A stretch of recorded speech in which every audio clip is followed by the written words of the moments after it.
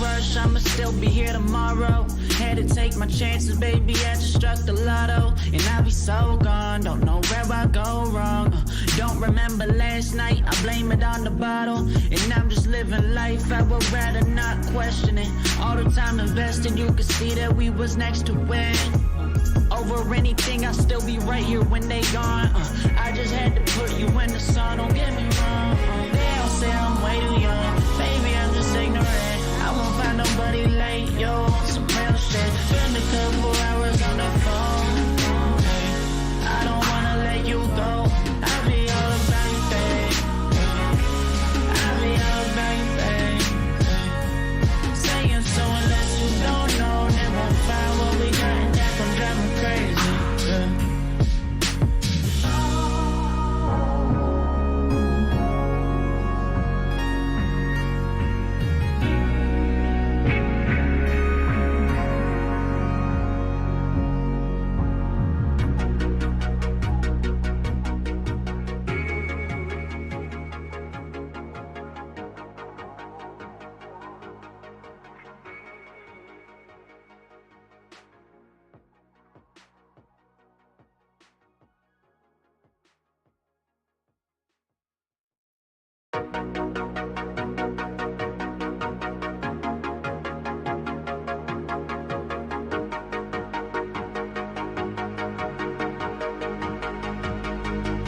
She got that sweet juice, Minute Maid, summer vibe, that lemonade. Take a sip, blowing purple clouds, taste like lemon haze. Conversations back and forth like damn, we could go on for days. Looking back at it like damn, she bad when she walk away. Here we go, been down this road, they already know. When we go on tour, I'll take you anywhere you wanna go. People talk about us like they understand just what this is. I just wanna give you all you want and then to double it.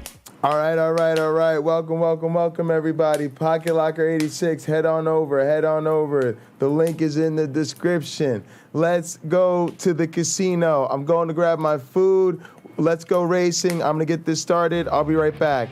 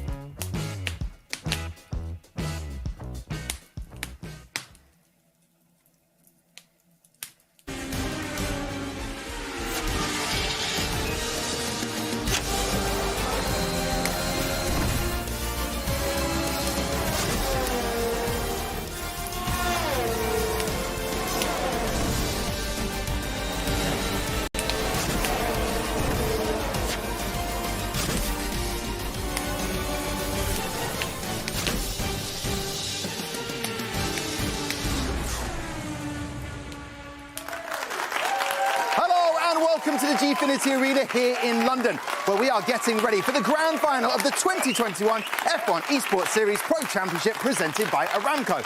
Now, last night, Mercedes won the Team Championship, their first since 2018. Congratulations to them. But in the Drivers' Championship, well, it's still on the line. And, oh, that is a lot heavier than I thought it was going to be. A Red Bull driver is hoping to dethrone a current Mercedes champion. But before we head there, we'd like to celebrate the last 5 years of F1 esports action. It's been incredible, season after season of mighty skill. Now, while I celebrate like I've won, Matt, it's over to you. To understand just how far F1 esports has come and how much it's grown, we have to go all the way back to 2017 in Abu Dhabi. Look at the audience of people. The drivers are all set.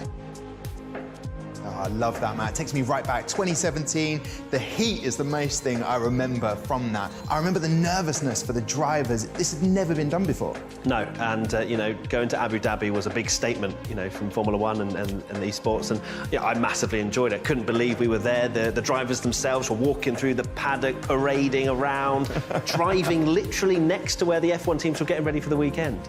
And I remember that moment, we were on the desk, Yas Marina right behind us, and then all of a sudden they announced Fernando Alonso wants to come up and take part and just be amongst everybody. That's just how cool it was. All the superstars came along to set their eyes upon F1 esports and get into it. Great start, 2017. 2018, we moved to Silverstone, another Grand Prix track. Ah, such a memorable moment, that, Matt. Walking along with the drivers on the track at Silverstone. And those drivers were going through all of those assessments. So there was another level of professionalism, and they were all hoping to get selected in the pro draft. Yeah, and to actually get the teams involved themselves as well. You know, in 2018, to actually be representing a Formula One team is crazy for some of those drivers. You could see the beams on their faces when they got picked. It was amazing.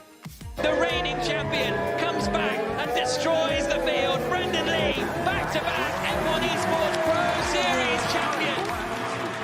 It was again Brendan Lee becoming a two-time champion, and the first time ever Mercedes were going to win the team championship. But would they win it in 2019, Matt? No, they would not, Tom. It was actually Red Bull that had an amazing roster of Tormula, Rasmussen and Longay, and they just stormed to the title. They did indeed, but we also had a brand new team. FDA joined, first time they'd ever competed, now that's 10 teams, and they got the first pick in the draft, and they chose David Tunitsa. Now, did he go on to do anything, Matt? Yeah, he won the driver's title. He literally came out of nowhere and just blitzed it, especially the start of the season.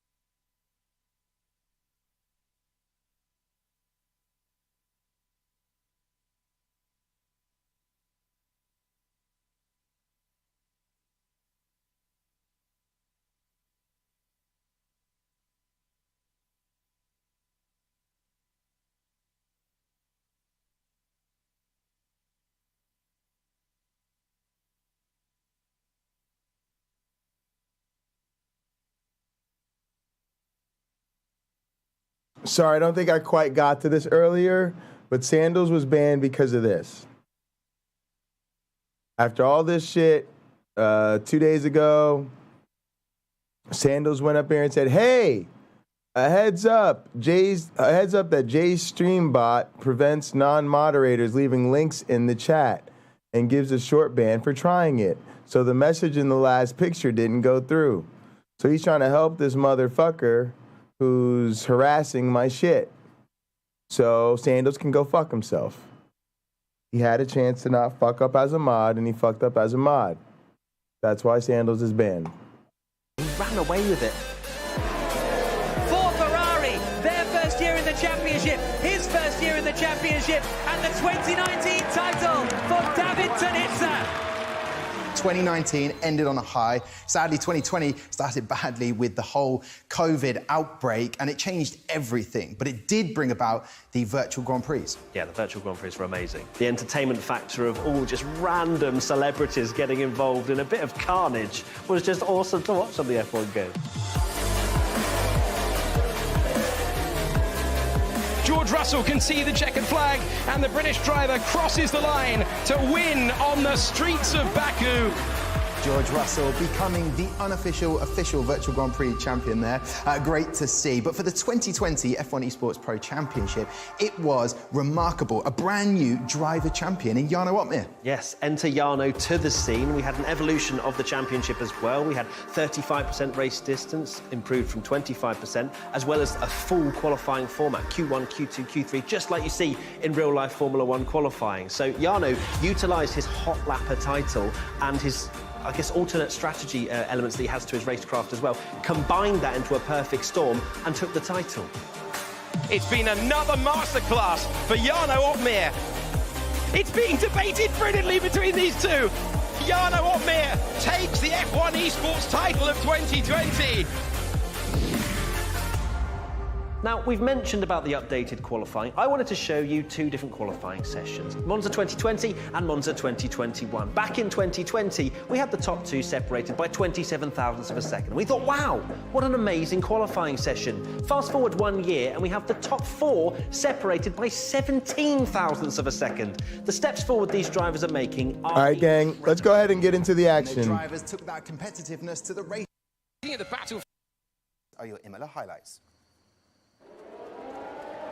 And we're underway for a vital race in the championship with a good getaway for the McLaren man, who will head off the Ferrari into turn one. It's as you were, no big movers for the... São Paulo. These are highlights. Let's get into... And, I'm looking forward to it. I'm going to be watching myself, and I'm wishing all the drivers all... Opmeer, but it ain't over till it's over, Matt. It's not, and Brazil was probably not the track that Jarno would have chosen had to clinch the title, but he's got a hefty lead, and Rasmussen's going to have to pull off an unbelievable drive. Let's see if he can do it. Here we go then. High tension, high revs, and 3, 4, 5 red lights in Brazil. And we're underway for the final race of the year with the title on the line. Nicholas Longuet immediately checking out.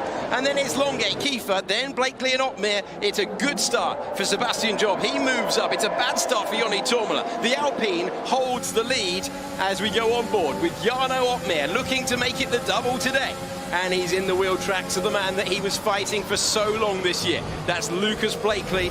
And the Aston Martin man is ahead for the time being. Freddie Rasmussen in 9th position. Remember, he's got to realistically get into P1. He's got to find a way, basically got to find the race of his life to get up there, and it is a conservative opening lap. Hardly anyone taking much of a risk. Alvaro Carreton has improved up to 5th position. It's as you were for the top four.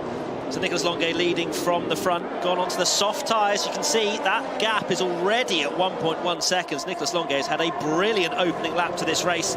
He is going to want to do, like we've seen before, run away from the medium compound runners. Kiefer, Blakely, Opmeer look to be all on those medium compound tyres. I can't for the life of me find another... Carrie, I'm not sure what you're asking about. Are you talking about the Discord? I'll look. Graham, drop it and move on or get banned. Thank you, YouTube Punk. I was getting ready to ban him. So please, Graham, just stop or we're going to ban you.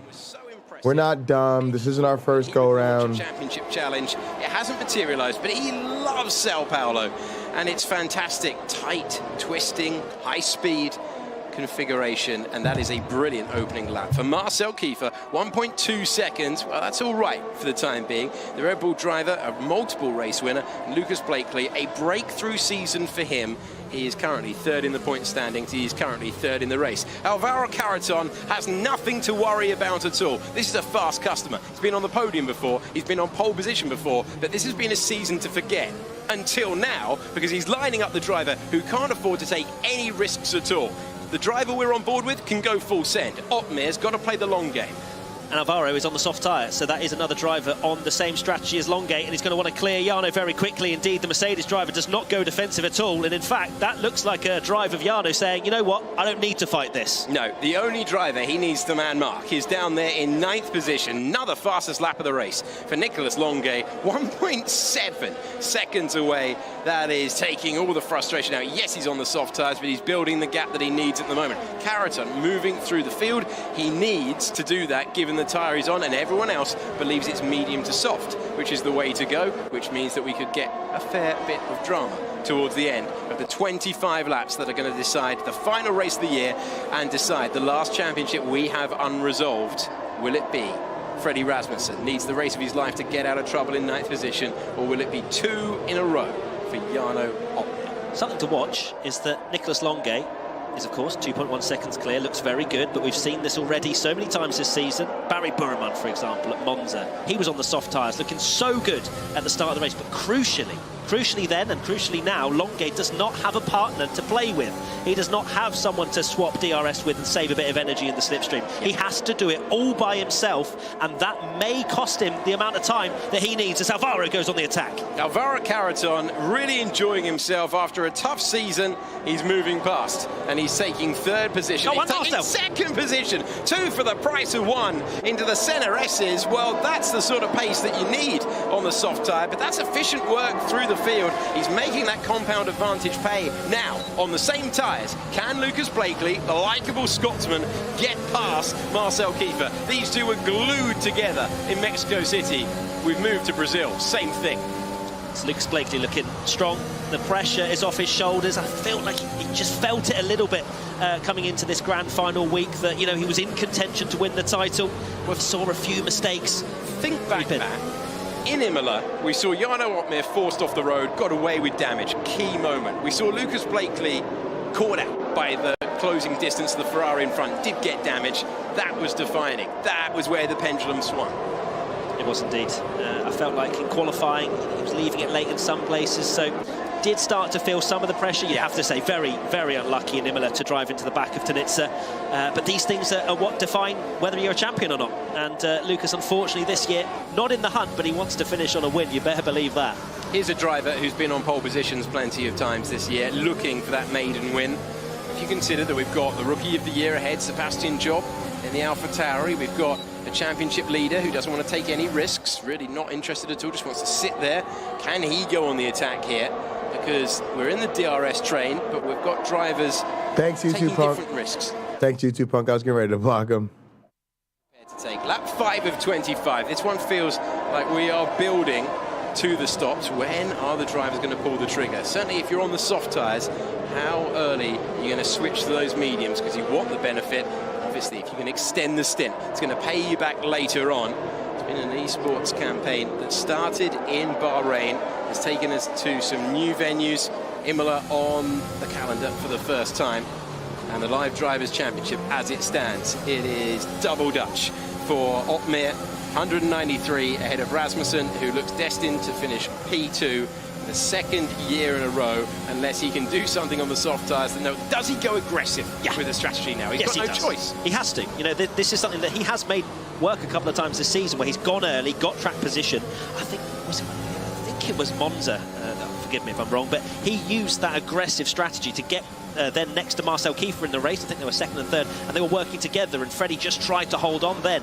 That's what he has to do for Brazil as well, in my opinion. He's not going to do anything from 9th place. If he goes with the flow, with everybody else, he's not going to make any positions up. He has to go early, he has to go aggressive on the soft tyre, and then just hold on for dear life. Marcel Kiefer could play a very key role as his teammate at Red Bull. Marcel Kiefer has shown his ability to execute team tactics has been phenomenal. The key example of that, last year, Austria, the faster driver was chasing them down. They swapped over, they worked together, they conserved battery, they were finished 1-2, despite the fact they had no right to, if you looked at the overall pace. So they've magicked rabbits out of hats before. This one, though, will be truly astonishing. Consider, though, what we saw in Imola when Freddie Rasmussen managed to turn 15th on the grid to a podium in the end. But a podium today is not good enough, and he is hoping for something truly remarkable later on. But it's Daniele Haddad, who has rolled the dice super early. He's only done 6 laps on those mediums. mediums, he's getting rid of them, he's going for the softs, he's going all in. It's the final race of the year, and you can tell. Yeah, he wants track position. Does Daniele Haddad, maybe a little bit early, as he is the only driver in the pits, but expect him to launch up the order if some drivers don't come into the pits on the next lap. But that's what you have to do. You have to get in the mix somehow, and an undercut strategy is usually the only way to do that. We've seen Jarno Opmeer a few times go the other way, go longer into races, and then have fresher soft tyres towards the end. But Jarno Opmeer is potentially a double champion, and there's many reasons why that is. Simon Weigang has a 3-second time penalty for corner cutting. I do not think he will be the last one out there. The driver who had so much hope going into start of this year, moving to Alfa Romeo, who contended for the team's title last year, but it's not been the year that he or they wanted. He's been a frustrated character at times. Further back, it's Kiefer, it's Blakely, it's the battle for P3. And are we beginning to see those soft tyres maybe swing the other way? Maybe the medium is now the one to be on if you've taken 7 laps. That's not the news that Daniele Haddad wants. On board with his teammate, who was our opening winner of the year. You heard the beep. That's for DRS. Unfortunately, if you are Lucas Blakely, Marcel Kiefer has got the DRS for Alvaro Carreton in front. And if you're Nicolas Longuet, well, you wish that you could race at Interlagos every single week, because he is just absolutely excellent around here. That gap maintaining 2.6 seconds. Yeah, he was sensational in qualifying earlier, taking pole by over a tenth. And you might, if you're watching F1 Esports for the first time, you go, a tenth? That's nothing. But as I mentioned in one of the AR augmented reality pieces we had earlier, we've had the top 4 separated by 17 thousandths of a second. So over a tenth at such a short track is an unbelievable achievement. A 105.8 for Nicolas Longuet.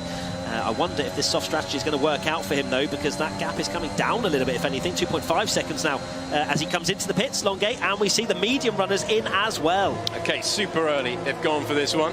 In he comes. So Longuet comes into the pits. Let's hear from the Alpine driver as the teams go to work.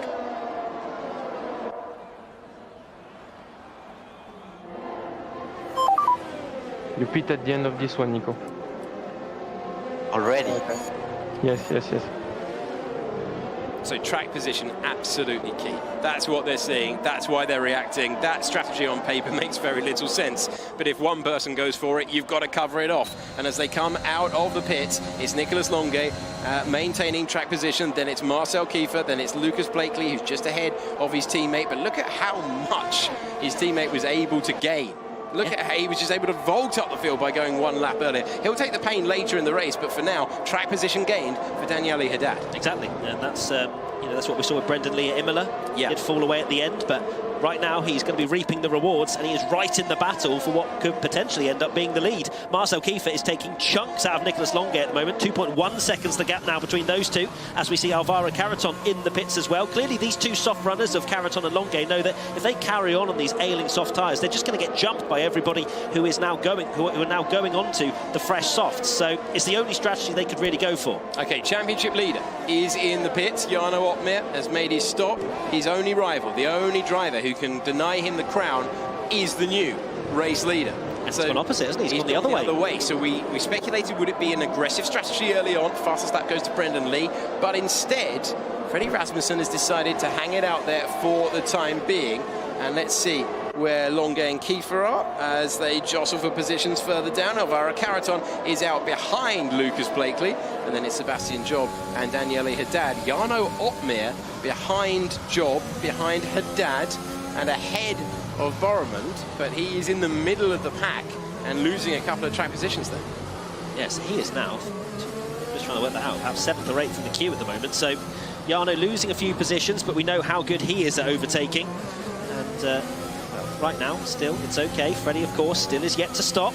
So he's just going to be watching that, though, because Freddie clearly going for a completely different strategy here. He seems to have carried on again.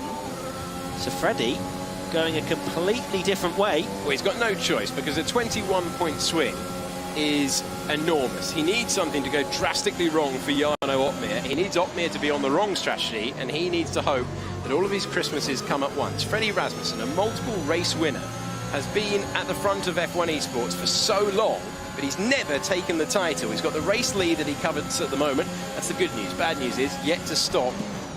Will he call it the right way? Will he be able to go on the attack? Everyone man-marking themselves, put themselves down the order. Can Rasmussen make those tyres last, keep track position? He's got Danny Moreno for company, and finally poised at the moment. Yeah, I mean, I wonder if Mercedes have said to Danny, do whatever Freddie does, in case Rasmussen's got this miraculous strategy up his sleeve. And as you say, Danny is within 1 second, so he'll be getting the use of DRS to stay with the Red Bull. Very interested to see how this unfolds. Differing strategies usually always provide an amazing end to the race. Yeah, we've seen plenty settled on the last lap. In fact, it doesn't really feel like an F1 esports race if it isn't settled on the last lap. But we've seen contrast and drives this year. This is not Nicolas Longuet coming under serious pressure and a bit more from Marcel Kiefer, who is shaping for the move, but Simon Weigang is, for the time being, proving fairly useful for Nicolas Longuet, because he is the last of the drivers who's yet to make his stop. Longuet, Kiefer, then Blakely. Now here's the brawl. Here's the train heading down to turn number 4, and we've got Longuet feeling the pressure now because he's having to run at Weigang's pace, and Kiefer and Blakely, Job, Otmir, Carrington and Haddad are right there, and Otmir is not on the front foot here. Well, no, Otmir's actually just passed Haddad and Carrington in the last couple of corners, so he's now 5th in the queue, is Jarno, and he's making the moves he needs in order to secure this championship, no matter what Freddie does. So that's why he's not on the tail of this lot that he was before, having lost positions through the pit stop sequence. But Simon Weigang is keeping Longuet behind at the moment and causing a bit of a bottleneck, and you can see the momentum that is costing Nicolas Longuet out of the final real corner on this racetrack. And look at this, look at the speed they've all got to be careful at this stage. DRS open, here we go. The Alpine finally, surely, is going to be able to pull out, but will he be the only one? Kiefer thought about it, then decided to play the long game, and Longuet somehow can't find a way through. And just watch this, Simon Weigang, he's fighting, fair enough, he can do whatever he wants, he's one of the competitors in this series, as Longuet's now looking to the inside again, cannot get past again. Freddie Rasmussen is not losing as much time here as he would if they were just in clean air. So watch this space with Freddie Rasmussen, who will be on the aggressive at the end of this race. I'm pitting now. No, wait, one more lap. Stay out, stay out. I'm gonna get undercut from the 3 guys behind me. We have no chance. We have literally no chance. We need you on the best tires possible. Yes. Alright. Yeah. Only option. So Freddie Rasmussen overruled there in conversation with his team. Simon Weigang is playing a role in the championship here. So Nicolas Longuet, Marcel Kiefer, and they will be slightly uneasy at Mercedes now. Is this the moment? Surely it is. Marcel Kiefer. So Longuet is defending from Kiefer. Finally, he finds a way by, and that will relieve plenty of people. Longuet gets through, Kiefer gets through, so does Lucas Blakely, the driver we're on board with at the moment. And we have a yellow in Sector 1. Danny Moreno has come in. He's not the only one as well.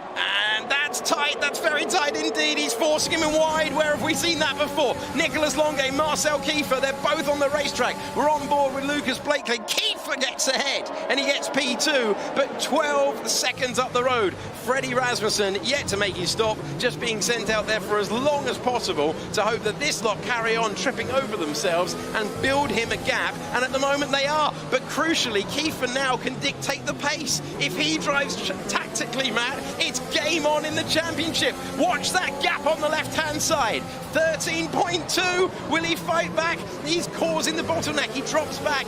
He looks for the DRS. This one's in the balance. This is thrilling stuff. Oh, look at this, side by side, forcing his way through. Sebastian Job. So Longuet gets back ahead, but Kiefer's going to pull out of the slipstream, and this title battle is suddenly live. Here we go. Marcel Kiefer is going to be dictating the pace out front. He's back into the lead. Longuet's in second, and finally, Freddie Freddie Rasmussen is into the pits, but he's going to have fresh tyres. He's going to have 10 laps, and he's going to have nothing to lose. Yeah, Freddie's going to be so much quicker than the rest of these drivers ahead of him, so he's going to have to make a lot of overtakes. But Marcel Kiefer is playing a big team game here. He let the Longuet go through, so he'd have the DRS down the straight, could take the position back. Now, I will just watch how slow Marcel Kiefer will go through these next sequence of corners. He is trying to back this entire pack up. Well, it is Abu Dhabi all over again. Tactical driving, this time to settle the Formula One Championship of esports. And it's not a safety car period. They really are being held up. Jarno Opmeer's in the middle there. Opmeer swapping positions with Carreton. Opmeer living his nightmare at the moment because he wanted a boring race with no Red Bull dictating things at the front. You can see that Boromund is moving up to 4th position, but this is risky for Opmeer. He will know that he's got to fight his way to the front of the field. Opmeer and Carreton battling over 5th position at the moment. As long as he's ahead of Freddie Rasmussen, it's okay, but Rasmussen's got a huge tire. All right, Pocket Locker 86 fam. Please click the link in the description to come to the casino. Please click the link in the description to come to the casino. I'm going to end the Pocket Locker 86 broadcast, and we're getting ready to do overnight at the casino. Let's go to the casino, y'all. If you haven't switched channels already, please do so. Pocket Locker 86 fam, I will see y'all after I get some sleep.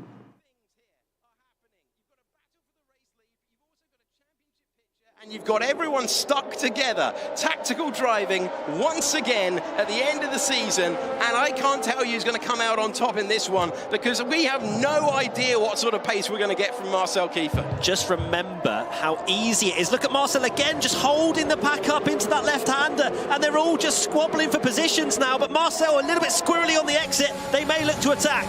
Okay, championship battle is giving us an extraordinary race. Nicolas Longuet was in 2nd place. That now belongs to Lucas Blakely. And they're nearly 3 wide once again. It's difficult to know where to look. Your new race leader is Lucas Blakely, who gets through. And Marcel Kiefer's go slow tactics have maybe cost him, but he's given his championship a huge... his teammate a huge chance in the championship. Right, here we go then. Further back, Nicolas Longuet in 2nd place, Marcel Kiefer in 3rd, Job is 4th, and Opmeer is still hanging on despite all of this. Longuet's got a penalty! He's got a penalty for corner cutting. It's a 5-second penalty for the driver who's in 2nd position, and Lucas Blakely now leads. And Alex, Rasmussen's up to 7th already. Whilst that's all going on, Rasmussen has made his way through the field. He's passed everyone. He's passed absolutely everyone. He can see his title rival. This is going to get uncomfortable. Freddie Rasmussen on the soft tyres, on the attack, given a chance by his teammate. This is, well, 21 points. You think Jarno's pretty safe, but right now anything can happen. Just remember how easy it was for Blakely to lose a bit of his front wing on Tanitsa with all this chaos going on. Rasmussen's passing Carreton. Next up, Jarno Opmeer. It's not a fair fight. There's an opportunity here. Freddie Rasmussen needed something extraordinary. Marcel Kiefer has given him the opportunity. Lucas Blakely. Oh, that's off the road. Got to be careful. Got to be careful that you don't pass off the road there because he got a penalty for that yesterday. He could easily get a penalty for that today. Blakely, Kiefer, then Longuet disputing, battling, and Opmeer has his championship rival directly behind him. Opmeer just wants to score solid points and head off this opportunity, but he didn't want this scenario. He's got this scenario. The tactics of Kiefer have given a chance to his teammate Rasmussen. We talked about them playing their role. To be honest, I thought we were filling time at the start of the race. I thought there was no chance of this happening, but it has happened, and now Rasmussen is just looking for a pass to go through against his championship rival, Jarno Opmeer. Sebastian Job doing a fantastic job, and Lucas Blakely goes, fight amongst yourselves. I'm off. I'm looking for my 3rd win of the year. With all this squabbling, he has managed to break out of DRS to Nicolas Longuet, who's picked up that 5-second penalty for corner cutting. That is going to drop him well out of the points. Look how close they are, all the way from 2nd down to 15th as they now fight into turn 1. Marcel Kiefer and Sebastian Job getting involved as well. Oh, it is very, very close through there. Everyone backing off, and then nightmare scenario appearing in a few moments' time if Sebastian Job gets past. Opmeer trying to follow him through as well. He doesn't have any part of the racetrack to use for the moment. Oh, is he getting forced wide? Is this the moment? Oh, he's off the road. Rasmussen's going to be down the inside of Opmeer. Rasmussen's going to have the opportunity as we go to Federatura. You can see Longuet goes in there, pinches inside is the Red Bull. Going around the outside and taking the position is Freddie Rasmussen. And Jarno Opmeer is down to 6th. Freddie Rasmussen has fresher tyres. Look how much fresher these tyres are. He's got a chance against all expectations. He's got a chance as Opmeer goes through against Kiefer, who played the team game every way he could and more. And for the time being, the championship picture is still live. Sebastian Job is on for a maiden podium in F1 Esports, and as it stands, Opmeer is still the champion. He just needs to keep this man in his sights, but can he? Because he's still got an opportunity. He's pulling out to the inside. All right. Taking the... What up, Casino fam? Thank y'all for rocking with me. I appreciate y'all enjoying the racing action. This one's got about another 20, 30 minutes of race time. We're in the last 5 laps. Let's get a strong, exciting finish here, and then we will move on with the rest of our playlist. Appreciate y'all. How quickly can he really worry Jarno Opmeer? I think the big problem for Freddie Rasmussen is Lucas Blakely clearing I need off to get in this some race. sleep tonight. 2.3 seconds now ahead of Nicholas Longuet, who you can see right now with that flashing red light. He's in energy saving mode, so he's been pushing quite hard on those medium tyres. As you look down to the steering wheel of Freddie Rasmussen, he's got around 30% ERS himself, so he has been pushing to get through. He's got enough to go on the attack against Longuet down the long straight towards turn 1. Lucas Blakely may well spoil the party of this incredible strategy by Red Bull. What a fantastic end to a fantastic season. Nicholas Longuet in Brazil once again has been very, very impressive. But his tyres are older. He's got a 5-second penalty. And now Freddie Rasmussen is going to take on track what he's had for a while now on the timing page, second place, and now it's just a few laps. I'm giving y'all 16 million tickets. I give 10 million plus 1 for everybody that's here. So there's six of you guys on the Casino Theater and Arcade. Our subs are going up. Appreciate y'all. I'm gonna give y'all 16 million tickets. Right now. Absolutely. Moreno's out of the race, as you can see on the screen there. Not sure what's happened to him at the moment. There's the Live Drivers' Championship. The gap keeps on coming down as Freddie's pushing on hard. 1.8 seconds the gap now. He's got 6 lap fresher tyres than Lucas Blakely. Look at the gap. Look at the gap. 1.8 seconds. It's just evaporating, man. It is. So Freddie has a great chance of winning this race, but can Jarno hold on to P5? Marcel Kiefer has a huge job to do for Red Bull. Can he get back past Jarno? Can he then influence the race once more? We're asking you a lot of questions. The good news is we're going to be giving you a lot of answers, and you don't have long to wait. 1.5 seconds. Rasmussen's got the tyre advantage. There's going to be nothing Lucas Blakely can do, despite brilliant driving. He might be denied here, but the question is, where is this man going to finish? Because 5th place at the moment is enough, but he's trying to take the position away from Sebastian Job. He's got Marcel Kiefer directly behind. He can't afford to drop any further down. It's getting all rather uncomfortable for our reigning champion, who was expecting an easy cruise to the finish.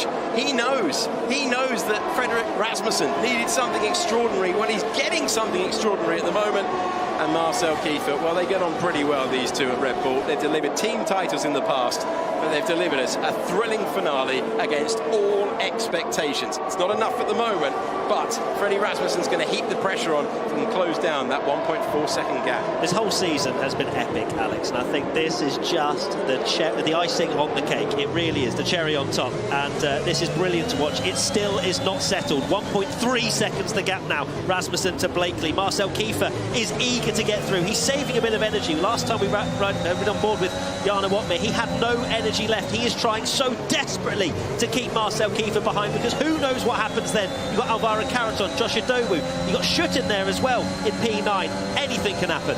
Anything could happen. It is all on the line here. Now, can Opmeer respond? He is desperately trying to keep Marcel Kiefer behind. He shapes for the move. He can't make it. He can't make it for the time being. Wow, this is huge pressure and a bit more. This is amazing stuff here. Alex, guess what, Freddie? Within DRS. He has closed down the gap from 1.4. And here we go, Blakely versus Rasmussen. You can see the advantage on lap 21, nearly a second. That is the difference between tyres that are 7 laps old and Lucas Blakely and 13-lap-old tyres, and Freddie Rasmussen, who knew he needed to win, is surely going to be in position. And then can Jarno Opmeer stay in 5th position? Look at the train behind them. They're all 2 tenths behind each other. This is amazing. This is absolutely ridiculous. Even by the standards of the last week. This is thrilling stuff at the end of the season. We are ticking down for the final laps of the championship with Freddie Rasmussen with a brilliant opportunity. He's got 2 DRS zones in order to put Jarno Opmeer in a horrible position. The driver who started in 10th, improved up to 9th on the opening lap, was told when he's asked to come into the pits, no, don't do that, because we need you to have fresher tyres towards the end, and now we are seeing why. Lucas Blakely trying to chase another win. Marcel Kiefer is very close to Jarno Opmeer whilst this goes on. Championship in the balance at the moment. Blakely finds himself ahead of Freddie Rasmussen. Rasmussen is just waiting for the opportunity. Surely he's going to get a chance as we go on to the last lap, and then it's a case of can Jarno Opmeer stay there? This is so finely poised. I just want to say on a complete side note, but I'm proud of them right now. Van Erven for Haas, about to score potentially their first ever points for Haas this season. Anyway, back to the championship fight. Freddie Rasmussen.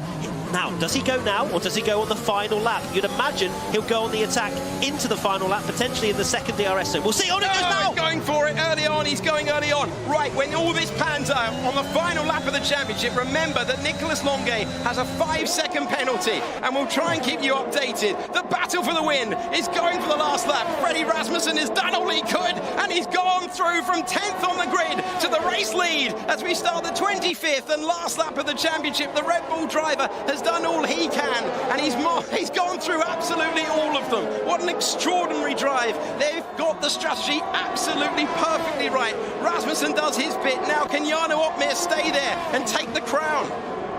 Can Freddie hold on as well, because he's got that long run up towards the line as well. So Freddie it's not over yet. He's saving some energy, as you can see. Both of them are in fact, and Lucas still believes he can win this race, but Jarno Opmeer still holding on. But Marcel Kiefer is so close behind him. Oh, it's the last lap of this amazing F1 esports season, and it's still in the balance. Absolutely incredible stuff. Van Erven and Schutz debating 8th position. Freddie Rasmussen has done absolutely everything he needed to do. The yellow flag is out in Sector 3. What a finale we have been treated to. The Live Drivers' Championship as it stands shows that Rasmussen got close, but he will not get close enough. Freddie Rasmussen with a brilliant drive, 10th on the grid to victory. Freddie Rasmussen scores his 10th win in F1 esports, and surely one of his finest. He comes over the line, then it's Lucas Blakely, Sebastian Job, and the moment's arrived for the Dutch driver. Oh, has he been stressed in the last half hour? But Jarno Opmeer is the F1 esports champion of 2021. He takes the Pro Championship for the 2nd year in a row, and it's the double for Jarno Opmeer. Unbelievable stuff for the Dutch driver. Champion again.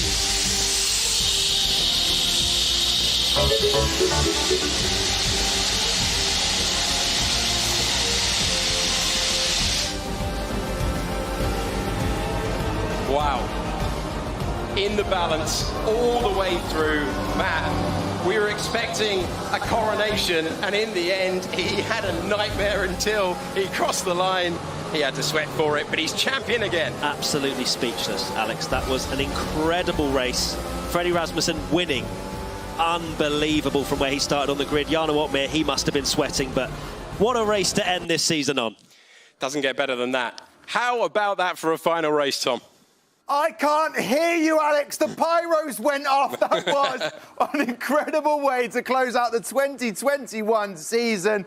Oh, I tell you what, we will announce your driver's champion for 2021 when we get back after the break. Don't go anywhere.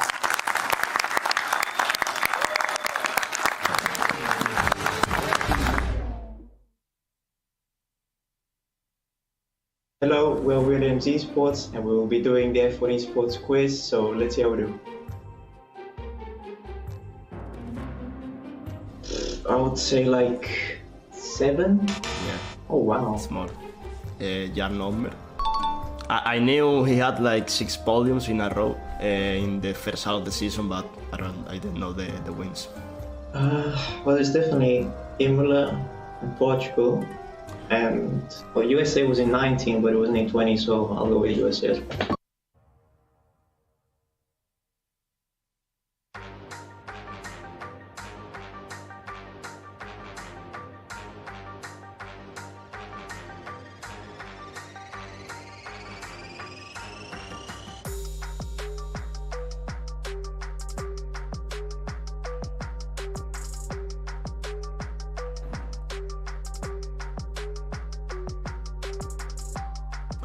All right, guys, that shows you our betting system. It's a little informal right now while the mods don't have backstage access, I guess, to the actual Streamlabs. So everything else is pretty straightforward. You can redeem heist to play a sound effect to let people know you're about to start a heist. Then you need to enter the heist command after. Same thing with duel, redeem duel to let people know you're going to start a duel and then enter the duel command. When you do the redeem commands, they don't actually do anything for you other than play a sound to let people know that you're about to play something else, that you're about to do something. So you have to enter the redeem for the sound effect and then the thing you're actually going to do. And then I showed you guys how the betting works. It's a little janky, but you just put in exclamation point, bet, the person's name, the condition. So, you know, player 3 or player 5 wins or whatever. And then the amount, and then they hit accept or they can hit decline. When the bet is over, you have to send them the money. So it works on the honor system. Let me know if there's anybody cheating it. Right now, it just needs to be the honor system. We've got a bunch of other fun redeemables set up. I am going to get some sleep. I'm tired. I need to lay down and get some extra sleep tonight. Also, there's a lot of wrestling I need to catch up on, so I'm going to try to do some of that.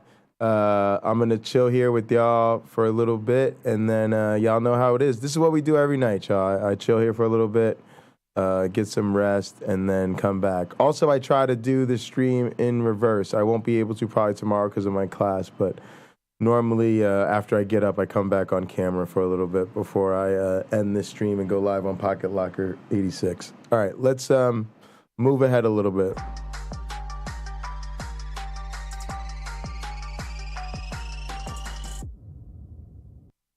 Right now. Okay, yes, gentlemen, our first winner's top 16 matchup, the Kill Stage versus Aeroshire. Take it away. Yeah, and the Kill Already Stage with in the here damage. with the Philia. Thanks, Yeah, look chat. at both of them running the big band too. Get out of here. Once you back, get in here, Peacock, and you're gone, just like that. I think I would love Sage to have playing this game. really fast right now. Yeah, the Peacock's already out here. That's not going to be good news for Aeroshire if you want to just get the zoning started. Not falling for the cross-up, and answers right back, but the scramble ends up in Aeroshire's favor. Gonna have to do a lot with this. Gonna need a clean reset. And the super isn't gonna do it. I super you right back. Yeah, not a good look right now. But right now, you know, it's starting to look together like Aeroshire's starting to put some pieces together here. The big band assist, they're all Gets coming out. clipped It's by the working out so assist. far. Ooh, and you're a tall character. You're not getting out of those overheads. Yikes. Also, look at the damage, too. Just racking it up here. The Kill Stage taking him out. Aeroshire, last character here with Big Band, 2 bars to work with. I don't know if it's going to be enough, though. Appreciate y'all. Already. I'm going to still be here for a minute. I'm going to smoke before I head Maybe out. one Thank test if you, he's thank luckier, you. but 2 But bars yeah, on I'm the going to chill Kill here for a Stage. minute and smoke. I like the Skullgirls, and I want to not watch a gonna match or happen. so before I take He's Sam up out. to special, he's donezo. But thanks, chat. I appreciate that was that. a quick first game. That was too fast, too furious. That was... Yeah, I feel like we came in like 3 ludicrous. seconds later and the thing was over. Oh my goodness, no you did not. Everybody just forget that one. That was, it's like I was saying. No, that was really fast. ludicrous. And that's how, that was ludicrous because that's how Sage plays. Once Sage gets you in a situation where you're coming back on the resets, where it's a reset, and all of a sudden you're being reset from the other direction. The speed was too much. But the fact of the matter is, that I think that one really came down to Aeroshire lost Peacock really early on. And sometimes there's nothing you can do about it, right? This is the Kill Stage. I love but you gotta be able to hold on to that range. I just love the commentary in the fighting game community. It really inspires me. Independent of the size of the platform or the game or old school, new school, there's just so many great commentators and they take it seriously and the community takes them seriously. It's really fun and definitely would be great to just start doing more of this. Ideally, like I just sit here in the chair, do more of these streams, commentary on more of the stream. Like that night when we went early, right? And we got in like 3 tournaments before the sun came up or whatever. So more of that, and then hopefully eventually we'll start making some connections in this community. Out of here. Baby. He didn't even care. He's like, yeah, he's got all his red life, whatever, but doesn't matter. The kill stage is out of there now, and now down to the last wire. I mean, look, Aeroshire, he has turned things around drastically just by keeping the Peacock alive. Thanks for letting us know you're lurking, nerdy. And there's just really too much of a strong assist I can game. pronounce There's so words. much backing up Aeroshire right now. Yeah, Should have shot him. I missed this opportunity.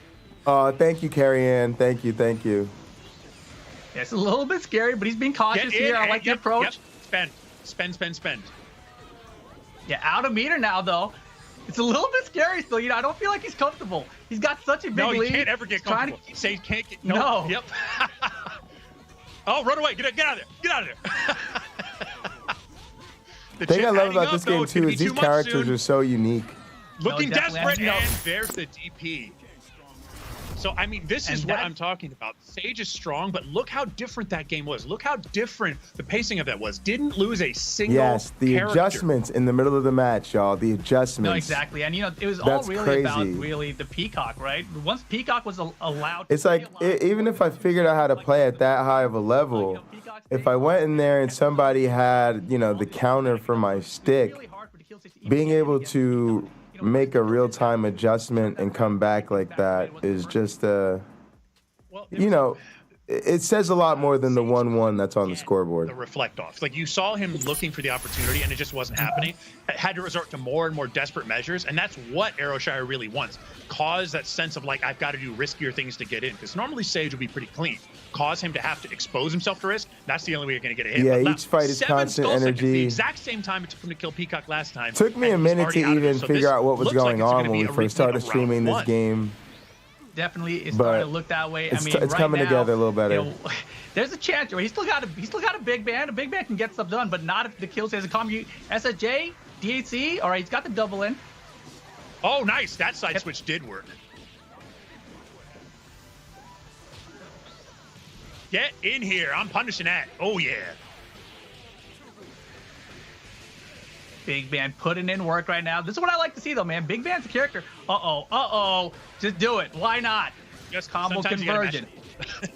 You got to do it. Oh, big time. Got both of them. Got both of them. That's what you need. Don't drop it, but you dropped it. Oh, no. But it doesn't matter. At least he got the character out of there anyway, right? We're even, kind of.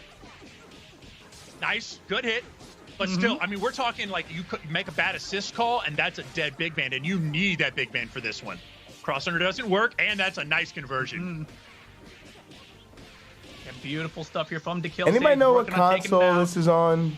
Double, maybe gonna survive it. Not with that though. How do I get this? Is it a PC game? Not taking any chances. You can't retire with that meter. You got to spend it. I'm gonna look it up. One more. Last chance. We're good to go. Oh, and we're just gonna snatch you out of the air. See you later. And that'll be game number 2 for DeKill Sage. You're taking the lead back in the set. And, it's like you said, it was like a rerun of game number 1. Yeah, but that one, thankfully, I mean, we saw more 2D fighting RPG on the back half, right? Those anchors did a much better job of staying alive for longer, and even made that one pretty competitive. It was not a sure thing for Sage that whole. I think the RPG aspect refers to the fact that the characters are collectible, upgradable, and customizable.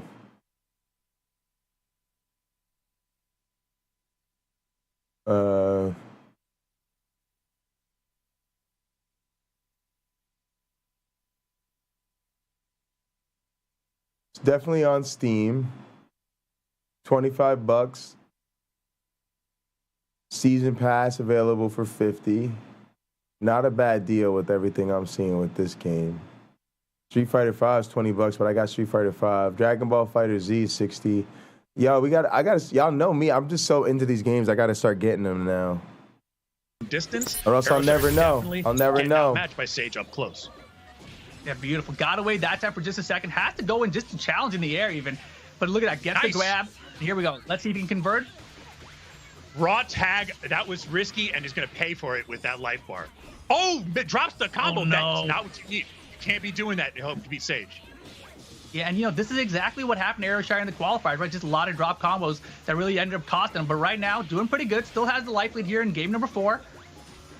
Tried to do a sneaky little overhead there, but Sage sniffed it out. Uh-oh. Wow, just hops out of the corner, drops into Lenny, DAC the double.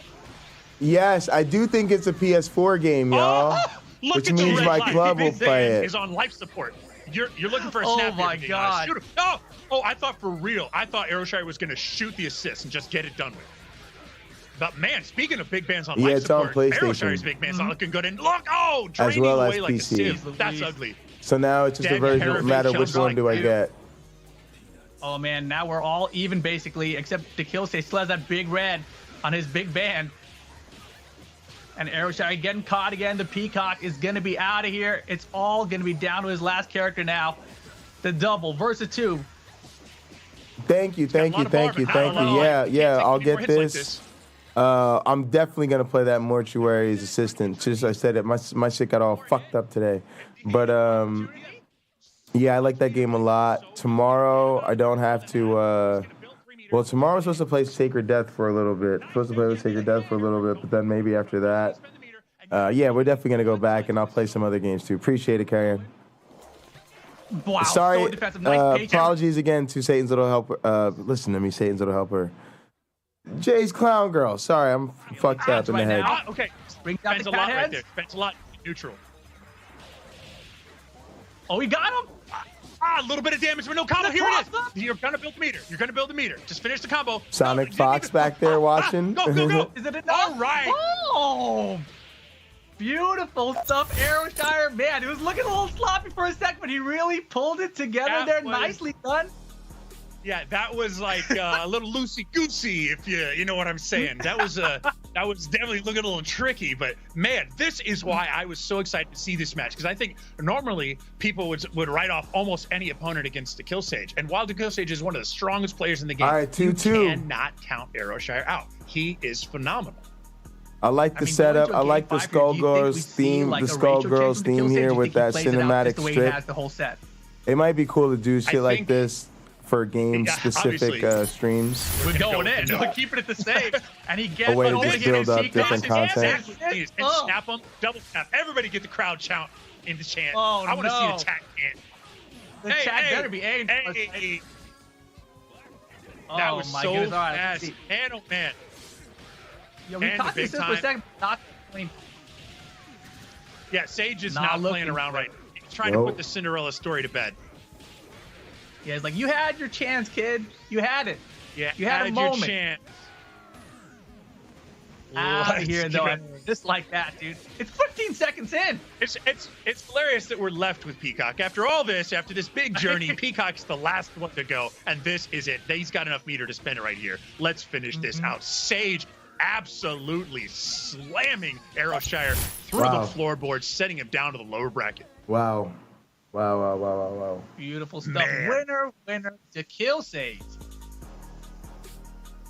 That was wild. Oh my goodness. That was a roller coaster ride, gentlemen, and over in a flash. But last round there, DeKillSage came out for blood. I mean, that was an extremely strong start. I literally was like screaming over here. Rip, I'm gonna pick your brain first. So, like I said, that was just up and down, but DeKillSage solidified it later. How do you feel he kept Aeroshire at bay? They're great, but I'm about to get in the shower, as y'all know, so I want to keep it rolling. Let's get into the next match. I do appreciate the love y'all show commentators here. Appreciate y'all. I know that's because y'all Pocket Locker fans and my passion for broadcasting is rubbing off on the community. Appreciate y'all. Even today, man. Today was a great stream, man. I tried to make the most of it, right? I said this person wants to, man, make things personal like this, and I try to use it to connect with the audience and, you know, share a big part of myself personally. And you know, that's what you got to do in this word wrestling entertainment thing. You got to take sometimes the painful shit that happens in life and turn it into a great show. Shaky Fingers versus Full Bleed. Take it away, Rip and Kai. Well, we're already into it. We got some red lights. Yes. A lot of red. Jeez, oh, Pete. Yeah, the assist were right on point there. Full Bleed. Yeah, Full Bleed running that ratio too there, and man, those assist shots and getting hurt. Oh, nice. Gets the nice first clean hit. That's going to be a dead Robo. Mm-hmm. Oh, but the drop. No, Full Bleed, no. Yo, alpha counter out just to keep her alive. I like it. That worked, but not because you intended it to. I'm not giving you that. Yo, battle of the bands here. Oh, man, gets a jumping nice light hit. kick. Caught. Gonna build a meter looking here. pretty solid. Ooh, that was tricky. I would have definitely burst on that. Gets the hit. That's a dead band. That was very tricky. And it's just enough. You're right. Here we go. Oh, no, that's Just a not fortune the left one. now. Drops it. Oh, lows. Pick it back up. Backs up. Just creates some space. That was interesting. Shaky, I love this pink big band. Shaky, perhaps. I really like getting the a little pink bit big feeling band oneself. Not a sure. lot. Could be. Oh, wow. Just did it. Okay. Oh, no. The extension. Shoot him. Oh, God. It's enough. My goodness. On the damage. Cameron very last Bennett. hit, gets him, and Shaky, that was very strong from Shaky. Shaky actually backed up there. I'm not really sure if that was meant to be a little bit of a statement, if you These will. slots Kind is of want to catch crazy. the head of the supers, because both SSJ into the beam would have caught both the point and head, had the head been ahead, which I think is maybe why they backed up. Shaky was like, Peter how long did I lost. shoot you. How about that? How do Pete, like you that? out. You out, Peter. That one was like such a hard one to call at first because the way it just started immediately, you just saw the assist taking so much damage, right? And at this point, you got to wonder about the ratio. Do you think the ratio 2 is still okay here? Do you think you should switch it up? Yes. I think the ratio is okay, but Yes! I want to highlight that drop by Yes! Bleed in the corner. That one was kind of on the momentum. You're right. It was actually a huge metro work. You're completely right. I about did that. it. Definitely a turning point in the match. I did it. But man, the assist calls have been on point so far. There's a conversion into armor, very nice. I promise the action is square, y'all. Shaky looks like he's in control right now. They trying to act like I jiggered the slots, y'all. Beautiful. Oh my God, man! Trying to use the armor up the lock and load and getting hit by A-Crane. I hit it with that secret touch. That's a cute lock and load you got there. Pow! Oh, it's just so much bigger. Yes. Wait a Oh, second. you have nothing. Get snatched. Well, that actually Is he doesn't gonna be actually hurt the head as well. No, that one does not because they're on the ground. Love It's a it. big old grab. So the head's just got to But watch that was the reset. the body get slammed finish around. it. Yeah, we got to put And some he's other there to take commands in 2 extra there, hits. That y'all. might have equaled death 'cause that. Also, Nice. I want to Dizzy, start though. to Gotta do something add here. the Nice, the burst works. Full bleed falls for it. music that YouTube Punk sent me. Full bleed trying Let me do that to real get out of quick. this, but man, he's getting caught by everything right now. Combo gonna continue here. What's gonna be the mix? Snatch! And we're going to spend some meter here. Last chance, 5 bars. Don't go out with all of it. Yeah, Shaky's got all the time in the world to call assists and wait for that baited super because he's looking for a level 5 if he's smart. Oh, he's spending the meter. He's going to get him in the corner. He wants to get this kill. That's very smart. You need to spend this. Oh, but the drop! No! It happens again! YouTube, I'm downloading hate to see something it, man. YouTube Punk You hate sent to me for see some it. ambience, y'all, for some arcade ambience. Wait till y'all hear this. It's going to be costly, fabulous. right? Like when things are starting to go his way, these small mistakes that end up costing him the entire game. Yeah, and that one was really that was late in the sequence, so who knows if that would have changed things. But I mean, it is starting to form a bit of a narrative where there's a bit of a consistency issue on Full Bleed's part. He's not bringing the 100% locked in tight game that he needs to beat a player like Shaky. He's gonna have to improve it here, and we're gonna see whether he powers up or gets himself shut down. Yeah, you're gonna stick it out here.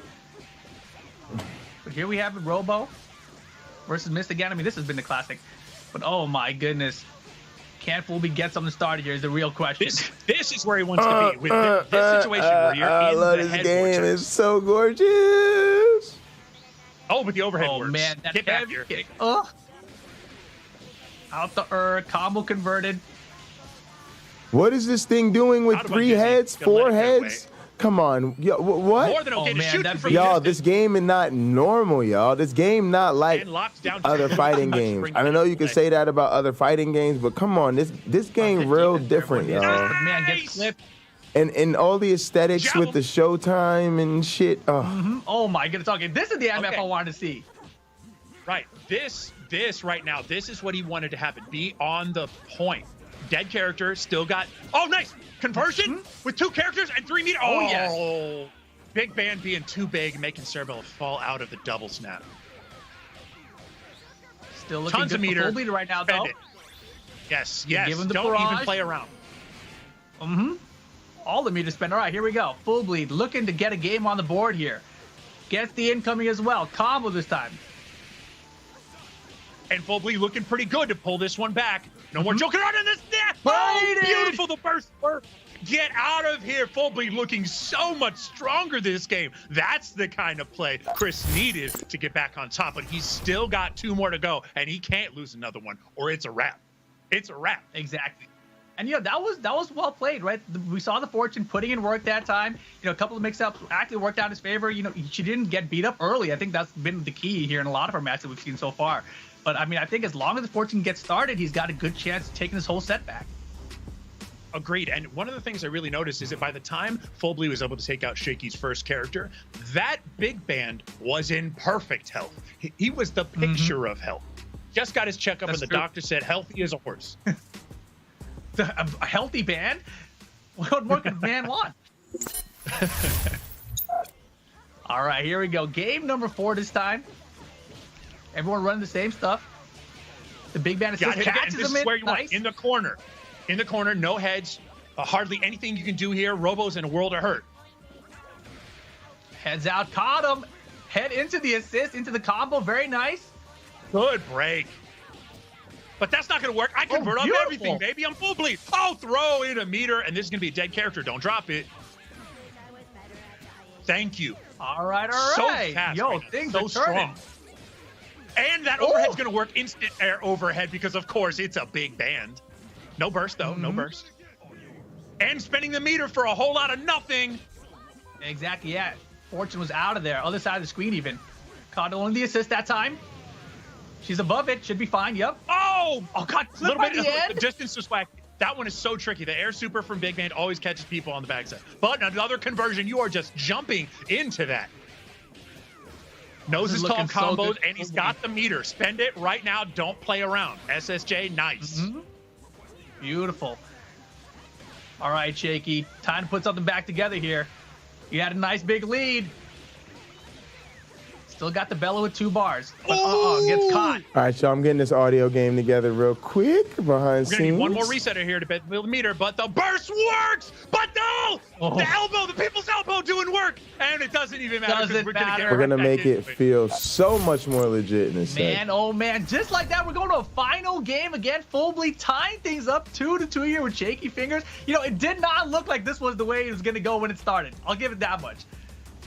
No, not at all. Full Bleed is going full ham sandwich right now. Cuban club. He's bringing every part of the deli to this one right now. He is not playing around anymore. We're going to game 5 again in this one. I'm loving these early sets. Everybody is playing out of their minds. Yeah, final game here again, back to back. I think we picked 2 good ones to put on stream. I think that's what we're looking at here. We're looking at this opening bracket here of the tournament, right? Shaky fingers and Full Bleed going down to the wire here. I don't think we're going to see any changes, right? I think we've seen Full Bleed in the past. For some reason, I'm trying to download this. Maybe I shouldn't be. But he's in the lead right now. He's not going to be switching up anything. Yeah, at this point, he's not going to be able to switch one. Shaky might, and Shaky says, nope, still rolling with 3. Just going to try to play my best game. First no conversion, Full Bleed, got him. Oh man, this is not good for Shaky right now. Where's the reset? The Robo didn't get to do anything. Just gonna spend the meter? Oh, I love it. The efficiency. Yeah, just do it. Get her out of here. That's the kind of combo you need to know, that if I get a clean hit, I can kill this character 2v3 ratio, but the air grab changes the momentum. Let's see what Shaky can do. Yeah, Shaky gonna answer back here with the big band. Has 3 bar to work with too. Oh boy. PBGC to get hit, the classic. That's a lot of life coming off of Full Bleed's Fortune. You don't want to be in the situation where you've got no assist. Gets hit, and the conversion. That was really nice. Shaky's got so much meter. He can go into level 5 here and play a funeral dirge. No way. Oh, the lead.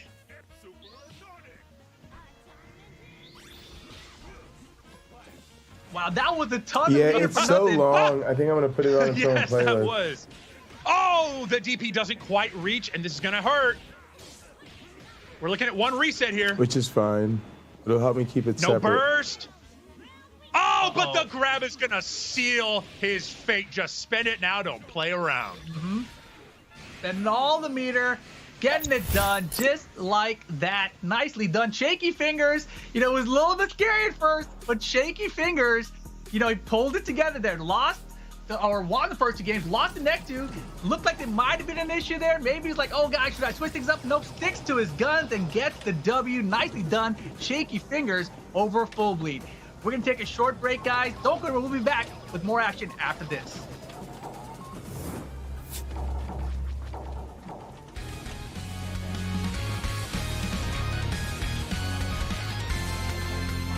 Let's go, Samson!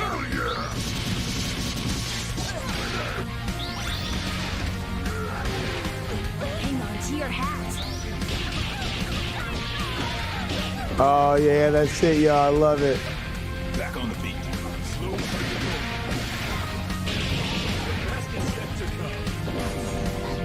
Here comes trouble. Hear it? It's arcade ambiance, y'all. YouTube Punk, our prop master, found this.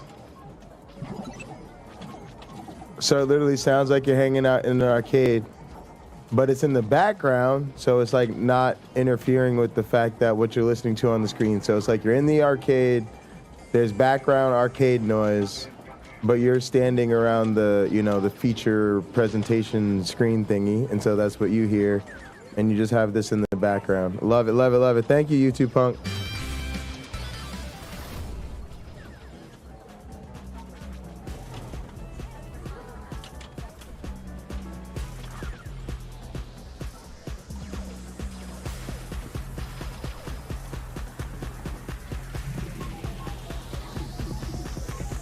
I'm digging on it, YouTube Punk. This is crazy. Yeah, and I can still hear the stream so well. Because it's low level, so everything else cuts through it. And it's meant to be an ambience track, so, you know, it's kind of meant for this purpose. I really like it.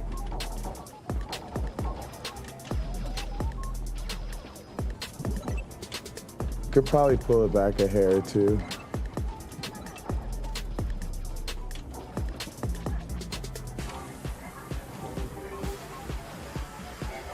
Let me see, which one did I play it up on?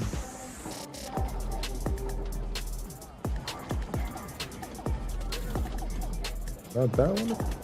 Oh, here.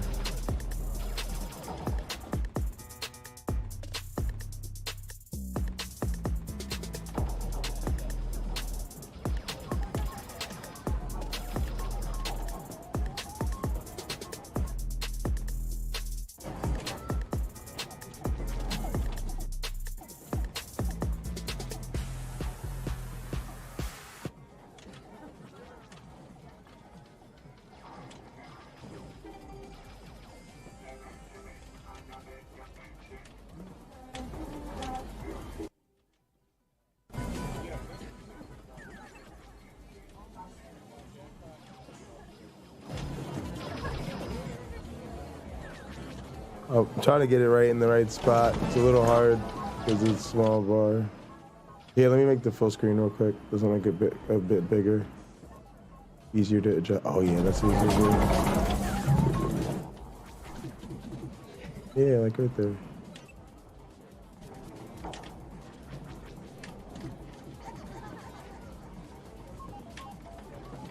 Gotta be in the arcade. Nice. Spring blockbuster has bloomed. We have seen some wild, heart-stopping matches, but this is far from over, folks. We move on to the winner quarterfinals. Let's take a look at the bracket and all this information just coming in. So I'm seeing this for the first time with y'all, and it looks like, wow, DeKill Sage already into the upper semifinals, defeating Elda Toluda.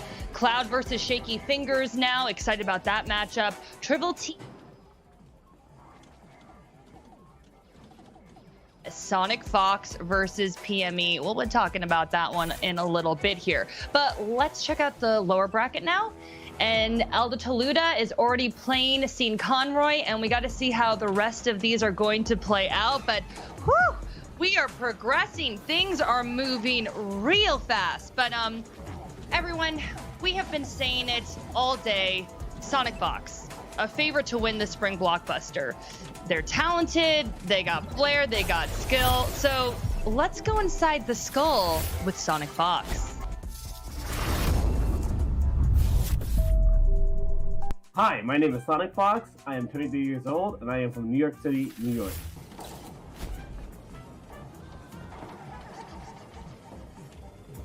Obviously more of a dog person. I mean, I'm Sonic Fox. I just have a, you know, more soft spot for canines.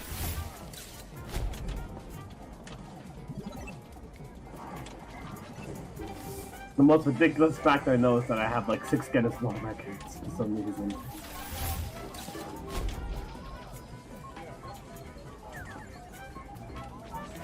I would definitely be roommates with Annie because I would be talking mad with Annie, but like she kind of lives for it, you know. So like I would talk, she would talk back to me, and it would be a good relationship. It really helps me.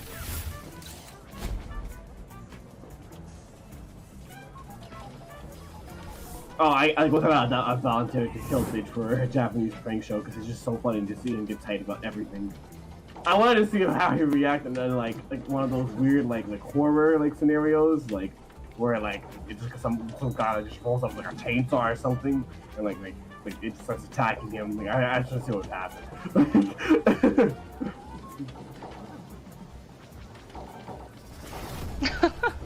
We love Sonic. Partial to canines, apparently. Would have never guessed that. But let's talk about our next matchup, gentlemen. For winners quarterfinals, Sonic Fox versus PME.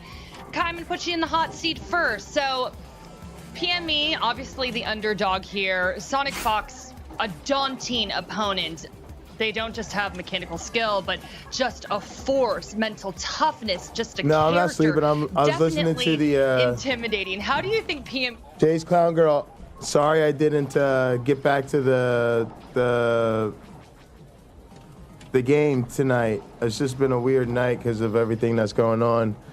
But and I was trying to get some stuff moving towards going to bed early. But yeah, I've been sitting here getting the ambiance taken care of. It's taken me a while to get this track downloaded because it's a long loop. But you guys can hear it. I really like it.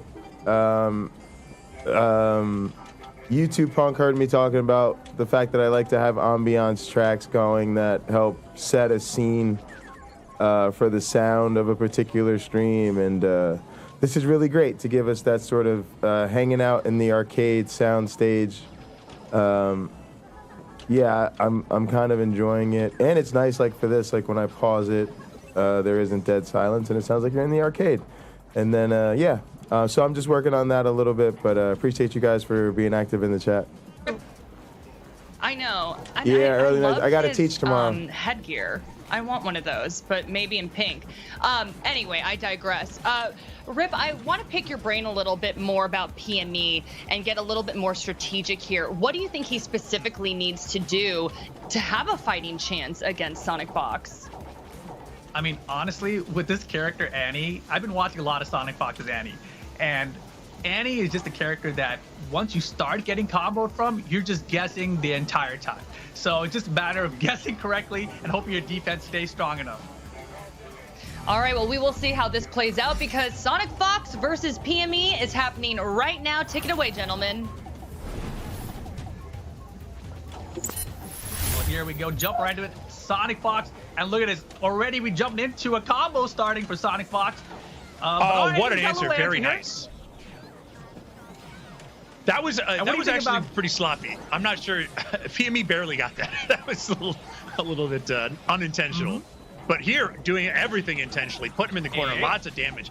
But every one of these hits has a chance to get healed. That's that solo advantage. Oh boy, here we go. Stays in front for this combo. And that's an interesting choice there. Doesn't believe in the hit, falls right out. Wow. Oh, gets snatched. Let's Very go. nice conversion. That's a dead character in the corner. So not too different in the life bars, but again, that ratio is going to spell disaster. Those overheads so easy, so fast, so good. Annie in the hands of Sonic Fox is just ridiculous. It just really is. It's like a character that was designed for Sonic Fox. Yep. And nice Om-Nom to get the hit. You're going to need to do something with this. You got tons of meter. Nice little air reset there. Don't know if that's intentional. We're going to see. Oh, nice other side. And look at all the meter. Good. This hit, you need to go. No! Not the drop. So much meter. All that meter gone for nothing. Nothing. It's okay, Skate. We're still in this. We're still in this, right? There's still a chance we can detonate here. This is going to hurt. Be a dead character. Be a dead. Got to hold him in. No. Oh, no. Get close. You got to get close to your plus. Oh, spin the head to get some time back. Nice. Nice. Sonic Fox in big trouble. Yo, the detonation, though, doesn't even matter. Nicely done, PME first game. All right, Kai, you got to tell me here. Because my assessment when I'm watching Sonic Fox's Annie, I'm thinking, look, if you can just not get hit, you're fine. But he got hit, and he still survived. Several times there was an issue where Sonic Fox, I don't know if it was intentional, it didn't feel intentional, where you were sort of doing this very quick series of aerial rave moves and then air dashing out of that aggression, leaving PME to essentially recompose himself. And that worked out in PME's favor. I think Sonic Fox was partying perhaps a little too hard. Yeah, we'll see how he adjusts here. I mean, right now, PME, I mean, how do you stop it? You know, it's just, there's so many good options. It's tough because that's one of the things that Annie's really good at. You'll get into the sequence where you're hitting 1, 2, 3, 4, maybe a multi-hitting move in the air, and then you can dash, and you can be on either side of him, and it's a little ambiguous. It's tough to see. Oh, whoa, the head saving the day. The day. Beautiful. Oh, that's not what you needed. Not two beautiful. Characters. Drops. Oh, wow. Opportunity from Sonic? It may be PME's lucky day today. Oh, this red light gone. You might as well be dead. Oh, my God. Look how long it took to drain down. Oh, that's not what you needed. That is not what you need. I know you were going for it, but that was definitely not what you needed. One reset, and there it is, dead character. Man, oh man, this damage on the solo ratio here versus 3 is brutal. Just gonna chip him out. Yep. Chip him out. Disrespect. Wow. Wow. All right. So we saw a combo drop from Sonic. There's a little bit of an opportunity for PME, but you know, a drop from PME as well, which is so costly. Yeah, and that's the difference. When you're playing what is essentially world-class fighting game talent, which is what Sonic Fox is, he gets to have a few drops because he's just gonna light speed scramble back into your face, whereas PME has got to play absolutely at his best in order to overcome this very tough one. With those drops, man, PME can't do that. Yeah, and it's so hard, right? I mean, you know, we talked about like the Wong factor back in the day. You know, and Sonic Fox obviously has his own factor. I don't even know what to call it. Sonic factor? What do people? There must be some kind of thing that people feel when they play in Sonic Fox, right? Frustrated, beat, defeated. You know. Oh my goodness! Nice wall bounce into the combo. Can spend here to end it, and chooses to. What do we got for the full on dizzy? All right, now it's gone. Didn't get much done. PME's got to get a nice hit. There's the hit they were looking for. Oh. So much meter. So much meter. And drops the combo and gets mashed on. Did Sonic know that there was going to be an opening? Was literally mashing? I'm sure. I think you know why. But yeah, just see where the conversation goes. I'm sure he's just gonna try to reconnect and see what happens from there. All right, gang, I'm gonna go ahead and let Sam out, take a shower and get in the bed, try to get some extra rest tonight. Appreciate y'all. Thank y'all so much. Appreciate all the support, all the help, everything y'all do to help the stream be what it is. It's been a ton of fun. I will see y'all after I get some rest. Headless down. Oh my God! No! Oh my God! Come on, stop! It's killing me. Back on, man. My heart! Oh, okay, but finally Sonic. gets the open. Dead character, dead. Oh no! Forgets where he's in the combo and gives him a burst. Holy moly. These opportunities for PME right now are ridiculous. Alpha counter out. Here comes Pain Wheel. And that is so... I feel like that wasn't intentional. Could have used Painwell's install to ostensibly make that much safer. To spend on the 3 meter there just did not feel intentional. Builds the meter with the very last hit, and we're talking about a one-touch game for Fox. Gets the hit. Excellent. Be that. Holy moly. Man, oh man. It was so close, though. You know, PME, you know, glimmers of opportunity there, but Sonic Fox always ready to shut it down. Whenever it's like a small opportunity, small gap, like, oh yeah, Mash and Super. Of course I am.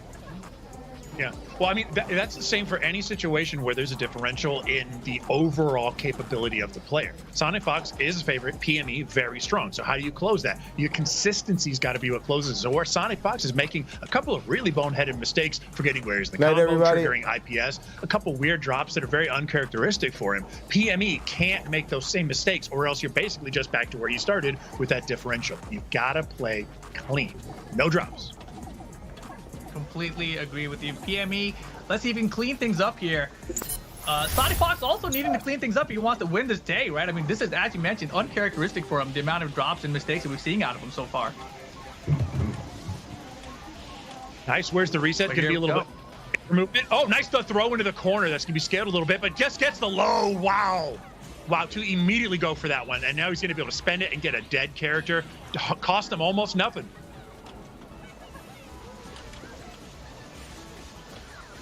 Nice armor chews through it. And the reset, I don't think that was intentional, but you know what? We'll let those rock. Oh, no! That's not what's needed! Other side, though, so that's not going to be a birthday. Reaches out and touches somebody. I mean, even if it's not, you know, a birthday situation, it feels like it's Sonic Fox's birthday right now. This is the way this is turned around for him. Last chance, PME. Fortune, nice jump over, okay. So much meter right now. Mm-hmm. The head catches her. Nice! And you've actually got the meter to do some big moves. It's going to take 2 resets. Stay solid. No dismember for you. So un-PME.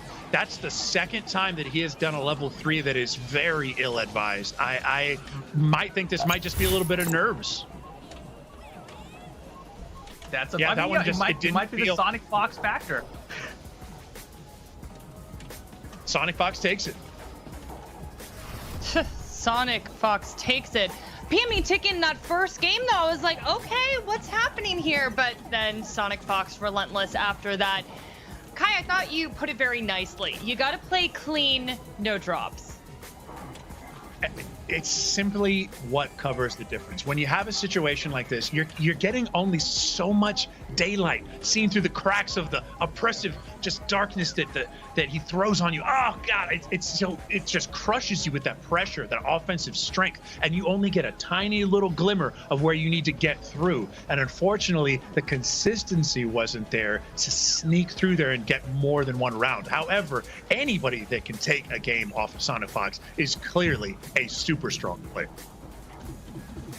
Oh, of course. And you know, when we have these players all come from the qualifier, you know, 200 plus players before that, everyone deserves to be here, obviously. But here we go. Looking at some replays here. This was game number 1 here. PME out the gate, making Sonic Fox pay. You know, Sonic Fox looking a little uncharacteristic. A lot of combo drops here, but immediately answering back in game number 2.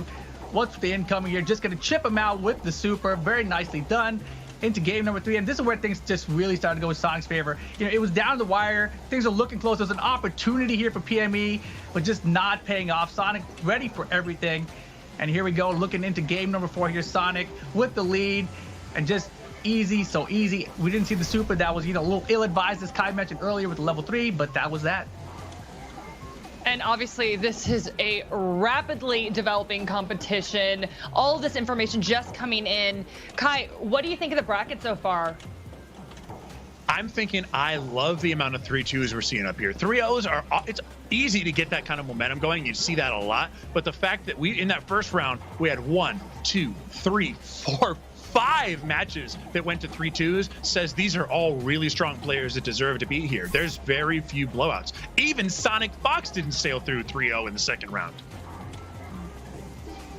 And we're looking at the lower bracket now. Anything you want to say about this, Kai? I'm thinking I like that Sean Conroy was able to put up a really strong fight against Elda Toluta, but I'm happy to see Elda Toluta move on because I want to see what Elda Toluta can do back up in that top 4 situation. Are we going to see one of the old guys of the Midwest come back?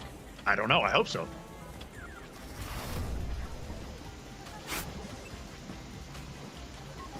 Oh, and well, the next match that we have coming up our way is going to be actually Triviality versus Swift Fox Dash. Kai. You know, this one, obviously, we know Triviality. He's got the Squiggly. Swift Fox Dash, he's got the duo he likes to run. I think it's Peacock and Sarabella, right? So what do you think is going to happen in this matchup? This one is, as ever, it is a match of stubbornness. It is a I refuse to change. I love that from Swift Fox Dash. Playing Peacock Sarabella since the beginning of time in memoriam and just not changing. A lesser fortitude would have switched to perhaps Peacock Big Band or done something. No. We stay with the classics and we play them. Oh man, but here we go. Triviality, of course, you know, sticking out with his characters as well, right? Peacock, Robo, Squiggly, the characters here. We're gonna see his bio just here in a second. From Middle Village, New York. I didn't know he's from the East Coast. Favorite character, Peacock. Surprise, surprise. Not at all surprised for me there. I love watching good Peacock players. Triviality, one of the best. Highest major finish first at Fight Back. 8, 9, and 10. That's a lot of them. Yes. Oh man, Triv really showed out for the online tournaments in Q1 of 2021. And what we're going to see here is obviously going to be a shootout. This is going to be the OK Corral. We're coming in guns blazing and we're not stopping until we're empty. And gentlemen, I know that we're focused on the match that's ahead, but whoever wins this has to play Sonic Fox. That's a scary thought, knowing that's looming, Kai. It is, but this is what's really interesting. We've already got Swift Fox Dash that has already beaten Sonic Fox at Combo Breaker in the Grand Finals before. We know these players can do it. So will they do it is more the question. The capability is there. All right, but looks like we're already into it. Triviality versus Swift Fox Dash, and as you imagine, it's going to be a shootout. Peacock on Peacock action. The assists are battling. Everyone's shooting. It's going to be crazy out here. Oh, I'm behind you with the bomb. Get grabbed, and this is going to go right into the bomb. It's going to sting so much. Get in there. Pow! Oh, my God. That did a little bit. Just a little bit of damage there. Did a little smidgen. a little sliver. A sliver's all that's left on that Peacock. A nice clean hit will equal disaster. Gonna spend the meter to make this in. Nice, there's the hit. And we're looking at a countdown. Nice. Gonna spend the head to get some time. Very nice. We're looking to extend this. Yep, Triv being very smart to keep that timer in a situation where if you get a combo, now Swift Fox has to look at the timer or be in trouble. This is going to work out for him just fine. Just fine. Wow. That was impressive. That was so impressive. Yes. Nice PPGC to get out of my face. No overheads around these parts. All right. Shoot him. And the chip starting to add up. Oh, wow. Get into your own bomb. Oh, okay. Not a clean hit. Not a clean hit. Center stage says I can combo, but forgets where he is. IPS. Oh no. Happens to everybody. I mean, we've seen it. Even it's like top 15, like 200 plus turn start last. But man, Twip's obviously he's Peacock super effective, but man, his Squiggly is so fun to watch. That is the TJ. I call that the TJ special because God knows he's gonna raw tag match with Sarabella. She's coming. She's coming, oh Lord. Yo, Sarabella, can't she get anything done here though? Nice and fishing out the air. No fly zone. No fly zone. Last chance for trivia. It's gonna be the Peacock. Actually had the incoming hit, didn't believe in it. Oh, this is going to sting so bad. Oh, with your own bomb! Your own bomb! What even happened? She had the combo, right? That was just not. It looked like it knocked Sarabella out. Sarabella dragged the screen to the right just enough so where Peacock was pulled into the explosion range, which was the opposite of what they wanted, which was to push both the bomb and Sarabella to the right. That was just one of those scramble situations where if you looked at it, had 30 seconds to be like, will this work? You know, the flying numbers meet. You'd be like, will this work? No, I should do it. At the moment, there wasn't enough time, just sort of went for it, and unfortunately, the screen said, I think you're gonna die. A little bit off. All right, into game 2, Swift Dash Fox got the first one there. Man, the Lennies are all over. They both went for the start too. That was crazy. Oh, teleport and get hit. Now you're in the corner. Swift Fox Dash getting beat up. No reset, but now you're at full screen getting chipped. Teleport, they're both in the corner. My God. Get out of there. Ooh, other side. Right, here you go. Man, I love that assist too from Squiggly with Leviathan the Snake. I think it's like so annoying. Yep, that locks them down. Gets all the hits, gives you plenty of time when the hit lands, and it also gives you plenty of blocks then when it's getting blocked. It's just so good. Look at the meter. Somebody's going to spend something and it's going to hurt. Oh, jump! That was safe. Yo, Triviality right now is on fire. Spend a bar, please. Just kill someone off. I was like, I'm getting nervous. We've seen so many drops today. Put a bomb out. Get a little bit of time. And this is going to be a hit. Nice. Spend it. This is going to send the bomb all the way in the back. Get it like they want. And a little bit extra hits to finish it off. Swiftbot's Dash only has one Peacock to deal with 2 characters. Oof. Yo, those heavy punches working out here. Start the countdown again. This is where Triv wants to be, but unfortunately, it's not going to work exactly how they wanted to, because it's the same situation as before. Just because you've got a countdown timer, I can send you full screen, no problem. We're just like this. Nicely done. All right, so Swift still has... Oh, just jumps in. Just the classic jump in kick. That's all you need sometimes. Oh, these lasers. You'll keep blocking though. All right, we're still in this. It's not over till it's over. Oh, another nice cross-up though. Oh my God. This is crazy. Like, how rare is this to get your own bomb killing twice in one set, 2 games in a row? That's what we're gonna get the win on either side. Yeah. Self-destruct. We got SDs on the screen right now. You just lost the stock and Smash. I can't believe it. Your own bomb. Oh, that's definitely a self goal right there. An own goal. That's crazy. But one time, complete accident, and the other time, Triv making a really good adjustment to punt them right into the explosion. But both of them pretty cool guys who don't look at their own explosions at the very least. I got to say, strong play from both of them, and a really good back and forth. I'm loving this Peacock play. Oh yeah, it's a lot of fun to watch. Wow, and all players start off with the same stuff. Call the assist, shoot some bombs. Wow, teleport? I don't think so. Ready for it. Lots of wall bounce. Mm-hmm. Fox taking these early hits is starting to add up. And the combo starts. Oh, ambiguous run under. I love it. Oh, the oil barrel. Unfortunately, OPEC not able to secure the funds, and the combo doesn't happen. Oh, the roller not actually landing, unfortunately. No JoJo's reference for you. Hey, that was crazy. I've never seen him miss. Hey. Man, right now, Triv, though, doing everything right now. Nice. I love that. The fake little the blow after that. And there's the burst. We're going to see Ten Raiha if that taunt actually got off successfully. Hey. Man, Triv is running away with this one. Look how much meter. This is crazy. Oh! So many bombs. So many problems. Oh my God. So much damage. Yo, Triv is a monster right now. And the teleport.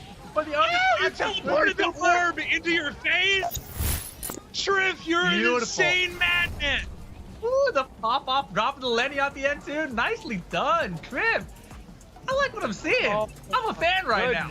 2-1. These projectiles, can we tie? They're so disgusting. They're everywhere and nowhere. They're in your face and they're at a distance. Where you thought they'd be, they are not and yet are. This is crazy.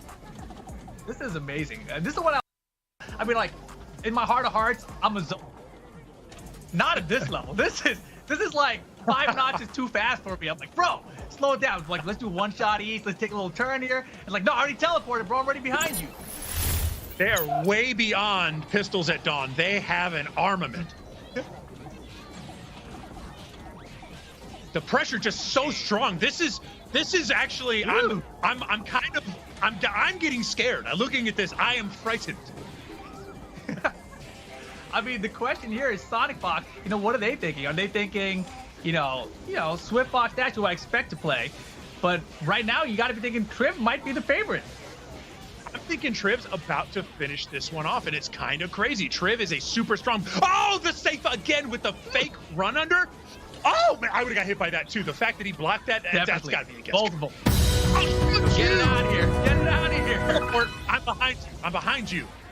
It's not going to matter, though, because the DHC made the timing on Triv's favor. The overhead with the explosion. Let's finish this thing off. I want to see this actually explode. I want to see an explosion. Give me an explosion. There it is. Ah.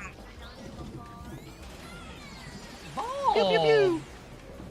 All right, Swift Fox has got such a... The Bella versus 3. To that. Gonna build a meter here soon, but gets the hit. Nothing clean. Mine on the ground. Oh, that's gotta be a nice punish. Okay. Nice punish on the raw tag, but nothing. Oh no! Sends the assist in the back. Very nice. Oh, the reflexes. Get here. You won't even need to spend the meter. Oh, that's not what you wanted. Oh, that meter just to secure the kill you should have had before. That is not what Swift Fox Dash needed there. That low doesn't work. Put him back in the corner. No action. Yeah, but Swift Fox Dash still in this one. Has one bar to work with here. If he can get something started, but not looking good. The ground. Triv looking to close it out. No meter, though. Still going to be enough to fix the combo. Yes, there it is. Triv over Swift Fox Dash. That could have been so different if they did drop that one at the very end just to spend the meter. Triv takes it in a very close shootout.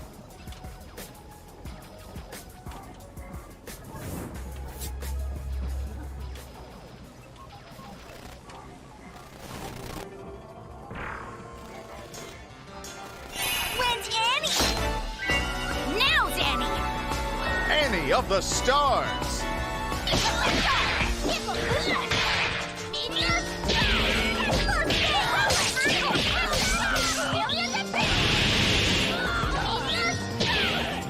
Hey, get off the set!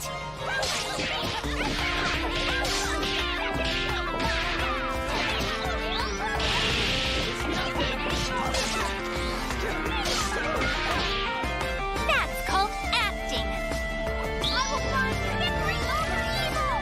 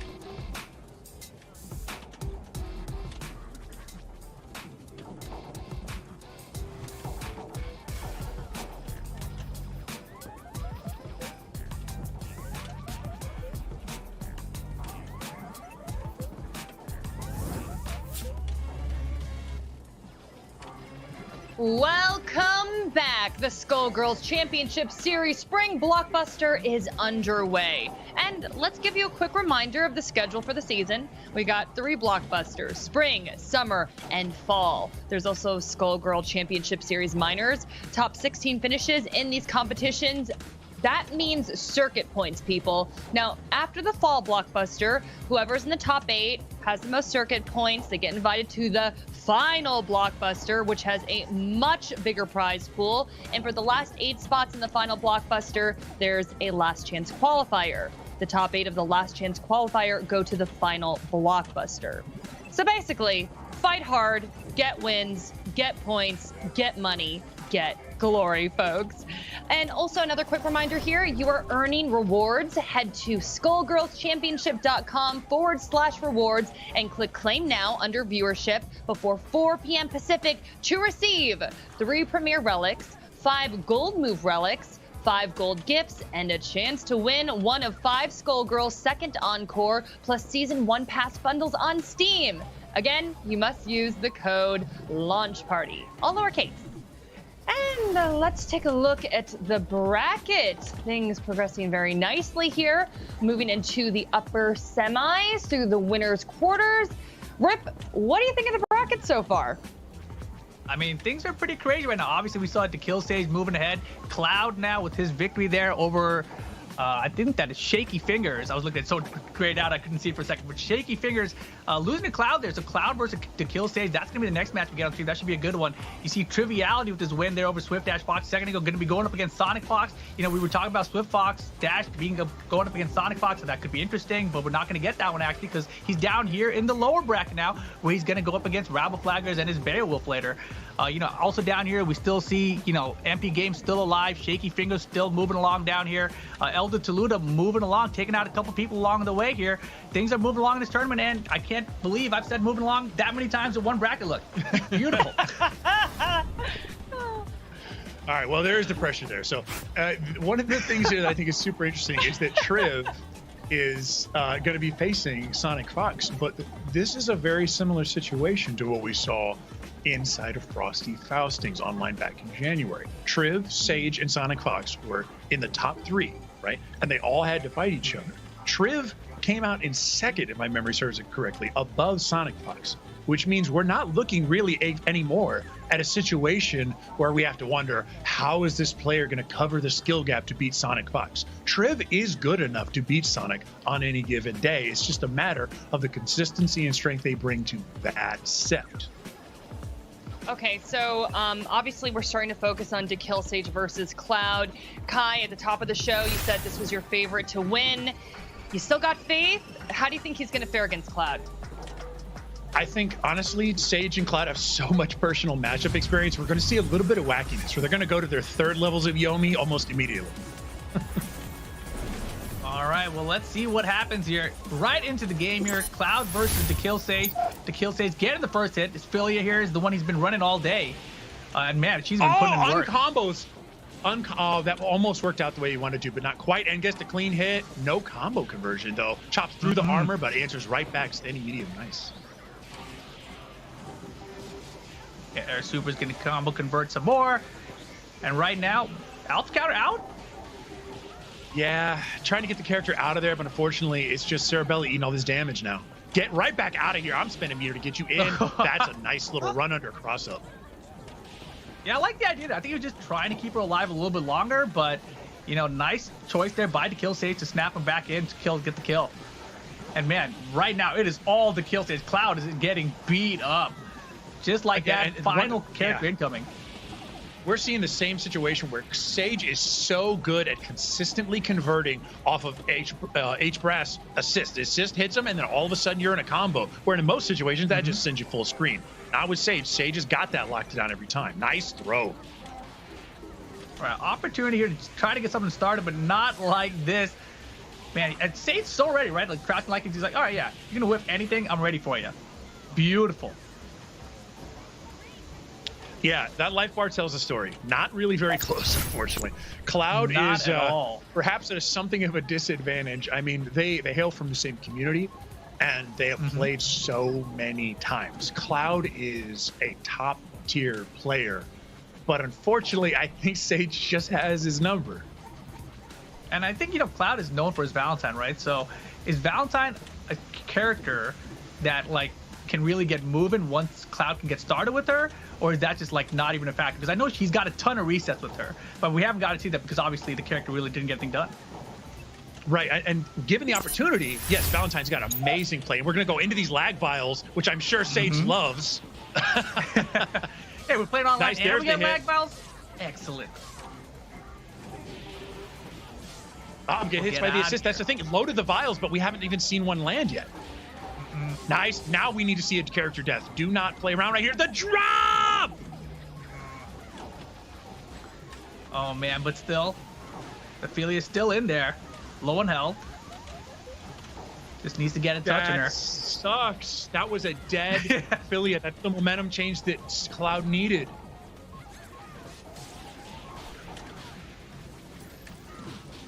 Still a lot of life though. off a big man. I really like that. Nice. That was brave. That was super brave. That was a risk that they needed to take to get that back. Wouldn't have been necessary if you didn't drop that though, Cloud. Exactly. But yes, but Cloud does have a little bit of a lead here. Gets caught though. Nicely done. Hey. Nice. They hit stun enhancer. Oh, that's what I'm talking about. That drop was completely unnecessary. Cloud, why? Why? Man, it has been kind of the tale of the day. The consistency from players in these clutch moments are really coming back to haunt them against the players who are like the most known, right? The most threatening of players. Grabs here working out though. Yeah, and Cloud really kind of having an angel on his shoulder with saves, getting back into the mix again. It's kind of a situation. Nice run up and grab, not able to react to that in time just because of the lag vial. We'll see if we can get back into this loop of pain. Gonna spend the meter here, got plenty of it. I love that super, by the way. Flatliner. Woo! Yep. That's Do we need 3 to kill there? We would either had to do 1-1-1 or just 1-2, yeah. Oh man, nice. Right now Kill takes in big trouble. And we already built the meter, so it's done. Boom! All right. Cloud on the board. You said the life bars told the story. I mean, these life bars look pretty good as well. And the Valentine got to play a little bit. Certainly. I feel like this book is just, it's a little bit of mixed messages in this book when I'm reading it, right? The story was, first of all, Sage doesn't have a problem. Now what, Cloud doesn't have a problem? Make up your mind. This drama is too much, okay? So that was kind of interesting. But yeah, what's good about this is they have so much personal matchup experience that Sage and Cloud aren't really having to devote much energy to what they need to do, right? Just executing on it. Those drops, though, I gotta say, that was quite one for Cloud to win because those drops were all over the place. There was definitely some spaghetti on the floor. I feel like the majority of the times that we've seen drops, though, it's been at the beginning of the sets, and by the end of the set, the players have gotten it together. So it seems like almost like early set nerves is just so odd, right? Because as you mentioned, a lot of these players have played each other plenty of times before, in tournament or not. But it's the Skullgirls Championship Series. Maybe it's a different level of nerves for these players now. Yeah, I mean, there's real prestige and cash on the line round, big time moves happening. Nice! Valentine? Oh my goodness gracious, that was so big brain. Holy macaroon! My God, the pastry on that move, the bravery. That was a custom cake for your 10th birthday party. It made all your friends go, wow.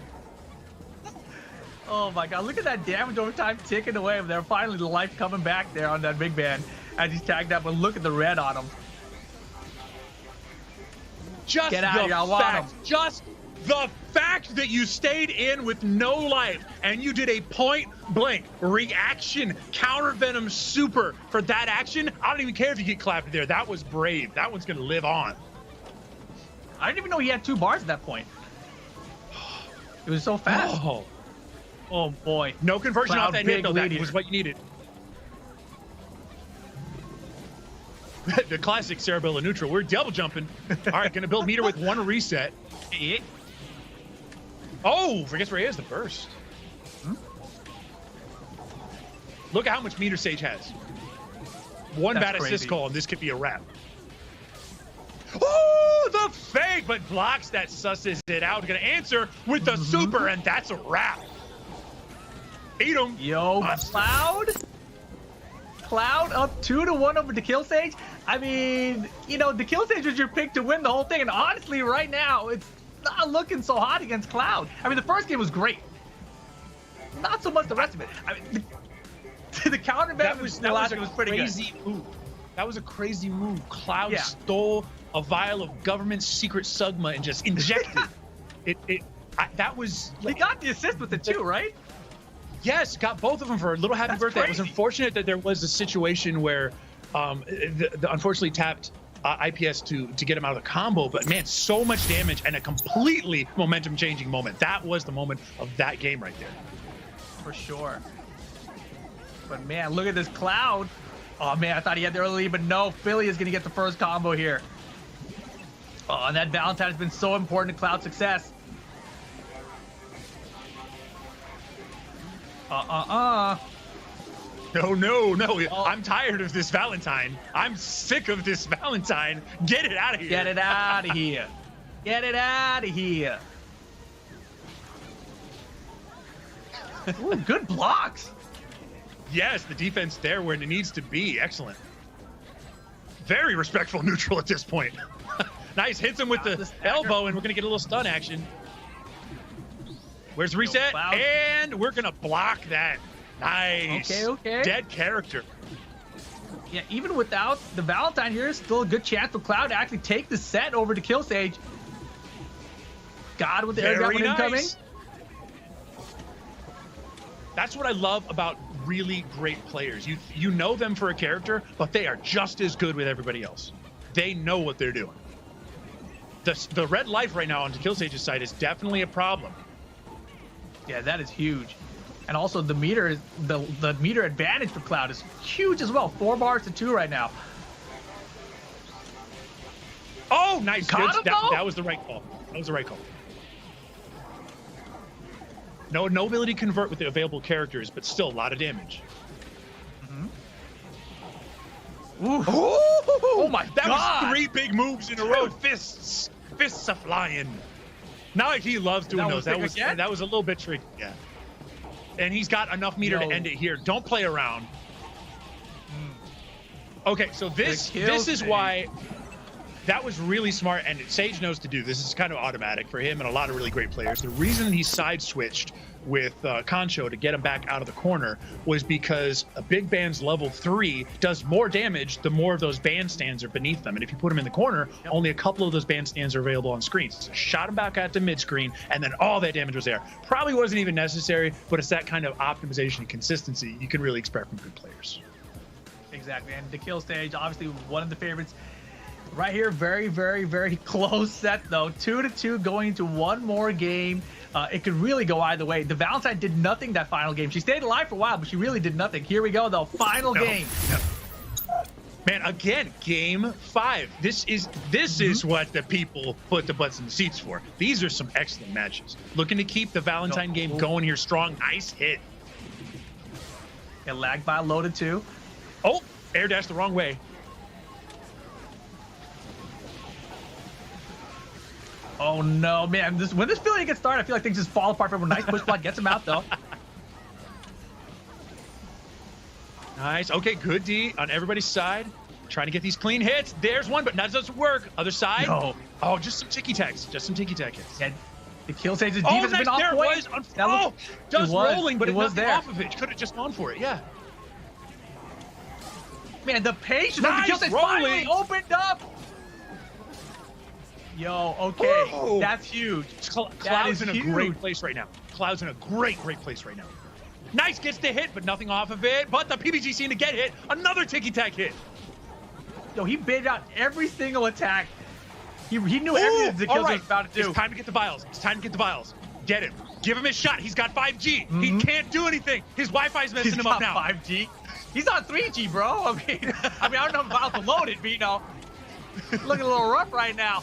DeKillSage in big trouble here. Sage has got to pull out a patented fortuitous SSJ, and it's not looking good. Give him the green nice, stuff. the hit stun. The hit stun. Yeah, the purple And you're stuff? poisoned? You got your second shot. Now you're immunized. Oh my goodness. Yo, I just got bodied by that this week, bro. It's no fun. Oh! There's The no kill life. gauge There's nothing stops. left. That's There's lower nothing left in the bracket. tank. This is impossible. Yo, this is parry impossible. everything. It's over. It's a wrap. Just parry everything. It's big band, baby. Just parry We can make everything. this happen. All you gotta do is parry. Get out there. Yo, 4 to 2. Watch, calling this in. Get like a level 5. You can make it happen. And right? so much chip. There's nothing. There's nothing you can do. You don't have enough. You didn't financially plan. You're insolvent. Your retirement years are nothing. You're in a home. The abuse is happening. Elder abuse is terrible. Oh, that's that won't enough. be that. Damn. I wanted to stick parry come man. back. That will be that. Look at that surprise. Cloud over to Kill Sage. Y'all, Cloud's on Cloud 9 right now. Sealing the deal. Kai, to Kill Sage, your pick to win it all. He's gone. He's out. What happened? He's getting knocked down into Well, he's lower in the loser's by bracket. his Yeah, own yeah, yeah. son. I can't believe this. His own son, Cloud, is knocking him down in a loser. I mean, so at some point, you just get old. Your bones get rickety. All of a sudden, you can't do the layups on the old stunt like you used to. You know, just sometimes it happens. The Kill Sage doesn't look that old. I'm just gonna say. No, not at all. Not at all. So, you know, when you guys were casting, you guys were talking about how this is a personal matchup experience here, that these players really know each other. How do you think that this affected this match, Rip? Oh, I think that's huge. I mean, going up against a player like the Kill Sage, it's so hard to understand like what's going to work and what's not. You just have this idea of this player is unstoppable, he's so good, what do I have to do to beat him? But when you have a lot of experience against them, you can be like, oh, okay, I know that when I do this, he's going to respond with that. And there were so many times that you saw in there when he would have like an incoming character, he would call the assist.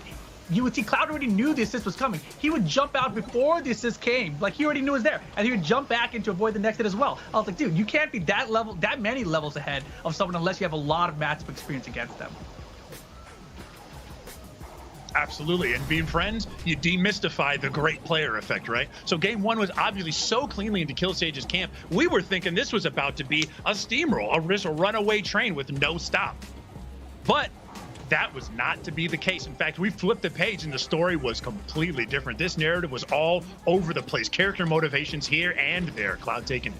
And then we knew we were in for a real slammer. And Sage didn't have it in there. Excellent PBGC to close out the round. Cloud goes up 2-1 to Kill Sage. Not one to let it go quite so easy. And answer back really strongly in game 4 to have a clean mid-screen level 3 finish it off. Game 5 though was some kind of something. Sage put on the back burner, couldn't even get a character, and you just finish him off with the old Resho. Oh, that was such a barn burner. Fun to watch, but let's do a quick run through the bracket. And yes, upper semifinals, to Kill Sage versus Cloud. That one's going to Cloud. And then we are going to see Trivality versus Sonic Fox in a little bit there. And if we can take a quick look at the lower bracket, to Kill Sage, your boy Kai, he got knocked down there, but it's not over yet for him. So we'll see if he can work his way back up. And also some other great matches underway there. Excited to see how MP Game versus Elda Toluta plays out for that lower quarterfinals. But let's talk about our next matchup on stream. Winners semifinals, Trivality versus Sonic Fox, or Triv Boy. Did he have a name change apparently? I saw that up there. I was like, oh, okay. Triv sometimes goes by his full government name, Triviality, and sometimes just by Triv. So. Okay, got it. Well, Rip, I'm gonna put you in the hot seat first. Sonic Fox was kind of on his toes at times against PME, so he was your pick. Do you still think he can take it all? How are you feeling? You know, honestly, Sonic Fox today does not look like the Sonic Fox I'm used to seeing. So I think there's an opportunity for anybody to come out of the woodwork and get a W here. And Triviality, it's not just anybody, right? You know, as Kai was talking about earlier, this is someone who's finishing the top 4 Frosty Falcons online just this year. So if anyone's going to get it done right now, I think it's a really good opportunity for Triv. And the way that Triv just won his last match against Swift Fox Dash, I think he's looking really sharp today. Yeah, I agree. I think the sharpness, the acuity, the consistency is really there in Triv's part, whereas Sonic Fox has looked a little bit a little bit off of the consistency known for, and I don't know whether to attribute that fully to the fact that Annie is just such a party character at the moment in that style, and so it's getting a little bit loose, or perhaps it's just the fact that Annie doesn't have absolute 100% muscle memory. I think there's a bit of a creativity explosion happening with Sonic Fox, where he's thinking about all the things he could do, but not necessarily following through on all the things he should do. And we have statistics up right now. And Kai, earlier during the broadcast, you said you're confident, like, Triv could win this. Like, you don't think that this could be a blowout. What do you think Triv's strategy needs to be then? What does he need to be thinking going into this matchup? Well, it's interesting because if Sonic Fox goes with solo Annie, this is going to be a very different kind of mood. It's can you get in and can you deliver those rapid fire resets? Because you will eat that ratio alive. And if you can't, you're just going to kick chip all day. Exactly, and here we go into the game. Yeah, and you can see early lead was started by Sonic Fox, but a little, not enough. Running! I'm faster, I've got boosters. Oh, nice, Dragon Bite doing the right thing. No, cross under, doesn't work. Oh man, look how much, oh my God. Look how much life that took. That was like 3 hits. Nice. Crouching light punch from Annie is such a good button. It's like the most deceptively good anti-air. Man, and like right now, Sonic Fox running away with this life bar. Yeah. He's gonna lose the Peacock. What do we get coming in next? It took 30 skull seconds to get here, but Sonic Fox still has so much life. Each one of these hits is like you can barely perceive the life being drained sometimes. It's such a small amount to spend so much effort. Like, is he blocking? Spending lever 3. Oh no, you weren't blocking and you got all that damage, but unfortunately a little bit too much of a party happening there. So Robo is well suited against that weird little zoning game that Annie can do with the H Crescent because the beam just cuts right through it. I see. That, not enough life, the armor's not gonna do it. And air throw. Get out. Again, life bar's kind of close at the moment, but Sonic Fox can get some of that back. Let's see if he does it. No, there's Sonic the reset. Fox, oh God. Yeah, they don't have to do anything here. Just spend the meter. Yeah. And that's really what this is about. That can turn so quickly with those ratios. When Sonic Fox is able to get in with the first clean hit and that land a nice, say, a jumping heavy punch, for example. Not saying anybody uses that button, just saying. If you can get it rolling, and then you can go into another reset, and all of a sudden the momentum is completely turned around, and they consistently were able to do that. The only time that didn't work out were a couple times when the party was a little too hard, and you would see them dashing out of aggressive situations, just like we've seen in the past, where it seems like that wasn't intentional. Well, let's see what happens here in game 2. Air throw to start off for Triv. Nothing doing though. Oh no. Oh no. This is not the start you want with your Triv. No. Oh, thankfully, he's able to tell what's going on there. Nice, the hits. Excellent. No, that was a little bit too early on the reset, though. I would have cashed out more damage. That hit. That was crazy. Holy moly. Oh, the wow, bomb George just out there. The day. Yeah, George saves the day, but not for the one you wanted. Triv's like, oh, man. Nice, very nice. And that's the kind of advantage you got to take. You got to say, I'm at distance and I control the momentum because you don't have many options to cut through that. Very nice run under. Look at all the meter. Right now, I say spend it. I say spend it right now. Don't play around. This is what I'm talking about. Sonic Fox gonna have to consider a snap to get some life back here if they want to win this round. Look at all the available undizzy. Dragger Bite's gonna do damage. Still, this is not. You don't have to touch him very many times with one hit, right? Bam, right there into combo, and that's a dead character. So we got plenty of meter on here. 1 for Triv, 2 for Sonic Fox. Tries to do it with tricky, but sniffs it out. Excellent D on incoming. Triv takes game 2.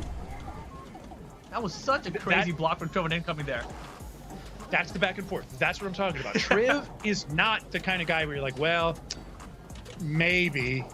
Triv's the kind of guy that can win this. You got to keep that distance game working the way that Triv was able to make it happen for the first part of that. Kind of came unraveled a little bit, but Triv was able to hang on for the win. If they can just keep that ranged momentum working for them the whole time, I don't think Sonic Fox's solo Annie will be able to deal with it. Well, let's find out. We're tied up 1 game apiece right now. Caught him on landing there. Beautiful stuff from Sonic Fox. The mid-air, I'm re-rolling, baby. And all of a sudden the character's gone, 7 skull seconds, it's over. Now we have to play a different kind of ranged game that is not the one they wanted to do.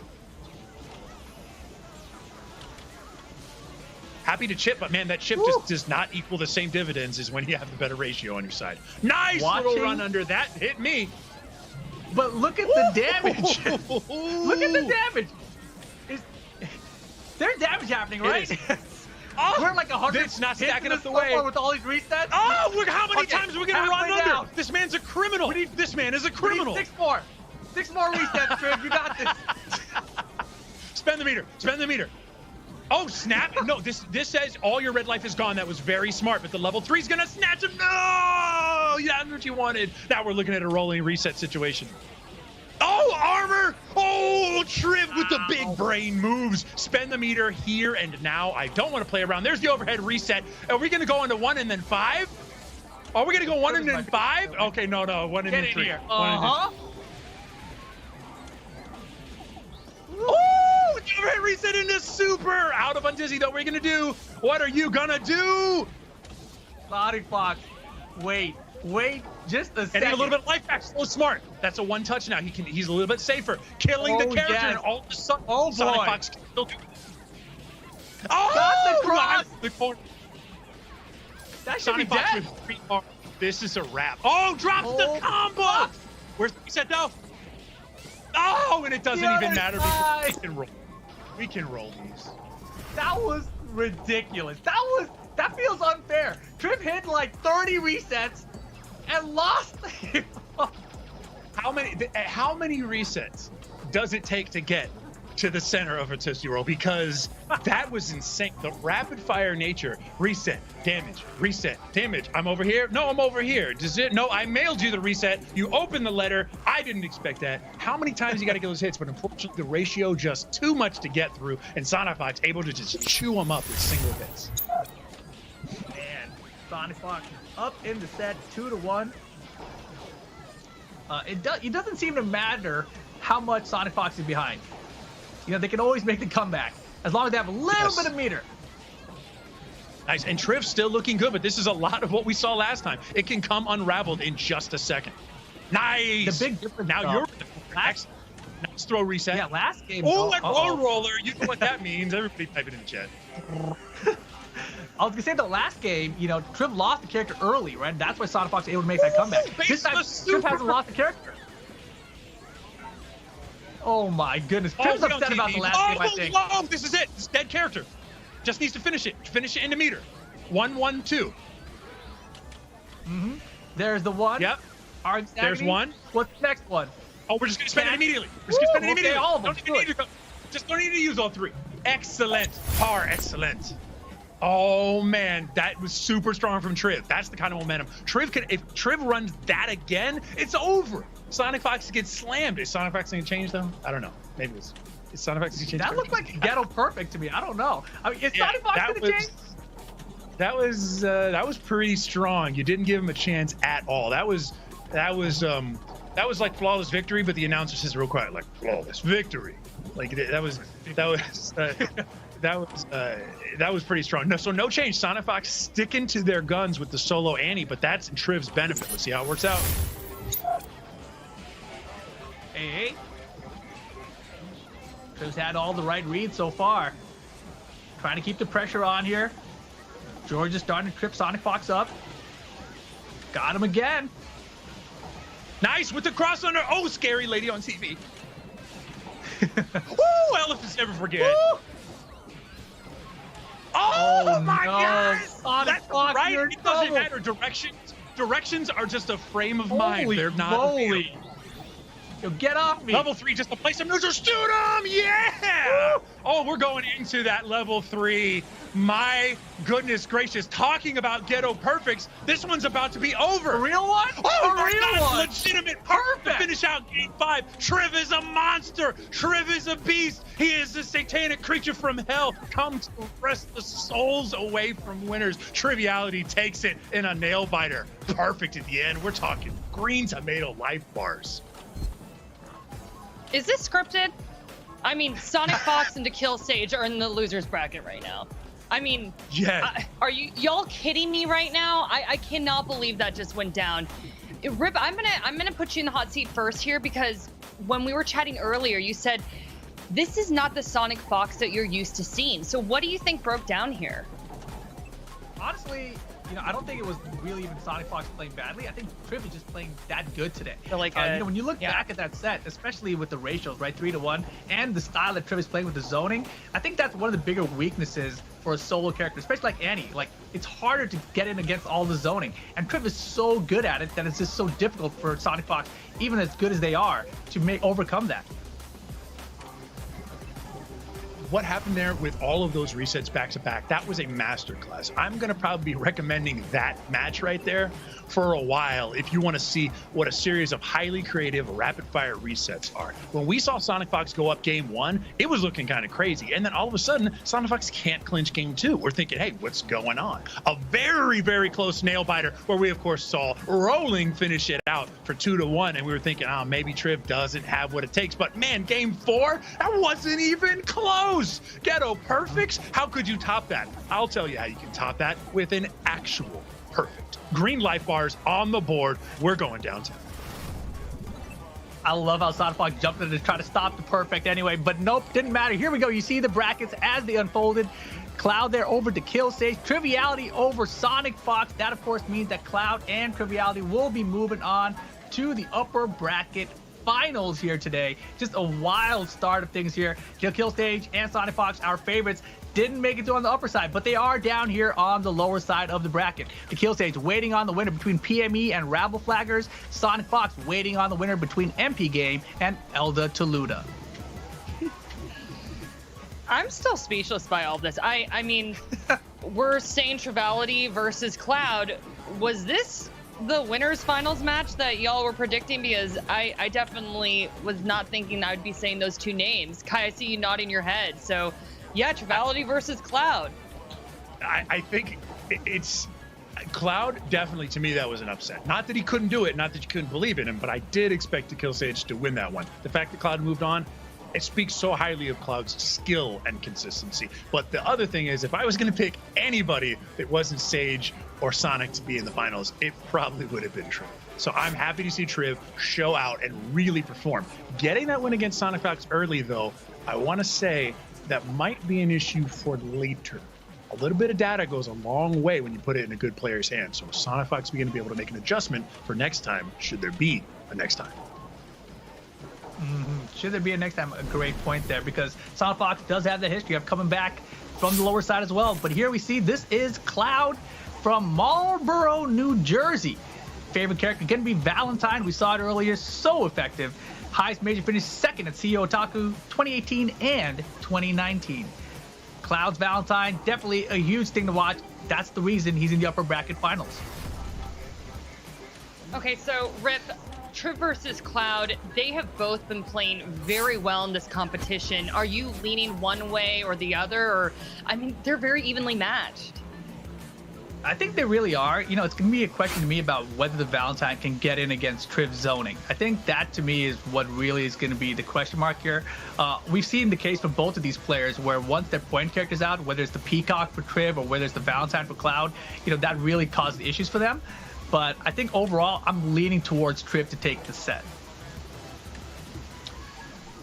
I think I have to agree with the Triv call, if only slightly. The thing is, Triv's style is fast. The rapid-fire nature of what we just saw in that last set really tells the story as it is, whereas Cloud, while also really excellent, has a much more steady gameplay. So if Triv can't sniff out the timing that Cloud likes to use, especially with these vials, which just work there, then it could be a completely different story.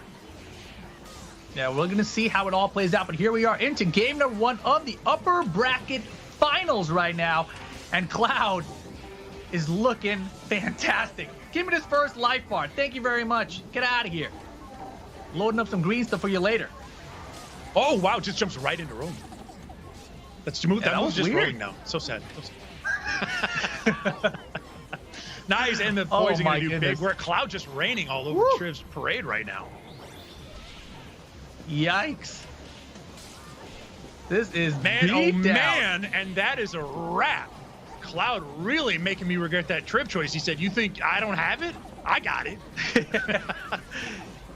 Like, you're going to agree with Rip over this one? Come on, he was barely. Oh, the overhead doing a little bit. Triv's got such an uphill battle. No assists and only 1/3 of the life on deck, but with 3 meter, we're looking at a couple situations. No, that match is going to work. You got to know that's coming. He's got to do really risky things to get those hits, and Cloud was able to successfully just sneak in that match super to chew through that offense. Now we're looking at a very different situation. No meter, though, so we're going to have to reset one time. Oh, no! Optimal! Doesn't We're even need optimal! to. Ah! Forgive me, Cloud. Perfectly optimal. Underestimated so the whole sorry. way through the day, Kyle. Look at this. No, nicely Right? done there from Cloud. I mean, we missed like the very first few seconds of that. I wanted to see how the Peacock, because we How didn't the get to see hit the started, Peacock yeah. at all, I feel like. Yeah, right? I was like, where's Peacock? Yeah. She's dead? No, you know, there the combo's going and then she's out of there. But obviously, you know, that was the story, right? No Peacock. What's left? You know, the Squiggly from Triv is very good. You know, last week in the qualifiers, the Squiggly by itself did so much work for Triv that I was looking forward to today. But so far today, it's been all the Peacock. Yeah, it definitely has. And we're gonna, again, how can we keep you at a distance? Val loves to get in, and she's also patient enough to stay out. It's such a small projectile, but that the cross does a lot for just keeping the pacing where you want it to be. Right there, clean hit, changed around the momentum of that. But the bomb, ooh, the bomb saves the day. Wow, that was kind of an exchange right there. That was kind of a thing. It's definitely a weird one. Oh, get out of the air. air! You thought you were smarter than me? No. Man, And the Triv's chip's going to adaptation equal is too much. Sneaking Well, I like past the it, push and block there. unfortunately, it's on the other side. That was so good on Cloud's part to not get chipped out there, but unfortunately, taking the risk to get in equal getting hit themselves. Finding a small hit there, though. Couple heads out here for Triv. Oh, What the do you stare wanna down do and it? jump over. Ooh, cross under that And now time? we're seeing that reset game. You just Oh, don't know which boy. side you're going to land on, and you're in the air, so you can't even Nobody match super. knows. This hurts Where are so we bad. going?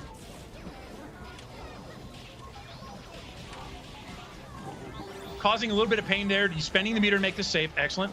Gets the hit. Oh, but nothing on the other side. That was prorated anyway. Where you going? Where you going? Hey. Uh-oh. Spin the meter. Get that combo. Very nice. And Kitten missiles on screen, Missiles. saving the day. A good block, though, on the other side there. Squiggly, where did she come from? You never see them coming. They walk real slow, those zombies, and all of a sudden they're in your face. Dead Man, character Triv definitely Cloud turned now on around. the back foot. Overhead, that one is a classic. That's when you want the Coco. That works every time, baby. 60% of the time works every time. Triv takes it.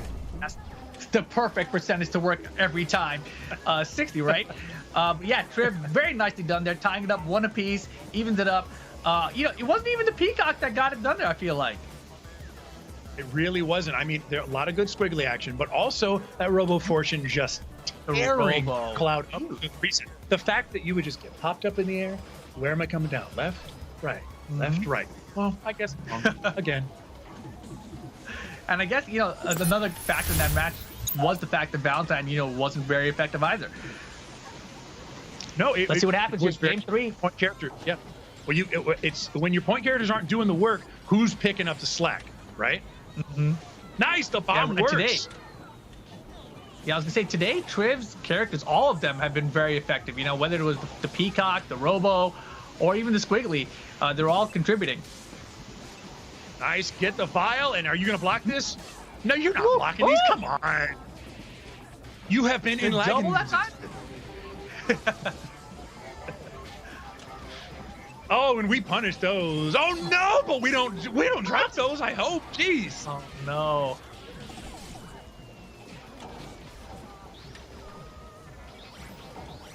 All right, gonna spin the meter. Bring the ball No, we were watching a cinematic film. Martin Scorsese says this is not a real movie. Uh-oh, Robo's back in business. Get him out of here. All right, Load up some lots heads. of red Where we light. going?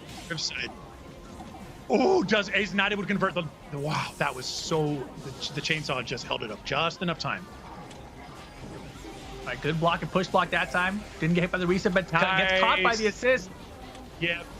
It's so weird they was not able to convert off that because the squiggly assist gives a day and a half to convert off. Oh, boy. Oh, burst. Nice. There Good it timing is. on the burst.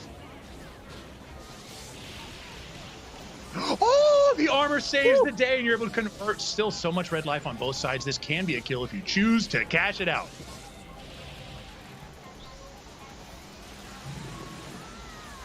Nice. Very good. Just Doesn't need to enough, spend yeah. any more meter. Puts a bomb on screen just for a little bit of that good neutral.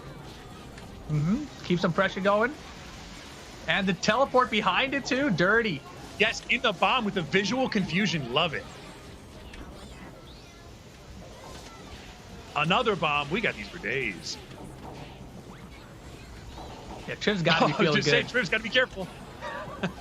All right, and Triv to finish it out. Man, see, Cloud came out so strong, but Triv has completely neutralized all of Cloud's strengths starting from game 2. This is a completely different tale of the tape. It's so crazy how just able to keep the consistency. Both Peacock and Robo have a very different style by what Triv plays. When you get Robo in there, you're doing these sort of like dollar store double style resets where it's ambiguous where you're going to fall, and they're working so well. Very consistent, very safe moves. And then when you've got Peacock in there, the zoning game is starting to work out a lot more in Triv's favor. Because see if he can close it out here. Yeah, I love the bomber George is coming in too, because Valentine, she's trying to be airborne to avoid most of the zoning, and you can see that Triv's picking up on it. Beautiful. Caught her air to air that time. Oh, forgets where he is. IPS. And the bomb making things a little bit tricky. Just walking slowly. There we go. Yeah, look at the zoning from the Peacock this game into Argus. Nicely done. Convert DHC. Got the assist at least. Punished heavily. He did exactly what he needed to do with the push block. gosh. Make the timing work. Getting the double snap here is exactly what he needed. This is so crazy. Yep. That's not what he expected, but sometimes it's not about what you want, it's about what you need. Oh, and this is definitely what he needed right now. Cloud turning things around. Got Squiggly on incoming. Orange Vial loaded Very up. nice. Where's the reset? Oh no, but use IPS. Oh, but with the no. timing here. Oh, are you kidding me? With the lag vial making that work. Excellent move from Triv. I play on Wi-Fi all day just to practice. Oh, bro, that's crazy. I was born in the lag. Oh, man. Yo, and this Triv. is looking like it's going to move forward. Nice. Tosses him into laser beam. Who does that? Triv does that. Shoot him. Oh, boy, Triv looking Cloud. like he's wanting to put this one down.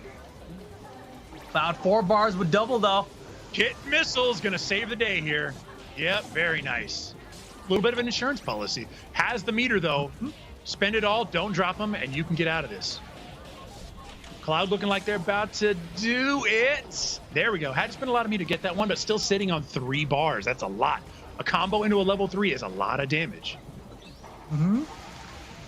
Oh, Beautiful choice. Oh! No, Very nice. sir. That didn't work because you're able to jump in that situation. The hitstone was too much. You got a lot of meter, but you're still going to need to reset one time. Where is it? There's the throw. Go into a full combo here with level 3, and you can put this one to bed for good. Cloud going to kick this one to game 5. Let's see if he holds on. No, but the drop into match super. Are you kidding me? That's not how we finish rounds. That's crazy. That's how we do them. Today's been crazy, man. I mean, Cloud getting it done here yet again. We're tied up 2-2. Game 5 incoming. Surprise, surprise. I thought we were going to see a textbook, clinical combo into level 3. I was mistaken. We instead stall what I count as 2 completely missed graves in 10 seconds. I think kept saying, get in there. No, get in there. No, you son of a, get in there. Doesn't work. Man, you know, I feel like Trib was trying too hard to style on at the end there. And right now is big time paying for it. Holy moly. It is all Cloud right now with this Valentine. Just 10 seconds Cloud's in, and on fire. it's looking like Peacock's out of here. Cloud is man on fire right now. This is not going Triv's way. I feel like the green ball is loaded just because he has the green life bar. Oh, with the hit stun, so we're getting crazy. Poison into super into level 3. Uh-oh. Yep. Pow pow into combo. Is this gonna finish though? Yeah, this is gonna finish. Man, oh man, Cloud is man on fire too. It wasn't as good as the first, but they made a good effort. Woo! Yo, the fake just with the snatching. assistance at the grab. Oh, you didn't burst, but you should have burst. Oh boy. And you're getting Yo, grabbed. There's another only Dizzy one. left. These quick resets though, he's not got a lot of space on these. Oh, my goodness gracious. Yo, this he is hella getting wants the gross. perfect. Just get a hit. You Just want get a the hit. perfect? Oh, The burst tippy worked. tap. Okay, There's no run bait. and get the chip. Run and get it. He got the chip. You got He it. got the chip. You got Full it. victory. We got everybody. Everybody, we got it. We got it.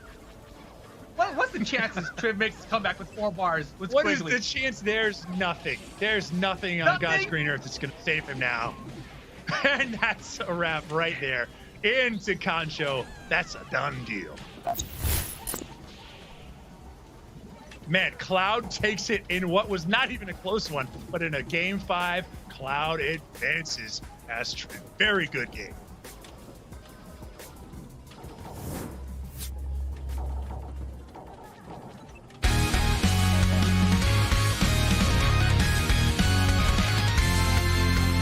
Let's go, Samson! Hell yeah!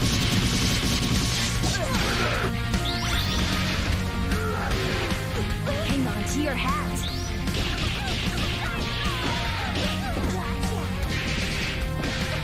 Back on the beat. Slow fight. The best is yet to come. Here comes trouble!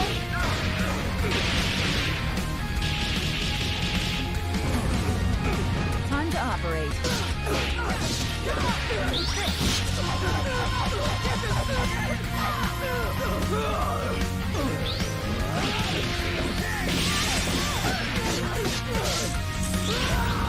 Target confirmed. Ready to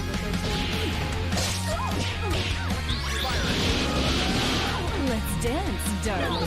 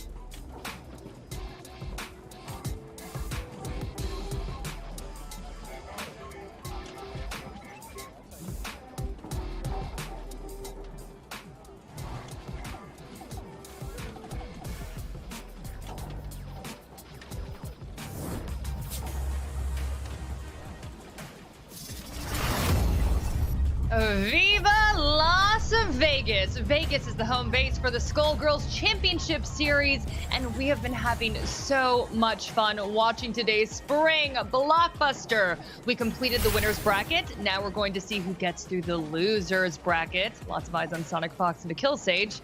Still shocked that they're down there. After what we've seen today, who knows who will take it all. But a reminder about the format of today's event. The Spring Blockbuster Open Qualifier had 200 plus signups last week. That's wild. Hundreds going head to head, vying for a spot in the Spring Blockbuster today. It's a double elimination bracket with a grand final reset. Just a few matches left, y'all. It is getting sweaty, folks. We have seen some insane matches. PME versus Sonic Fox was one of the highlights for sure. And we're going to watch his matchup against Rabble Flaggers very soon. So let's go inside the skull with PME.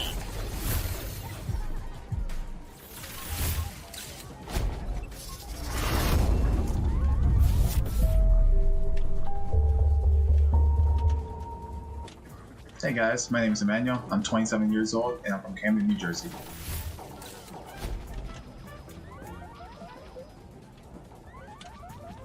Everybody loses 80 pieces of hair every day.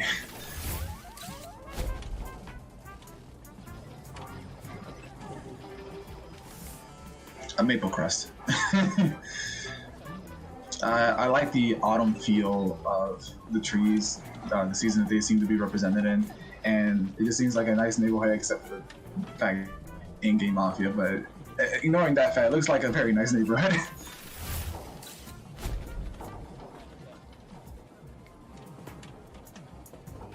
Give up the internet for a year. I have to say clean.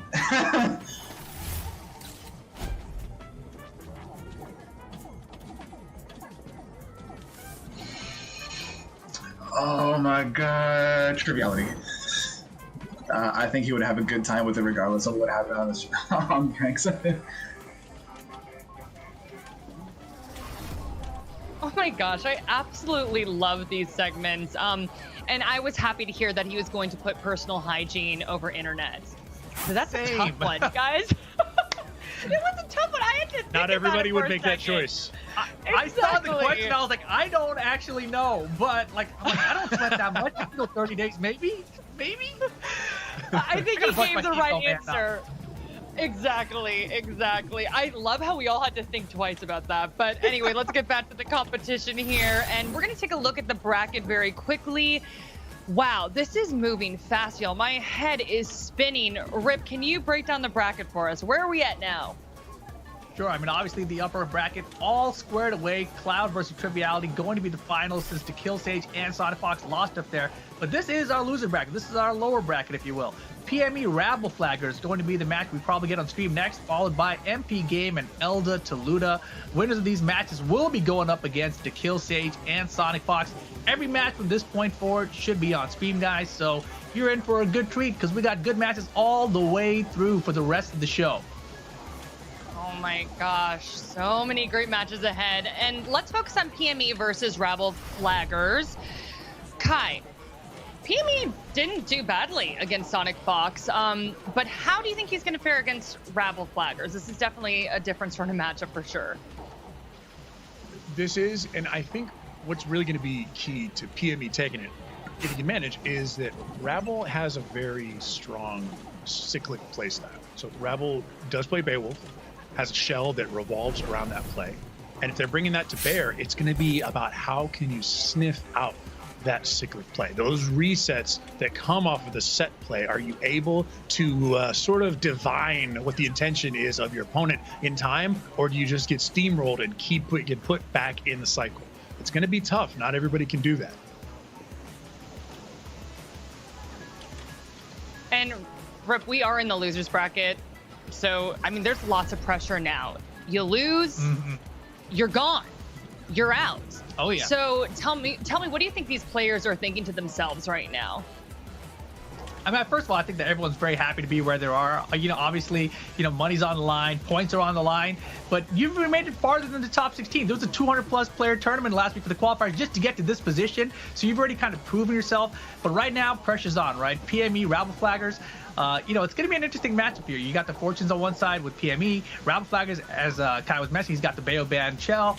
You know, I can go either way. And it's going to be our first Bayo we get to see on stream, so I'm really excited because, you know, I've been talking to Kai. I met Kai before I got to meet Bayo, really. So it's kind of this weird situation I'm in now where I get to meet Bayo after Kai. You know, so it's going to be, honestly, I was learning them, and I was thinking, I want to kind of hear Kai do that howl. You know, did you do the howl, Kai? Yes, I did the howl. And I charge 50 cents a howl. I charge 50 cents a howl. 50 cents a howl, yeah. I'll Venmo you. You got to be asked so much. I will so Venmo you. I'm not even gonna lie though, Rip, why are we even here? Like, just have Kai talk the whole time. Like, every single video we air with him, I'm just like, just keep that rolling. But we do have statistics up right now. And Kai, just kind of deep dive here. What are you thinking about this matchup right now, looking at these numbers? Well, I'm thinking if Rabble wins, I'll give him a howl. That'll be my donation to that success fund. But second, I'm thinking that right now, PME might take a little bit of pain from the trio ratio, right? So Valentine is actually, in my opinion, a favorable situation with Beowulf, but it's all about personal application in those moments where you're looking for interesting resets. Well, here we go into the game. Rabble Flaggers, you know, with that Green Ranger Beowulf, you know, that's the palette that he prefers to go with here. But PME getting the early start. Green all across the board. Nice. Uh-huh.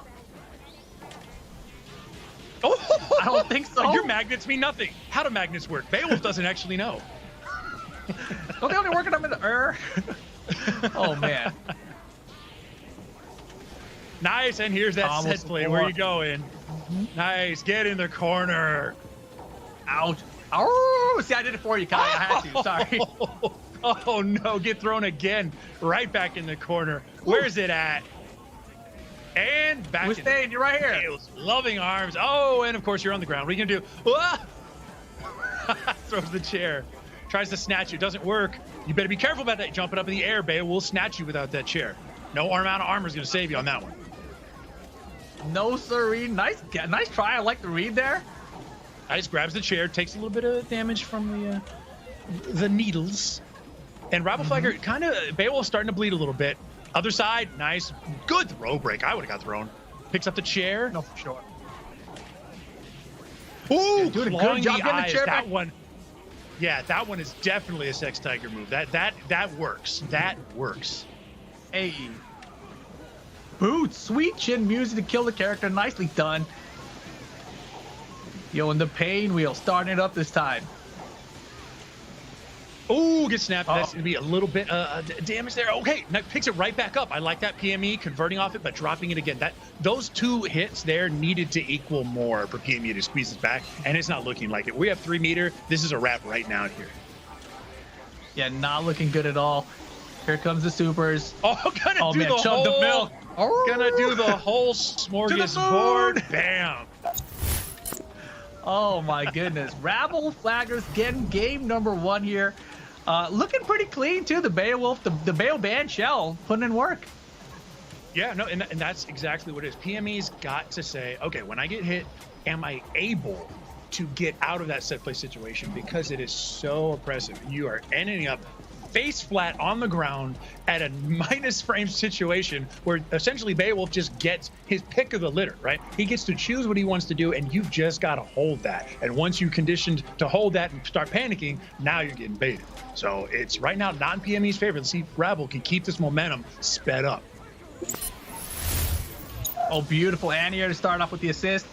And here we go. We're going to see some robo resets. Just goes to heavy kicks. PME does not want that. Get out of here. I do not want this Beowulf. That's what PME just said. Not a bad strategy, right? Mix things up a little bit. No, getting Big Band in there, you can shoot him all day with lasers. Oh, SSJ gonna connect though. Nice. And there's that move that we needed to see that we didn't see from a pain wheel earlier in the day, using the install to make something a little bit safer. SSJ into install, that's safe. That's just safe. Yeah, it costs 2 bars though, right? Oh, yep. Tried to save the other side. Beowulf tags on the other side every time. Claws to fist, but the DP not DP. No. Oh, gosh. Again, mines all over the place. Demilitarized zone. And we're installed for real this time. PME doing it. Nice throw. Incoming, get the grab. Nice rapid fire, very fast fortune play. Gets the hit. Where you going? Nice! That combo. That was a great pickup and conversion. That was so good. Nice little reset there. Don't know if that's intentional or not. We don't worry about that. Lots of meter there. Are you going to spend it or are you going to try to get fancy and reset and save it? PME is in so much trouble. Get this character out of here. Man, I love what I'm seeing from Rabble's Pain Wheel, though. Oh, the armor was enough. Oh my goodness! Nice what even just conversion into Painwell set play. We do that. Oh, you jumped right in there. Woo! And again, with plenty of meter, needs to spend it. No playing around. Didn't want to take any chances. It was kind of questionable if that would have killed by itself. So I agree with that. Oh, and again, jumping into A-Train so often. Good break. That was the last second of a break. Nice, good air break there. Sensed that the DHC, the super was going to make that punishable. Good call.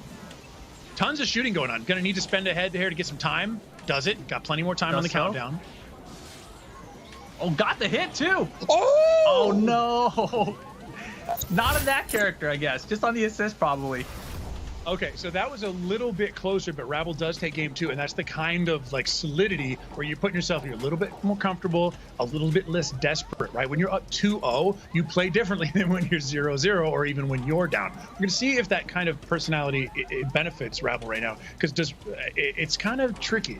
Sometimes you're a little too comfortable when you're up 2-0, and you don't do the things that got you to 2-0, right? I think Rabble is going to close this one out right here. Yeah, Rabble is looking really strong right now. And in this situation, you know, he lost to Beowulf immediately, right? He was snapped out. He's like, you know what? I won't even play with Beo this entire game. I'm just going to use Pain Wheel with my band the entire time. Right, and that's, like I said, here we go. That's the spice in the old Rabble soup that really makes it kick. Because the fact that this is just a Beo band shell, right? You can write that off. Everybody's got one of those. But it's so good, and there's a top-notch Pain Wheel in there. That's crazy. Yeah, the crazy thing is you rarely get to see it. At least for the match I've seen from Rabble, the Pain was fantastic. All right, PME, they're trying to get something started here. Ditto. Into the install. I'm loving it. Hey, this can be enough. Holy moly. Look at the damage. Meter, but won't need it. Yep. Install and extra oomph. That was almost not punishable, but excellent jumping light kick to get in there. Oh man, head loops. You never know where the resets are going to come here. Yo, PME. Oh, the conversion? Almost. Man, Rabble is perhaps a little too relaxed. His heart rate needs to get up. Now, again, Rabble can take Big Band to great effect here. One misplaced super, and all of a sudden you're back in this thing. Well, see, he's got 3 bars. Oh, man. Something about the simple class and just head looks so funny. Nice. Couldn't do much more with that because Misfortune was waiting to punish. Nice. Good parries. Sensing. Oh, but Nam's going to change this one around. Tons of meter. Now we're going into big damage combos. Yes. Oh, but the OTG was spent, so nothing after that. Oh, tries to honk, other side. No. That should be enough. Got the meter too. And that will be PME on the board here. All 3 life bars intact. Nicely done. Holy mackerel. That was not even close. I thought Rabble was going to take that one all the way to the end. But PME not just showing signs of life. That was, I texted you, I lived. I lived. You know, you thought I was done, but I lived. And that was crazy. PME, that's the kind of game you need to change our momentum. That wasn't close. That was saying, okay, wait, hold on. Everybody just chill. I can do this. Right. It's first to 3 for a reason. You know, sometimes you get up 2. It's okay. It's not a big deal. But oh boy, is it my birthday? Is it? This one's rough. Everybody get the chant going. Oh, hey. Ow! Get him out of here. There's the howl. That'll be 50 cents. Venmo incoming. Oh no, another one! Are you kidding me? Okay, okay. Oh That's my different. That's gosh. different. That was almost. That was almost. It's close. What is that frame? That frame! Yo, Oh! that was sick. What in the world? Oh my God, my heart! I can't do this. I can't do this. Whoa. Okay, Bale fell out for a second. Holy moly. Couple of blitzers. Got him. No, No, he's coming down. He's coming down, so yeah, you can block that on the way down.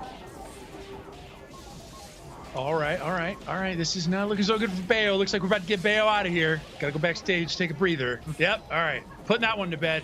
Now it's two characters. Pretty even at this point. Ooh, right, getting shot out of the air. That's tough. Man, that beam is Jesus. just fat enough. Wow! Very nice. This can be a dead character because you need to build the meter here. Drops the combo! Oh, No! goodness. No!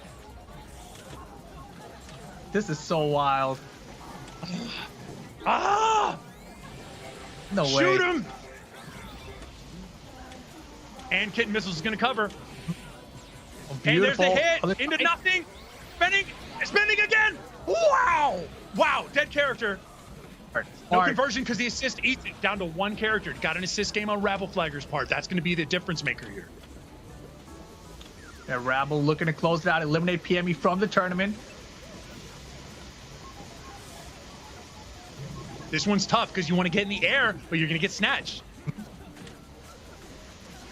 This one's tough. Oh, man. This is some Samurai Showdown neutral. I'll get to hit that one. It's going to spell disaster. Yeah, Tries to especially give just a like in a command drone timeout super. It doesn't situation. work. One hit's all Yeah, it's going to take because you can go to Rabble SSJ for pretty much any hit. Yeah, and you know In fact, Rabble's even- gonna be happy even- with my timeout here. Oh Bam, god, right there. there it Nice. is.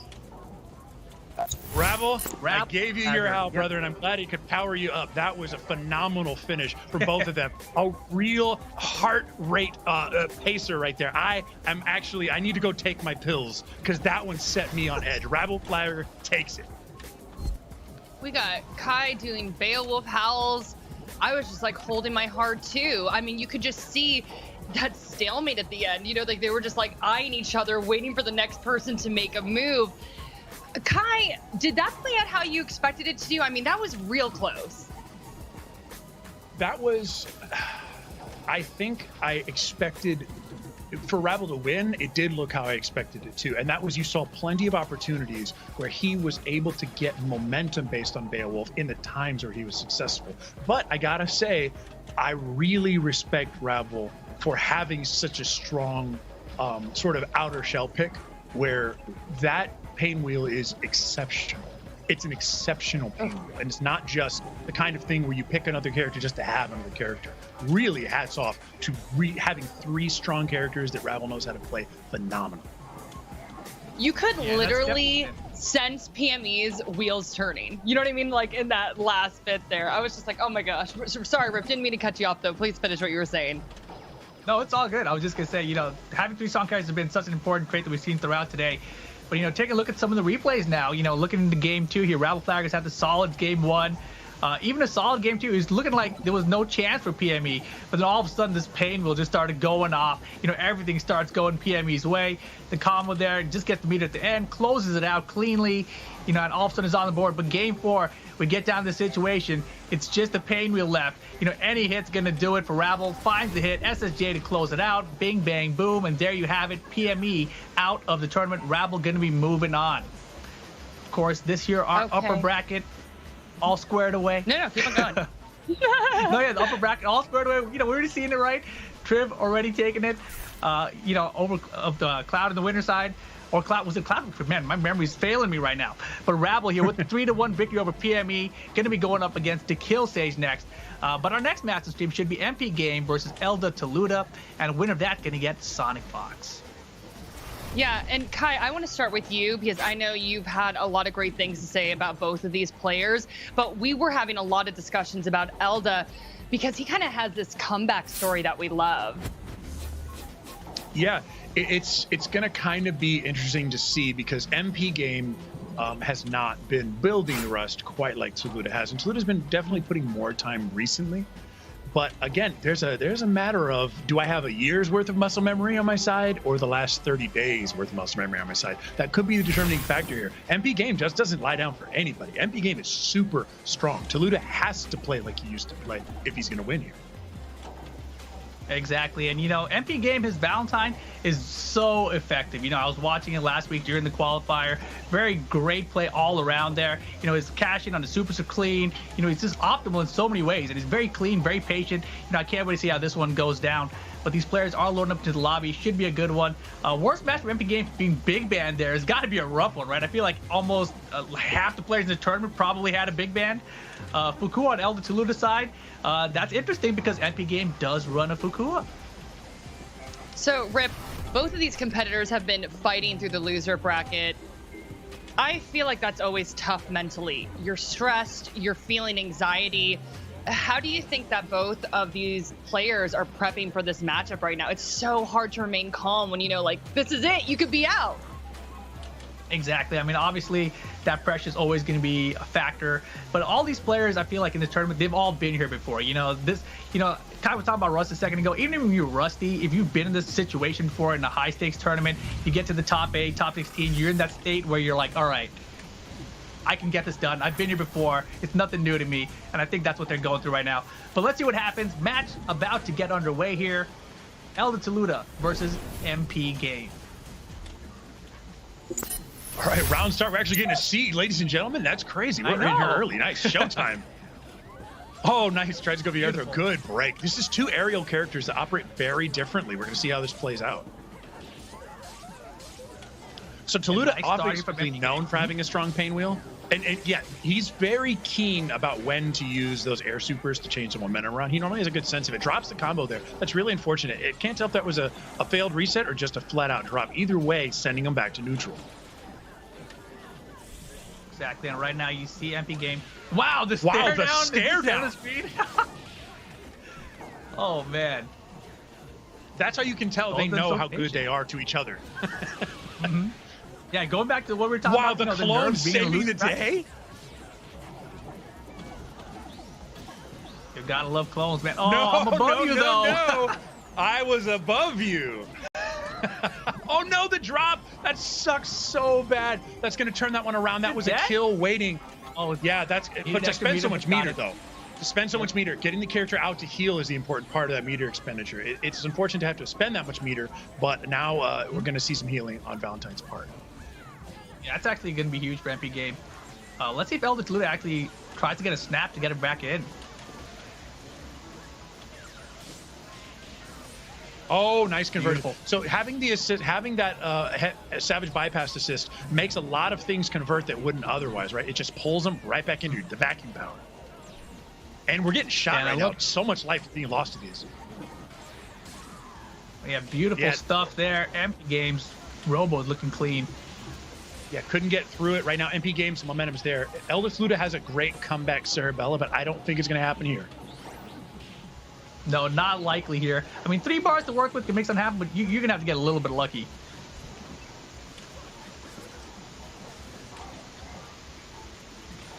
Yeah, and the neutral here is so tough because the assist. Yeah, this makes it safe. Couldn't reach out with that crouching leg kick, and it's just not got the clean hit there. There's a combo here, but again, we're not getting any life back. This is trios. There's no opportunity to do so. It's really just a matter of shoot him with one laser.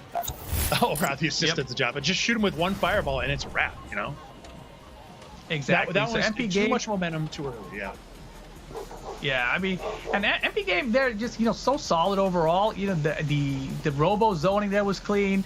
Oh man, what was the first character? I forgot already. The Valentine, was so effective, but just those little exchanges weren't going his way. But overall, you could see the respect that these players have for one another, right? Yeah, that stare down was years long. That felt like they just... Are you going to do something? I'll do something if you don't. Right, the Samurai Swordsman. That's exactly what it was, right?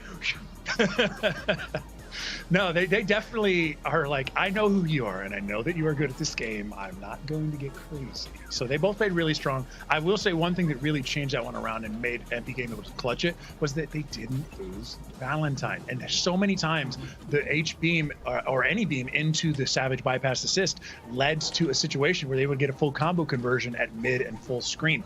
It totally turned around that second half of the match. Having Valentine able with that conversion assist made all the difference. Yeah, and when we even look back at it, you know, that point where he killed the first character by using the second bar, you know, it looked like, oh man, it's a little bit unfortunate he had to use the second bar to even do that. But as you mentioned, tagging out the Valentine just so she could recover that health ended up being just so important in that first game for them. Yeah, and it even the round's end happened from an assist, clutching that final last little hit to end the life bar. It wasn't going to happen anyway. It was just too much of an uphill battle. But it's kind of puts the bookend on that story because having Valentine available was what made that one clincher. I got to say, Pain Wheel looked pretty good from Elda Toluta, but it felt like either there were too many low probability resets that occurred or just simply drops. Those are the kinds of things I'm a little bit worried about when it comes to Elda Toluta's side. The kind of thing where you used to say, I don't think he's going to drop this. And now you got to wonder, is the rust still there? Is it just kind of a correlation, not causation? I'm not sure. I'm going to guess that it's, at this point, I'm going to hope at least that it's just correlation, you know, not causation. Because, I mean, Elda Toluta obviously still qualified here, you know, went through 200 players last week during the qualifiers to get to this position. So I feel like at this point, you know, if you qualified here, you probably at least put in a little bit more effort this past week. You know, maybe you haven't played as much in the past, but this past week at least, it's got to be a little bit more, right? Yes, it does. You would hope. Unfortunately, we had what I think we sometimes have become a little used to. We had a spectator lobby crash, so we're going to catch up with them in Game 3, let you know how Game 2 went. But for right now, we are just hanging on while we can get back in the lobby and make sure we can see that Game 3. I'm actually kind of wondering, what are they going to do differently? We're going to have to do a little bit of Radio Skullgirls here and imagine in our heads. The theater of the mind, if you will, Rip. We're going to have to think to ourselves, what could they do to change that up? I really think it's a matter of consistency for Elda, and it's making sure that you don't get beat by the Pain Wheel early as Valentine. We saw the situation where there's an altitude difference that made all of that difference, and if they can just keep that out of there, then they'll be okay. They'll be okay. They can take Let me ask you this: you know, do either of these players like to switch up the ratios when losing? Because I've seen that pattern in some players, but I just don't know if these players tend to do that. For Toluta, I know it's not a very common thing. Okay. One of Toluta's biggest strengths throughout has been ability to come back with that last character, right? And when you have fewer characters, sometimes doesn't go that way. All right, so MP Game looks to have taken that one, so Toluta probably couldn't make the adjustments necessary. The assist taking a lot of damage, but man, Toluta's almost down to half life already with the point character. Yeah, that's rough, man. The zoning from the Robo assist even has been causing him a lot of problems so far. But man, the Valentine keep away too against his Pain Wheel's working out. And again, the beam saves the day every time that you get this good moment where you get a hit. The beam is just calling you out. They got the burst there. Not able to do anything with it though, but oh my goodness. Nice. Tried that so was hard so alpha good. counter nice out. alpha counter. Oh, this is my gosh, total look momentum at change. this. This is it. That was, oh no, what happened? The assist fell out. The assist fell out of the combo, and so you only snap the point character. Wow. That was so unfortunate. That could have been the game changer, and now Toluta's getting hit in the corner. That is such a heartbreaker right there. That really, really stings. That's probably the saddest thing I've seen all day. But right now, let's see if Elda Toluta can make some kind of a comeback. Yeah, he's not going to get guard broken. He's going to be like, oh, that sucks. But he's still going to go full bore. That was a drop, though. That was a pure drop. No other way to call that one. Gets the hit and doesn't pick up off the... He's done this a million times in the past, and he's dropping these. It's okay. It's okay. Just refocus. I believe. Nice gets the hit. I love that. The double air meter. Oh, armor's too much. Dead hit, and this is a dead character. All of a sudden, are we looking at a completely different game? Elda Toluta going up 2 characters to 1 against MP Game. And gets the grab on incoming. One got up on Dizzy. On Dizzy's out there. Oh, gets the hit. Oh, That's no, a wait, dead carry. Robo, though. All right, here we go. Last chance, Elder Toluta. Tournament life on the line. So this MP one is a Games. kind of reflector, but it doesn't always work that way because it's hard to see those vertical beams. So much meter. Oh my God, they both have a ton. MP Game Oh, knows there's this. time He's for not the going to reset. try to reset on the ground on the team side. Spending 3 here. And you got... Oh, that was enough! Last few hits. Oh my goodness. The fact that that one was close at the end makes it all the more tragic to see that double snap drop. MP Game takes it 3-0 in what is a truly heartbreaking way to go down. MP Game stronger in the end.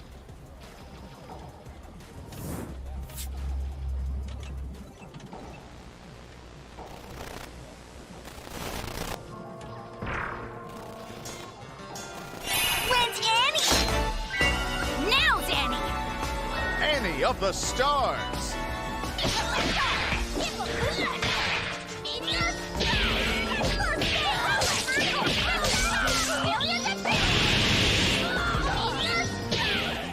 Hey, get off the set!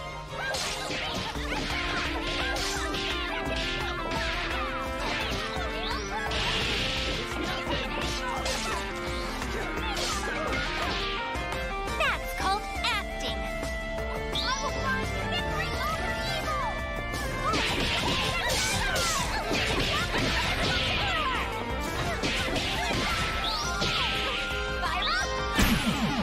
Hey, get off the set! That wasn't in the contract!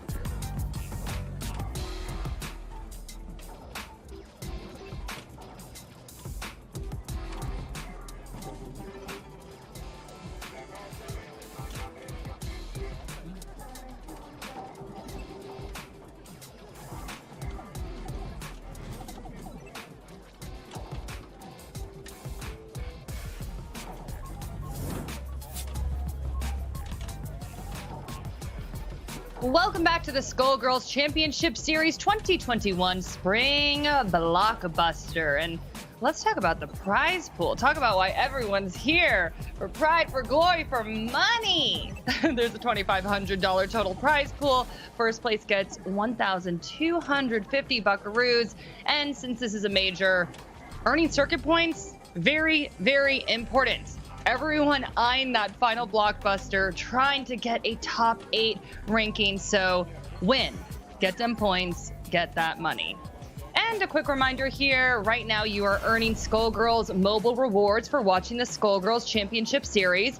Just head to skullgirlschampionship.com/rewards and click Claim Now under Viewership and enter code ROLLING to receive.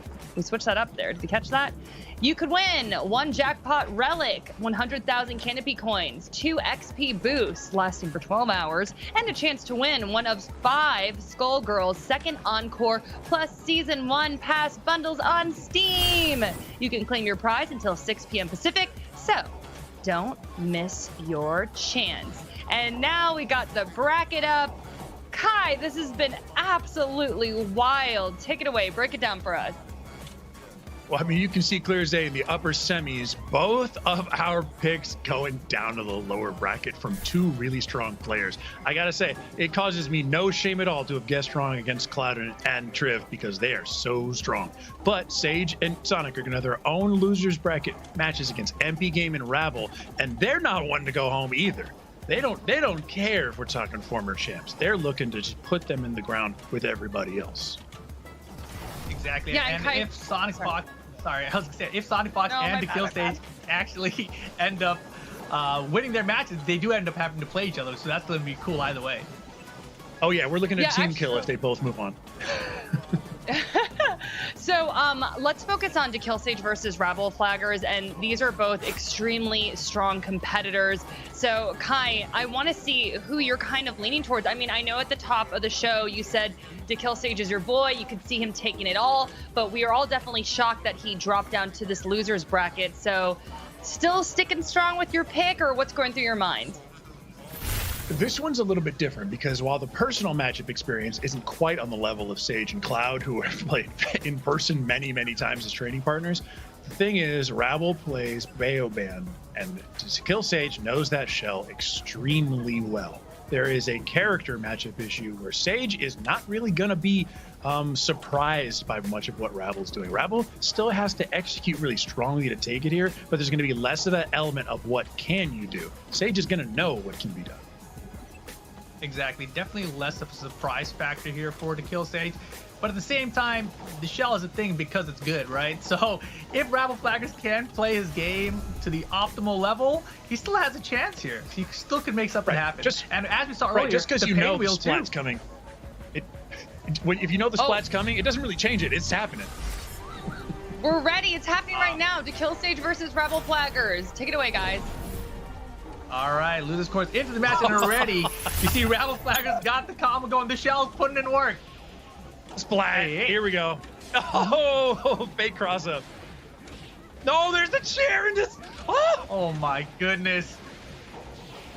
And of course we got the hype. Me up. And that's going to be enough for dead character. Wait. What? That wasn't needed. That wasn't needed. No, it was not. That is huge. All right, maybe snap here if you get the opportunity to. Still, that's just such a strange call there. I gotta imagine that was a little bit of self confusion. Like that was not needed at all. That was a beginning of a dizzy. There was nothing stopping you from killing. And good D coming out of that hit though. Oh, nice, sweet downtown. Grab the chair, but you get hit in the corner, and again converting off of brass every time. Hey, all right. One down for each. Grab bag. He loves those. They're so funny looking. Oh, the armor more than enough. But can't convert off it. That sucks. Rabble's pinwheel's going down here. Yeah, no bueno. Sarabella. So if you want a character beautiful. left with a ton of meter, Big Band is a pretty good call. Oh yeah, for sure. Oh! Speaking of which, oh, just speak of the devil, and he shall appear to steal your life bars. Oh my God, you had to call it. You had to call it right before it happened. You know, if you have enough meter, Big Band's not a bad character to have it with. Call out the band. That was, but you know what? I got to give credit to it because it wasn't a simple like, oh, I caught you with a stray hit. That was actually really strong the way that Rabble juggled the assist, waiting for just the right moment where Sage was like, okay, I'm tired of this. I'm going to try something, and you saw how it went. Beautiful call out there from Rabble Flaggers, and here we go right into game number 2. He basically stole that one, but he also dropped it early, right? So I can't really say he stole it the whole way. Yeah, there's a bit of highway robbery on everyone's part, so we're all criminals here. Pick up the chair, nice. Yeah. Oh, okay, yeah, we're getting out of that. We're getting out of that. Yeah. Holy moly. Oh, I love how Big Ben pushed him into the corner for the easy conversion. Big Ben gave him a fist bump like, hey, man, I know you got this already, so I'm going to just help you out. Look at that. There we go. No drops this time around. Yo, Rabble Flaggers is looking good right now. Oh, I'm going to tear him on your other side? How on earth? How on earth? Oh, yeah. Oh. Spend some high forward too. Why not? Yep. Oh, the mic drop gets interrupted big time. Nice. That was beautiful. Are you getting him out of here? Yo, this is crazy. Yep. Into the trash it goes. Man, Rabble looking really real. Oh, conversions. Yes, baby. And let's get a fresh character in here. Oh, okay. Yeah, that was good. Good block. Good block. Opposite side. And we're going to combo in the corner. The kill says, though, not a ton of me. I only got 1 bar here with this Big Band, but Big Band can be a little bit effective. Oh, no. I spent a lot of bar for that, but look at this conversion instead off it. Rabble, what's the dealio here? You're looking really good. This does not look like the Rabble that just played against PME a second ago, right? Like, this is a next level Rabble. This is Rabble taking this seriously. Rabble is up 2-0 against the Kill Sage, about to send him out of the tournament. What is Sage going to make an adjustment? Is Sage going to make an adjustment? Because right now, and it's kind of, he's really pressured him. The pressure's insane. And this is not even top 4 yet, right? Loser of this is going to get 5th place in the tournament. Does the Kill Sage switch up the ratio here, maybe? I mean, I don't even know what the play is here. He's getting outplayed. Yeah, he's going to stick with 3 because he wants the more opportunities. The set play is equaling dead characters, but also more chances for incoming. We're going right back into the set play. Get the hype. We're grabbing them. We're tossing them. We're yanking. We're putting you on the ground. And, you know, we haven't seen many, if any, 3-0s here today, but this may be the first one. Yeah, so as soon as I say that, of course, the Kill says, like, hold on. Picking up the chair. Okay, and we're back to neutral. This honestly is not where Sage wants to be. That's a big hit. Wow. And we got all the hype in the world, baby. Picking that chair back up. That's, oh no. Where was the chair? Where was the throw? That was so dirty. And now you're back here. We're doing this again. The crowd is going wild. Good block. Good block. I love the little punch in the assist. Oh my gosh. And now you're back in the corner. Bro. Oh, no. Rabble, you madman. Yo, stop. Stop. Last chance for the Kill Sage in the tournament. Kill Sage's got a lot of work here. That was good timing, but unfortunately just a little too slow on the brass. Is that going to put it out? Yes! You can't do that. I've got a full screen move. Oh, but IPS triggered.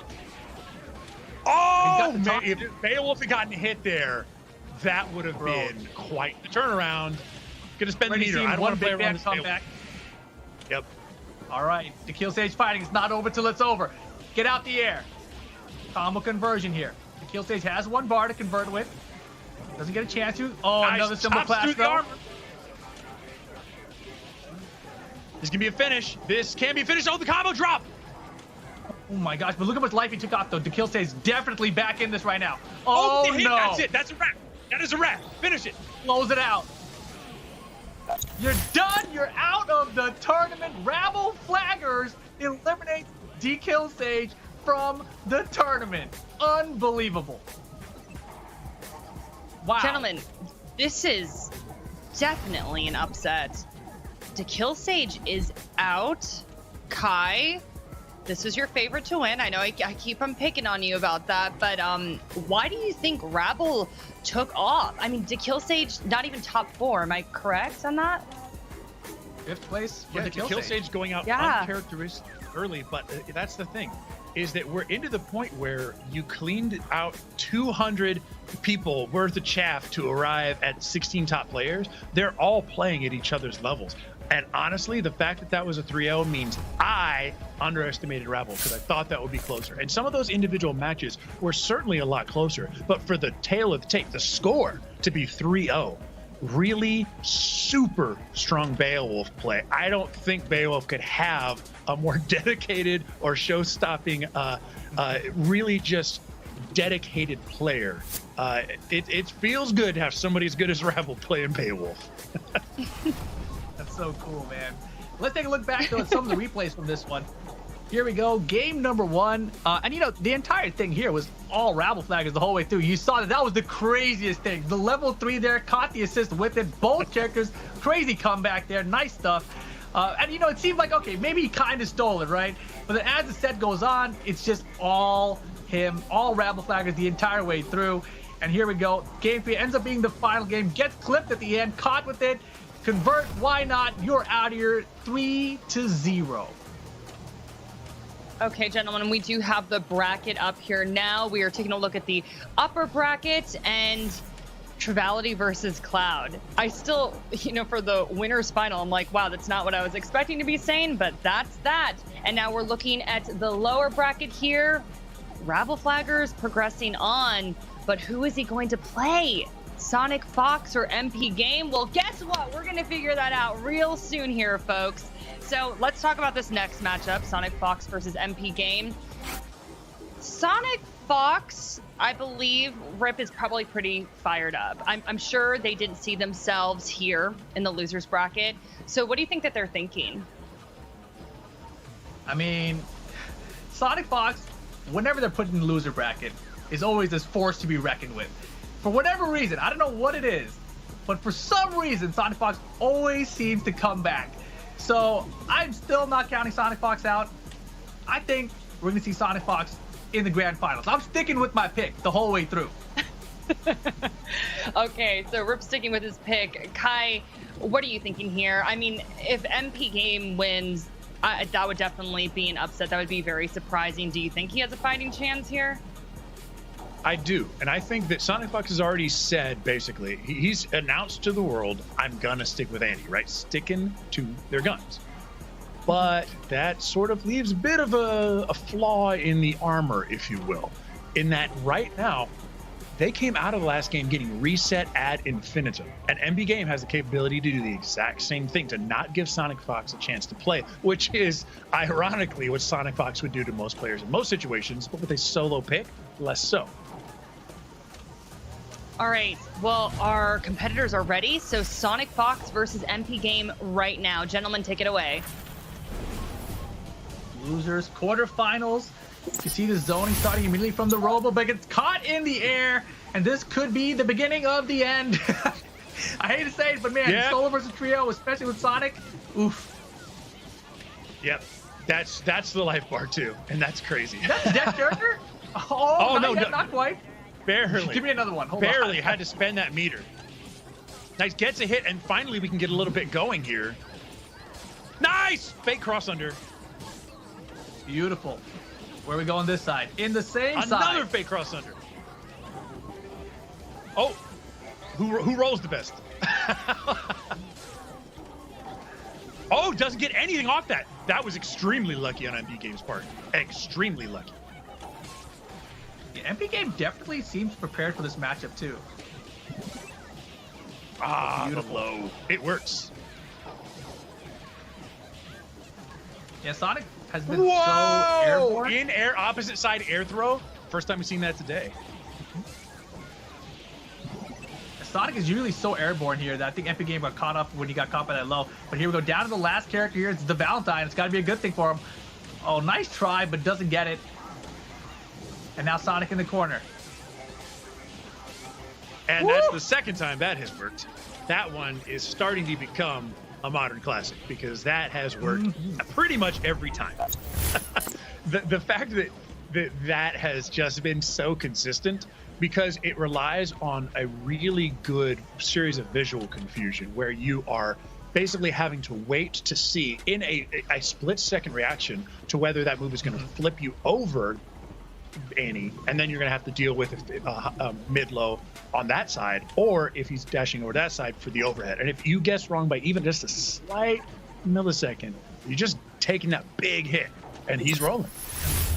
And that was the crazy thing about like Triviality. The thing that I noticed in that matchup was Triv would just commit. He'd say like, I'm going to block this way. You know, and that was it. It wasn't like a try to react sort of situation.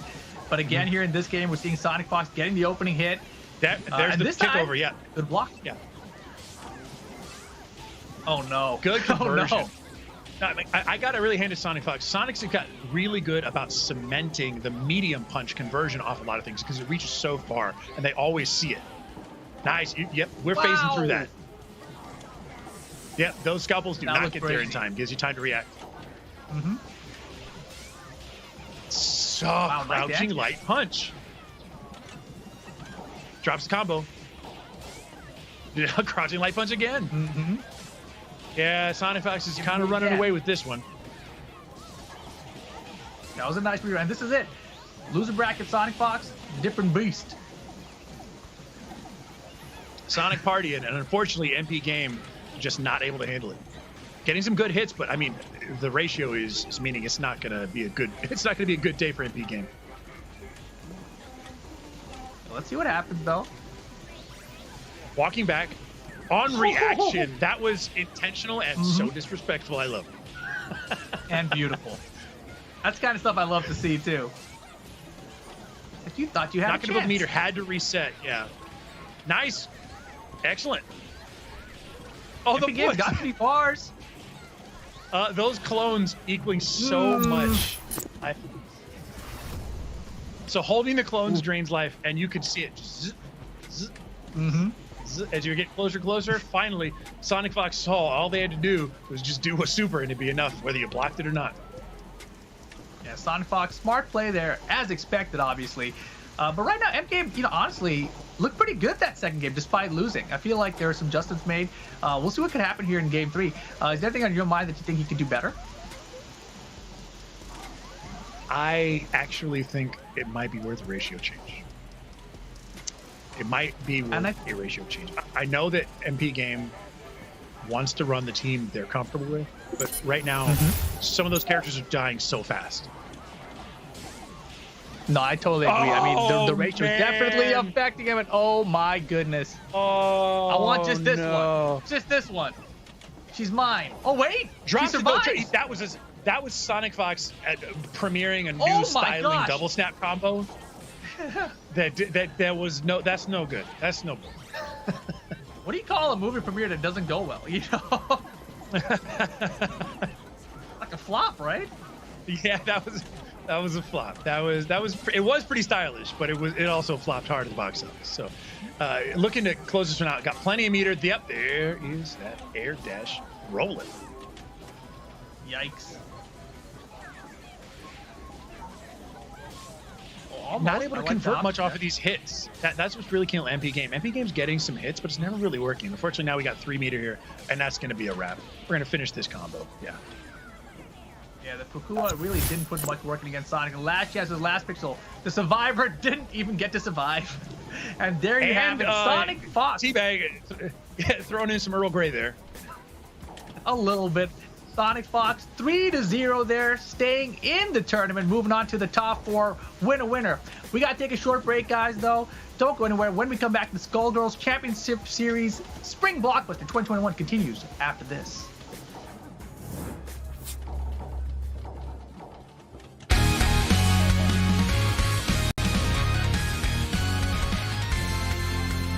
Let's go, Samson! Hell yeah!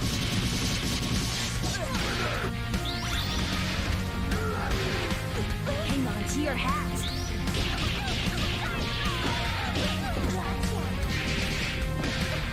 Back on the beat. Slow fight. The best is yet to come. Here comes trouble.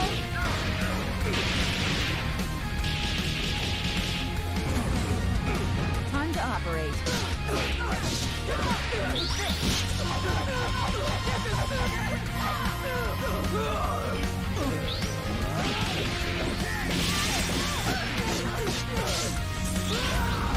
Target confirmed. Ready to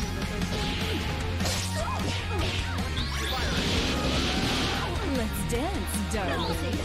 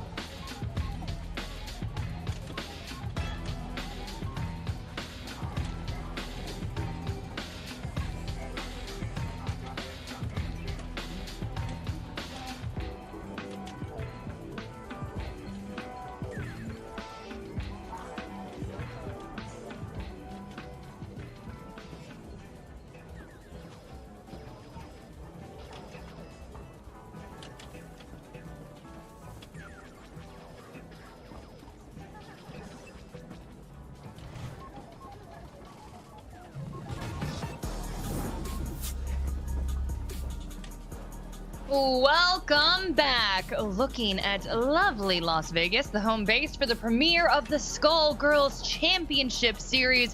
We are rolling through the spring blockbuster right now, having such a blast. The Skullgirls Championship Series, it has been so exciting, absolutely thrilling. Now, at the top of the show, we were talking about how this competition works. Kai made a great explainer for us. Take a look. This season, there will be 3 major tournaments, referred to as blockbusters, and a number of minor tournaments, all which have open qualifiers. Skullgirls players will earn circuit points for top 16 finishes in each of these events. After this season's blockbusters and minor events are complete, the 8 players who have earned the most circuit points will be invited to the final blockbuster of the year. But even if you don't rank in the top 8 after these tournaments, there's still a chance you could qualify for the championship event. There will be a last chance qualifier in which the top 8 finishers will round out the 16-player final blockbuster bracket. Ladies and gentlemen, it's showtime! Showtime indeed! And let's get caught up with the show here and pull up the bracket now. Rip, where are we at? Break it all down. Good, everything is moving along. We are into our top 4. On the winner's side, of course, we had Cloud versus Triviality. Cloud ended up taking that, so he's going to be moving on there. But you see how things played out here. Big surprises as Kill Stage and Sonic Fox was sent on down to the loser bracket. Kill Stage then eliminated by Rabble Flaggers 3-0, probably the biggest upset that we've seen so far today. Sonic Fox, though, 3-0 against MP Game moves him along into our losers semifinal matchup, where he'll be going up against Rabble Flaggers. And of course, you saw it earlier here. Cloud versus Triviality, that was the winner's final, and now Cloud moving into the grand finals. Gonna be waiting for the winner of Triviality and our next match, which is either Sonic Fox or Rabble Flaggers. So that is the bracket. Thank you very much, Rip. And let's talk about the loser semifinals. Rabble Flaggers versus Sonic Fox.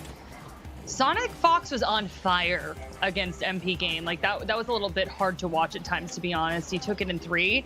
He was like, nah, Kai, I'm getting out of this losers bracket. So yeah, I mean, what are your thoughts? I mean, I think Sonic Fox is awake now. A little bit of a slow start to this competition, but now he's ready to go. I agree. I think Sonic definitely wakes up a little bit when they are put in a position where they're only one loss away. We've seen it in multiple games they play. It's a known fact. I don't think Rabble's going to make this easy on them.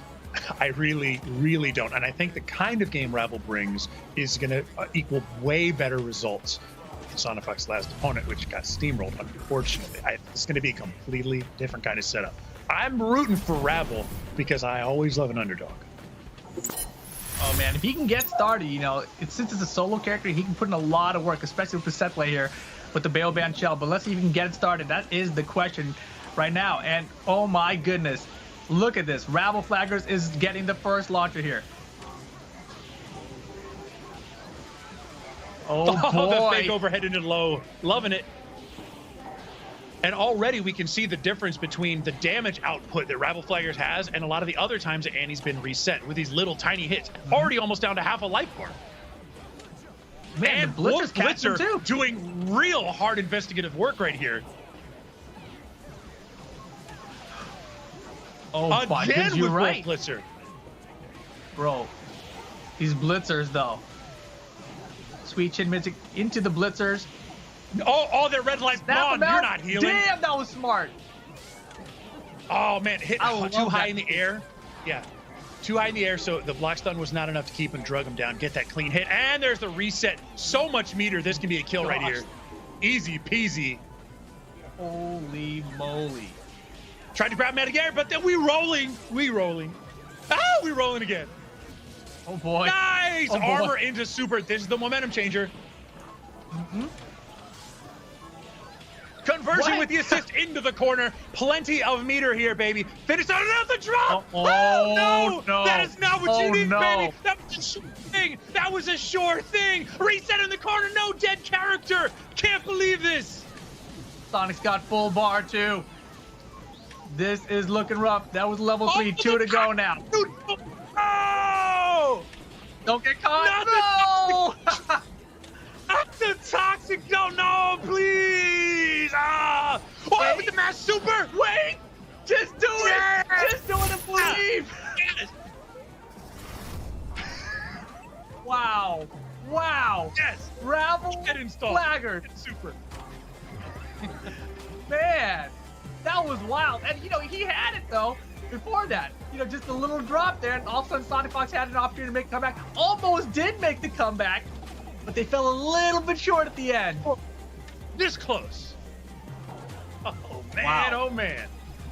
The thing is, Dude, that was so like side the whole time until the momentum break happened. Sonic Fox fought their way out of that really well and got and then the ratio started exposing itself, really showed itself. That was brutal to watch those characters just get destroyed by Annie in the corner.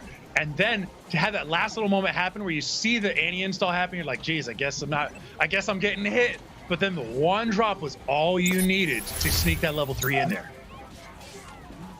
Yeah, crazy stuff. But here we go into game number 2 now.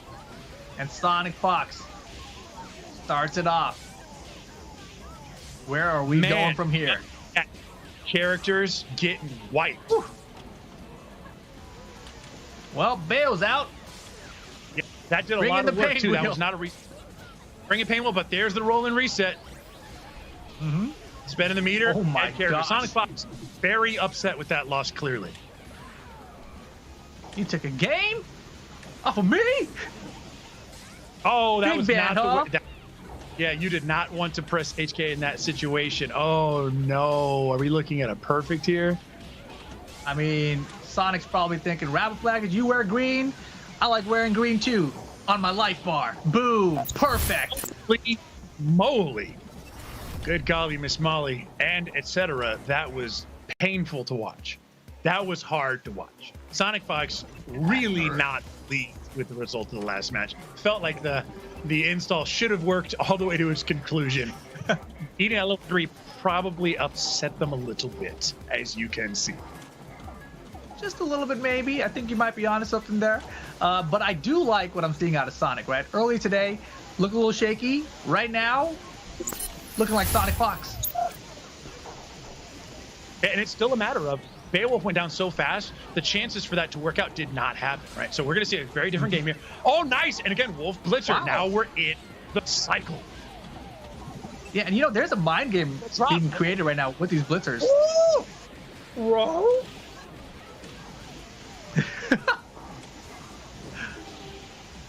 All right, it sounded like you said throw with like a Beowulf howl at the same time. Throw. All right, it's just taking a little bit of damage. Blitzer moving them around. Good blocks until he weren't. Yes, that sucks. Resetting that's wrap. And Rolling does its job. Reset.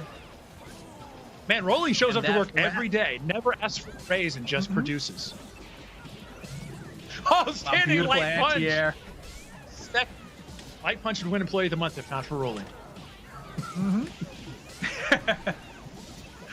Oh man, not a good look right now for Rabble. Well, Big Ben, what you got?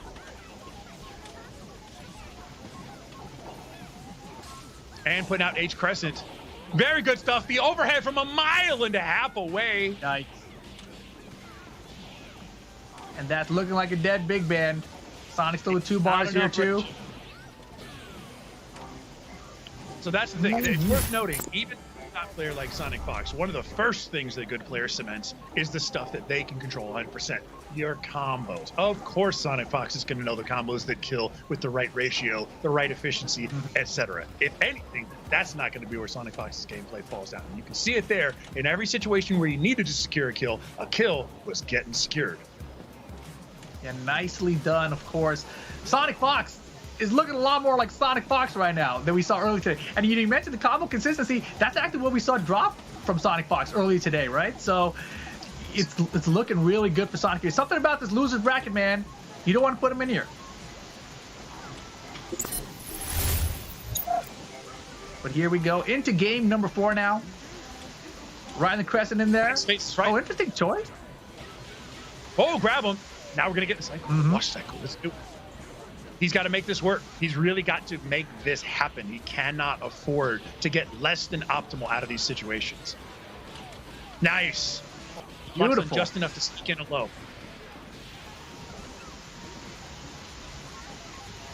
Well, I love throwing the chair down there. But oh boy. Man, that is such a good move. You can go into dive kick, air dash into another move, and you can put out these enormous hitboxes. Rolling doesn't work that time. Finally sniffs out the overhead. Yeah, Blitzer to get away. He needs to get back to that chair. Tries the wolf shoot, but that's just going to equal a dead character. Now, see you later, Beowulf. Thanks for playing.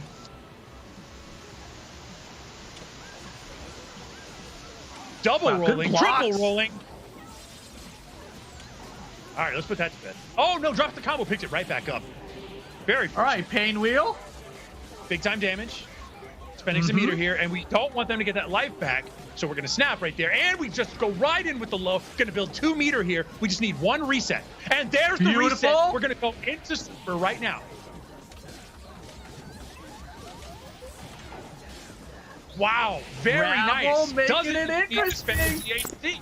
Yeah, it doesn't need to spend the DHC. I would have punched out of that into DHC into SSJ way sooner, but Rabble's confident enough to just finish his plate and comes out on top. So now we are 2-2. Sonic Fox is 1 game away from getting knocked out of the tournament.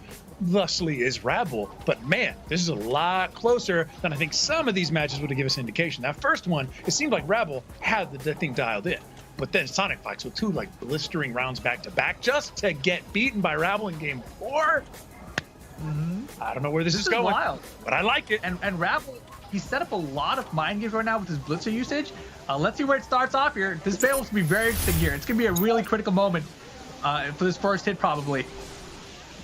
Oh boy, it's going towards Sonic Fox. They've got the first hit. Oh no. Yeah, earlier he was setting up the blitzer, just like fake out that he's going for the chair to try to bait Sonic Fox with that, but doesn't pay off to anything here. Those blitzers are out of here now. Beowulf out of the set. Payne will air throw. Oh man, is this gonna be another green game for Sonic? Oh, 2 crouch light kicks in a row. We're gonna spend the meter here to make this for realsies. Woo! And now it's up to Big Ben. 1v1, but not in ratios. Yeah, this has not worked out in Rabble's favor, having this one-on-one at all. Just the neutral is not working. Too tall, too much rolling. Oh, Wait. Nice, gets a hit. And a conversion off that. Very nice. So much meter right now. Heavy base. Yo. Yo, gets the hit. That's so good. 5 bar. 5 bar. Holy You've got to moly. really honestly spend it. You've got to honestly really spend it. Yo, play me a song, bro. I want to see the Sax Mode solo so bad right now. No! We're not going to get it. Character dead. Character dead. There was hope for a second. There was hope for a second. That one's so tough because it's if you spend the level 5 there, you're still not going to get the kill, and you still got to have one more sequence. But man, I still would have spent. Sonic Fox takes it over Rabble 3-2. Rabble almost does the unthinkable. Okay, that was down to the wire. Rabble really pushing it to the end there, but I think Sonic Fox is back. They're out to win it all right now. You can totally sense the vibe. I mean, chat was going crazy. They were saying Sonic Fox is popping off, playing well. Rip, I feel like he has returned to form here. I mean, Rabble definitely gave him a run for his money, though, or gave them a run for their money. Yeah, I mean, Rabble, fantastic work. If Rabble had taken out Kill Stage and Sonic Fox back to back, that would have been a crazy story, right? I mean, and Rabble could have done it, almost did it right there.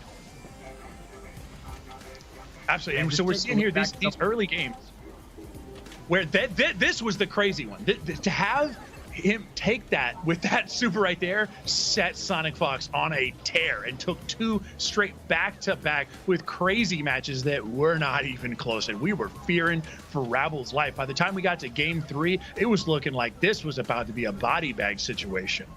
Right here, you can see he's going up 2-1. For them to do that right there and then not take game 4, man, Rabble really showed out here and put on a super strong performance. But unfortunately, by the time we got to game 5, there was nothing left in the tank. And while Rabble put up a valiant performance, Sonic Fox did just have more in the tank. That is right. And we have our bracket up right now. So let's just break down everything. Cloud is in the grand final, waiting to see who his opponent will be. Cloud will play Trivality or Sonic Fox. And since they're playing so well, they are on fire. Let's go inside the skull with Sonic Fox. Take a listen.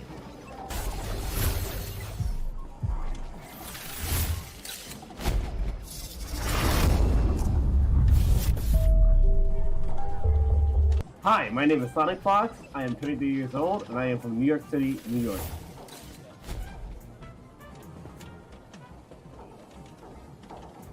Obviously more of a dog person. I mean, I'm Sonic Fox. I just have a, more soft spot for canines.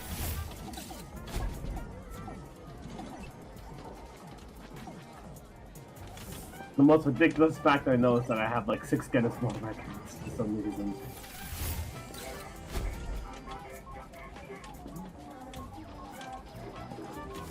I would definitely be roommates with Annie because I would be talking math with Annie, but like she would she like kind of lives for it, you know. So like I would talk, if she talked back to me, it would be a good relationship. It really helps me.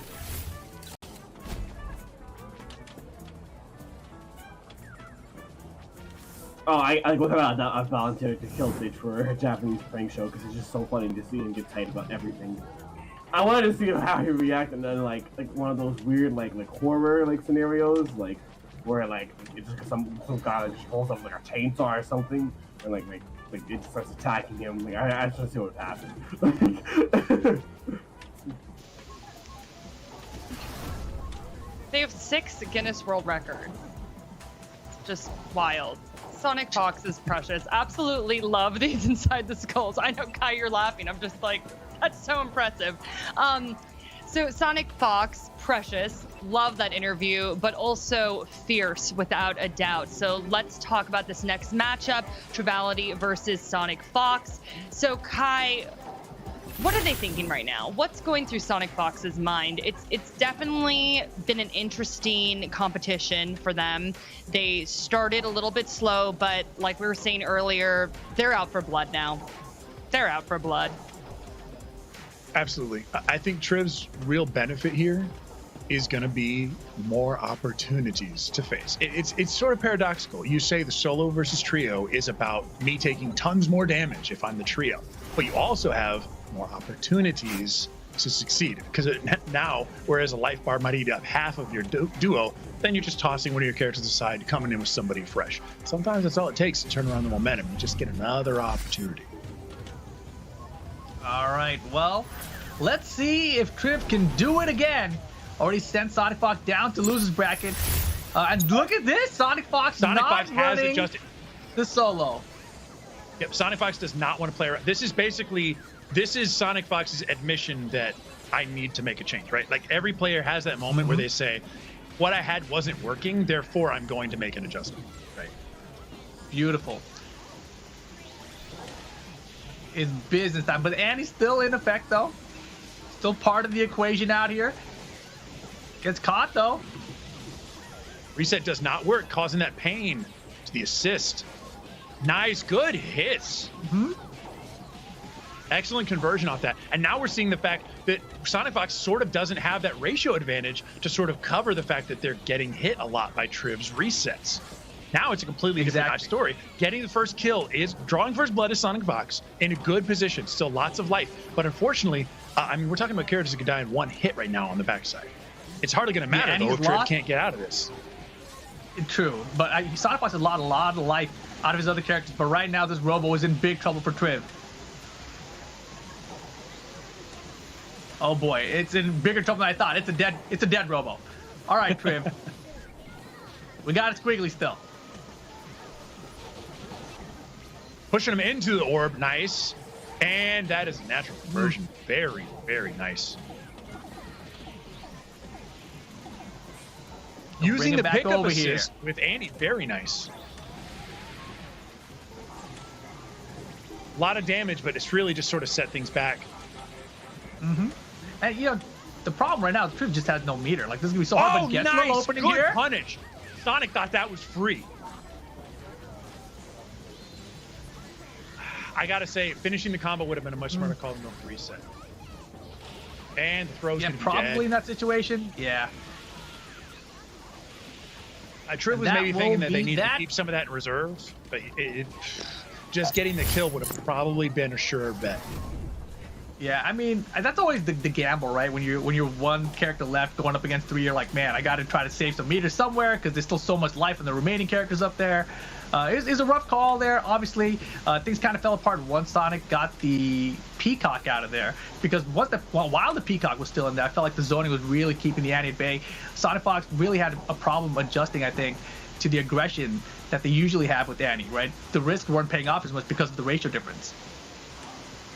It's really interesting to see the flow of this. This is basically like Sonic Fox says, up until this point, I could afford to play solo Annie.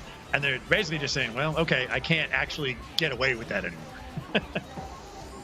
Exactly, and here we go. Man, Triv is unafraid to go into this Peacock. And look at this, it's paying off right now, but oh, I spoke too soon.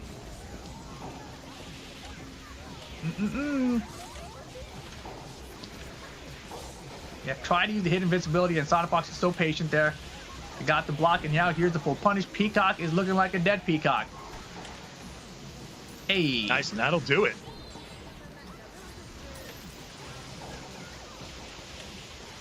Oh my The gosh. hallmark of Skullgirls is you can't block forever. You really can't. Trip's trying real hard to block forever, I mean. Nice, excellent. Using the armor plus the assist call to get in there, can finish his character, chooses to spend the meter, and I think you really should, Triv. Excellent. There it is. And yeah, Triv thought you had DHC to get that, and so did I. Yeah, surprising. The last hit actually just did kill there. Squiggly in now, though. And I do like Triv's Squiggly. Something we don't really get to see a lot of. No, very, very strong Squiggly. Good blocks.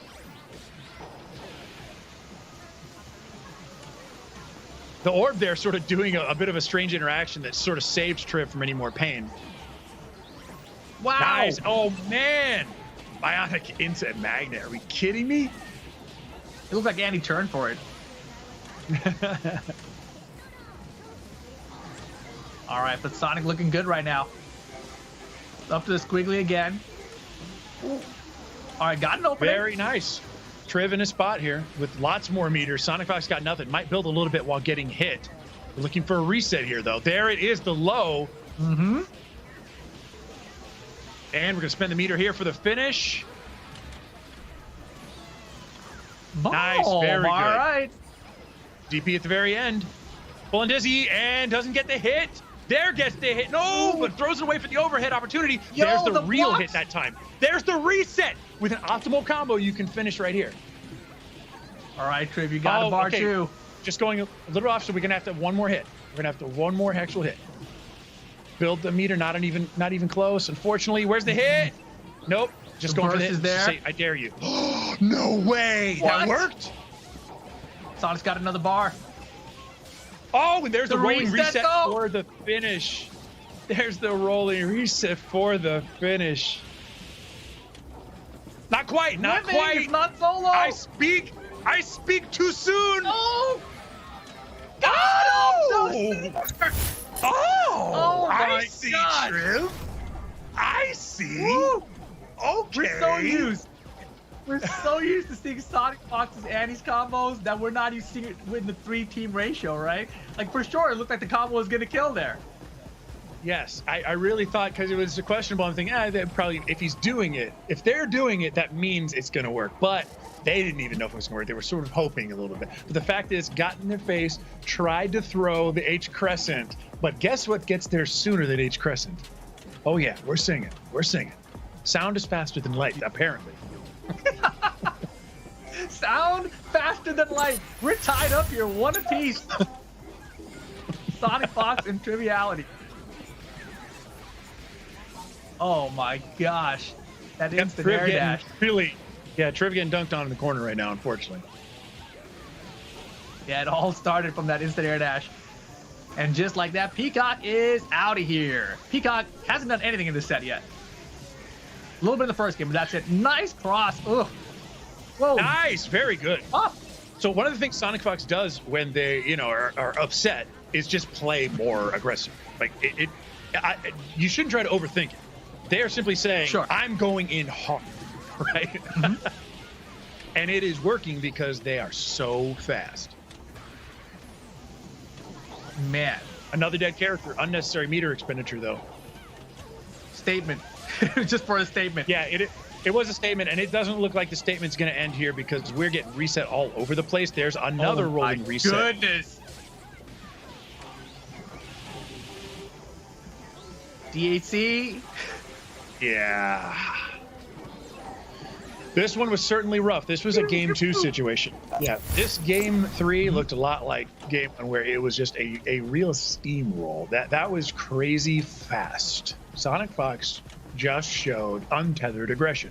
Attack, attack, attack. Fast, fast. And that was something that Triv got bowled over by. Mm-hmm. And Triv, he had one small moment in there, but outside of that game was all Sonic Fox. Sonic Fox, you mentioned, the aggression coming out, right? Just playing faster. I feel like Sonic Fox plays faster than literally everybody. And it's something about like their comprehension of the game, or not even their game in general, but all fighting games. They just understand how they work fundamentally and how players react. Look at this. Right. And it's crazy. There's a certain intuitiveness to the way Sonic Fox understands how things are happening on screen that really does eclipse a lot of other people. Yeah, that was within 9 seconds. Character already gone. The Peacock's out. Sonic Fox looking to advance. 2 more characters to go. Nice. Oh, Triv's not done. We've seen this many times. Here we go. Where are we going? Oh my gosh, nowhere. He didn't see that coming. Sonic Fox has been excellent about DHCing into guaranteed things. When you see something, they're saying, okay, I know if I just spend another meter, I can make this DHC equal a hit that could have otherwise been impossible. Very fantastic. Yeah, that was smart. Like, why deal with the reset if I can super out and DHC for the punish? Oh my goodness, and it's looking rough for Triv right now. Sonic Fox looking to advance.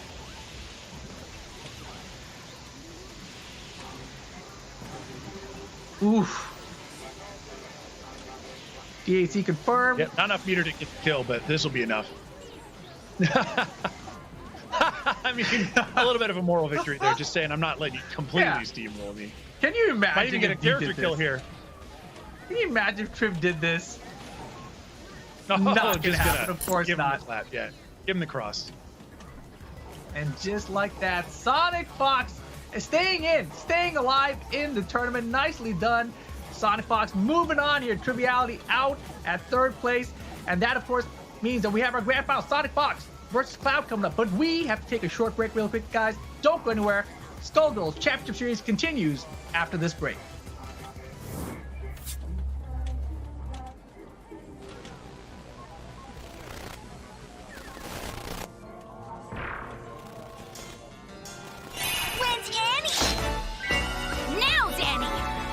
Annie of the Stars.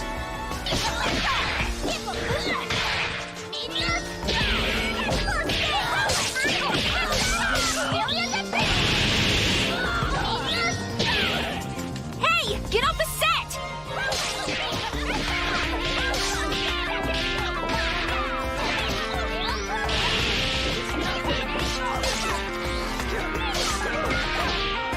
That's called acting. I will find victory over evil!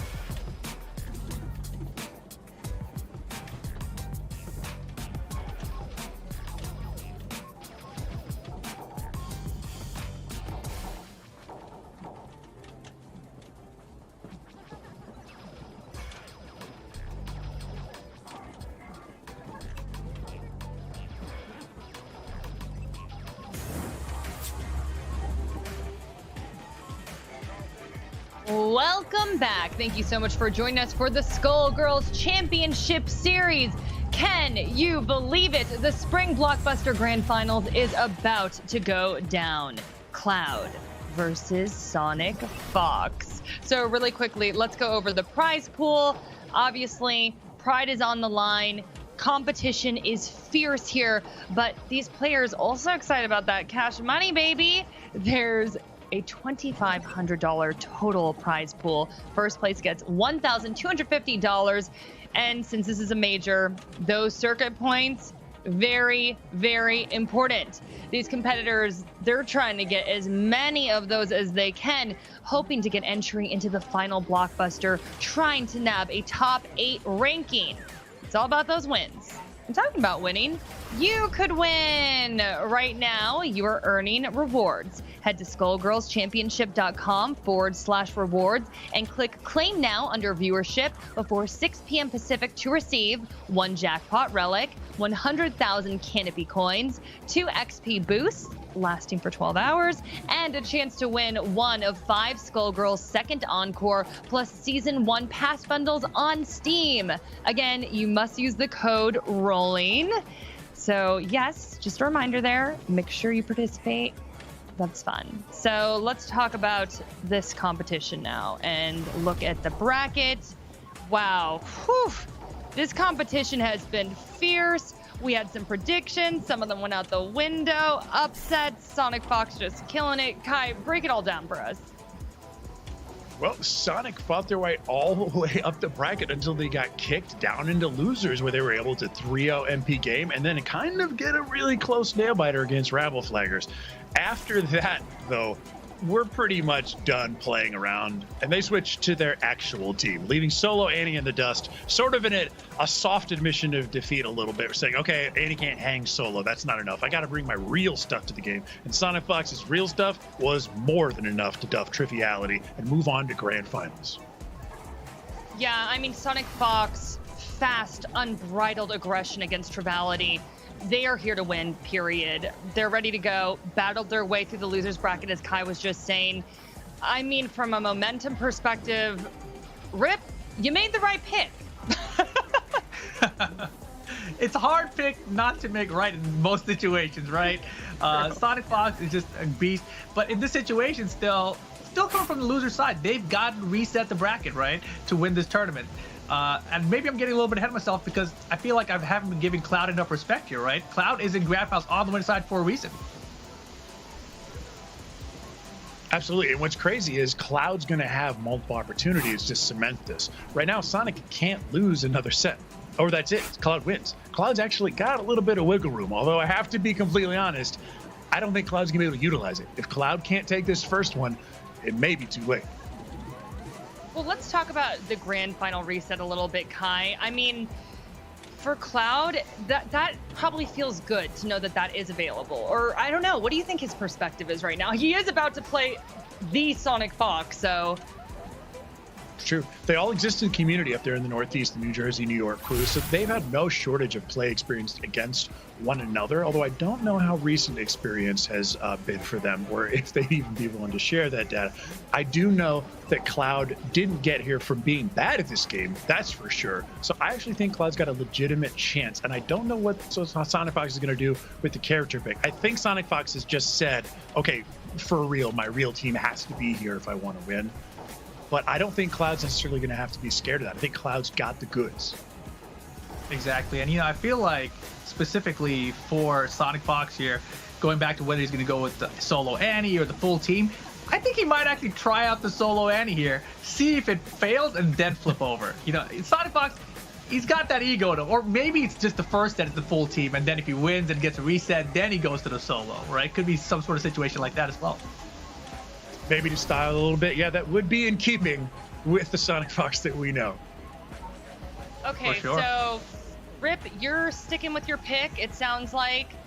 Kai, how are you feeling? I mean, Sonic Fox started off slow today. We've talked about that repeatedly, but this is a different Sonic Fox. They are absolutely on fire now. Yep. And that's why I'm going to say I'm pulling for Cloud in this one. I'm thinking that even though Sonic Fox is woken up had their coffee, picked their real team. I think Cloud actually has just been that good the whole time. They don't really need adjustments. They just got to play the way they know how.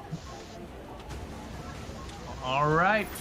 Well, it's time. It's grand finals here. Sonic Fox versus Cloud. Full teams.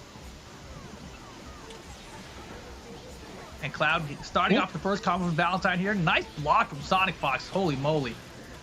Man, the speed that, oh, nice, good raw tech. Dude, they're playing fast forward, right? Like, this isn't normal? Yes. Yes, this is turbo mode. Oh, nice. Nice. Diamond drop into the corner. Oh, no conversion. That is so bad. Oh, no. Nice air throw. All right, Clouds knowing where they're going to be every time. That's beautiful. Optimal combo for the kill. Let's see it. Beautiful.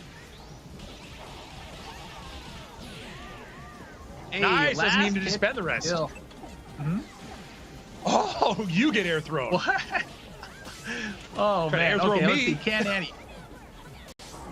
Oh, and that didn't work. That was the same reset we've seen all night, but it was not able to actually get over Cerebella on the other side. Hardly will matter, though. Can finish for the kill here. Give him the beam. 2 characters apiece.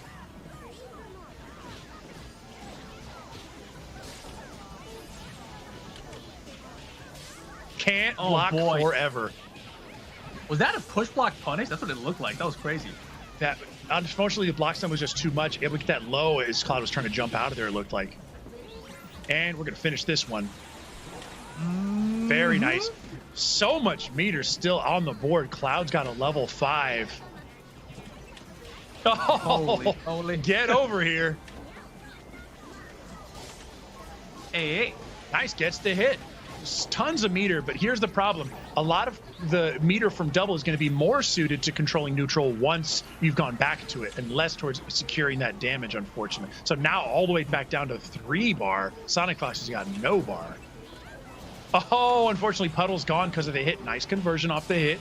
Such an uphill battle here, but still all the meter on Cloud's side. That's not the drop you wanted. Oh, no. Rough. Still got 2 bars to work with, though. Oh, no. Yeah, and this is going to finish it off. Dead. Finish the combo. Beautiful. Sonic Fox getting the first game here in the first side of Grand Finals. First side, because I feel like we're headed towards a reset already, right? Cloud, you know, that wasn't a terrible start, though. No, it wasn't a bad start at all. There was a lot of strength being shown by Cloud, and for a lot of moments in there, you could sense, oh, Cloud could really do this. Unfortunately, there were a few very touchy exchanges in the scramble that went all to Sonic Fox, just because Sonic Fox sort of knew in advance where they wanted to go, depending on which way that scramble went. And I think that was sort of that pure skillist mindset, where even though Cloud's good, Sonic Fox knew where they wanted to go when things weren't going their way. It's a great point. But here we go again. Man, oh man. Man, Sonic makes Philly look crazy. Yes. The speed of it. When is it ever my turn? Right? When is it ever my turn? Woo! Dude, the air dashes are so low.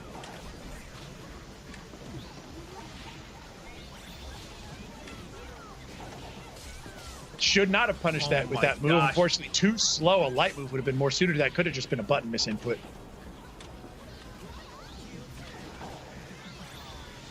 Yep, gonna spend the meter to do some neutral. Good old nooch. Some cat heads, sure. Oh man, if you're coming down on Annie, she is gonna punch up. You gotta believe that. Man, put you in a box. It is so hard to defend against her. Against Sonic in general. Yes.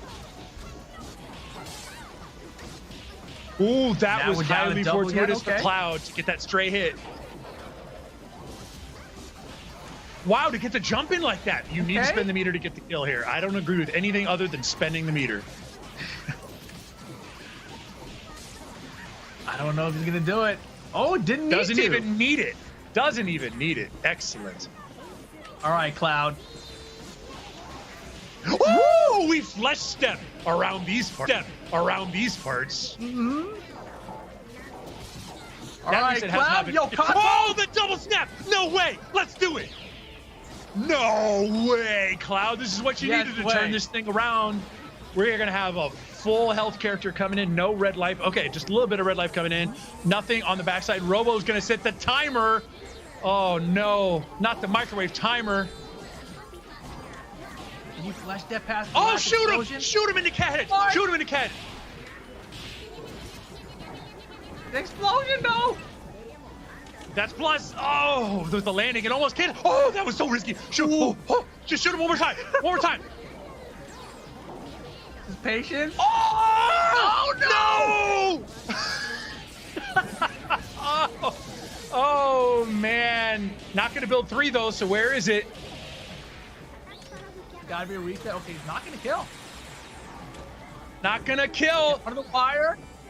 Who's Yes, pulling the here it trigger is. Right first? there. That's the win. That's the win, baby. Cloud, you're still in this thing. Holy moly. Down to the last pixel there.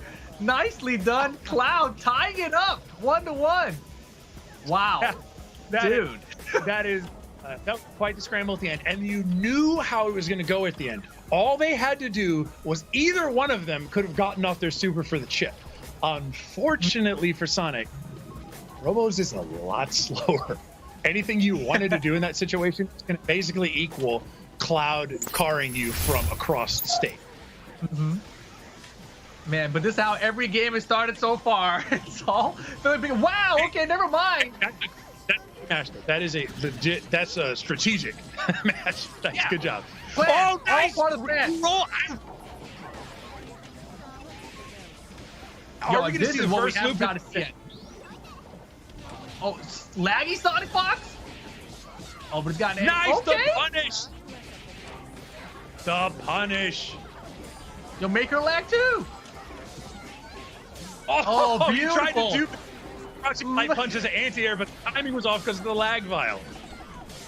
You'll make him lag some more. Oh my god. This is the cycle that Cloud wanted. The cycle, the circle of life and death. Okay, Cloud's my new favorite character. Can I change my pick?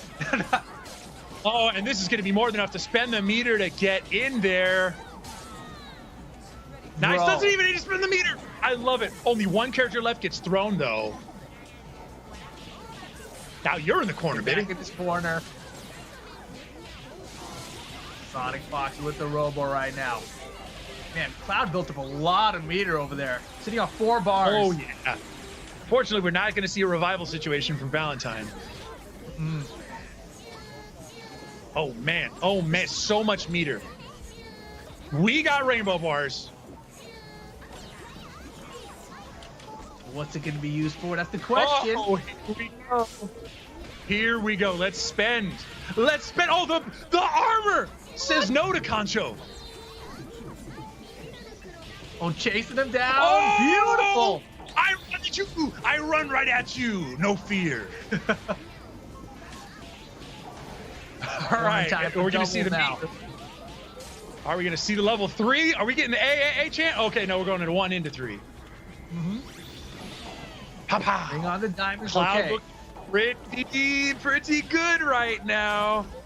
Yeah, but this Philly has been the huge problem. It's been mainly Valentine. And they hit Oh, made the recovery not there so he could get the conversion. Beautiful. Use This the could be meter? it. This could be it right now. Spend it, and Cloud clutches. Oh. Game very strong. Look how much life Cloud had left. That was exceptionally strong. We're looking at a situation where Cloud is about to win right here and now. No reset necessary. If Cloud can just play one more game out of his mind, Cloud is about to become our champ. Has Sonic Fox okay with that? I'm thinking not. The way you just said that stressed me out. So, Cloud, try to calm down over there, you know? Oh, my Just one more goodness, game. this is That's all it crazy. takes, right? Just one, yeah, it's almost one more. Yeah, dude. Oh, my gosh. And then you can be the champion. No big deal, you know? Oh, man. But let's see if it can happen. Here we go. Game 4 coming up the grand finals. Cloud Valentine. Yeah, fantastic defense. But oh, no. Horrific. This is horrific, ladies and gentlemen. I can't believe what I'm seeing. I can't believe my eyes, but I can't look away. Oh, no. getting hit on incoming. This is the Sonic Fox momentum show right now. Changing that around though, putting him back in the corner. I like that. Oh no, that was intended to be a little bit of a reset, but did not happen. Oh no, things starting to fall apart. Super's going the wrong way. Conversion too. Oh no, no conversion. Okay. Oh! Oh boy. A lot of meter. Oh, the lag battle just made a big difference last time. Huge uphill battle.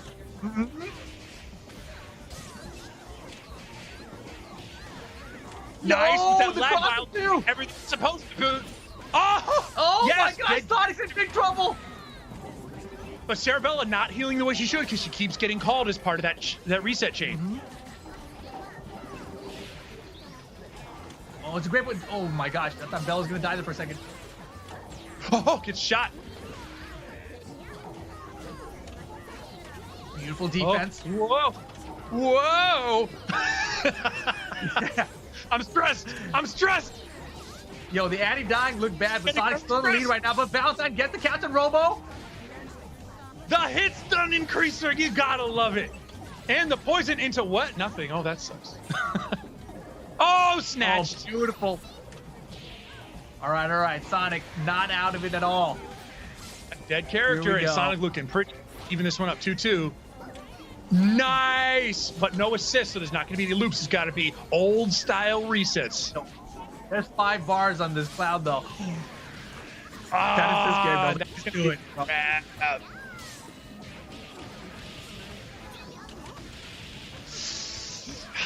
Not quite enough for the kill, but there's nowhere to go. Big bets here, not paying off. Oh, with the Concho. Works out. Still can get the kill No here. way. Look how tiny that pixel is though. Robo does not have a way to really get Sarabella off her, but you see one hit. Oh! The level 3! Jumping like punch here. Yes, in the conversion, into the finish. Oh, with the burst, no way! Sonic gonna get the win on the Sonic Fox, you crazy man! Why would you do that? That was a per textbook story. That was a fairy tale. Why'd you have to end it like that? You told them all you gotta do is win one game. How hard can it be? Where is the stress? I don't understand. It was easy. Sonic Fox. It was that close. Finishes. Because that situation would have worked almost anything except Magnet. Magnet was the only way you were going to create a situation where you had any invincibility, and unfortunately, Cloud was in the air. Man, that was it's final game time. Cloud playing to win the tournament. Sonic Fox playing to reset the bracket for a reset grand finals. Man, this is wild. If we look at the tape, we might see something unfortunate. I feel like Cloud did not finish the conversion from the hit he got in the corner, which would have led to a kill because he had meter. He had meter, and he didn't get to spend it in that sequence. Something tells me that if he had punched out into Diamond Dynamo, that would have been it. Yep. We'd be saying Cloud won. Like, that's very unfortunate if that's the case. I don't know if that was something that could have been prevented or mitigated, but it felt like, wow, you got meter, this is over, and then it wasn't over. Well, let's see what happens here. Game 5 of the grand finals. And it's Sonic Fox with the first hit. Oh my goodness, look at the damage. Yeah, and built more than enough meter to make that secure. Oh boy. All right, Bella. Don't fall apart now, Cloud. Nice, back at you. Very nice. Woo! Oh yeah, I like that. We're still gonna need to see one more reset. Yes, there's the reset. Get the kill. Secure this one. Please secure it. All right. Oh. 2 characters each. Yes, there's the hit we were looking for in the corner from Cloud. Concho put you back in the corner. Spend the meter. Look how much meter.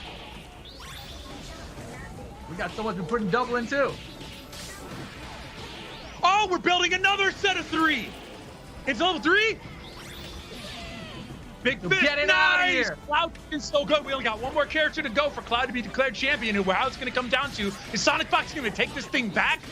Clutch victory from the jaws of defeat? Sonic Fox. They Dead may be able character to do right it here. It's one character to one character, and Sonic is sitting on an awful lot of meter. This is crazy. It's Double gets thrown. Got Got on Dizzy. Gotta reset quickly. There's so much on Dizzy. You gotta do these quick resets. And on Dizzy's gone. We're back to neutral with even stakes for everybody. There's the hit. Throw into the corner. No. Conversion anyway.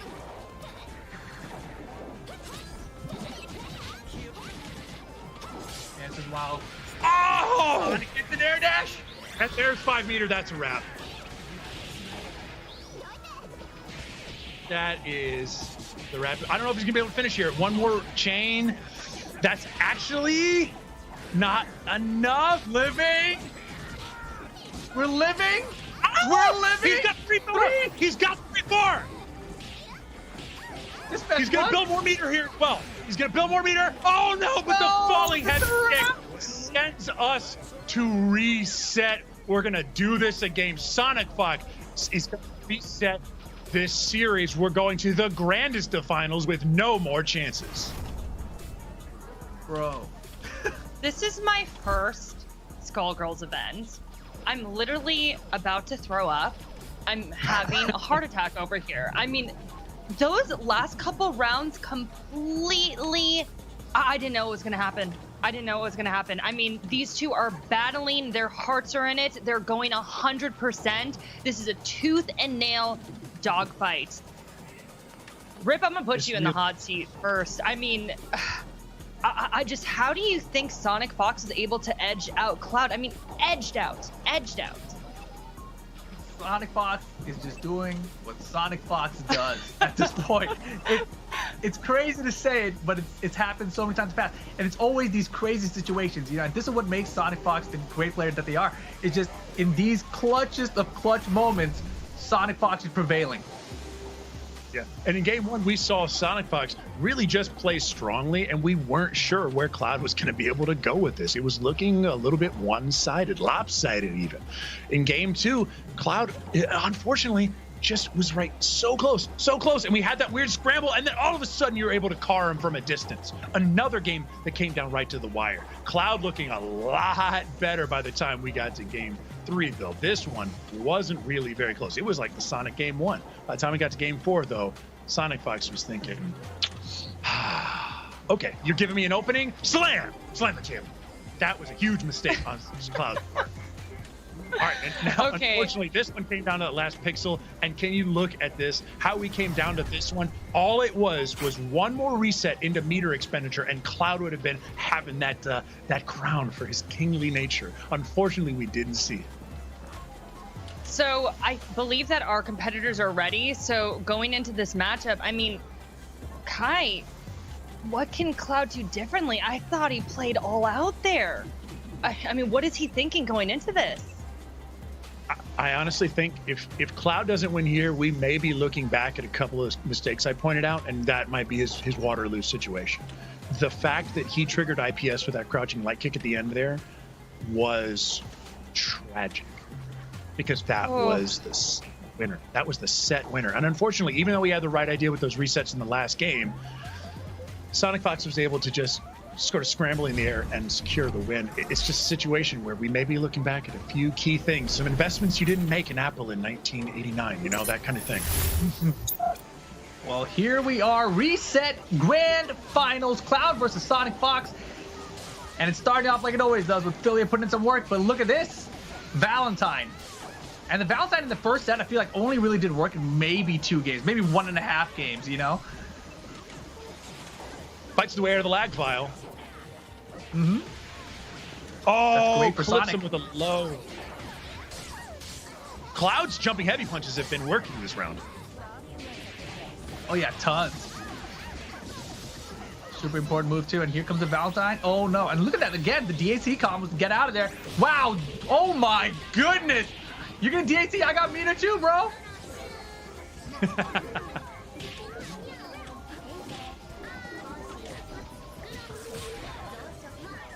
Oh, the low works, Elbow but gets drop out of there. too.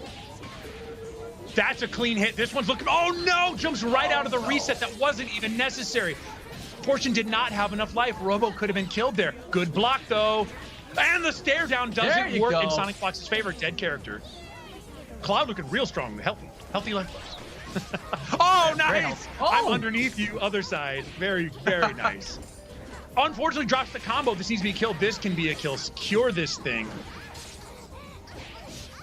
Yo, Cloud looking unfazed from losing the first set of this grand finals. That's gonna be enough to do it. Flatline, second character down. Just the Annie left for Sonic Fox here in game number 1. We got Annie. All of a sudden, we're back down to solo Annie. How'd that happen? Nice. Couldn't roll me. I do the rolling around here. Bro, yo. Hard to Oh, believe low Sonic altitude don't throws. do this. Sonic can absolutely do this. Got enough meter here to make this real. Yes. Yes. All right. If anyone is comfortable with the solo Annie at the end, it's gotta be Sonic at this point. Yes. Nice hit. No conversion off that, though. Moving backwards at that time. That holds you out for so long. Yeah, crazy long. Uh-oh. Uh-oh. Got a bit of a spectating thing. Are we going to lose it? Oh, no, we're still in there. Sonic Fox is getting smashed up. And the hit off that, and Cloud has 3 meters. This needs to be it. Just do it. Oh! Very nice. Very nice. Yeah, he looked Cloud clean looking that time. so- You know, when the Valentine is out here, it's looking so much better for Cloud. And as I mentioned in the first set, I feel like we saw maybe Valentine putting to work for maybe 2 games. Maybe 2 games. This time, starting off 1 game here, if you can get 3 or 4 games of Valentine out of the 5 series, I feel like it's going to be way better from overall. So this is a great start. Yes, absolutely. And the thing there that really makes me feel like Cloud still has an opportunity to do this is I would have been really distraught after that close loss. Cloud doesn't seem phased at all. No, not at all. Our spectator lobby is looking a little All right, phased and out, I though. know this is the stuff of nightmares. I'm sorry to say our spectator feed died in lobby, so we will only be hearing about this update. That sucks. I don't know no other way to say that. That really sucks. Do you think the Valentine's working though?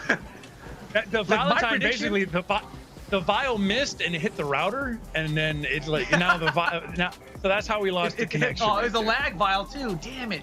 You know, hopefully it's not a hit stun one on top of it, because then we're in trouble, right? Because that could be bad news.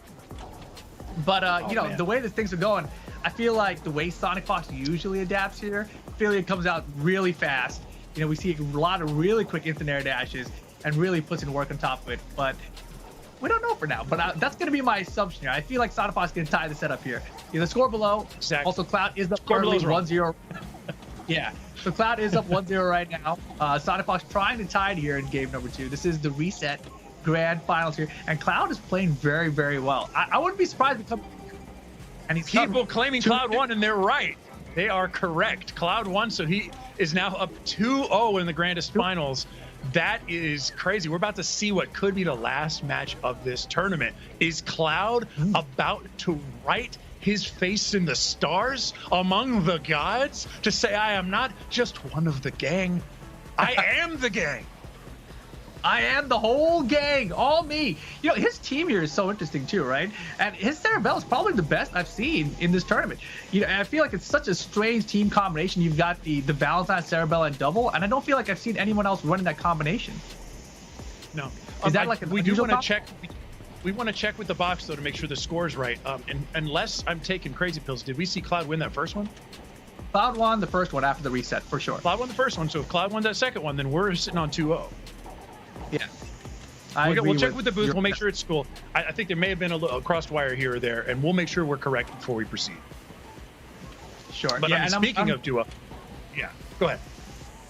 Oh yeah, I was just gonna say I was pretty sure about the score because it came up incorrectly right after the first game when we saw Cloud win. But you know, depending on the second game that we didn't see, we'll see what happens after that. But yeah, the way this is progressing, Cloud is looking like he's in great position right now to close it out. Unfortunately, his opponent is still Sonic Fox. And if there is one person on the planet that you do not want to come back on or to have come back on you, it's going to be Sonic Fox in this position. Right, and that's what's so different, and what's really glorious about fighting games is every time you reset something, it's a little bit closer to football than say soccer, right? Where every time you reset, it's another opportunity to come at it fresh with your lungs full of oxygen, pumping through your veins, all that hot red blood to get you that win that you want. This is a chance where just because Sonic Fox is down 2-0 doesn't mean you're weakened. You're not sitting there with blood. I didn't hear no bell. Like, you're still able to come at this with 100% of your power. Sonic Fox is still able to come back, and we've seen them do it 100 times. Cloud's got to play out of his mind at least one more time. Exactly. You said that 100% accurately.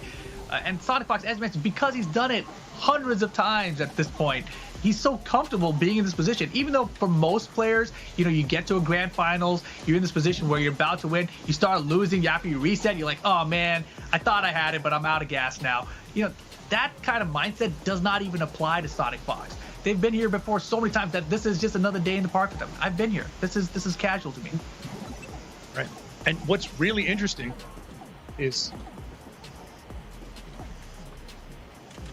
Okay, so we got the update. It turns out Cloud did not win the second one. That's why we are 1-0.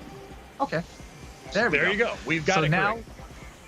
All right, so it is 1-1 now, going into game number 3. All right. And so that's a different story. It's not a one more push type situation now. Nope.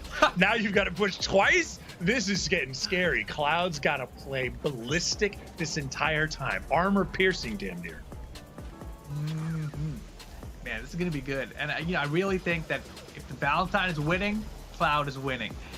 For Sonic Fox's side, if the Philia is putting in work early against the Valentine especially, Sonic Fox is winning. But we've seen it come down the wire between these two so often at this point, it could really go either way, even if that doesn't play out right. You know, the Cerebella for Cloud side has been just putting in so much work.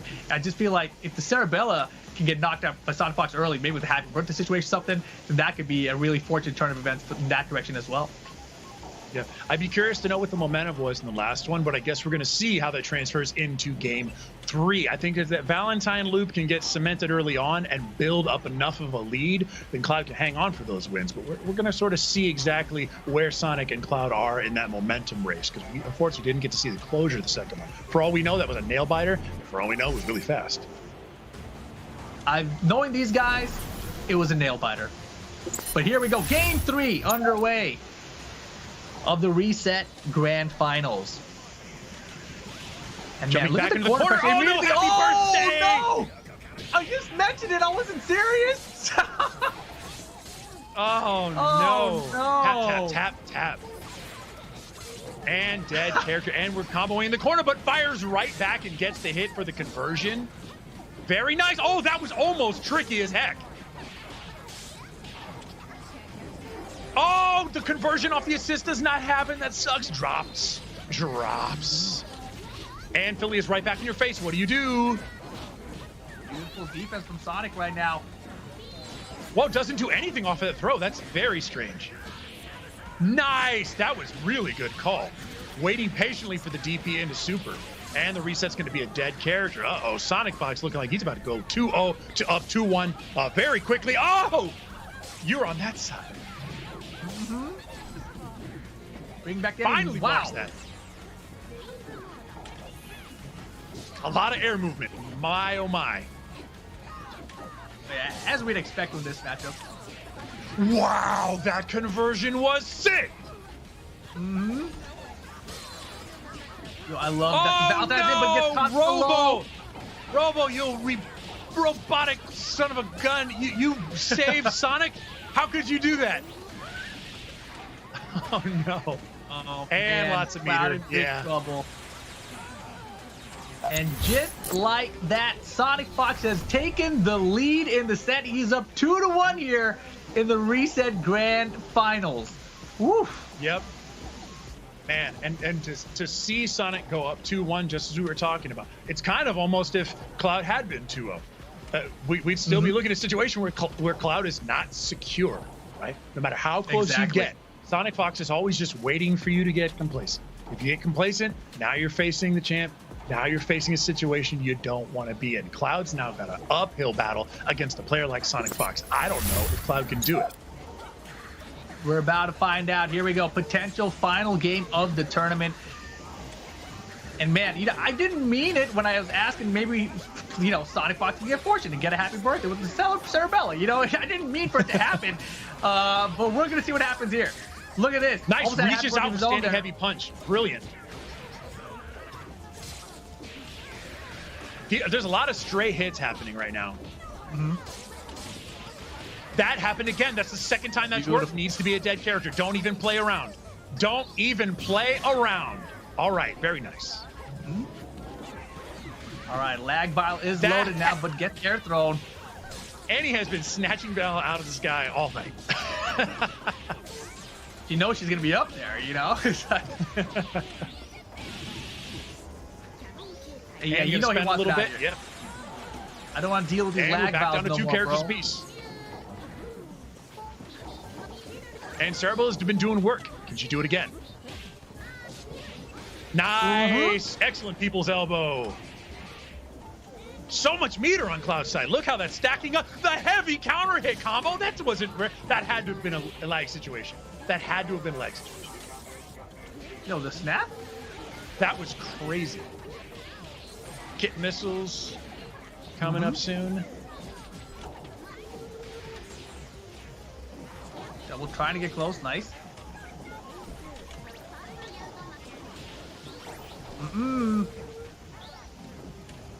I love that. Missiles Backing coming. up off of that. That was so smart. Oh my goodness gracious. Please watch the playback on that.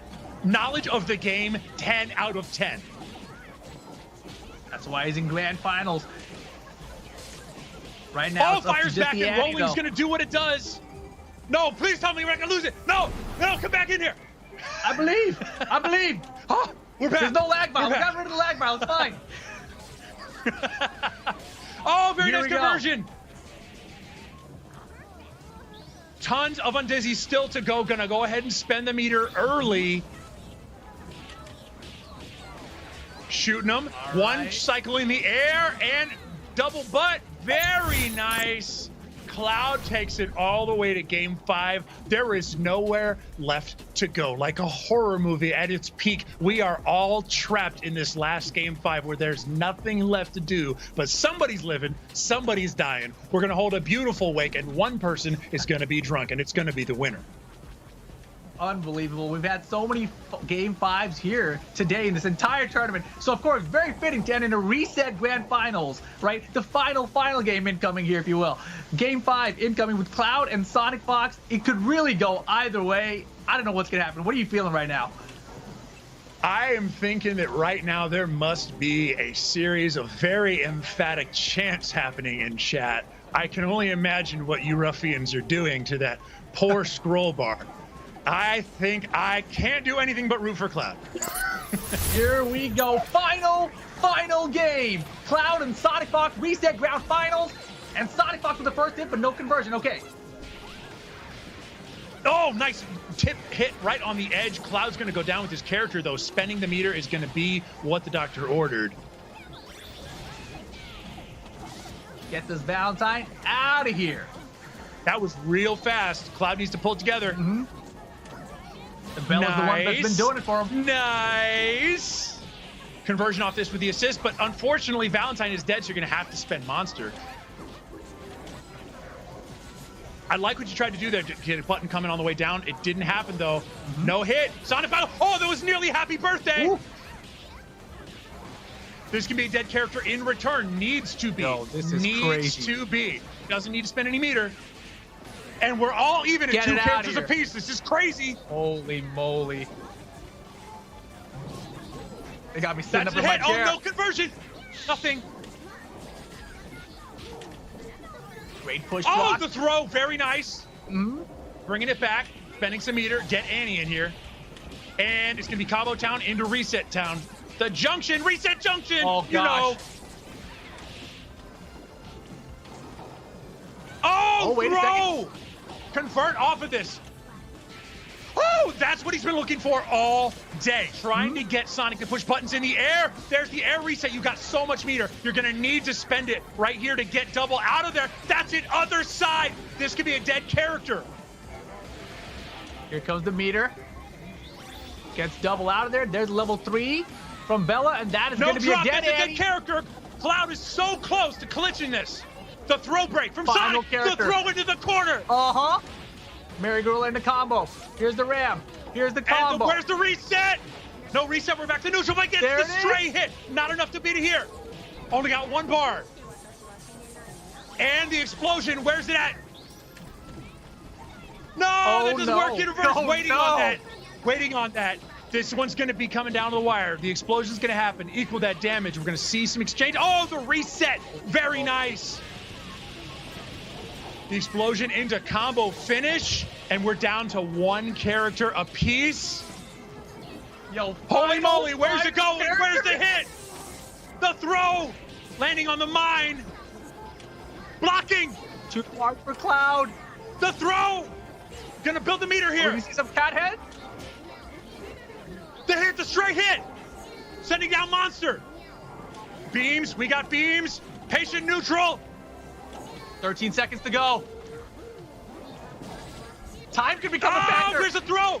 No, the hit, the straight hit to end the game. No. Not dead. And the throw. No way. No way. I can't believe what I just saw. Cloud clinches the win at the very end. That has got to be one of the greatest sets of Skullgirls I have ever seen, and I am not bullshitting you right now. Cloud is our champion. I cannot talk right now. I cannot talk right now. By the way, Kai dropping the BS there. Kai just off camera right now. Okay, everybody. The Skullgirls Championship Series Spring Blockbuster winner is Cloud, defeating Sonic Fox. Cloud came out so strong. We went to the grand final reset and went to 5 games. I mean, we stayed down to the wire. They were literally 1 character apiece, sliver of life left on the life bar. Like, you all script this, Kai? Do you all script this? Like, this is my first Skullgirls event. And here's what's crazy. You want to know what's really crazy to me? If you watch that back, you will see Sonic Fox make several mistakes in quick succession. You would never suspect him to do that. But that just goes to show you, there is no player on Earth that is above NERDS. That came down to the wire, and the person who walked that wire better, that was Cloud King. Man, and you know, Cloud, throughout this entire tournament, has been just, you know, it seemed like upsets, but really they weren't, right? Cloud is just playing phenomenal from the entire day. You know, so many names he's taken out along the way to win in this fashion here. Even though the grand finals was reset, Sonic Fox it looked like he was at his strongest again, right? Sonic Fox, they're back to their form, right? But no, instead here, Cloud, down to the wire. There wasn't even a pixel left. Still fighting, getting the W. You know, amazing, absolutely amazing. I'm honestly speechless. If I had those heart rate monitors on, you would have seen me at somewhere around 300 in the 90 range, because the fact that changed hands. That used car changed dealerships 77 times in 4 seconds. And whoever ended up with that lemon was just like, I can't believe this. I really can't believe this. I fell out. I fell out at that last one. That was such an incredible match. Man, but look at the replay of this one, man. This was just so crazy the whole way through. You know, cashing in there with the meter.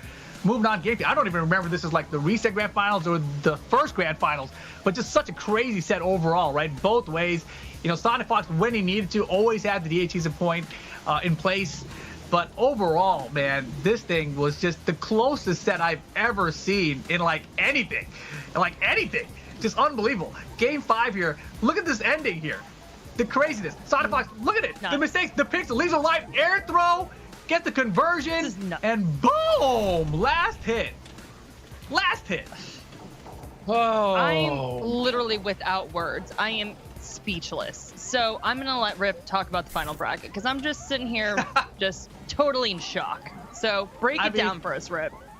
It was crazy the whole way through. Of course, we saw the big favorites just Kill Sage and Sonic Fox lose early. Both of them set down here. Rabble Flaggers had a great run through the losers bracket here, as did MP Game until he ran to Sonic Fox at least.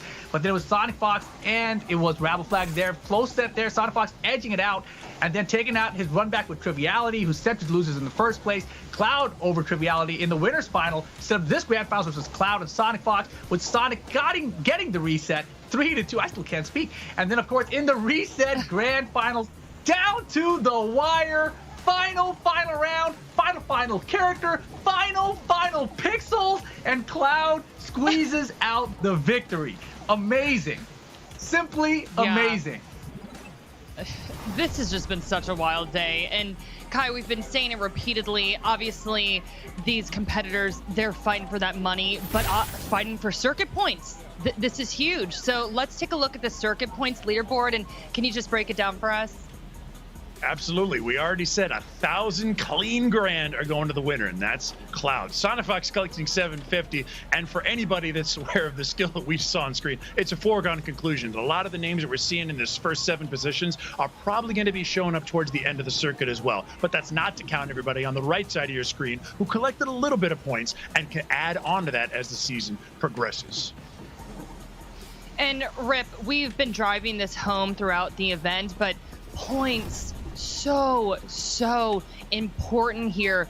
You want to be in the top 16 more than anything. So I mean without question, wins go a long way, but it's like they are really vying for these points right now. Oh, of course, yeah. I mean, there's only 3 of the major events, right? The spring, summer, and fall. And then you've got the minor events throughout the year as well. So you've got multiple places where you can be earning these points, but you want to get those points. You don't want to go through a last chance qualifier situation. 8 players are going to make it from there, but you don't want to be in that situation. Just get your points, get qualified, go to the Blockbuster finale in the first place. You know what I'm saying? That's what you want to do. Get those points.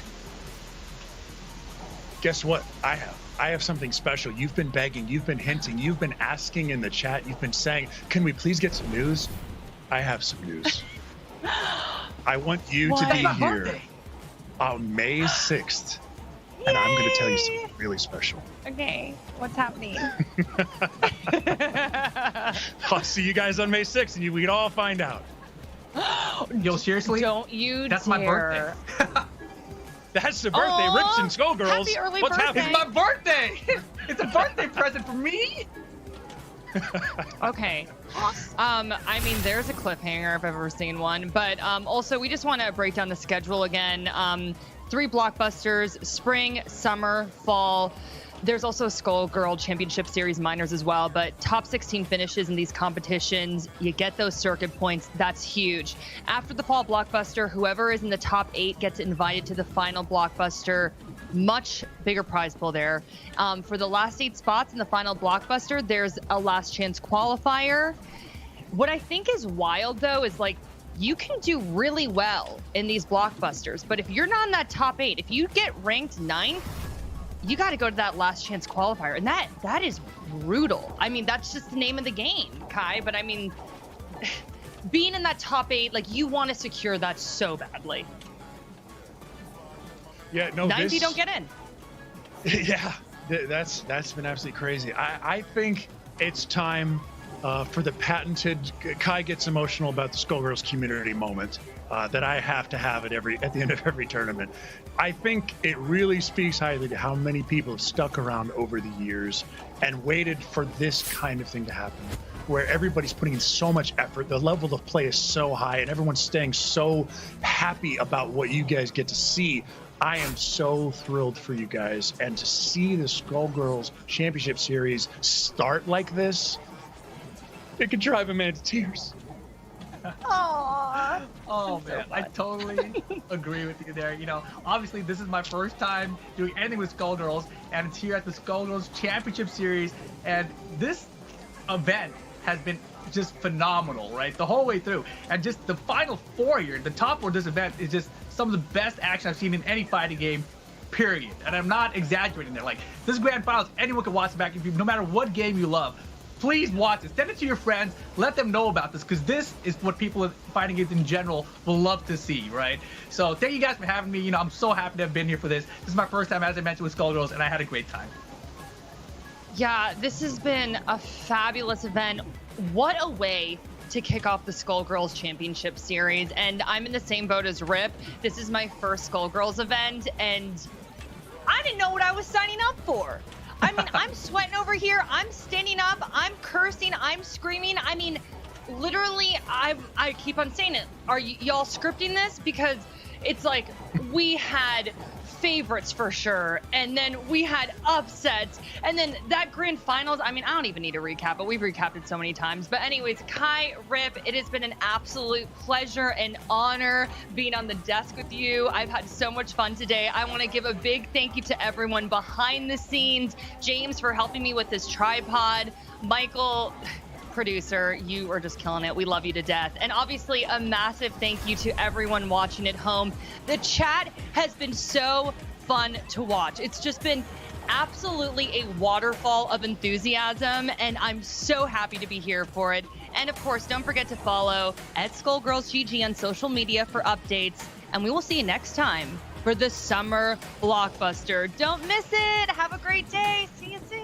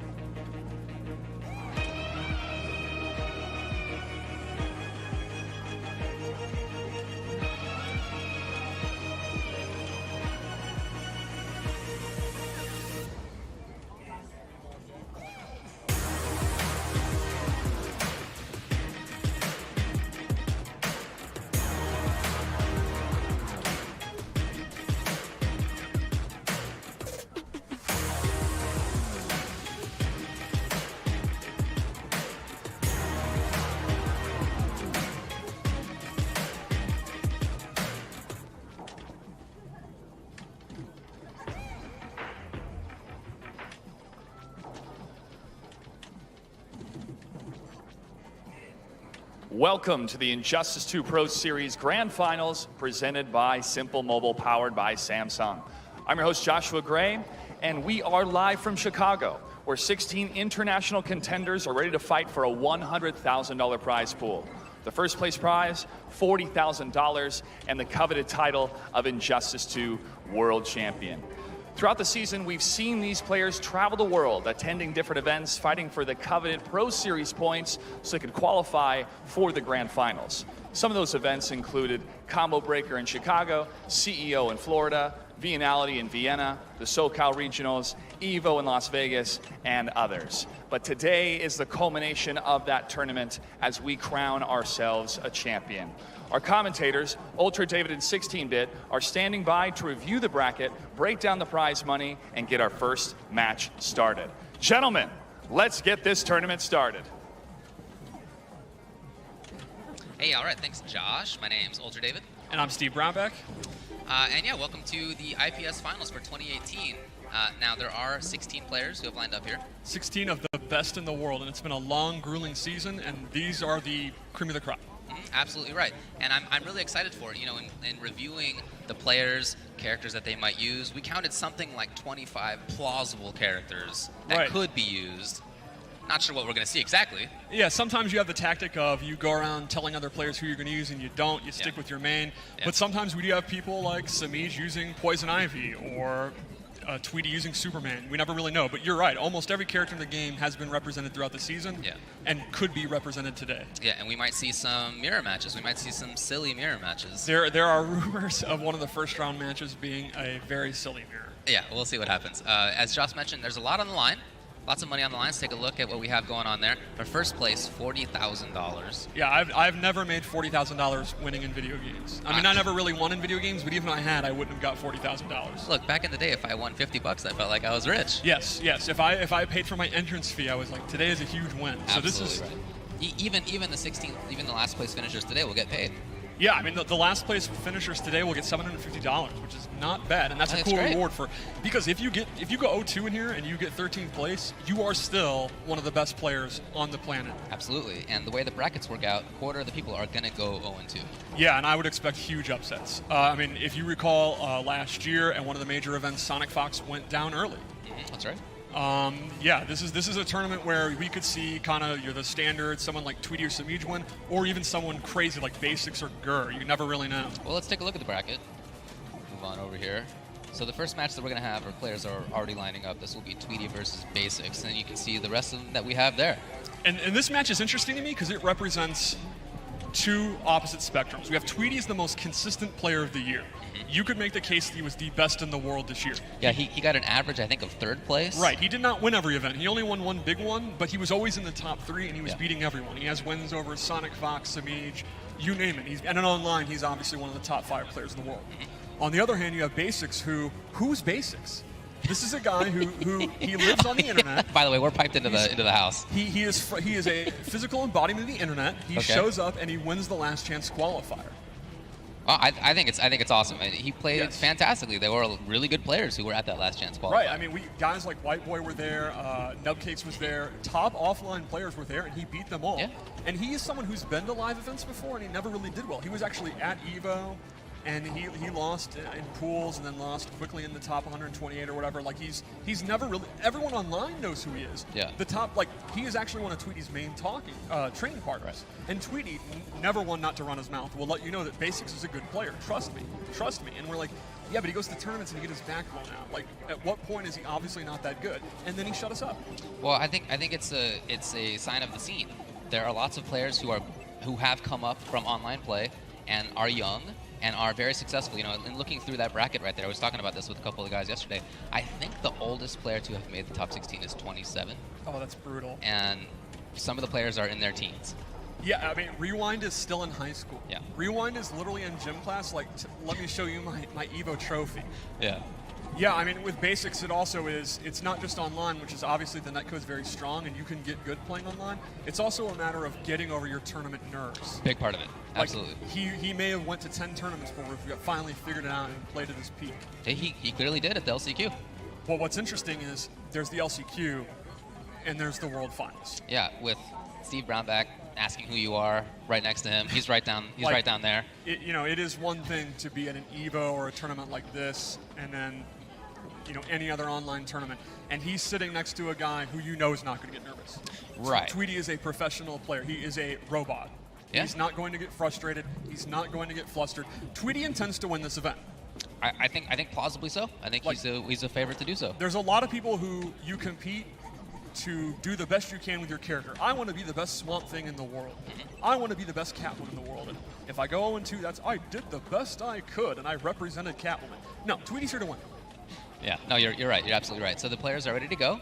Take a look at this. Now, I mentioned that we have a bunch of different characters who could be used. Right now, we're seeing some characters that may not be the ones that you're most familiar with these players using nowadays, although they certainly have been using them for a long time. These are going to be, looks to me like Superman for Tweety, and looks like maybe Starfire for Basics. Tweety started off his career in Injustice 2 as a Superman player. Indeed, he did. And Tweety actually didn't play Injustice 1, and I think Superman's a great pick. We were actually just discussing before we went live about Superman, and I pointed out, yeah, he does like 3 moves. That's literally all he does. If you're doing anything but 4-2-3, I don't know what you're doing on the stage. Okay, yeah. And I think when you're just starting off, or if you're like Tweety, you just have solid fundamentals and you just want to bully someone, he's a great pick. He as a player, excellent mid-range game, excellent zoning, and understanding of when players like to move and get frustrated. So I think the players are ready to go, and we're ready to go. So, All right, cool. Well, before we hop into that, let's take a quick look at the intro video that we have lined up. We'll be back in just a sec.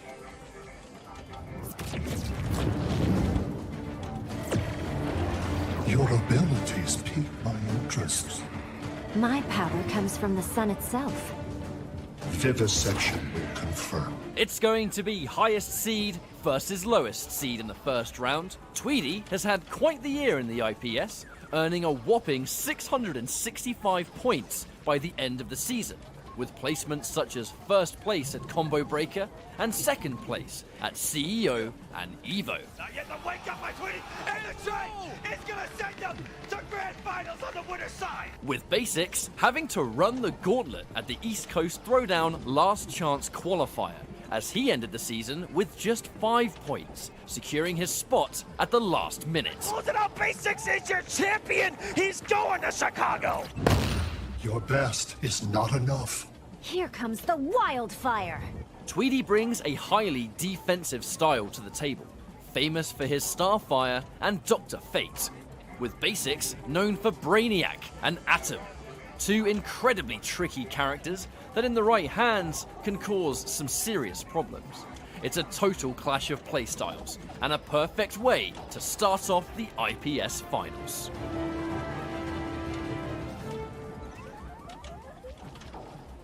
Shoutouts to Ketchup and Mustard for that awesome intro.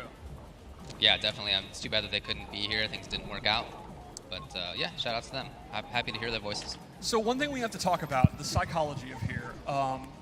When you're training partners, what is it like going in a tournament set? Because on one hand, you know how the guy's going to play. On the other hand, you got to fear, what if he mixes things up on purpose to throw you out? What do you think? Yeah, I imagine this is something that they've game planned for quite a bit. Oh, it's going to be a Starfire Mirror, it looks like, to start things off here. They had previously lined up with Superman, but that's not what's going to happen, I guess. So I talked briefly with Basics yesterday about what he might use, and he was real squirrely about it. No, I come from the multiverse. Well, that's smart of him, even though with his tournament experience, to not tell the commentator exactly everything. Yeah, for sure. Let's see. Wow, they both had exactly the same idea a frame earlier there for Basics. Now, Basics having an early lead is a big deal for Starfire because she's a defensive powerhouse, exactly like Ketchup and Mustard said. Yeah, definitely wants to keep screen control, and that's happening right now. In the past, we've seen people try to, mirror match Tweedy with the same character, and that has not worked out for them. Even Sonic Fox. Yeah, even Fox. He bodied Sonic Fox so hard, he told him to keep picking him. The community at large, they really feel Starfire is one of the strongest characters in the game, and Tweedy's consistently said, she's good, but she's not great. Right. I'm great. And I'll prove it by beating all of you. Well, Basics is trying to give him a run for his money right now. And he has actually lost his lead, just not through any big hits, it's just her chip damage is enormous. That full screen whip punish right there. Trying to chip it out, not quite there. Oh, tried to keep it up. A little gutsy. First life bar going to Tweedy. Essentially couldn't be closer though. Like Basics could easily, yep, there you go. Keep your hands off my Grebnax. Now, interestingly, though, Basics has significantly more meter, although she's going to build it pretty quickly. Oh, wow. Wow, these guys, true mirror match. Look, yeah, you can really tell that they've played it against each other a lot. They have such similar ideas on timings. And Tweedy has given full props. This is why he's so good at the mirror. This is why he's beating everyone like Honeybee and Sonic. He's like, I play this dude every day. A lot of these younger online guys, they wake up in the morning, start playing online all day. Ooh, here we go. No, not quite there. Yeah, I did talk with Basics about that. He actually said that he usually plays at night, and so playing in the morning is going to be a challenge for him. That's a good point, yeah. Oh, here we go! Oh, wow, excellent meter from roll. It's kind of any chip is so big right now. Oh, it actually hit, but not quite dead.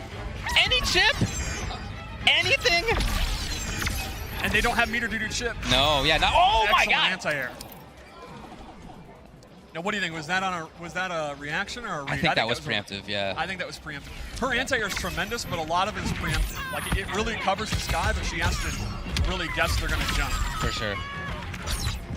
Tweedy starting off a little. Yeah, he was looking for a jump right there with the back two.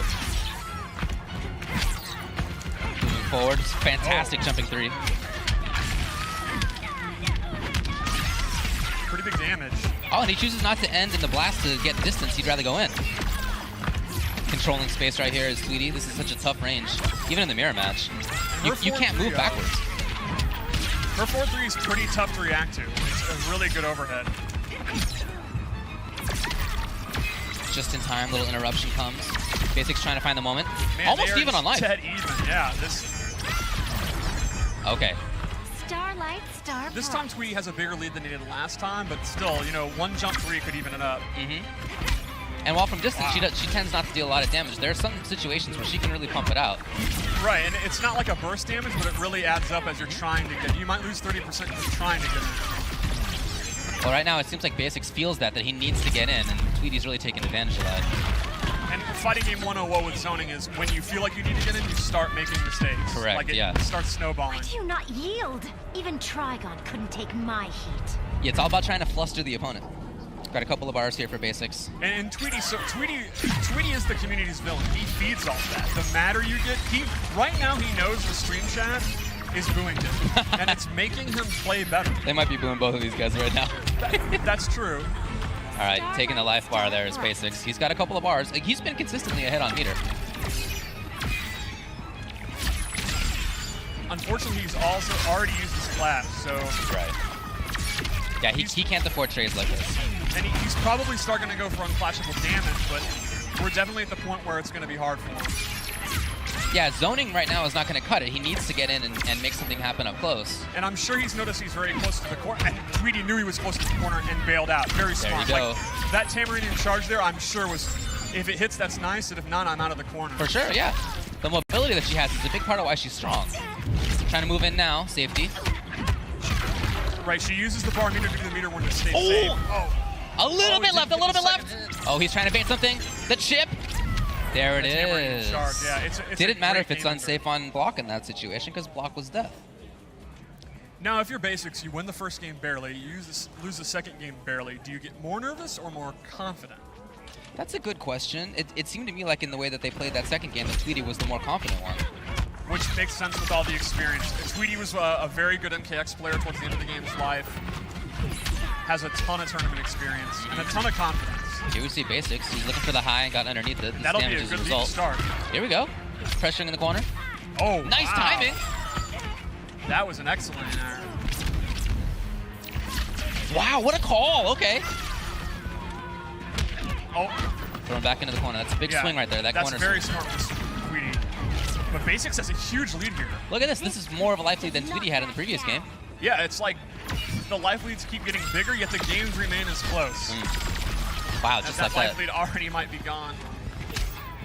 Great stuff. Excellent. Reaction right there. You can see both players are doing a tremendous job with their preemptive anti-airs. There you go, though. That's the problem. If you whiff, you're going to get punished on landing recovery. When you whiff a jump attack, you have a ton of recovery. Didn't press the button. Must have known what was coming. It's one of the classic things about the Injustice engine is you do the jump one. If you think they're going to jump, the opponent doesn't jump, then you get a huge punish. Goes for the grab. Basics just controlling the stage right now. Oh, yeah, look at this. Dash. And now Basics knows that it's on Tweety to make this comeback, so Basics is trying to maintain the space, but Tweety's in. See, he's just backdashing away. And he's threatening with the big machine back here. Whatever's going on with that thing. And now the threat of it comes, yeah. Oh, that science equipment. Underneath the sparks. And neither have actually used Clash, if you look. She's not really a character that... And there you go, so the back three instead of a combo. Denied it, not clashable. That could be a game changer. Oh, the grab! Oh, that is a high-risk option. Who brings it out the first? Chip! Oh, he walked into it! He walked into it! Basics had everything you would want there. He had the meter, he could have chipped him out, but he decided to take the risk, and Tweety made him pay for it. Wow, what a comeback right at the little end.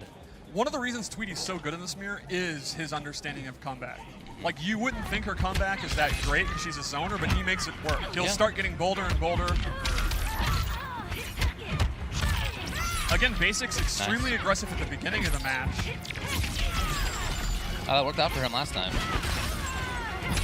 Man, they're just tearing up Superman's old home. It's like he's not there now, he's in prison, so they're just having a house party and wrecking it. Well, Tweety didn't bring him out to play. Wow, he is going in. A little bit of distance, but distance right now I think is not necessarily what Basics wants. Oh, maybe now.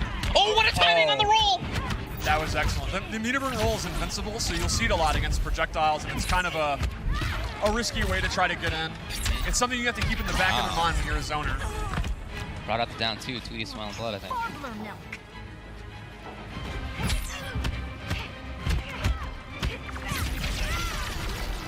All right, Basics really. Oh, never mind. I was about to say he's being cornered, and he went for it. Got a little bit of a conversion. I like it. Gets pushed out. Chip. Yeah, it's enough. Okay. And they're dead even on bar and essentially even on character power. And managing your character power is obviously one of the biggest things about it. Definitely. Right now, Tweety doing a great job of it. Holding that corner position, not usually where you want to be in fighting games, but Tweety's making it work. Feeling starstruck? Soak up some sun. Is that 2-1? Yes. Oh, that's what they spent.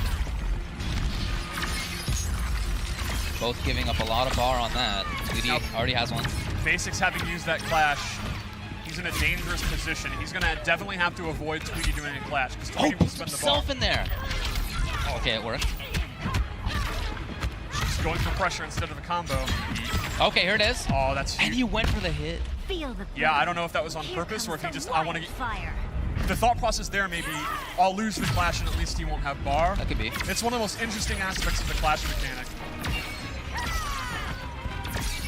So now it's on Basics to try to move forward a little bit here. Doesn't want to be obvious with his approach. Could have run into that back two, but did not. Both are also low on character power. Look at this, Basics. There you go, Tweety closing it out. That was that. 3-1 for Tweety. Yeah, I think that's kind of what you expected, a really close game, but Tweety would come on top. I think it pretty much delivered.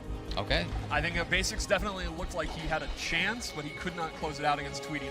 Every game, he looked great, and Tweety's just that much more experienced. Yeah, certainly each one was close. You got to think back, you know, again, you guys have played each other a lot, so you must think that it's something that they've game planned for, or at least that Basics has game planned for. But to pick the mirror match against somebody who has had success in that mirror match in the past, against very strong competition, tough idea. Now, what's interesting about Basics is he got that out of the way, and now he's thrown into a loser's bracket where, to me, he's the ultimate X factor. So again, if I was his friend, or I'd say, all right, calm down, you're in losers, and now you're playing a bunch of people who you could beat. He won the last chance qualifier, beating people where you wouldn't expect him to beat. So who knows who he's going to play, what characters he can use, who's going to be ready for him.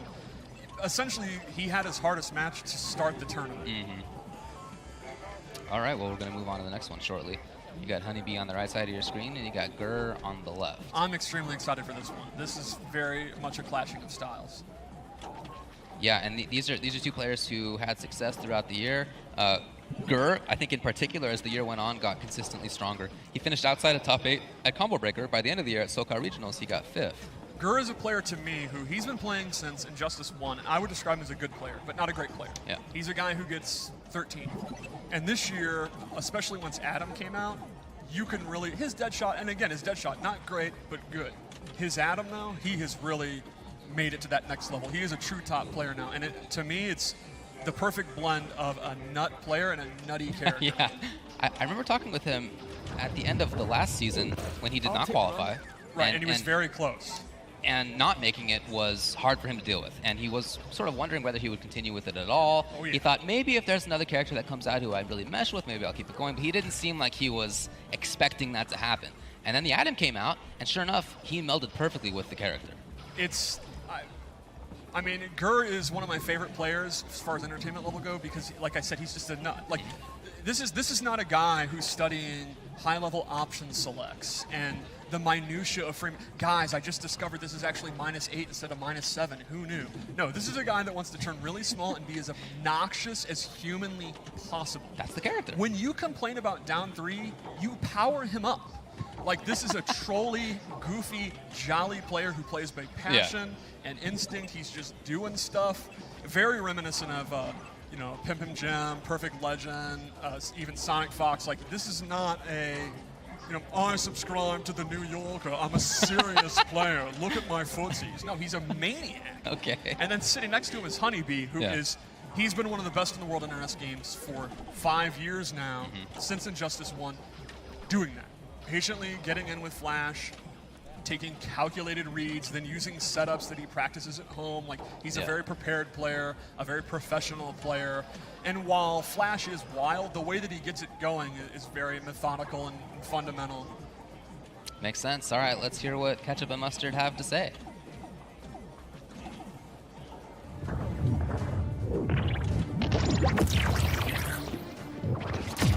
gotta commit to being a hero. Are you saying this is going to hurt? Something like that. The Canadian champion and Flash God Lord, Honeybee, secured his final spot by dominating the Northern Arena Elite Circuit, being completely untouchable in his homeland and looking to continue that momentum here in the finals. Now Honeybee is your Northern Arena champion. Gurr is a long-time Injustice player and Atom specialist. He was the first player in the world to really put this character on the map. Consistent point earning through the year has him at 9th seed. I'll take you down to Microtown. Better do it quick. Two community favorites who are both capable of making it far. However, this first match means everything, as the losers bracket run of the IPS finals is undeniably going to be the hardest of the year.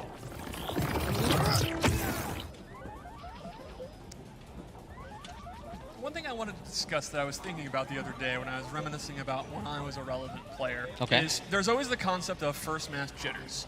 I think everyone's felt that, where the first match you're kind of nervous, your hands are shaking, you just want to get it over with and you start playing better. At a normal major tournament, it's not that big of a deal because you're playing in pools and you're playing in someone who probably doesn't even play the game but they just entered because, hey, I like Batman Begins, I'll enter, right? At an event like this, there is no opening match jobber. Like if you're Honeybee and you got first match jitters, you're playing the best Atom player in the world. Right. And it kind of makes me wonder, how do these professional players focus on that, where you literally have no room for error? Ketchup and Mustard just pointed out, if you lose this match, you're sent to lures and you are in a Shark Tank. Winners is hard enough. Again, a quarter of the people go 0-2. Right, like it's got to weigh on you that it's not a blow up to go 0-2, but no one wants to do that. Of course not. And it's rough when your first match is going to be.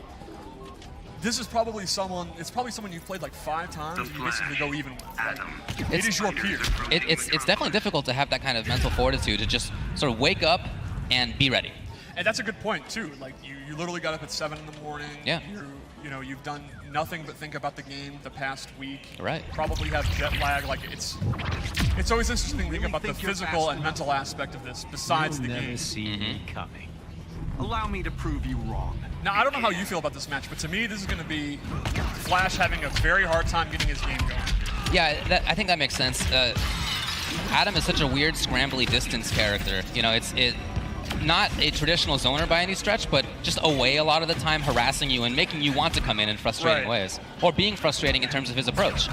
Like this. Right, and when you get in, his down 3 and his character power really beat a lot of your highs and mids. It's incredibly irritating. That said, if Flash finds a hit, it's one more hit to the end of the life bar. This is not a bad life deficit for Honeybee. No, it's totally doable.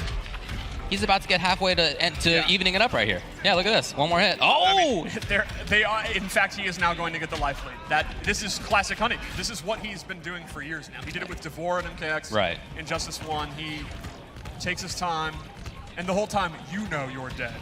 Oh, nice blocking, and the punish comes. Very tough to block that whole thing. Okay, there escapes out, spending 2 bars on it. Yeah, he just played that perfectly. That's kind of the thing you could do to irritate Flash, is just crouch block and just take it. Eventually, he'll just have to go for the overhead or a throw. Sets up some science, but Barry, a man of science himself, just runs through it. I really liked Honeybee going under that. Yeah. Move forward wherever you can. Yeah, and when you play a melee character like that, basically 80% of your skill set is dealing with what the other person is doing. Their Here it projectiles. comes. See if you can block again. It was okay. The grab attack. Wow. Okay, but look, we're on meta level 2. Amazing tech, but that does mean that Gurr is safe. That also means Gurr now thinks, oh, we're teching throws now. We're doing that. That's right. what we're doing. Oh, the range! That Sonic Pound. And he's super close to the corner. Okay, here it comes. We're on meta level 3 now. Honeybee knew he was near the corner, knew he would try to teleport out. Waited and punished it. They both spent it all. 3 and 3. Patience there. And immediately it goes into the trait. Into what? Oh, okay. He didn't go for the throw this time. It was a risk. Yeah, he was going to just hold it till the end. Could have been bad news for this. Might be it. Should be. No, the forward 3 drops. It's okay, though. It's okay. Oof, dangerous. I thought Honeybee did a tremendous job getting in. It's just Gurr was right on all the close counters for the most part. Well, it was good defense by Honeybee a couple of times. Right. Blocked it out well. We saw the tech as well from him against the Atom grab. he was just like maybe 1 or 2 guesses away from taking it. Yeah. I think the game plan made a lot of sense.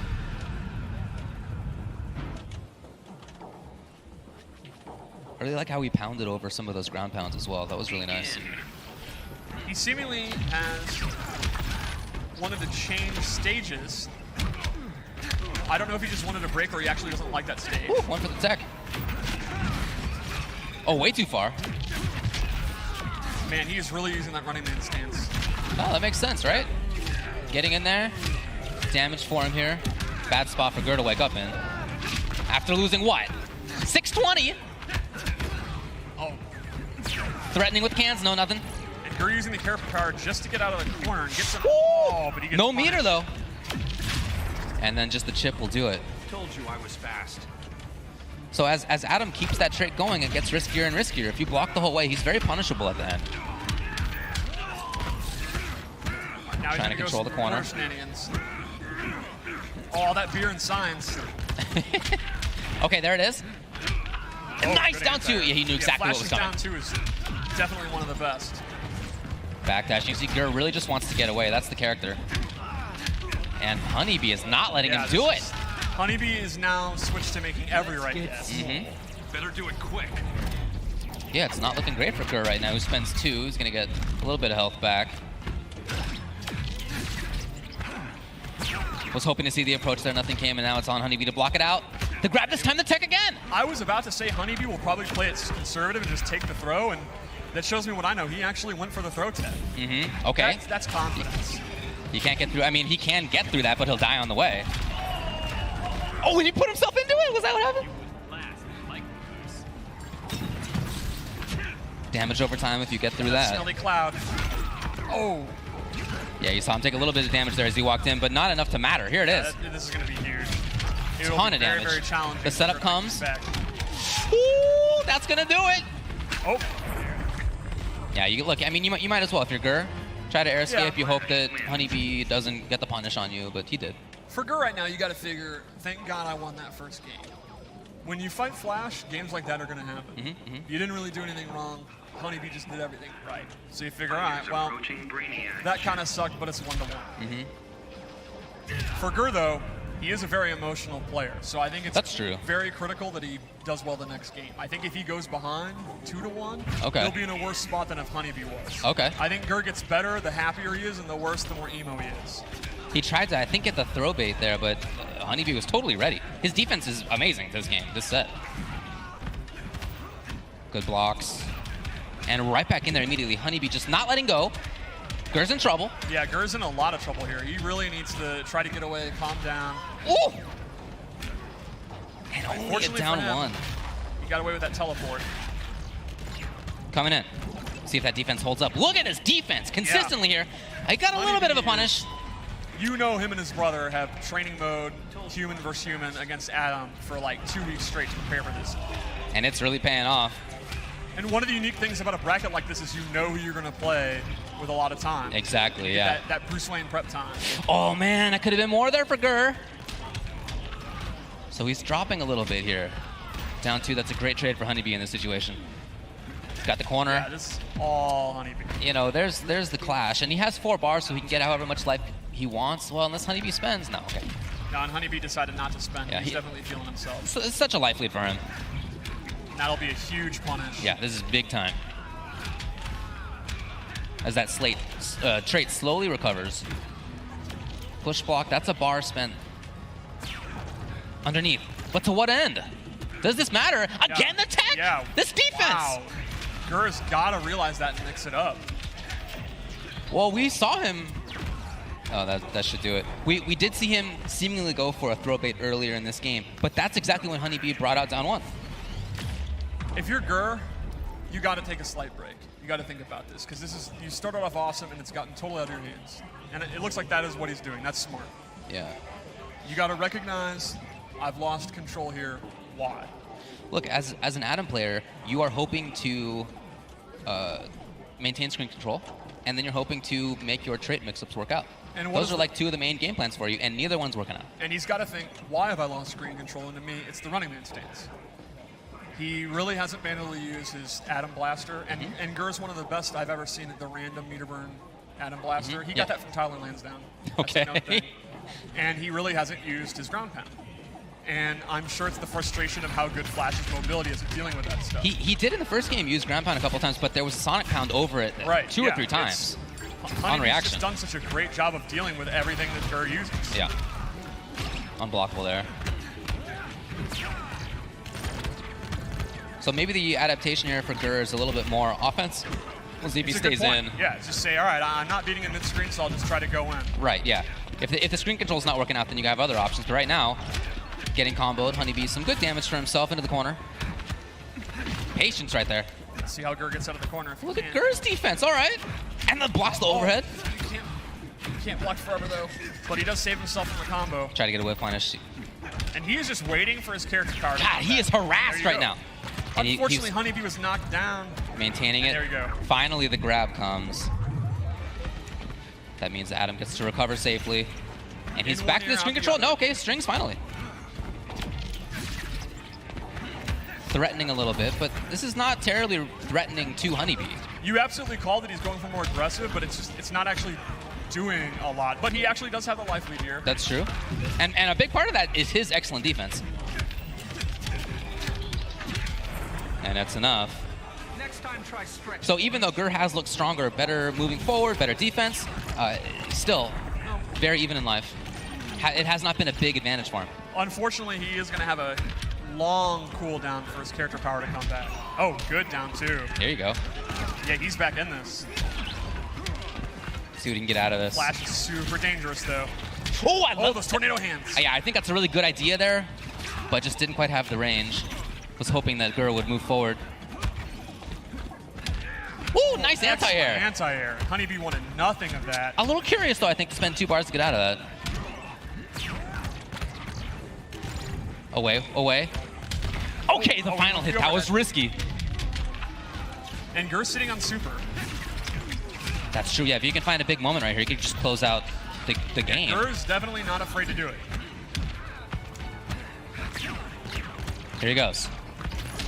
Oh, yeah, wow. and a couple of hits. All that's gravy for him right now. But he can't get complacent. Oh, man. The crawler. Gur is definitely rebounded. He is back in this. He's gonna have to Oh, survive. yeah, you can't block that! You can't block that! He got it! I told there are 2 things Gur will never pass up. Super move and a jump off interactable. He will do it. Yeah, that's right, yeah. Honeybee, how did you not know? Everybody knew. Yeah, and once you're in that trade, of course, as Flash, you're just stuck in that situation. Honeybee himself, though, is also really, really good at using Flash's super. So he might be thinking, shut up, fat man, I'm going to do my super back. Well, it didn't work. It's 2-2. Yeah, this was probably my most excited about first round match, and it's absolutely delivered. It definitely could have gone either way, no doubt. They've clearly both put in a lot of homework. I'm really impressed, I think, in particular, at Honeybee's homework and blocking against that trait. Both defenses, and this is what the awesome thing about year 2 of a game is how much better. You know, a year ago, Adam was like, my God, you can't do anything. It's crazy. And definitely still good, but as you can see, if you put in the work defensively, you can make it count. And I feel the same way about Flash, where, you know, last year people were like, my God, he's broken, and it's like, There's the overhead. There's been so much crouch blocking that we've seen finally from Honeybee a couple of overheads. The setup, walking out of there, that little boy. Out of the corner. And there you go. Here's Pat and Gur. This is Gur at his happiest. There's a lot of implied threat right there. Okay, here it comes. Into the corner, a little bit of damage, safety as well. Oh, nice! Excellent. I love the sound of that science, that ding ding. Here it is. That should close out the life bar. So Honeybee gets to match point. Gur does have his character power and could easily win this round. And he immediately goes into it. He's going to try to make something else happen. The tech comes! Oh, great jump 3, amazing button. Again, he's hoping for jump 3. Can't get rid of this pixel. Oh my God, it's killing him. You know Gur wants it so badly. Oh, he's trying to jump back, jump 3.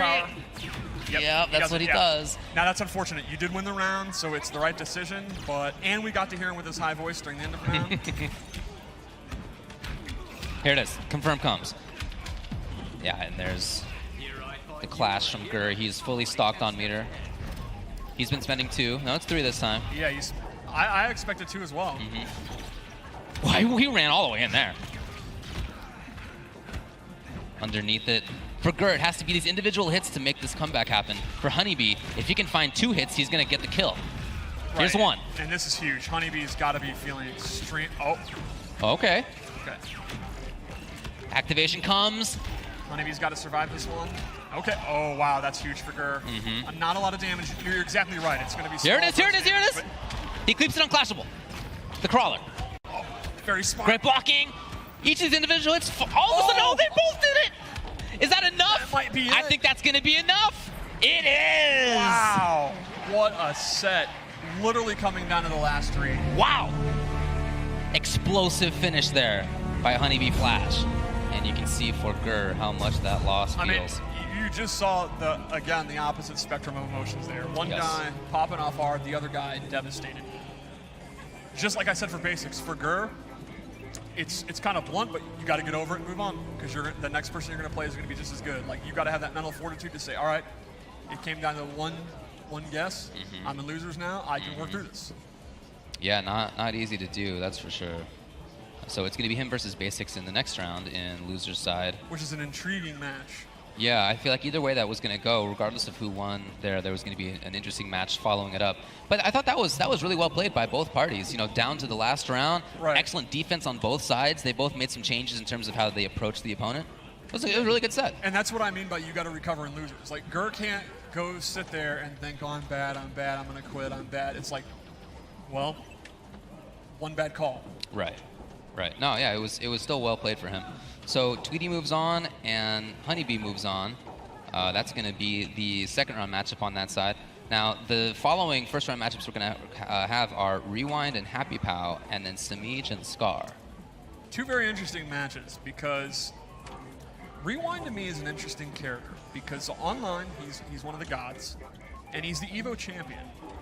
But it's weird to say it, other than EVO, he doesn't really win a lot. He's awesome against his training partners, but he's kind of vulnerable to me to upsets. Okay. He's a guy where I think he could beat anyone, but he also might lose to people you don't expect. And I wonder, when he won EVO, was that the first of many major wins, or was that right guy, right time, right place, right bracket? I feel like if you look at somebody who's that age, who's already doing so well, it must be the first of a long trend. You're probably right. Right. I mean, if you already have the mental capacity, the stick-to-itiveness to train up enough to win EVO at such a young age, he's still in high school at the time. I feel like you can do anything. Sky's the limit. That's exactly what we saw with Sonic Fox, yeah. Where people, including me, were questioning how much is this as a fluke, and now 5 years later, it's like none of it. That was a common sentiment at the time. Right. I shared it for the first little while, but very quickly was disabused of it. For and me, I it was when feel like that's sort of the same for Rewind. Yeah, like I sat down to play him, I'm like, this dude's a kid. And then after one round, I was like, oh, God. Yeah. Quick convert. Yeah, I wonder with Rewind, someone who plays so much online, someone who kind of plays the meta. Happy Pal is the definition of not meta. He does play Flash, who's a popular character. A good character, yeah. But he does not play Flash like Honeybee does. I mean, he's a strong player for sure. So we're going to have that one coming up next. We're also going to have Samij versus Scar. By the way, if you'd like to check out the brackets, you can do so. Go to smash.gg and just type in Injustice 2 Pro Series Grand Finals, and you can see everything that's going to go on. We also have the bracket we can take a look at while we're waiting for the players. Sonic Fox versus Hey George was actually a runback from last year where Hey George took Sonic to the absolute limit. And there's a lot of chatter about that match. Yeah, that's going to be one to watch. So if y'all can stick around for at least one first-round match, I'm looking forward to that one. Hey George always puts on the show. He consistently gets to the finals of our events, and he will always play wacky characters and play like a maniac, and he's all over the place. Like, he's definitely one of the most entertaining. You're not going to see, well, here's the meta. He's playing Black Adam. Right. He's just doing 4-1. Cool. Like, he's a nut. Yeah, for sure. Biohazard vs. Tekken match is also coming up, which I don't think they've ever played a set that wasn't ridiculous. Yeah, for sure. Very interesting history. Gross and Irish Mantis I'm looking forward to. That might be tough on one side. We'll see what happens with that. And then Hayate versus Silver Rai will round out round one. So a run back from EVO. All right, but we do have the next couple of players coming up. They have sat down already. It'll be Rewind versus Happy Pow. Let's see what Ketchup and Mustard have to say.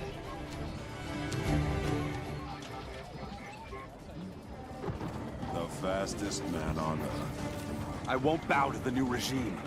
Then you've a sorry lack of ambition. It's Evo Champion versus Europe, as Rewind faces off against Happy Pal. Rewind has been a dangerous Injustice 2 player this year, being capable of greatness but never able to secure that big win. All that changed in 2018, however, as Rewind was able to win Evolution and become a world champion in his own right. Rewind is your Evo 2018 world champion for Injustice 2. Happy Pal is in as 13th on the IPS leaderboard with 185 points, but don't let this fool you, as Happy Pal has proven to be a fearsome player who plays from the heart with gutsy reads and ridiculous setups up his sleeve. See? Fastest man alive. Yet you are not winning. Rewind is certainly the favorite to win, but Happy Pal has pulled off upsets before. We'll see if he can do so again here today. One thing that's interesting to me about Rewind is I didn't really meet him till Evo, and I would talk to him throughout the tournament, off and on, just kind of chatting, and his attitude is like, it's exactly what you said, he's a 17-year-old kid. He doesn't seem to, at least at the moment, grasp the gravity of the situation he's in. I remember when he made top 8, he just unplugged his pad and was like, yeah, I just really wanted to do well at IPS. I guess I've done well. I was like, well, you're winner's top 8 of Evolution. You've done well. Yeah, he told me afterward that he was like, man, you know, I would trade this to be a commentator. And I was like, I would make that trade instantly, of course, yeah. Happy Poundo barely made the IPS finals. In fact, at one point, he had essentially quit. He was doing emo tweets, woe is me, I'm so bad. He gave it another chance, here he is. He got 5th at Biennale, other than that, just outside of top 8 a couple of times. And Rewind's gone with Blue Beetle, one of his key characters. Blue Beetle is a perfect example of a character that took about a year to figure out. For sure, yeah, but developed into a very interesting character. Yeah, very mobile, great offense, great zoning too if you want to play that way. He's very well-rounded. Like, nothing stands out about him as cheap. Like, there's not like a bullet point, well, this is what he does that's good. I feel like some of his offense is pretty cheap, dude. A little bit of everything. Well, what I mean is it's not as simple as, like, Superman's 4-2-3. Oh, okay, yeah. Oh, man, the drop right there. Okay, overhead, not the rest. Just underneath it, he's trying to run in between, just possible, but missed timing. And that's one thing that's going to be tough for Happy Pals. Don't get emotional. Don't get frustrated. I was just going to say the clash. He did wait a few hits for that clash. But look at the life lead right now. 4 bars and, okay, 2 back, 25. He's got to make the offense work. Okay, maybe the start here.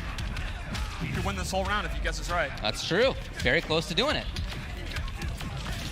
Let's see how he tries to get up. Great block. Oh, no whiff punish, unfortunately. Wow, awesome keep up.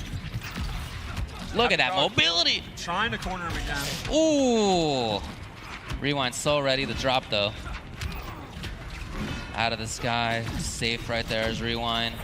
And that was the meter burn, so you can't duck under that. For Happy Pal, this is very challenging. Because when you're up against an Evo champion, when you're up against someone as collected as Rewind, you want to get that upset first round. You want to try to get him flustered.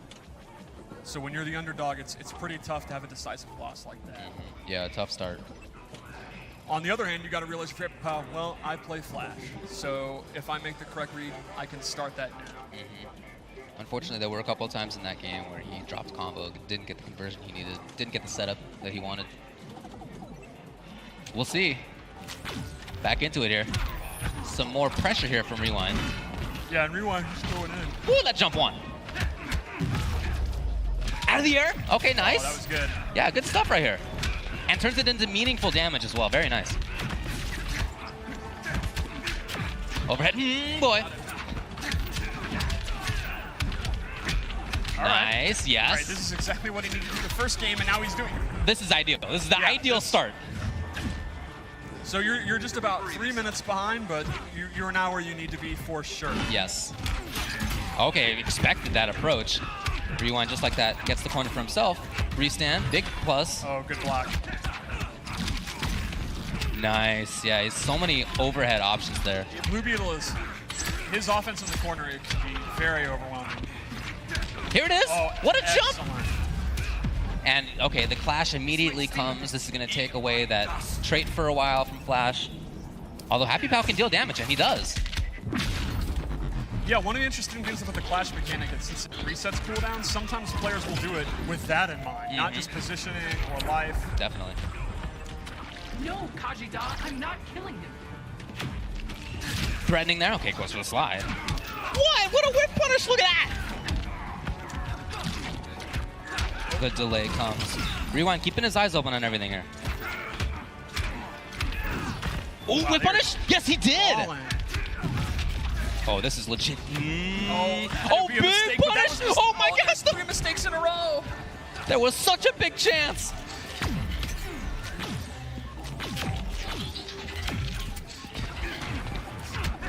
Great block. Okay, there's a down 2. There's not going to be a ton of damage. Happy Pow still hasn't clashed. Overhead. And Rewind's probably not going to give him again. He's not He going to didn't give him a chance. Wow, what a comeback! Look, I'm telling you, you got to look back to when Happy Pow did not get a couple of combo conversions in that round. That could have been decisive. Where they were both whiffing like crazy. Yeah, Blue Beetle whiffed Shield Bash, and he's hanging out there. And that was in trade. That was in flash trade. I think both kind of panicked, like, whoa, we're both making mistakes. Let's have a gentleman's agreement not to punish them. Yeah. There you go. He's going for it. Here it is. Keep it up. Off. More than Honeybee, he is way more liberal at how he uses character power. Like, Honeybee likes to use it for combos, and Happy Pow will just do it. That's one of the main reasons they're very, very different play styles. Here's the pressure, trying for the wake up. That trade's fine for Happy Power right there, as long as you're not dealing with that Beetle pressure. He is again. And Chip will do it. Here's a big chance! All right, here we go. Gotta take the round. Easy stuff. No! Oh, no! Okay. Okay. I'm getting scared for him. That was almost a disaster. Yes. But any Chip will do it. Oh, why not? I guess if you're gonna die, you're gonna die. So he was hoping to see something whiff. Nothing came. Yeah, I like that trade call, because if you get hit, you're dead anyway. Yeah. That was a really good use of risk reward to just go for it, but also it made sense. I really like the way he's been using that move. It's an extremely fast move. Yeah. You don't really often see Flash players just throw it out like that. Hoping to catch ducking again, no. Oh, he's in there! I love it. A rare bit of kind of backing off for Happy Pow. You're sleeping, brah. Okay, so waited until his opponent had spent a bar. Here it is. Rewind, getting 25 back. And ducking in patience here for Happy Pow. Yeah, he's completely turned it around how he's dealing with the neutral here. This is definitely the best he's played in that mid-range. Had a big chance on the whiff punish. Mobility. Great blocks overhead, yes. Lots of bar being spent. All of a sudden, the life leaper. Oh, we touched him just barely. That's a trait lost. Justice still means something to me. Happy Pow's only going to have a couple of those risks left. Might be 2 on this one, yes. And he has a long, long wait for his character power. That's true. Although, good hat. Here's a big chance. Big chance. Keeping his eyes open on where he was on the screen. Gets the background bounce. Jumping away. Rewind, resetting the situation. Overhead. Wow. Here it is. I was about to say Rewind might start playing conservatively, and he proved me wrong and just went. Exactly the opposite, right? Gotta convert. He had a chance last game. Oh. Okay. All right. All right, we got a match. Happy Pow did not come all the way here to go 0-3 in his first match. And we're seeing more patience from him, which I like a lot. He has completely turned it around. He went block. from getting hit by every fireball imaginable to just very patiently ducking under him. Oh, nice. Again, he calls out the approach. It's not punishable. It's just that Happy Pow wanted to try the offense. Yeah, one of the keys to playing fundamentals in Injustice is to know that mid-range where their only option is to dash, do a slow long-range move, or to jump, and to preemptively put your move out there to beat it. There's the, get him on the other side! Not quite. There's always going to be like this mid-range dead zone for a character where you know they're not going to walk in. You just make a guess on what they're going to do. That's certainly not the name of the game for Flash. So big life lead here for Rewind, and what he hopes is the last game of the set. Not quite there. The whip punish comes.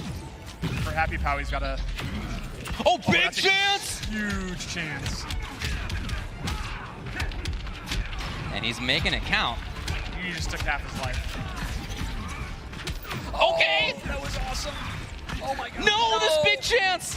He went in again anyway. There it is. No whiff punish.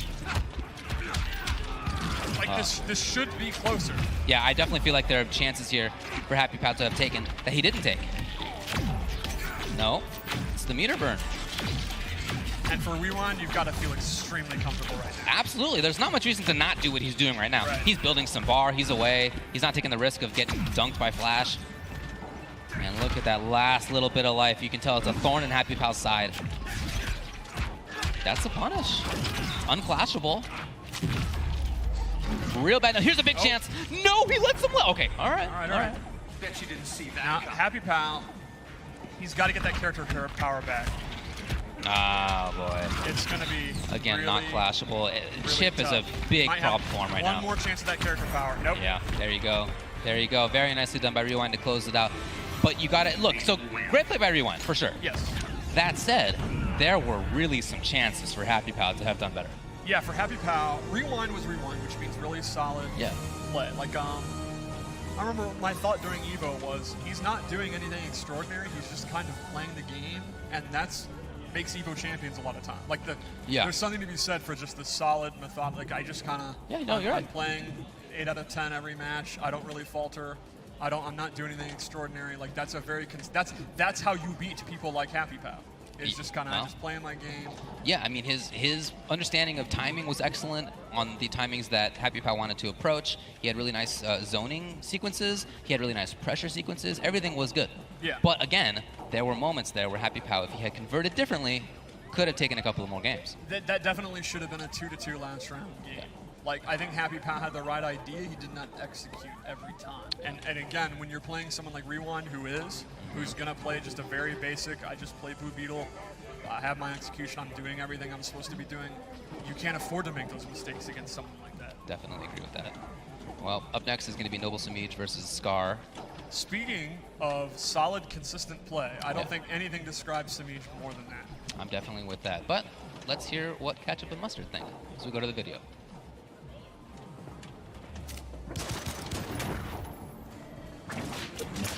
Heroes don't let people suffer. Unless those people deserve to suffer. I'll tell Batman you said that.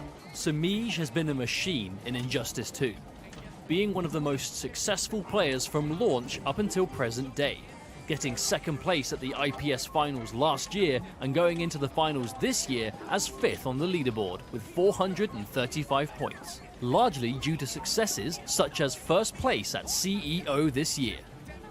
Scar has had a rocky year in Injustice 2, but was still able to lock in a spot in the finals as the 12th entrant just above Happy Pal. Not to be underestimated, however, as Scar sports some of the most tournament experience out of all of our players, and is no stranger to the high-pressure environment of a World Finals. Wish you'd heeded the warning. I'm impervious to warning signs. With Scar facing off against the best Catwoman in the business, we'll have to see who comes out on top.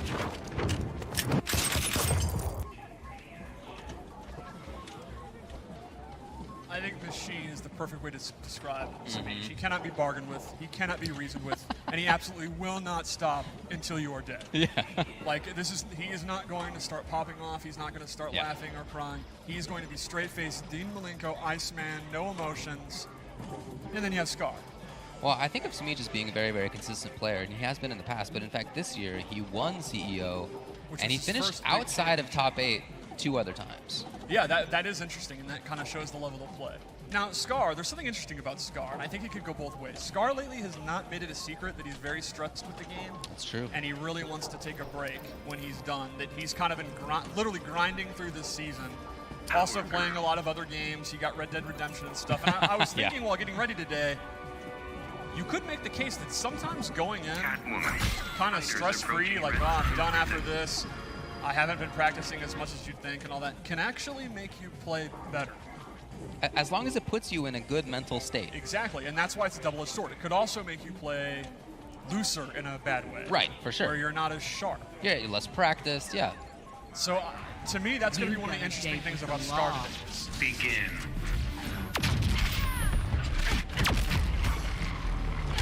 And Scar going this Power Girl. Supergirl was his main character in the first season. In this one, he alternates between Brainiac, Red Hood, and her. Mm-hmm. Choosing her in this matchup. Got caught in the corner at the start. Okay, he's out of there. No attempt on the whiff punish. And he's just trying to hold the screen control. You can see the down 2 contending with that Catwoman jump 2. And in the neutral game, contending with Catwoman jump 2 is pretty much the name of the game. It's gigantic, absolutely. But she, just like that, she can strike from far away too. She has options. And such good mobility too. Samij is so strong at using forward 1, back 2, low whip, and jump 2 at Catwoman's mid-range. And Catwoman's mid-range is like 3/4 screen for her. Yeah, super strong. Comes in for the grab already. A little bit of an interruption. Wow, ready for it with Scar, just like that. He threatened to approach. If you're not good at Vertex against Samij, you're in a lot of trouble.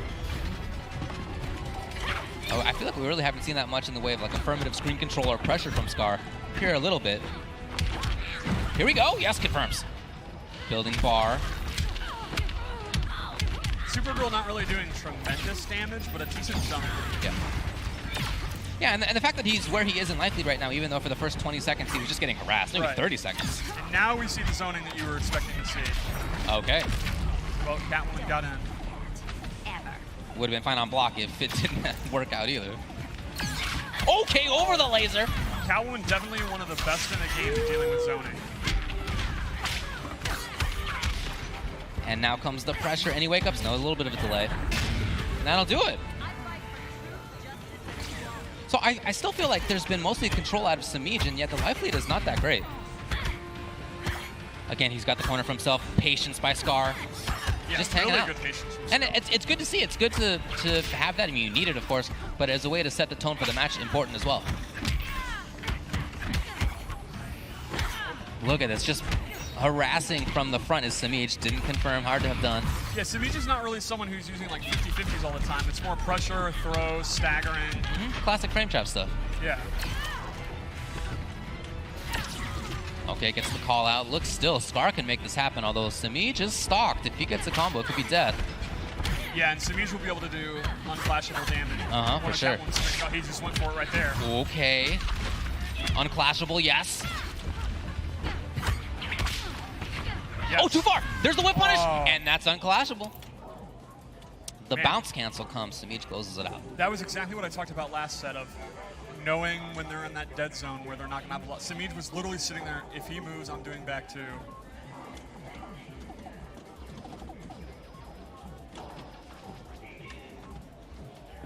But I think there was a lot to be encouraged about on Scar's side. Yeah, yeah. Good zoning, great patience. I'm glad he just stuck with Supergirl, or Power Girl. Yeah. I was kind of worried he'd start going through a cycle of characters and get emo, and I'm sure he's thinking, you know, that was a good move. Samij getting through the gap. Wow, anti-air down 2 from that range. And now he gets the pressure, very safe, the jump back 2. Yeah, just consistently doing, again, safe stuff. This is not like a big mix-up, it's just a way to maintain pressure. Try to get the whip punish, I like the idea, not quite there. Samij going for the pressure using the character power meter burn. Yeah, plus on block. And now away here is Scar. And for Power Girl, it's going to be tough to make this kind of life. Like Scar's doing a great job right now with the mid range, but it's not going to add up to a lot of damage unless Samij makes a mistake. No, yeah, I feel like you have to count on Samij to get that interruption. Yeah, you can see Samij is just happy to just play at that range. I really like the way he's walking back and forth. It's extremely intimidating. You wouldn't think little Catwoman would be. That's more intimidating than like Bane. Yeah, right, at that range. Ooh, I like the idea there, Scar, and he backs off. You can see the intention certainly is to just zone, stay away, whittle away the life, but that has not been consistently working out. Oh, what a jump! He was already in the air! He was already in the air! So good. Samij is playing peak Injustice right now. Peak mid-range. What are you going to do? Come at me. I have the life lead. It's the Lobo backwalk. Come at me. Yeah, it's such a frustrating moving wall as he moves forward. Yep. Yeah, and he's had the anti-airs when Scar's tried to approach. He's been able to jump in consistently. He's whiff punished consistently. Not quite there on that one, but still, huge life lead for him. Moving wall is a great way to put it. That Samij is actually the one being zoned out, yet you know that's not how it actually feels right now. It's No. a very interesting dynamic. Close to the end of the rope here is Scar. Do you think we'll see a character change? I doubt it. Okay, he's not done yet. The side switch comes. Now, There's definitely been bigger comebacks. if he has any chance, he cannot give up this corner. Oh, man. Oh, man. Yeah, and the zoning, unfortunately. It's just not enough. Yeah, how are you going to take this whole life bar? Yeah, and letting Samij come back to the corner. Okay, here we go. Catwoman, known computer expert. Right back in. That drone. I knew exactly what was coming down to. I think we are going to see a character switch. Okay. He certainly went back to character select as quick as The question could is, be. what are we thinking about? Brainiac, Red Hood. None of his characters really stand out as great against Catwoman. Yeah, I think that's the issue for me. It must be something that he's game planned for. You know, since, as you said earlier, you know your opponent well in advance. You think to yourself about all the possibilities. Right. And you want to be ahead, but what if you're down 0-2? What do you do? It's something that you should have game planned for. It's going to be Red Hood. Red Hood is an interesting choice because Scar's been using him for a year, but I never really feel like he gets his big ones. Yeah, it seems to be that way as well. But there's better screen control with the character for sure. I understand on paper what he's going for. It's just kind of, I think he gets his bigs with Brainiac more, but I'm sure he's thinking of the matchup. Did you see the evade? Keeping it safe there. And away. So here's the screen control for Red Hood. Such excellent mobility for him. Great footsies in the mid-range. Right. Excellent back three. So far, he's proving me wrong. Oh, but he drops the combo. But as long as the screen control is there, that's what's going to matter. Okay, interruption. Keeping his eyes open. And here's that defense. Now Red Hood's cornered. Ooh, okay. Samij, super ready. He'll take the life lead. Barely. Well, it's about even. Oh my God. Look at everything he's ready for. Even the interactables we saw last game as he jumped over the computer, and now here in the corner. That is what happens when you just play the game for 20 hours a day. Yeah. I asked Samij what he does for fun when he's not, like, grinding, and his answer, I'm not kidding, he deadpans, I play my ultimate characters. Awesome. Well, you can see how much dedication pays off. Yeah, I mean, he's definitely a lifer. Although Scar is doing better. Even still, Samij, big life lead, doing well, got the corner. It's been fine, but it's still not enough. This is just Samij's game. And unfortunately, he has no meter. Right. And every time he does screen control, he's going backwards.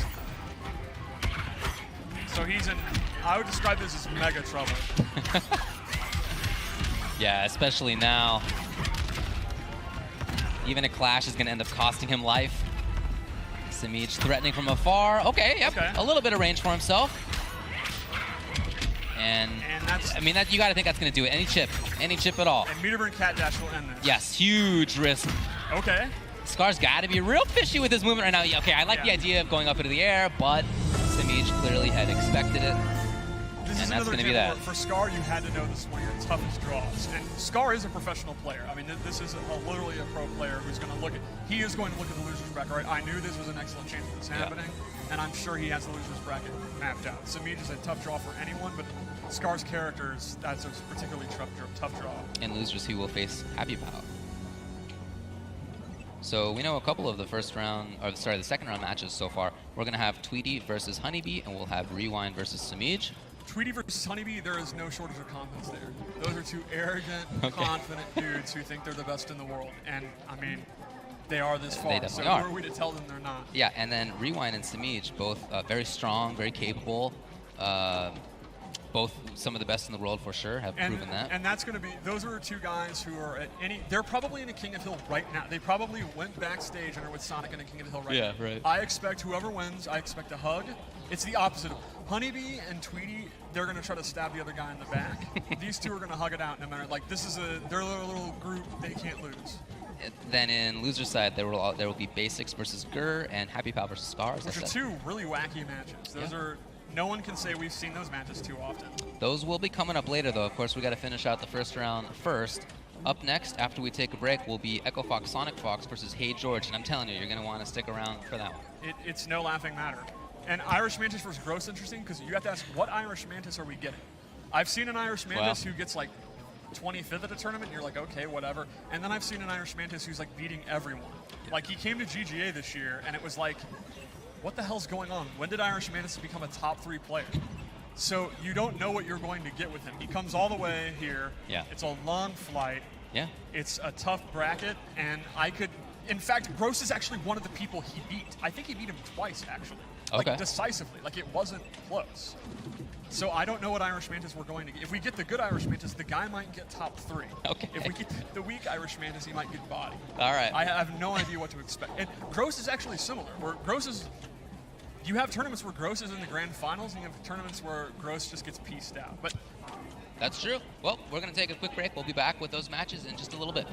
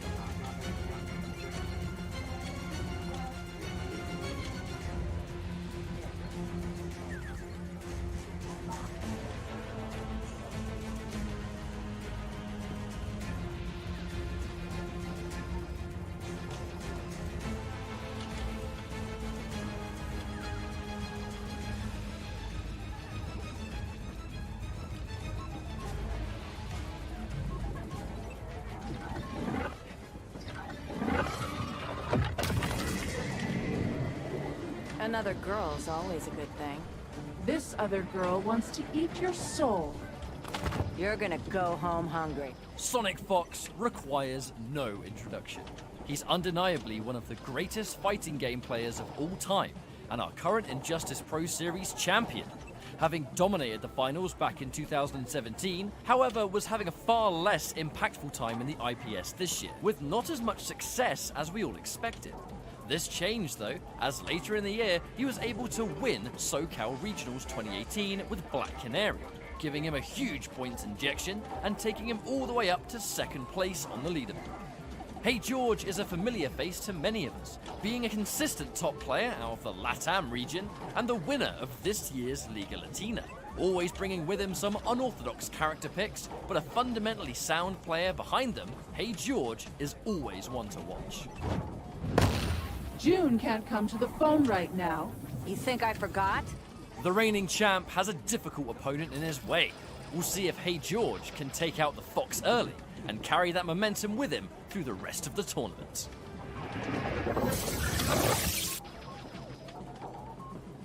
What's going on, guys? Welcome back to the Injustice 2 Grand Finals. I am Darth Armor, joined by my very good friend, Mitz. Mitz, what's going on, man? How you feeling today? I'm feeling incredible. As a matter of fact, I was already yelling so much that the production was like, hey, you're still casting, like, watch over your voice. I mean, these matches have been insane. Like, who would have thought that a Starfire mirror can be that intense and that hype? So we got a lot of good matches still going.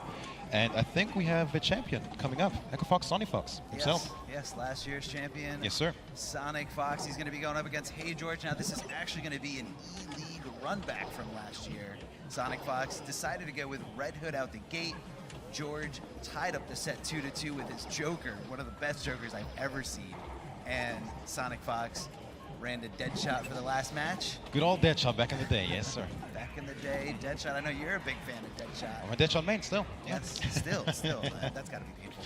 Oh, well. But, you know, this is a run back, but now, different season, Deadshot no longer really in the equation. So, Sonic Fox said he's going to be going with a... Yes. I mean, we've only seen Joker in the entire season like maybe twice, and all of a sudden we see a mirror. I just hope, yes, it's actually going to be a mirror sick. He's doing it. Yes, so the guys are warming up, and it looks like he's going to be going with Joker. He definitely is. And this is absolutely insane. To go to this person's main character and just challenge him in the mirror, it's just the audacity of Sonic Fox right here. I mean, Hey George has proved that he is the best Joker. I think there is no doubt about that, but Sonic Fox opts to still challenge that. I just hope his pride, trying to prove a point, being the best Joker. I hope it just doesn't come back to haunt him. Yeah, hope not. Here, hold on, George, getting something going. Sonic Fox is going to be finding himself in the corner. Susceptible to a setup, going for the parry, looking for the wake up. It's Sonic Fox looking for the interaction on that jukebox. Very decisive first life bar, I think. It is. George was getting it started there, but didn't quite find his footing. And Sonic Fox right now ready to take those trades. He's okay. He's got the life lead. He'll go gunshot for gunshot, no problem. All right. Just like that. It's the anti-air, and this is Corner City. This is where you don't want to be against Joker, but hold on a minute. And the overhead right out the gate. All right, how much will we spend? One all. Just hanging on one bar, looking for that meter burn gunshot to get something going, but Sonic Fox looking like he's in complete control in this mirror. This is not what I was expecting at all. Tried to lame it out there with a few gunshots. Not to go in, but here we go. Corner City. Doesn't watch his feet or his legs, and this should be on a minute. Dead spin and a prayer, but no chance here. Sonic Fox taking the first game. This is scary. This is scary. Very scary, because he needed that first game. George needed him to go away from Joker, but now the shots are getting closer, Decha would say. Right, talking out those teeth, and George just wants nothing to do with it, backdashing as soon as he can, just to get out of the pressure there, because when you do block those teeth, Joker can move way before you can. Or I guess the Joker throwing the teeth can move way before you can.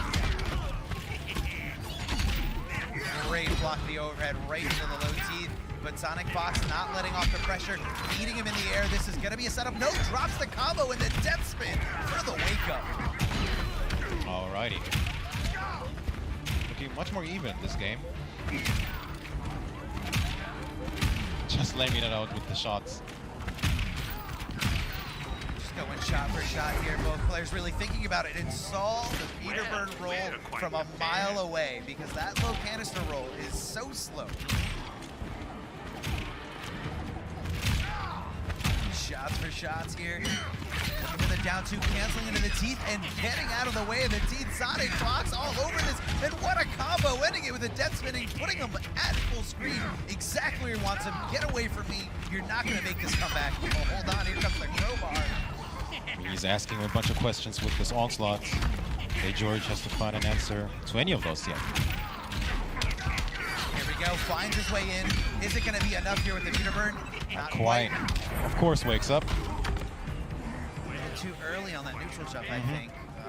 Hey George knows a lot of characters, can really get around Joker's wake up by just neutral jumping. And, I guess he didn't consider the fact that Joker's jump arc is a little bit lower, and great awareness there. Again, calling out that meter burn roll and punishing those punishable recovery frames. I don't know how to feel about this, really. I mean, Hey George, usually more, how do I say it? Like, he's more, in the driver's seat when it comes to these Joker matches, especially. And just like that, doesn't know anything about Joker anymore. Goes with the Enchantress pick. I know he's playing more than just Joker. Has some solid Enchantress, I think. Donatello, I think, as well. I'm not sure. One of the Turtles, anyway. Yeah, he plays, I believe he plays all the Turtles, but thinks one Turtle is lacking a lot more than the other Turtles. But this is super scary, because Sonic got George off of the Joker. So now he can counter, even if he loses this match. Very scary thought. Yeah, true, and Hey George can't get anything going here. Great Nice block block of the overhead. Teeth City here, but now Enchantress in the driver's seat has Joker up against the corner, but Sonic Fox just jumping out, and this is not what you want to see if you're rooting for Hey George. That is very hard to block. The overheads, if you will. Hey George utilizing so many Wait till resources. you see my Even if he surprise. landed and was able to block, he still would have been in a really bad spot. I just think he's shook right now. Yeah, good term to call it. I mean, spending 2 bars there, I don't think even he really wanted it. He just kind of did it. Get something going. Alrighty, yes sir. There we go, those patented Hey George setups there. Okay, wait a minute. The forward 3 from downtown. Soul is mine. Yeah, just sucking the life out of Joker there. Literally. Down 3, just pushing him away now. Hey George is finally in this game. Can he get on the board or can he take this set? Alright, wait. What's it gonna be? Blocking. Oh yes. Hitbox says hello. Alright, it's Manas. Oh, doesn't watch his feet. Yep, slipping him here with the low, and what a neutral jump here just to get around anything the Joker was trying to do. Nice down 2. Oh, doesn't convert it though. Still alive as Sonic Fox. What an interrupt. Here's the clash. And people think I can't fight. You're welcome to try. Sonic Fox has all the meter in the world, decides to use 3 bars to get 30% back as Hey George opted to go with 0 bar, clipping him again with the low, and trying to go into that air dash mix-up.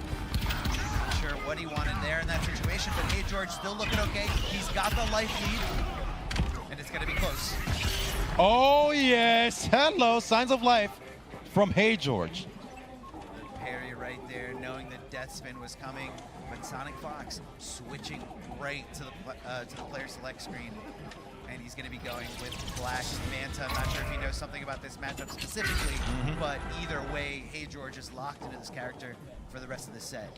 Yes, and that was the fear that I was having. Immediately just changed off of it. And I think he even won the mental war. I mean, he proved that he was playing better as Joker in the mirror. And now, you know, this is just business as usual for Sonic. Now let's see it. It's going to be another day at the office. Right, gets the throw here. Hey George caught blocking there. Great way to just kind of mix up your opponent's, you know, just rattle with your opponent's defense when they're blocking so much. Just mix it up with a throw. Hey George backing off there with that air dash. Oh yes. What a combo here by Sonic Fox, getting 3 air 3s in there. Oh, nice pickup.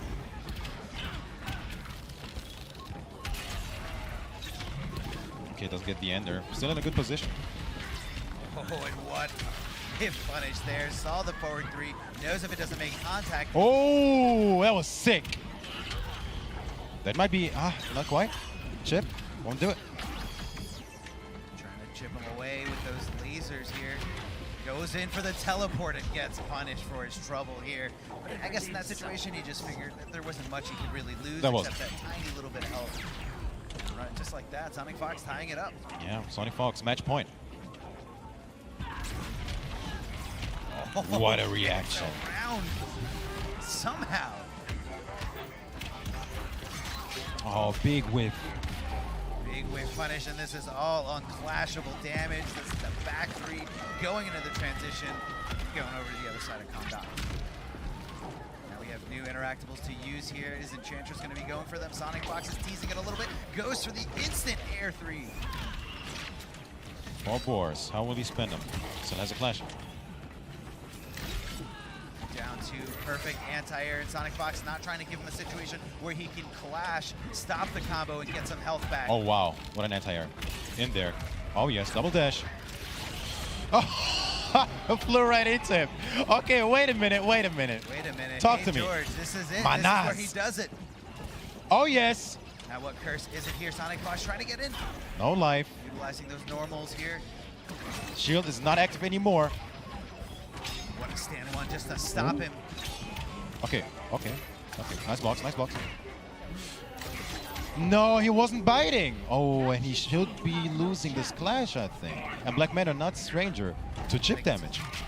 Oh, yeah. Oh, he knew. Bars. Wait. He's going to spin it. Yes, sir. He's not taking damage. It's going to drain his meter. He's content with this. But how long will he be content? Just that long. Not very long. And Sonic Fox taking it over Hey George, 3-1. And the winner's side of the bracket, Hey George not knockdown on the user side. Yeah, well, I think it was important for him to lose, to win the first match. Well, the first match is to stay on, to win the counter pick battle. And I think it came down to that, as we can see. Sick. I mean, Sonic Fox still surprised me just by dedicating to that mirror. And that speaks a lot, especially when even if you're a great player like Sonic Fox, to be able to pick someone else's main, it's scary. It's a scary thought. Sometimes it works, just like today. Evo against Tweety didn't quite work, but yeah, he's not afraid to go with that inner pride. I want to prove that I'm better with you with the same character. Definitely scary. I think it's more about making the statement. Yeah. And that's what Sonic Fox loves doing. Oh, let's go EU. Who we up next? Who you got? Let's go up next, EU. I believe it's going to Gotta be Mantis. Irish Mantis, and he's going to be going up against Gross. This is going to be interesting. Gross, second place combo breaker.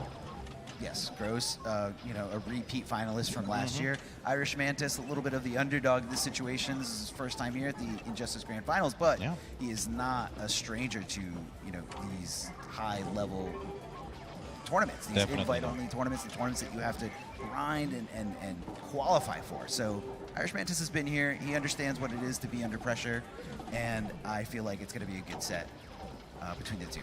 Irish Mantis usually going with Atrocitus in a lot of the situations. I don't feel him straying away from that character. No, I think he's true to Atrocitus. I mean, Gross 7th seed off the tournament, of the season, really. Irish Mantis, the 10th, and I think we got another intro video from the homies Ketchup and Mustard. Take a look, guys. You won't deter me, Jordan. Still out for justice, huh? Not justice. Vengeance. Dominican Republic versus Ireland, as we have an electrifying match to look forward to right here. Gross is always a threat. No matter the tournament, no matter the location, a powerful Injustice player with a solid team of characters and a large amount of success and experience behind him. Making top 4 in the IPS finals last year and going in this year as a respectable 7th place.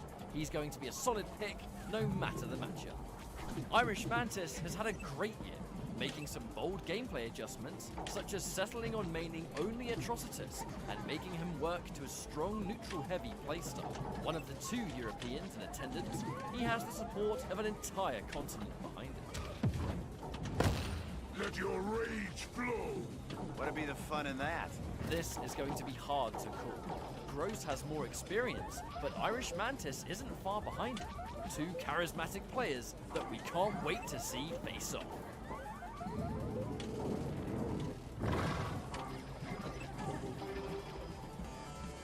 Alright, man, that was huge shout out to the homies Ketchup and Mustard. Definitely. But Gross usually going with 1 of 2 characters, usually going with either Black Adam or Green Lantern. So I'm not sure what he's going to be going into the situation. Now, if you look at it from either of these players' perspective, this is the matchup that your opponent is going to be studying the most in preparation to get here. Yes. So, who is Irish Mantis really expecting and who is he anticipating? And Gross going with Black Adam. I think that was to be expected. Both going with her true mains. Should be very interesting, but I think Gross being very disgusting with his Black Adam. Very dirty. He can be. Beautiful down 2. Now when Dexter is out, as long as Irish Mantis is not free to move or not free to press a button, he cannot summon those Dexter shots. And Gross, knowing that the down 2 would beat it clean, but hold on, here we go. Gonna meter burner to extend the combo. Beautiful flip out here, but doesn't get a punish. Okay, I like the play of Irish Mantis already. I see that he's awake. With punishes there. Okay, Dexter is out. It's not to push block. Gross. Gross is confident in his ability to just block through this pressure. Hey, hold on. The down 1s back to back, and what a push block there, perfectly timed against those unblockable orbs. Oh, lightning cage. Wait, is this dragon? Okay. Oh, what a beautiful shimmy there, going shoulder to shoulder, making him think he's going to go for the throw, but instead going with a forward 3, putting himself airborne and unable to be grabbed. Okay, doesn't punish the Dexter summon there. This should be Chip. Doesn't have the bar even to push block. Yes, sir. Very even match. There's no hope for you. off with the Palpatine, and what a great down two to get under that wake up. Gross all over Irish Mantis right now. Push blocking to get some breathing room, but it doesn't matter. Gross is going back in. Oh, wow. Conduct savior bleeds, but I do not falter.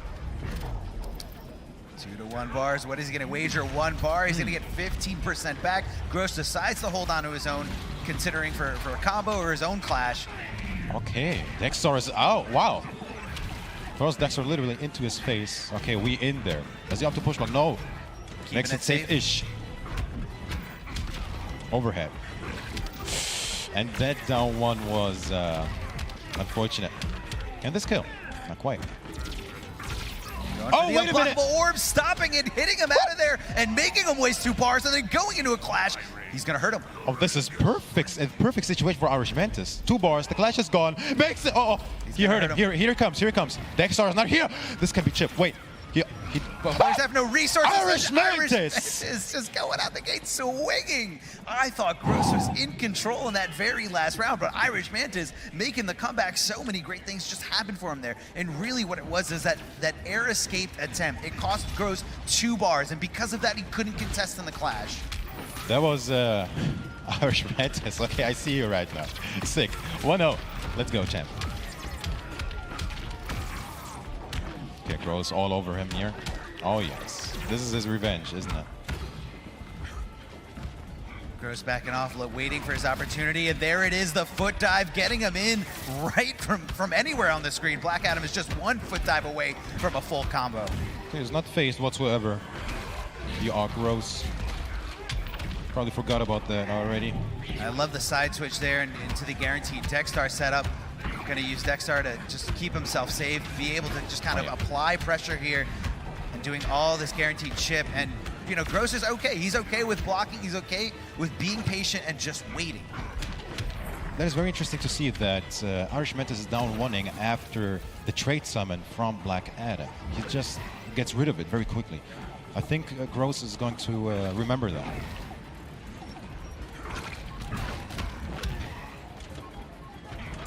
Breathing and just, you know, feeling each other out at full screen, and Gross recognizing there that he got close enough after the forward dash but can't convert it into a real full combo. No punish there on the Black Magic. Unfortunate for Irish Mantis.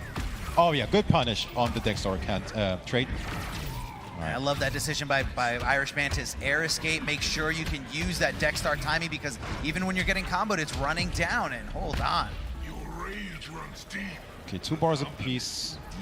It's gonna be 2 bars.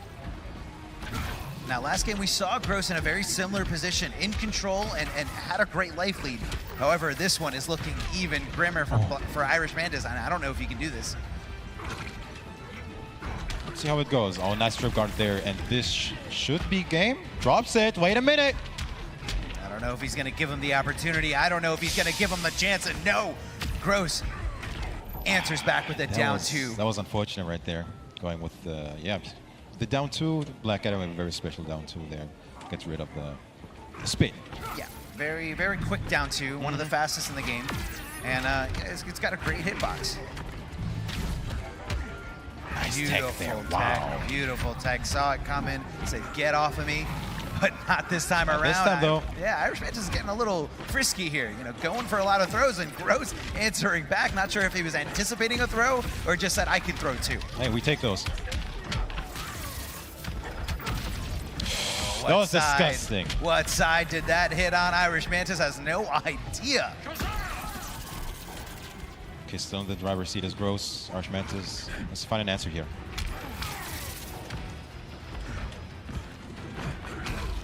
Nice down 1 punish.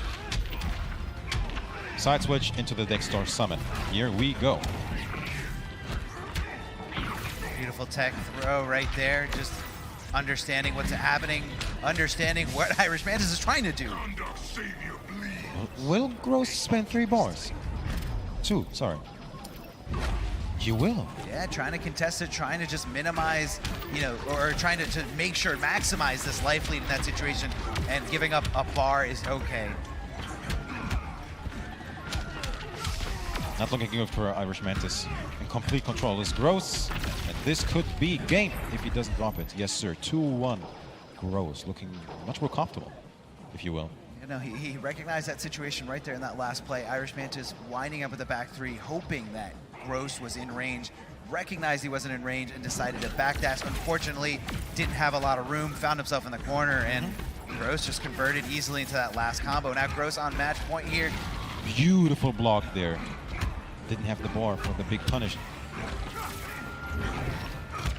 Oh yes. Misses the punish this time. Oh yes. Ooh, converting with no meter here necessary when you have Dexstar out. Now Irish Mantis just biding his time here. He wants to get that trade back. He wants to get that Dexstar, but gets a little too antsy here. And Gross answers with better buttons of his own. That was a beautiful whip punish off the back too. Oh yeah. Stand one, the anti-air just sniping him out of the sky here. And the raw puddle, no Dexstar to back it up. Irish Mantis turning the tables. Gross finding himself in the corner. Can he continue this pressure? Can he get this first life bar? Wow, that's very impressive. Those techs are very impressive. Very, very impressive techs here. Walks right into that unblockable orb. Okay, Gross on match point. Oh yes, almost converts. A very active fire spitting there by Irish Mantis. Okay, you know, just kind of like anticipating Gross to just kind of come in at any time. And I think that's a great option. And an even better option is that raw puddle. I love those puddles, but who knows how long they're gonna work. Oh yes, makes it safe-ish once again. Down 1-2, Jazz hands. Didn't have Dexter to make it safe. That's unfortunate. A perfect Red Lantern. A compliment indeed. 2-2-1. Irish Mantis still alive. A very active spit there, Gross. Blocking it right there at the end, at the tip, and here we go, converting into a combo. He's got the bar to make sure it hurts. I'll douse you. Okay, forcing Gross now to flash. Irish Mantis still very much in this. And Gross still on match point. Both players don't have any bar at all, but Gross does have access to his trait, his character power. He's trying to just build up the bar little by little. Nothing happening yet. Both players just intent with this neutral here. Okay, here it is. Both have a bar, both have trade ready to go. What's it gonna be? Oh. Okay. Just jumping in with those jumping two was Gross, but hold on. Conversion! That's gonna hurt. He can't air escape. He can't clash. No more resources available to him.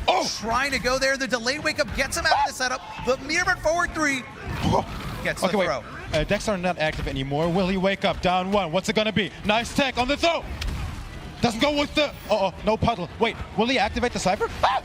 There it is. The bumper car unblockable. Can Gross do that? Oh no! Yes! He ate the shimmy. Irish Mantis. He bit it. He threw out the bait, and Irish Mantis just clenched onto it with every single muscle in his jaw. That is the Gross special, really. That is the Gross special. Realistically, there was no reason to tech the throw. Anything would have chipped him. Just take the throw, go to neutral again, and just do the job. That could easily have been a 2-2. Hindsight is 20/20, my friend. I mean, hindsight is 20/20. You know, you don't know what it feels like to be in that situation, in that scramble with so much on the line, so many people that's very just screaming, and you were getting up and screaming. You could not contain yourself. But that was a very intense moment there. I thought Irish Mantis was going to tie that up 2-2, but Gross clutching it out there with his signature move. Yeah. Just walking up to you, pretend he's going to throw, go for the forward three, and you're going to eat a full combo as it just bounces you into the air. And coming up next, I believe we have Biohazard going up against Tekken Master. That is, I think, one of the most highly anticipated round one matches of the tournament. I mean, this rivalry, Tekken Master, Biohazard, they have been giving us so many incredible matches. Season 1, that was. Yes. Season 2, haven't played at all. It was, I believe, the head-to-head in Injustice in tournament. Season 1 was 4-2. In favor of Biohazard, but Tekken Master taking that huge win that led him to qualify for E-League. But they've been hyping it on Twitter and everything. I'm so ready for these. And both like teased Brainiac versus either Brainiac or Atrocitus from Tekken Master versus Bane. I don't think that's going to happen. I don't think we're not. No, not a single like a single second. It's either going to be a thing, maybe a Starfire mirror, maybe something cheeky, but it's not going to be like classic Season 1 shenanigans. I don't think so. Well, I feel like that was always one of the better things about Tekken Master, and what was so hard about training against him was the fact that he could easily pick up so many different characters. You know, he showed up to E-League with characters we never saw him playing before, and it's really hard to kind of, you know, really understand what matchups you specifically have to study and learn to stop Tekken Master. So he usually has that nice little edge over a lot of opponents. But, you know, this season, really, I would say it's more in Biohazard's favor, a little bit more successful. Tekken Master's barely getting in there, barely qualifying there through the Intercontinental event. It's been a hard season, but I think the homies Ketchup Mustard have another promo for this match coming up, so please take it away.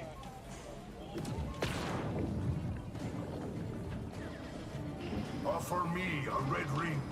Your hate must prove worthy. Ask Batman about my hate. Biohazard versus Tekken Master is a matchup that we see all the time in Injustice 2, with them clashing in top 8s and grand finals the world over, with the results going either way historically. However, one thing that cannot be ignored is the difference in success this year. Biohazard has had an incredible journey in 2018, traveling all across America and even to Vienna for Viennality, where he was able to secure first place and end up at 3rd on the IPS leaderboard.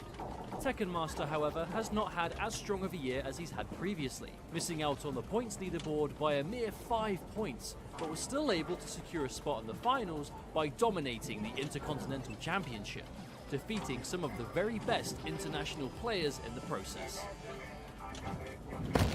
You'd be a perfect Red Lantern. Of that, there is no question. The two have been very active on social media, pumping up this match for what could be their one last time. Time will tell if that's the case though, as there's a whole bracket of players waiting on the other side.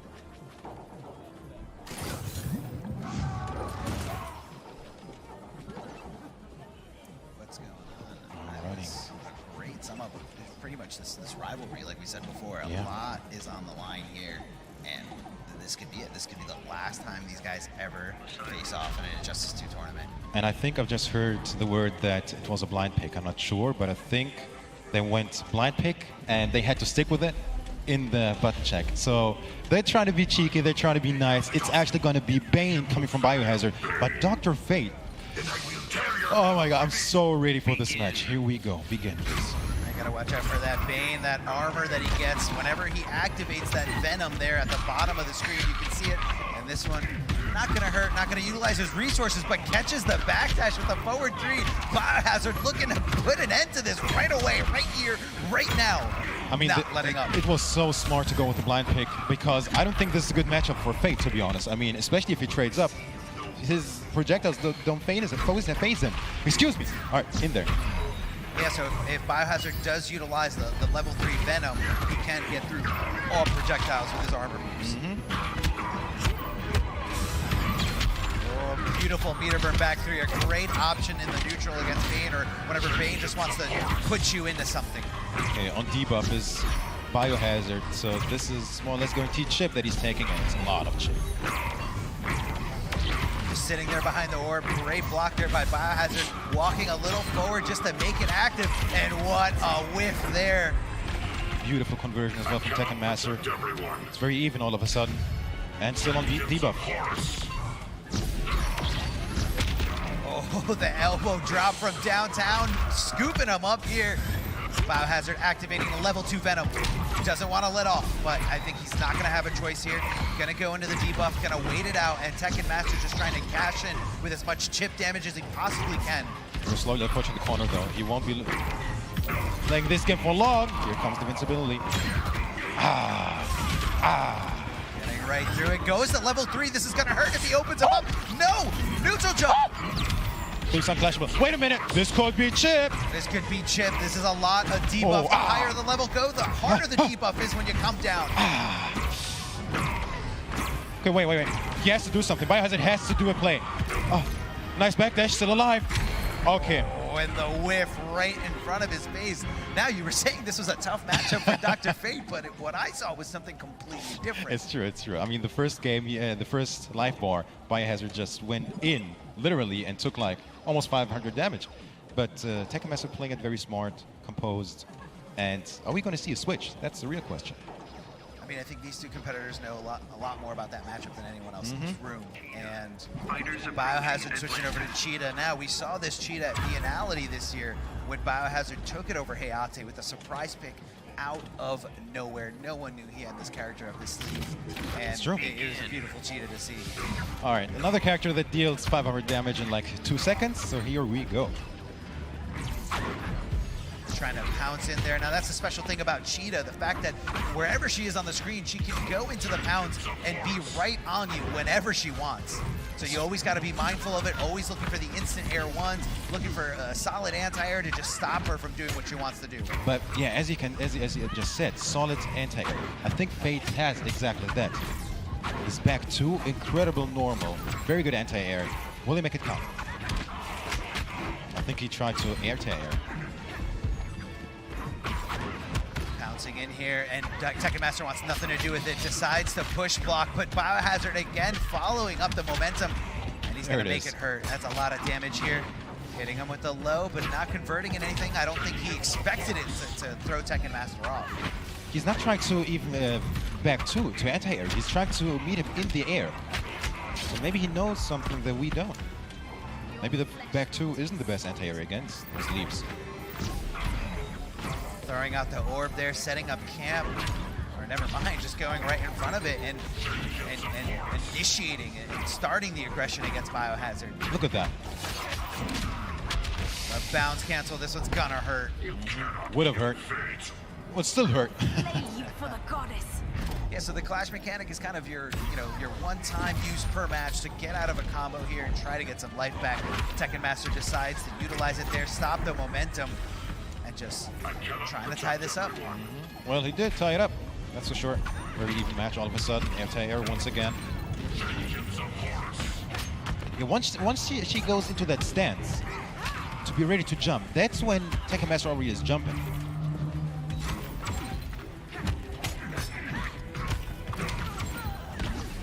Cliff just trying to, that's one of the most annoying attacks to get hit by against Dr. Fate, because it just puts you so far away from him and that you just want to get back in, but he's just going to keep zoning you. But hold on, Biohazard getting a combo, trading up. This is going to hurt if he gets a hit. Deactivated. He went for the unblockable there, but Tekken Master all over it, just backed out of there. Ooh! This one's going to hurt. What a punish! And that is going to be game. Tekken Master out of nowhere with the comeback. Again, I mean, that one wasn't as decisive as the Bane one, where we thought that Biohazard was in control. But again, the game-winning play there was just backdashing out of Cheetah's unblockable attack. Yeah. And a lot of people say it's a great way to just lead into a full combo punish. It's a great move, and Tekken Master understood. He was in his head. I mean, the play right there, maybe he even saw it coming, to be honest, but that was very, very smart. Game winning, for sure. So, what will he opt to do? Will he pick a Zoner, Starfighter? Because he has to find an answer against this Dr. Fate. I mean, not only does he have to find an answer to this Dr. Fate, but he has to find an answer to any other character that Tekken Master could potentially pick. That's a very good point, and he's actually going for it for potential last time. Biohazard. I didn't want to see it like this. I didn't want to see such a decisive match. Yeah. But Biohazard can do it. A life lead doesn't mean anything to Bane, and this set lead shouldn't mean anything to Biohazard.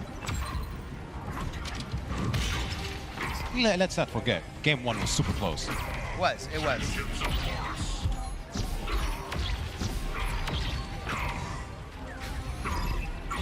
Trading up, activating the Venom as you can hear it pumping up, and Biohazard trying to get in that command grab range, but Tekken Master just not letting him. Utilizes that meter burn roll to get in. But again, Tekken Master in control, not letting him get a hit, not letting him get an opening. And this is what's so frustrating, your opponent just keeping you out meticulously here with those setups. But hold on, the elbow drop. He's still got 2 more levels of Venom to go. This one's gonna hurt. No, not really. He doesn't have the bar, to be fair. Oh yeah, invincibility. This is debuff. This is time to go to work for Tekken Master. I mean, it looks like Biohazard's just trying to close this out desperately. And what a beautiful side switch there by Tekken Master. Great presence of mind, exactly where he is on the stage. He wants the corner position. He wants to buy more real estate. But here we go. Biohazard tying it up with a command grab. Match point, Tekken Master. But Biohazard still in this. Let's see it. Looking to jump in with that body splash, and Tekken Master says no. Uses 2 bars, 1 to push block and 1 to get out of the corner. Smart play by Tekken Master. He has to find a way in. This is his last chance. This is it. I don't know if he can do it. He doesn't have bar to bounce cancel. Uh-oh, wait a minute. That's 1 bar. Trade is still active. The Venom is still active. But this is the tough spot, man. The level 3 debuff, so much chip damage being inflicted here. And Biohazard just trying desperately to avoid as much as he can. But hold on, the Venom is back. Ooh! Tries to go through it, and the second hit doesn't connect. Oh, yeah. I mean, there was very little he could do about that. Dr. Fate all the way. Tekken Master taking it over. Biohazard, he's got to be feeling good. 3-0 in a decisive manner, especially right there in that last game. Biohazard just really, whenever he could get it, it was after utilizing resources and he didn't have access to the damage he was looking for. You know, that's really where Biohazard shines, is that when he gets in, he makes sure that it's going to hurt. But Tekken Master did a really, really good job of just keeping it together, keeping his composure, and just keeping him away. I did not see that coming. I did not see that coming, especially a 3-0. That's what happened, man. It doesn't even, the rivalry doesn't deserve a 3-0. Hey, but there's a loser's bracket, so that's not going to be the last we see of Biohazard. This is a double elimination tournament, so you have to lose twice in order to be out of the tournament completely. So Biohazard's still in there. If somebody else knocks Tekken Master into the loser's bracket, we might see the run back. And we might see a different Biohazard, a different game plan, and a different hidden select. Maybe even a different character. Here we go. Yeah, Biohazard does have a lot of characters up his sleeve as well, and I don't think Bane was the right answer clearly here. But coming up next, we have Hayate. He's going to be going up against Silvereye. Hayate. Ooh, Canada boys. Yeah, Robin, loyalist through and through. I mean, this man so confident in his pick for Robin that he doesn't go to any other character for whatever matchup. He believes in his character, and he believes in his own ability with his character that he can conquer any matchup. He really can, and you know. But we do have a video here by, again, the homies, Ketchup and Mustard, so take it away.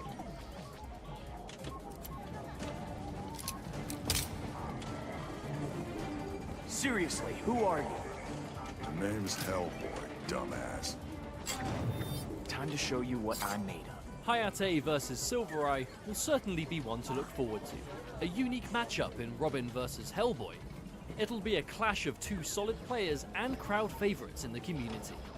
Hayate has had a strong year, 6th on the leaderboard with 410 points and impressive showings, such as 2nd at SoCal Regionals, cementing himself as the #1 Robin player in the world for another year. Silvereye has been impressive as well, but coming into the finals on the lower end of the leaderboard at number 11. Regardless, he has remained a strong force in the community with his signature Hellboy, and is always ready to bring the best he can. This will be an EVO 2018 run back, as the last time they faced off on a stage like this was an EVO Top 8, where Hayate came out on top. You got a snowball's chance in hell. Superman and I disagree. Silvereye is going to have to change things this time if he wants to remain in a good spot to win it big tonight.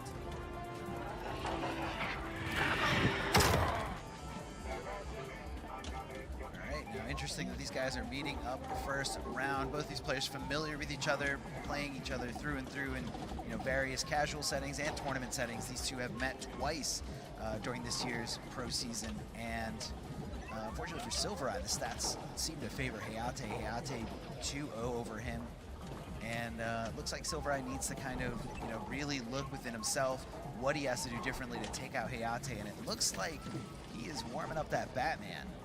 The Batman? Yes. So Silvereye, before Hellboy, was a legal character last year. When he failed to make it here to the Grand Finals, he was using Batman. Found, a little bit more in his new character now, Hellboy.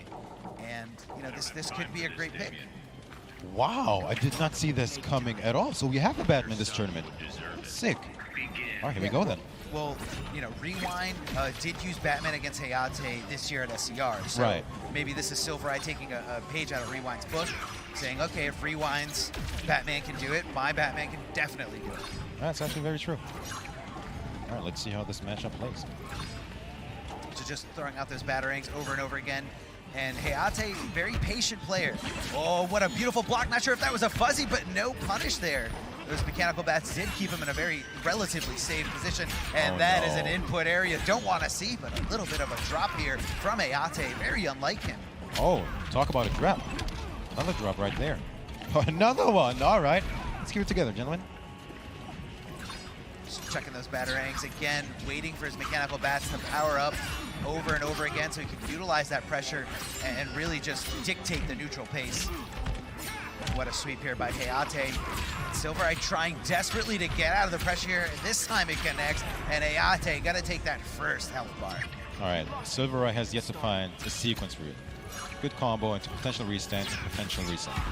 Here it is. This could be it.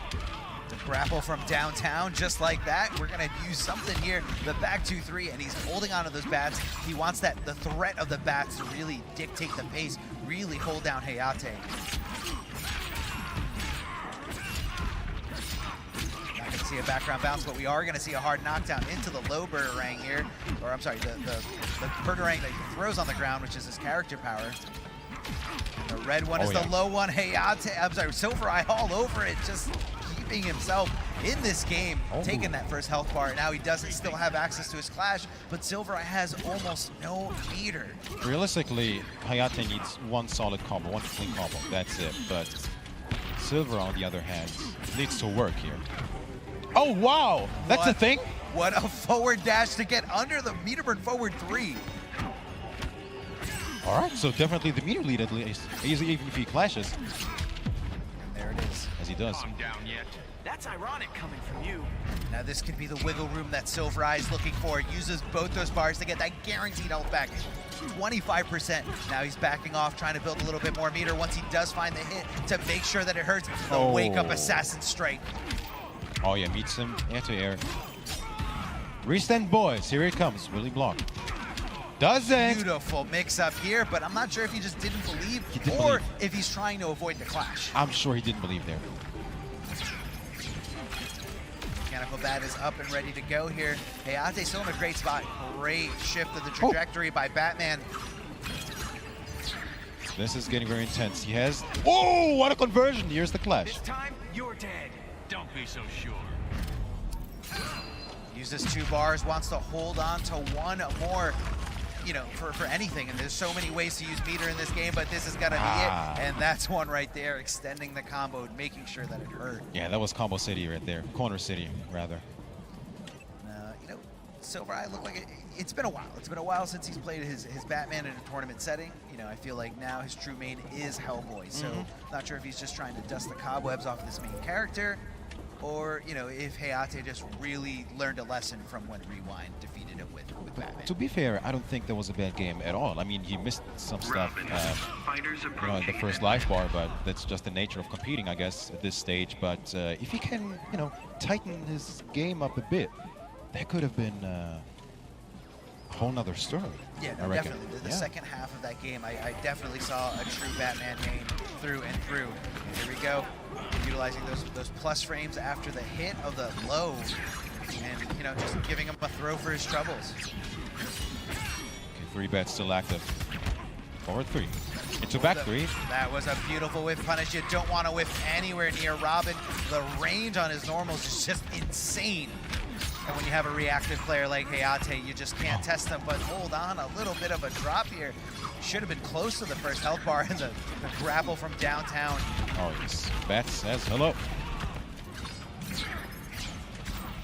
Gets hit by it. That's unfortunate. Tries to avoid it. Hayate just ready to press buttons right after, really testing and making sure that Silver Eye isn't trying to stagger, isn't trying to just like cheat his way into another turn, swinging. And you know that's the kind of player that Hayate is. When he sees that opportunity, he's willing to take it right away. It doesn't necessarily mean he's all aggression. It just means if you give him the opportunity, he's taking it. I mean, realistically, why wouldn't he? Still in it. Comes the mechanical bat, the forward 3, great block by Hayate, standing up for it. I really like the patience of Hayate right now. Not overextending. Oh, wow, okay. Not going to use the mechanical bat to extend the combo. Interesting choice here by Silvereye. Just decides to hold on to it later, looking for an opening because he needs a little bit more than just a small combo. He needs a complete momentum shift. Now he does have meter in the situation, so if he does land a grapple just like that, he can put him in a standing position. But I just think it was just too much scaling there at that point. Yeah, too much gravity, I think. Oh no. All right. Not enough to seal the deal here, but utilizes one more bar to meter burn that Batarang. Look at that. Now he's just staying away, but Hayate's got all these resources. He's got super. He's literally one hit away from taking game 2 here. Oh, what that a is dash. tech. Yes, sir. What a dash. Don't let Robin get away with it. You can make him whiff and you can punish it. Again, just like that. Why would he test him again? I think that it literally was a test lag. What do you really know about this setup? Did that just happen? He knows a little something. Knows a little something. All right. There's a bat out. Yeah, Silvereye just trying to build meter in any situation that he can, throwing Batarangs, throwing up Batarangs, and just, you know, as soon as he gets on Hayate, he knows that he's got impeccable defense, so he just opts to go for the back 2-3 to put himself in a safer position. But to be fair, I'm not sure if this is the right approach because he gave him so much space to work with, almost put himself in the corner. And not sure why he went with a throw there. I'm not sure. He probably just didn't believe that the low was going to hit. And, you know, because Hayate right now has no clash to rely on. Better, but not good enough. Okay, one bar apiece. Both spending it. Clash is tied, both players being aggressive, not trying to give anyone an inch. But Silvereye did make this comeback. This could be his game. Not in time. Oh. Jumping in here. Oh! What a trip guard. What a trip guard from Hayate. Seals the deal in game 2. 2-1-2. The 2-1-2 pressure just right in his face in the corner. I feel like that was a slightly risky move there by Hayate. If you ask any Robin player, there's there's clearly a gap there that you can't expose, but it's really not the toughest. It's really not the easiest thing to do. And Hayate gave him a chance. He gave him a chance there, and he takes the lead 2-0. Question is, what will Silvereye opt to do? Will he stick with Batman? Will we see a Hellboy? Well, this should be interesting. I think he's thinking about it, isn't it? I mean, those first 2 games were definitely not one-sided at all. Very close, just 1 or 2 plays away from switching it over. So I do agree here with this pick and with Silvereye to stay on Batman here, but this is looking really grim for him. Hayate off to a great lead, trying to put him there over that character power, over that Birdarang. Kind of just mess with him, just kind of to throw the threat of summoning back that Birdarang back in his head. And that's why he ended that combo with the Assassin Strike. Grapple from downtown, but you know, Robin really can't do too much to deal with it. You know, he doesn't have quick full screen presence. He does have great normals for whiff punishing, but nothing that great at full range. Not quite even it is, but still again, look at those backdashes result in him getting the corner, and you don't want to be in the corner against Robin, especially. Canceling into the forward 3 here, but Silvereye does get out of the corner. Never mind, Hayate putting him back in here and saying, this is where you live, but he drops the end of the combo and doesn't punish that glitter. This should be chip. Tries to get out of there. Well, he gets it. Gets out of there, but Hayate with that on match point. Oh, jumped a little too early for that smart Birdarang. That thing tracks you whether you're in the air or on the ground.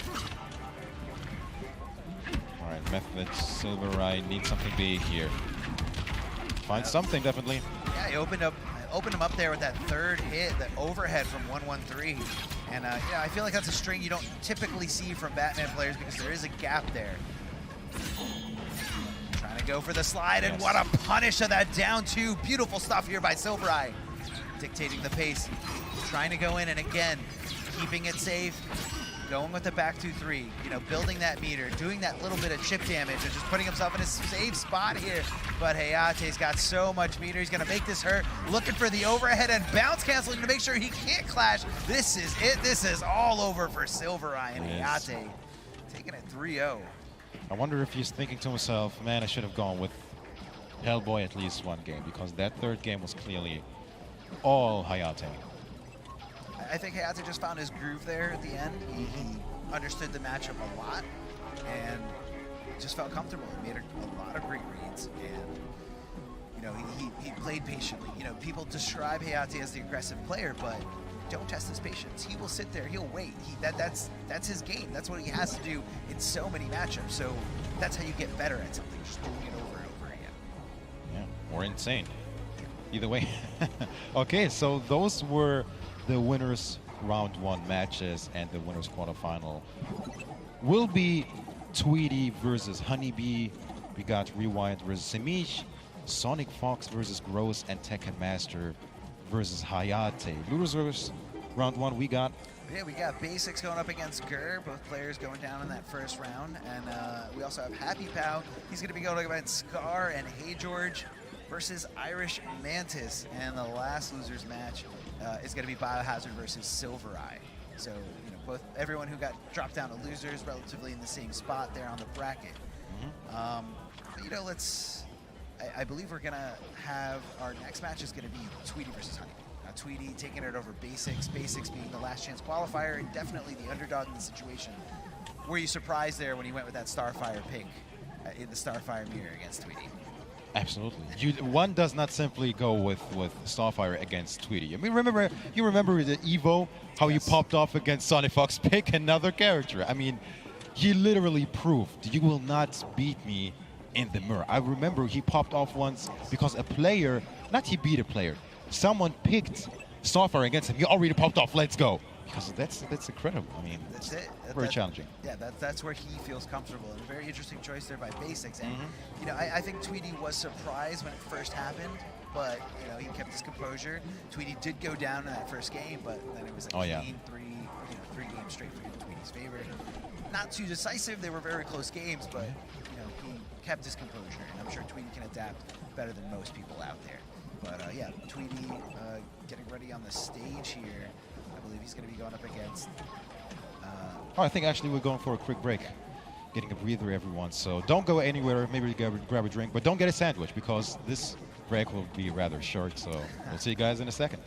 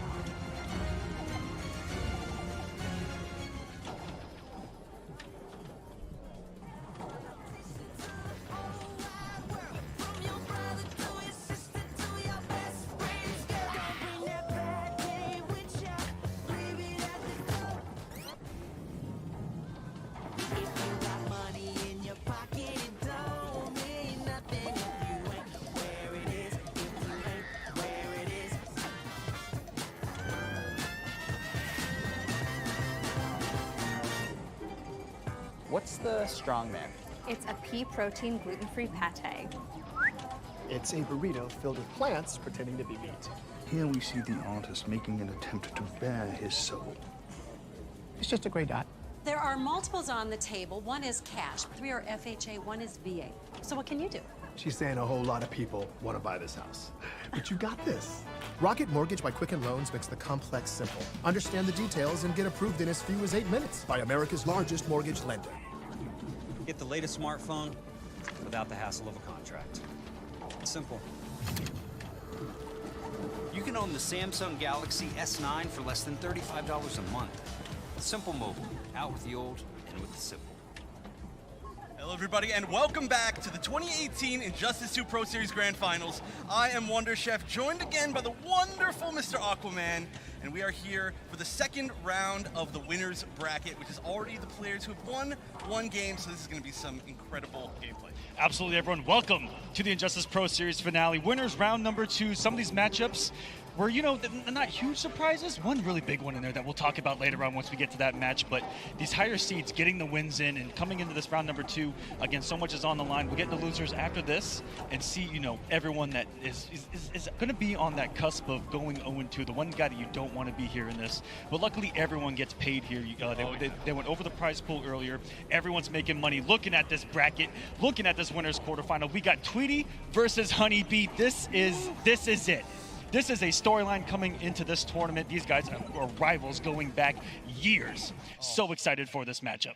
I know, they have such a history of playing against each other. There was a while where these two had the hugest grudge. They really didn't like each other, and they managed to play a few times in big brackets during that time. They went pretty close to back and forth, but we'll see how it is now. It's a totally different game. I mean, that was even before Starfire was out, and this is going to be the Rushdown God versus the Zoning God, pretty much. And looking at this particular matchup, these two players, you talked about going back so far, meeting incredibly recently in the last premiere of the Injustice Pro Series at SCR.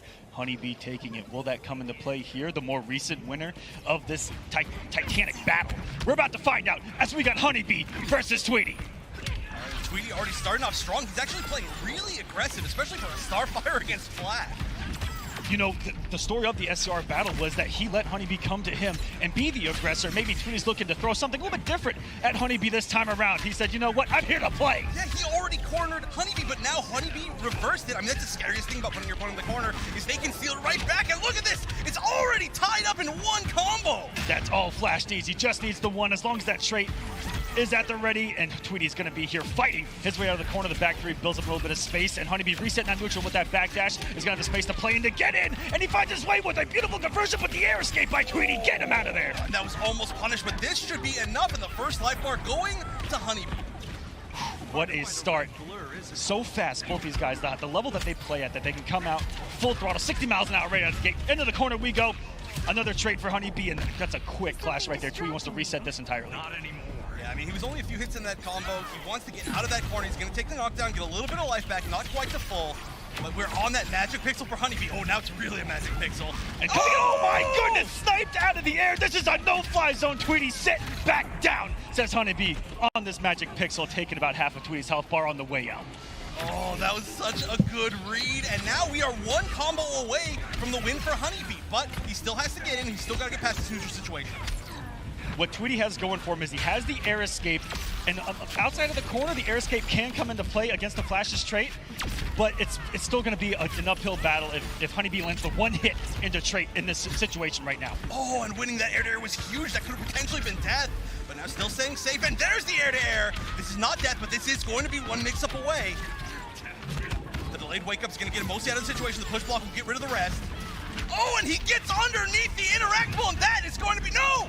The air escape coming in with the jump one. Honeybee able to close out game number 1. This is how we expected it to go, Chef. The back and forth between these two. These two are both heavyweight boxers throwing haymakers at each other right now. Oh, that is an understatement. It's exactly how we thought it was going to go. And I don't expect him to switch characters the entire set.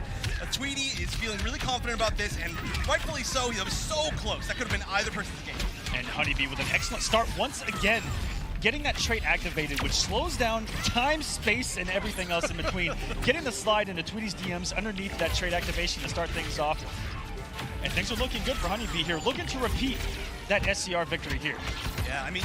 against the #1 seed, mind you. Yes, the #1 seed, probably the favorite going into this entire tournament.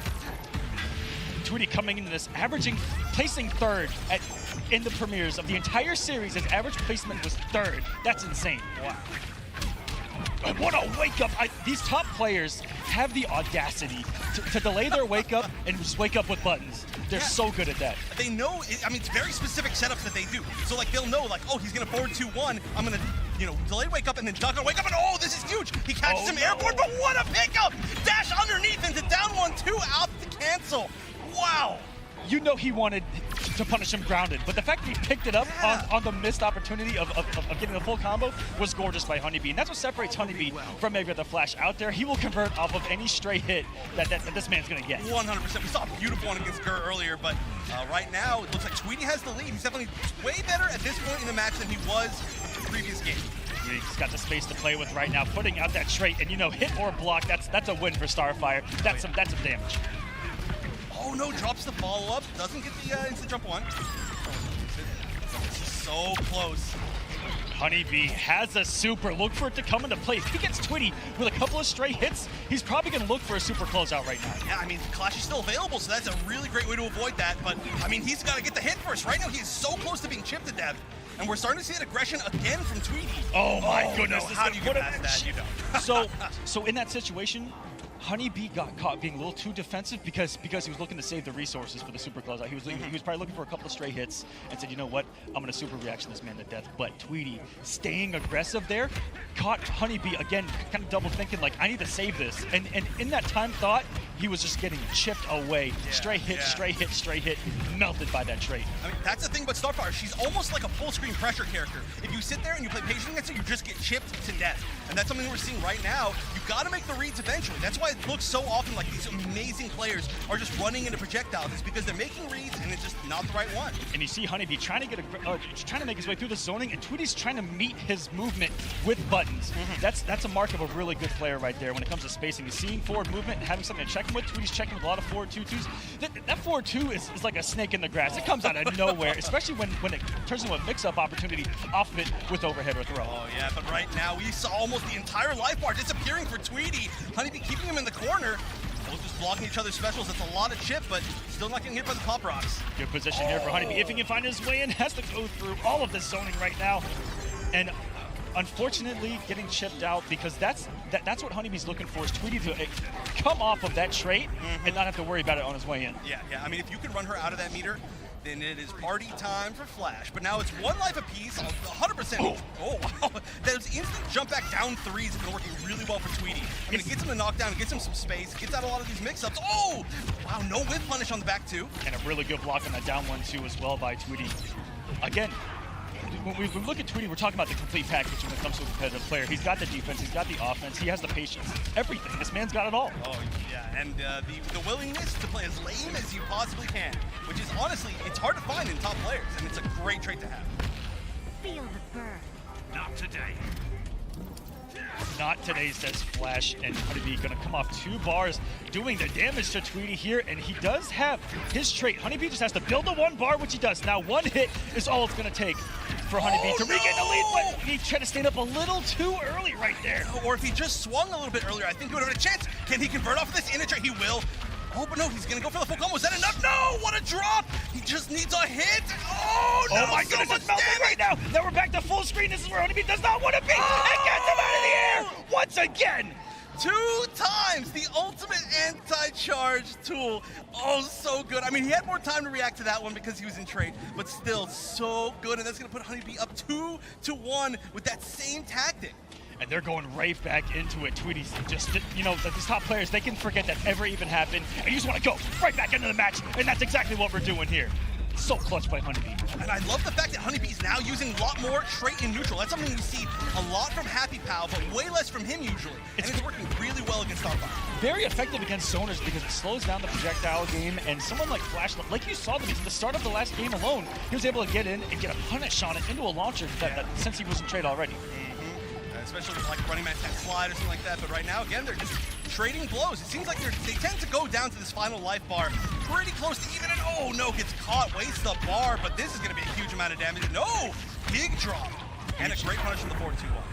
Tweety with a lead here, trying to send us to a Game 5 here in the Injustice Pro Series. Now, I wouldn't have it any other way in this matchup right now, Chef. Oh, but I don't know. Honeybee would have it another way, let me tell you. One mix-up away from potentially tying things up here, but you know what? All of this damage on Honeybee's second bar is just free for Tweety right now, having that first bar as a buffer right now, because Honeybee can't come off his trait. He can't come off too many resources to get this much damage, you know. It's going to be straight hits from here on out. Just chipping away at that bar. Honeybee coming in with a headbutt from downtown, though. Very nice. Yeah, I mean, that was about half of Flash's life with like almost no resources spent, so that last little pixel was amazing. But this is the danger zone. Catches the charge on Wake Up. Big combo. What's the mix-up? This is where it's going to get very dangerous. Honeybee building back that trait and having a full stick of butter right here on the bottom right of your screen. Oh, and there's no trait left for Tweety right now, but he's going to throw Honeybee into the corner. Oh my goodness. Honeybee tried to be a little bit disrespectful off that jump 3, but in that situation, you almost have to make the conscious decision to, you know what, if this works out, I might be able to win this, but we're in a game number 5 situation. Ooh, that was actually a really, really risky play at the very end by Tweety, because he decided to go in. He had so much space to go backwards, but he decided, I want to close it out with my aggression, with my choices. And it worked out for him, but had that not worked for him, he would have been stuck at minus in the corner against Flash. Hey, but that's the kind of confidence that you need to win tournaments, win championships. Absolutely. In this matchup, I think in this game number 5, it's down to 1 right now. Honeybee needs a quick start. He needs a health lead to work with, because fighting against Starfire when she has the health lead is an uphill battle, and one of the worst in this game. That's an uphill both ways in the snow, 30 miles uphill battle. 60-mile-an-hour winds going against you. So pretty much outside here in Chicago. No, I'm just kidding. It's not that bad.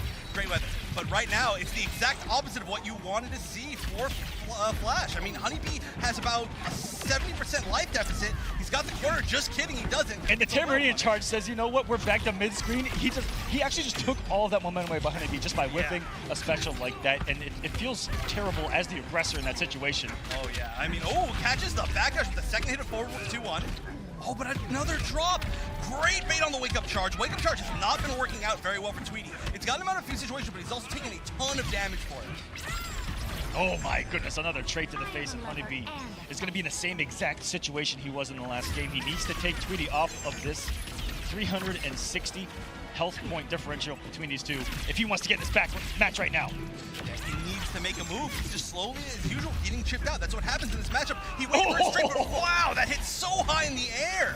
Oh, but this is going to be big. This should be the entire life bar. No more jobs, please. Oh, great flip out, actually. And Tweety says, you know what? I'm going to make him work for this bar by coming off his resources right there. So smart by Tweety. I love the decision making on the fly. And what a clutch crouch by Honeybee to get the punish on the forward 2, 1+3. Yeah, that was a big read right there. Neutral dunking it. But now he's got the first life bar. He's still a pretty big life disadvantage, but he's in the corner. Oh, no, now he's in the corner. All right, will he be able to switch? No, he chose not to use straight because he expected the clash right there, I think. That's a classic day 1 mistake for a fighting game player, is jumping yourself into the corner. Honeybee may have been looking for an interactable attempt to try to keep a plus, something like that, but it's unfortunate they lost that positioning that quick. But then right as you said that, Tweety jumped himself into the corner. They are not afraid to put themselves into that position. They're very confident they can get out of it, which is pretty crazy, actually, for both of these characters in this situation. Oh, no, that is going to be a punish. No, big drop. Possible input error there by Tweety coming down to the wire. The Tamarian charge doesn't care about the slow down time. She's a coming regardless. Oh no, this is big. This is going to be a huge amount of damage, but there's no more meter on board for Honeybee. He's going to have to make the mix-up work. And that trade heavy in Tweety's favor, because now he just needs the 1, and Tweety in a game number 5, taking it 3-2 with the pop-up. Wow, moving on to winners semifinals. That is going to be huge for him, and just barely closing that out. I cannot believe how many times they both risk putting themselves in the corner, but like I said, it's that confidence. And that is a huge part of Tweety's plays. He's always one of the most confident players in the entire scene. Amazing stuff, and he's going to go on to that winner semis like you talked about. Who he's going to face? The winner of this next match, and it's going to be, unfortunately, it happens 100 times every tournament. It's going to be a noble team kill coming down to Rewind versus Samij. It just happens. It happens every single time. We know. Oh my being a part of this. It is the classic. I wonder if there's ever been a tournament where they haven't had a team kill in noble. Probably never. If there's one, somebody shout it out and I'll figure it out. But all right, so this is not only a classic because it's a noble team kill, but it's also like a very, very heavy classic for a War of the Gods match, right? Yeah. I mean, these are two of the players that have almost even like come out of that tournament series. So what is your experience watching these players? These two players have played so many times together for a lot of money, so much pressure, right? Yeah. Week in and week out, and I've seen them both grow, and when they play each other, it's a completely different monster. You know, it's almost as if the game changes, it slows down. These two play each other so methodically because they play each other every single day, training together, on top of having to beat each other in these high-pressure situations. And what's scary about these two is that, you know, it's not like other guys that play each other a billion times, you know, they try to save something up their sleeve. No. Every week in and week out, they'll break out new characters against each other. They try to figure out ways to beat each other every single week. And so coming into this, you know, they played at what? I believe Evolution this year. They played a couple of times. Rewind having the upper hand in the offline. Yeah. And so looking into this, you know, two players at the highest caliber of this game, I expect nothing but a classic match. And like again, look for how they play each other. It's a slowed down game. Completely opposite from what we just saw. Oh, yeah. Well, I mean, Samij is always such a patient player. That is just one of his greatest strengths. I mean, he has been a loyalist to Catwoman for so long, so he is so much about spacing you, putting you into that exact spot where he wants to punish you. I mean, we saw that beautiful read earlier when he was playing his first round winners match where he, like, neutral jumped at the perfect space to interrupt an interactable throw, like, preemptively. It's just, he knows exactly where he wants to be and where he wants you to be. So, I mean, just even having to play against that, and then, I mean, Rewind knows exactly how he's playing, how he wants to play, and so because I mean, I'm sure not only have they played against each other a million times in bracket for gigantic stakes, but also they're friends and teammates, so I'm sure they've played in casuals 100 billion times. 100 billion times, and you know, it's here they're going to try to do something that the other doesn't expect, and that's going to be the most difficult part about this matchup, I think, for these two. But as far as matchup, but you know, character-wise, I actually might be at a loss of words. I actually don't know who they're going to pick in this matchup. Well, Samij might be the safe pick on Catwoman here. Yeah, I would definitely be confident in that pick. But Rewind, I mean, he can choose literally anybody. Oh, well, you know what? I think he's going to pick Blue Beetle. You know, coming into this, that round one match, he looked so crisp with his character. He was covering so many options with the float cancels. It was beautiful to watch, and the offense was just pure oppression. We'll see if he gets really aggressive here, because we see this matchup all the time. Samij versus Deoxys, and Samij controls the pace of the match. And, you know, usually outspaces Blue Beetle on paper. Yeah. So I want to see how Rewind approaches this matchup differently from a guy like Deoxys, who also plays his character at an incredibly high level.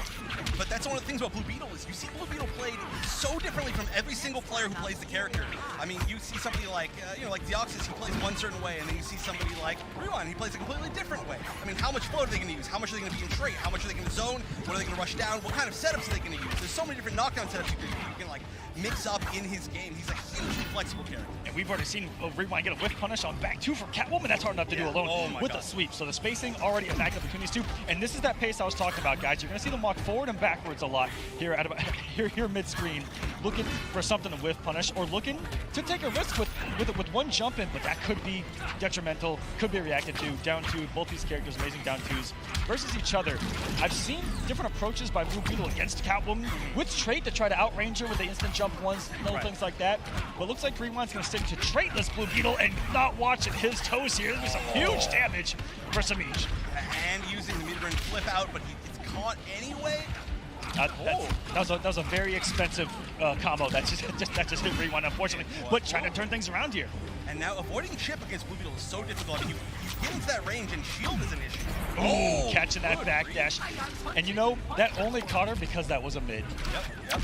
I mean, that was the perfect time. And even there, I might have been scared that it would have gotten low profile by that backdash. Oh, yeah. No, you can low profile that with a few things. Full stick of butter here for Samij. The pressure's about to be on. Just trying to chip away Rewind's health bar and not get opened up himself. That's what I like about Samij. He's perfectly fine with this war of attrition, having that meter lead going into a potential health bar number 2, where he can do the damage with the cat dash whiffing. He cat dashed back into the projectile. Right back into it. He was like, oh, hold on. I see something shiny. Let me go back and catch it. All right, but this is now a tough spot screen-wise for Rewind. I mean, he's got to get out of this corner or he's going to suffer a terrible situation. He tried to get out. The jump didn't work, but you know, these 2 drops in a row are actually going to give him a great position. Oh, but we've got that infinite use interactable. I think it's one of the strongest interactables that's still in the game. Absolutely, especially when it's a zoner that has his back to the wall and has the space built. I'm stealing this fight. It's totally not cool. Well, you're gonna have to steal that life lead back, Catwoman, but you're on the way to it. Yeah, 25% back, 1 bar apiece. And the position looking good for Rewind. If he can get 1 hit, we're going to the corner, baby. And what a beautiful whip punish once again by this man with the down 1. Rewind's whip punishes have been incredible all day. And the beautiful aspect of Blue Beetle is that he can keep so much safe. What a beautiful cancel. This should be enough, and even scouted out the air escape. Rewind gonna take game number 1. Wow, there was no doubt that that was 100% a read on that air escape. That man did forward 3 and just walked forward like forever. He's just like, yeah, you're gonna escape. That's confidence right there. Walk forward, say gotcha, forward 2, right in the death. Beautiful pickup. So, wow, this Blue Beetle pick working out so far. Back into it we go. 1-0 for Rewind. I was talking about how he can keep his pressure so safe by canceling almost anything into that shield dash, safe on block. And it creates a mind game right there. You see, Samish probably going to check every time, but if he does that back 2, depending on the frames, Rewind might be able to sneak it down 1 in there and again play some mind games off the block of that. Yeah, we saw him doing that all the time against Irish Mantis' Atrocitus. He was catching so many re-approaches after blocking the shield. Oh my goodness! That was definitely a setup that would beat wake-up attacks too, 100%. That was so smart. Good block, but you can only block so much. Because he can change up so many things off of that float. He can cancel it. He can go into a second float, into a second overhead. He can go overhead by throwing an EX projectile at you. Very hard to block. He can sweep at any time. And then he lands, and then he does overhead or low, and then overhead into low, or overhead into backwards overhead, or overhead into Peanut Burn 4-3 cancel. There's so many mix-ups, but you know, we're not seeing that. We're seeing the opposite right now. Samij had a great corner pressure. Still, Rewind taking that first life bar. Look for at least 1 time in this set. Jump 3, low stab. Jump 3 low step. All right. That's the mix-up right there. It's the ultimate. Everybody's so ready for so many layers of mix-ups. Nobody expects to just jump in low, right? What's going to be here? Just getting slowly pushed by Samish with these back 2 whips and chipping away. This is almost how round 1 went for Samish here, just trying to chip out Rewind's first bar of health. And if Rewind gets 1 hit, could change everything. But the instant jump 2, shutting down, I'd say half of the screen in front of Catwoman when she puts that thing out there. That's pretty accurate. And Blue Beetle, very aerial character, likes to be up there, throwing projectiles, trying to catch whiffs with the floats, making reads with floats in, with jump 3s. Jump 3 very hard to anti-air. Yeah, I mean, so many different ways he prevents people from anti-airing, but if you can air-to-air with anything like Catwoman Jump 2, it's going to work out. But right now, this is so tense. All right, first big opening by Samij. He's going to get a lot of corner carry. No, just kidding. We're going to see the clash there at even meter. Little war machines afraid of cats? But they both had 3 bars, so how much are they going to spend? Wow, Rewind spent all 3. I mean, both these characters build meters so fast, so I guess I understand, but Samij's carrying 2 still. I'm about to say, you know, part of Blue Beetle's game plan is throwing a lot of those projectiles because the recovery is so low on them, and he's just building meter the whole time. He's chucking these bad boys full screen. Samij with another clean open up, and, you know, they've come so rarely for Samij. Able to capitalize this time. No drops, just like the last game. And in the corner we go. Gotta watch out for the freeze. Can't beat me, you can't beat Bruce. It's never good enough, is it? I think 2 bars for Samij, and they tied. He only spent 1. He wants to keep that one because, okay, if he has this bar, any opening should be death. So that's very, very smart. Yeah, saving that for the cat dash on Samij's end. And look how slow this game is. Trades on for Rewind. Was looking for that forward 2, which has the extended range. Nothing's activated, but it's gone. And this is the hit that Samij needed. Is it going to be enough damage? Doesn't look like it. I don't know. Yeah, not quite. Maybe because the jump 1 scaling, but we're getting so close to chip here. Oh my goodness! Dash up, low stab. That may have been unblockable. What's the mix-up? Oh, nothing. Amazing delay. Wake up and chasing down the back dash. We got a game right now. 1-1. Wow, that was so good. So we saw 2 things that were the first time for this set. Actually, I think it was the first time in the day that we saw Blue Beetle go into trait. And so Rewind has just been completely traitless until right now. And also, we saw one of the first delayed wake-ups from Samij out of this set to avoid that final mix-up once he finally got put in the corner. So smart. And even that is scary against Blue Beetle because they have anti-delayed wake-up setups where they do that exact setup but float and then come down with a jump 3. Yeah. And then you guess again. But like I said, it was smart that it was the first time he did it. Now he's going to be watching for it, so we'll see how that goes in turn. Really good backdash by Samij on that second jump 3 to get him out of plus range, which were on that 2-1 that Blue Beetle put out right there. That's right there. Oh, jump 3. Whoa! He's frozen with the shield out! Oh! Never seen a trade into the freeze like that. And another big combo here for Rewind. Is he going to get the restand? No, just casting out on the damage. That 2-1-1+3 string adds on so much damage to his combos, especially in trade. He's got the slam on him. Oh man, yeah, there's a lot of that. Beautiful pickup, and he did that. I noticed that in his first game today, ending that exact combo the way he did with the shield, builds that extra bit of bar. That's what separates these top guys from us regulars. Yeah, I mean, every little bit of meter counts. Oh, nice. He gets to jump one into float. That's a very safe option. And guess what that did as well? Build meter. And here we go. I just gotta say, he just comboed off the trade from back two. Oh, wow. He must have, I guess he traded with a jab. Smeej looking to shimmy him with that forward walk into the forward three, trying to catch him, going for the throw. Rewind not falling for it there, putting out a couple of forward twos of his own. It doesn't get whip punished by that Smeej back two. Please be careful, and what a trip guard. And now all he needs is one little hit of chip, and that should be it. Yep, back two in the whip. There was no avoiding that. He could have pushed block. I don't think he wanted to spend that resource at that point. Dead even here, 1-1. Smeej does have the position in his favor right now. Look at the reversal, the demo with a throw there. Rewind could have gotten clipped for that. Scary. Oh no, this is going to be a good amount of damage. Oh wow, I like that. There was definitely a point right there. Oh wow. These guys are so hungry for the position. Like the battle for position is everything right now. And I like that they both chose to escape at different points where they knew that they could either get the advantage or potentially get a punish. Every time I see a Reap with forward dash, wait. Scarab doesn't like you. Little war machines afraid of cats? I was gonna say, it takes a lot of cojones to dash forward to get out of something, because that's just asking yourself to get opened up by literally anything in the game. But if you land it, then your opponent's like, oh crap, they're willing. Oh wow, two back twos. Oh! Oh, this is potential for a comeback. I'm surprised we didn't see a clash already. Oh, but there's, This is going perfectly. I am so blogging about this. This is a really good position for Smeej. He backs up and uses that interactable. He actually has, like, I don't know, he's got zoning to close out the game as Catwoman, which is insane to say. But right now, it's interesting. I mean, I want to know why Smeej is going in, and now he's getting opened up. Oh, trade! That was a risky down one, and he gets him with the cat dash. He was looking for that the entire time. We were just standing there and just watching Rewind move. So smart by Smeej, but that could have gone either way. If that down one didn't trade, I think he was done for. Yeah, I mean, if he'd gone for anything faster, that would have been it. I mean, so many times now we've seen a blocked jump in from Rewind, and then we see Smeej challenge it, either with a back dash, which avoids the back two, or with a down one, which traded. We just saw that. I would like to see Rewind finally trying to use some different options off the jump in, just because now we're seeing that almost every single time Smeej is trying something. And we saw in Smeej's first game, this man, if there is a gap, he has found it, and he knows what to do. Yes. So smart. But again, 2 games have been clutched out by just a raw cat dash, which is definitely one of Smeej's specialties for all time. We're punishing with cat dash, catching things with it. He's the best. The approach with the projectile and utilizing the hit stun on it to throw the mix up. Really smart by everyone to recognize the spacing where Smeej was. The back to perfectly spaced, keeping it safe with these down ones and the shield dash. And he can get away with down ones when you're respecting the follow up. Yeah, that was a beautiful whip punish. 4-2 is a hard knockdown. That's why they end that early with just that 4-2. Yeah, it's weird because it's a launching string, but just one hit is a hard knockdown. So weird.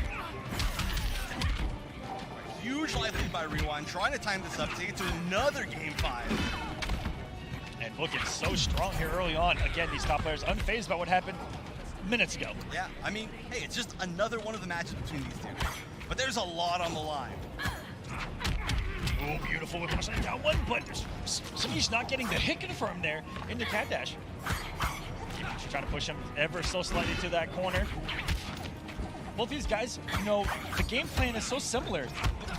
They're checking into special move that's safe, checking special move that's safe. They're building bar while they're doing it, and they're building their resources to explode at some point into some big damage. Well, like you said, they both slow down the pace against each other because they're both incredibly good players at fundamentals and neutral. Like, if you whiff anything against either of these players, you're dead. It's just over.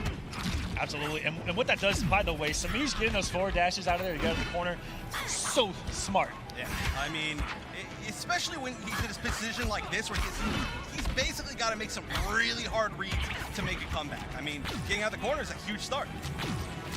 Yep, he's got a full stick of butter here. One hit might be able to do the jump, and what a neutral jump, and beautiful use of the bar there by Rewind, the instant jump one. That is when you are just in the zone. When you get that instant jump one read to finish out a game, you're just in your opponent's head. And we're going to another game 5, back-to-back here. That's how close these players are. This winner's semifinals, back-to-back game number 5s, guys. This is incredible Injustice 2 that you're watching right now. Yeah, there is no surprise here for me, though. I mean, I would have bet my life that this game would have gone to game 5. I mean, this is such a classic matchup. And again, they're playing for a good amount of money. So the loser of this, already just being in this match, these players are guaranteed at least $2,000 a piece. But that is just assuming that one of these two players would lose 2 in a row right after this. But keep moving forward, I mean, you're moving up to about $4,000. So, and then of course further and further up to the $40,000 main prize. So they want this, and they both could very easily take this entire tournament, but it's going to depend so much on this final game of this winner's quarters set, Rewind versus Samij.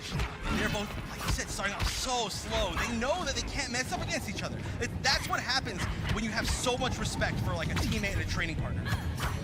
It's very hard for them to open each other up, for one. And just so you know, Rewind got first hit in this game.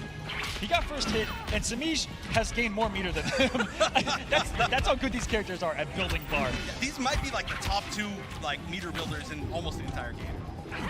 Ooh, trying to actually punish that jump 2 attempt with the sweep, but Catwoman not falling onto the active frames of it, and this is still a good start by Rewind. Could have whip punished that, walked back a little too far before that forward 2 attempt, and could have had a whip punish there as well. Beautiful down 1 there by Samij. And throwing out down 1s in the neutral against these characters aren't so scary. You know, he catches forward dash attempt. He knew he was out of the forward 2 range. That's the mind game that they're playing, guys. If you're watching from home and trying to keep up with what they're doing and why they're doing it, Did he dodge that or did he backdash that? All I could see was the shield animation, but he definitely avoided that and got an amazing punish. I think it was a dodge. He has been known to do that in this exact matchup. It's absolutely beautiful when he does. It's very rare because it recovers forever. So the shield dash is great on block, great on hit, but on whiff, there's its weakness. He falls on his face like a fool. Oh, good block on the overhead, but gets caught. That is definitely the first life bar. He's had a couple of big meter burn reads, and that's not something I'm used to seeing from Rewind. I guess he's trying to, you know, go for that RKO out of nowhere. On Samij, and it's worked. Yeah. I mean, especially with the character where he's playing. No! That really needed to be a big punish. Still, with the throw, should be back into the corner here, and there's a little bit of life left. How much can he get off of this? Not a whole lot. Luckily, he got that bar. That was a scary whip that he whiffed, and you know what? That kind of comes from walking backwards and trying to go instantly into a normal that may involve a forward or motion or down motion. All right, so now this is match point for both players to see who moves on to winners semis into the last 4 players in winners. The knockdown, nice delay wake up by Rewind to avoid that cross-up attempt, and looking to shimmy him, there's Rewind, because the walk speed of Catwoman so strong. Looking for a read on Rewind jumping in there as that instant jump 2 by Samij, trying to forward dash. Finally getting burned for it. Yeah, it's never good enough. Just gotta catch it sometimes, but there's so much meter on both sides. 3 apiece spent. Wow, no life gained or lost. And that means that we're potentially 1 combo away. This is not it. What a conversion off that 4-2-3 that hit so far away and trying to break the armor, but the shield bash didn't become active. You're freaking out the He's saying, oh look, I can meter burn back 3, check you 2. And now no clash available for either player, no meter available for either player. Good corner positioning for Samij, but he gets swept. And he's got to block here. He's got to block 100% correctly now. Oh, and gets caught backdashing again with that beautiful read that we've seen before from Rewind as he used the meter burn blast to win game 5. I think that is exactly how we expected that match to go. Just wasn't sure which way it was gonna go. These two, again, play each other a billion times. They play at the same level, the highest level of Injustice 2. And for it to come down to that is exactly the way that I expected it to go. We'll see Samij on the lower side of the bracket later on and Rewind moving on. As you mentioned, the winner's semis where he will face an old teammate in 2D. Yeah, he's going to have to kind of give him the punishment for leaving, right? The EVO Grand Final run back. In the winner's semis of the Injustice Pro Series finale. Wow, that is definitely going to be good, but that's going to be a little bit later on because we are going to move up to another matchup that is quite good. So we are going to. This is, on paper, I said this might be the most important matchup if it happens. Yeah. Simply because their history and looking at the bracketology, you know, all the head-to-heads. Sonic Fox, if he's going to make a huge run here, he has to get through someone that he hasn't beat this season. and has a great history against him, and it's going to be DR Gross. Yeah, but the big thing here is that they haven't played for a while. The last time they played was Combo Breaker, which is that instance that you were talking about. So, I mean, honestly, Fox has gone through like 6 characters since then, right? That's just how he plays. Yes. And right now, I'm really curious to see who he's actually going to start with. Will he start with Joker again like he did against George, or will he go with one of his other million characters? I mean, we saw the switch to Manta. We've seen so many characters. Actually, I just want to point out, just within this first round of winners, top 16, this may be the most diverse tournament that we've seen for Injustice. We saw, I believe it was 17 different characters out of 16 players. That's insane. That is, as far as I know, the most diverse character lineup that we've seen, and I'm sure we're only going to see more as the day goes on. We actually might get 6 more out of Sonic Fox alone. Having the Canary that he won with at SCR, having Joker that we've already seen looking pretty dominant too. Mind you, with Joker has a Black Manta, Captain Cold, a little bit rare pick. Has the Red Hood, a bunch of characters up his sleeve that he can break out at any time. And here against Gross, I want to bring up last year's IPS finale. Gross showed up coming in as the last seed and absolutely dominated. And at this event, we'll see if that Gross shows up again. Yeah, absolutely. I mean, Gross is always a gigantic threat. He's one of the only Black Adams that you can run into and always learn something new every single time. But let's see how he does against the Joker. This is a weird matchup because if Joker gets in, Black Adam has infamously bad wake-ups, infamously bad defense on the knockdown. So he's got to try to hold that momentum, or he's gonna just explode very literally. So Chef, even characters with good wake-ups can struggle against Joker in this corner. Once he gets the knockdown here, oh my goodness, it is going to be Guest City population Gross if Sonic Fox gets a hard knockdown in that corner. The teeth are going to come out, mix-ups are going to be on the way. Absolutely, but we're already seeing the Gross classic, the raw down 2. This man just pokes back with down 2s. Oh my goodness, the very high hitbox of the gunshot coming into play already. Yeah, he picked him up and then he converted from the meter burn version of it. That's a lot of damage. I mean, Joker's zoning actually does quite a bit of damage. Quite a bit of damage. The jump-ins, he has a very short jump arc, so the jump-ins come at you, they come at you quick, and they're very active, very hard to anti-air. So sometimes you just gotta hold the Joker jump-in. They're gonna close this first bar with the canister, building the meter as well, ending on the special move. And what Gross has avoided so far is that knockdown, is that corner presence, where the chattering teeth that Joker throws out isn't sitting there waiting for him. Ooh, and that's the second push block we've seen. I can tell that Gross has a strategy going into this, 100%. I mean, he's blocked very, very well. I mean, most of the openings, honestly, have just been from, like, zoning or raw neutral situations, just like that. Conducts there. I'll show you funny. The early wager could be for a multitude of reasons, but I think one of them was just simply because he wouldn't get to that corner off that hit. Yeah, no knockdown, no corner carry. Just try to stay mid-screen. Everything's so much less scary because you can back roll nearly every Joker setup.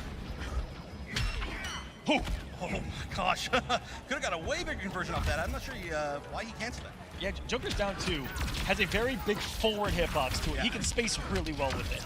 Yeah, you can play footsies with that down 2, but nice. Punishes it. It wasn't canceling anything. He's got to be careful for that trap. Oh no! Into the corner we go. The teeth are out. Here comes the mix. Oh my goodness!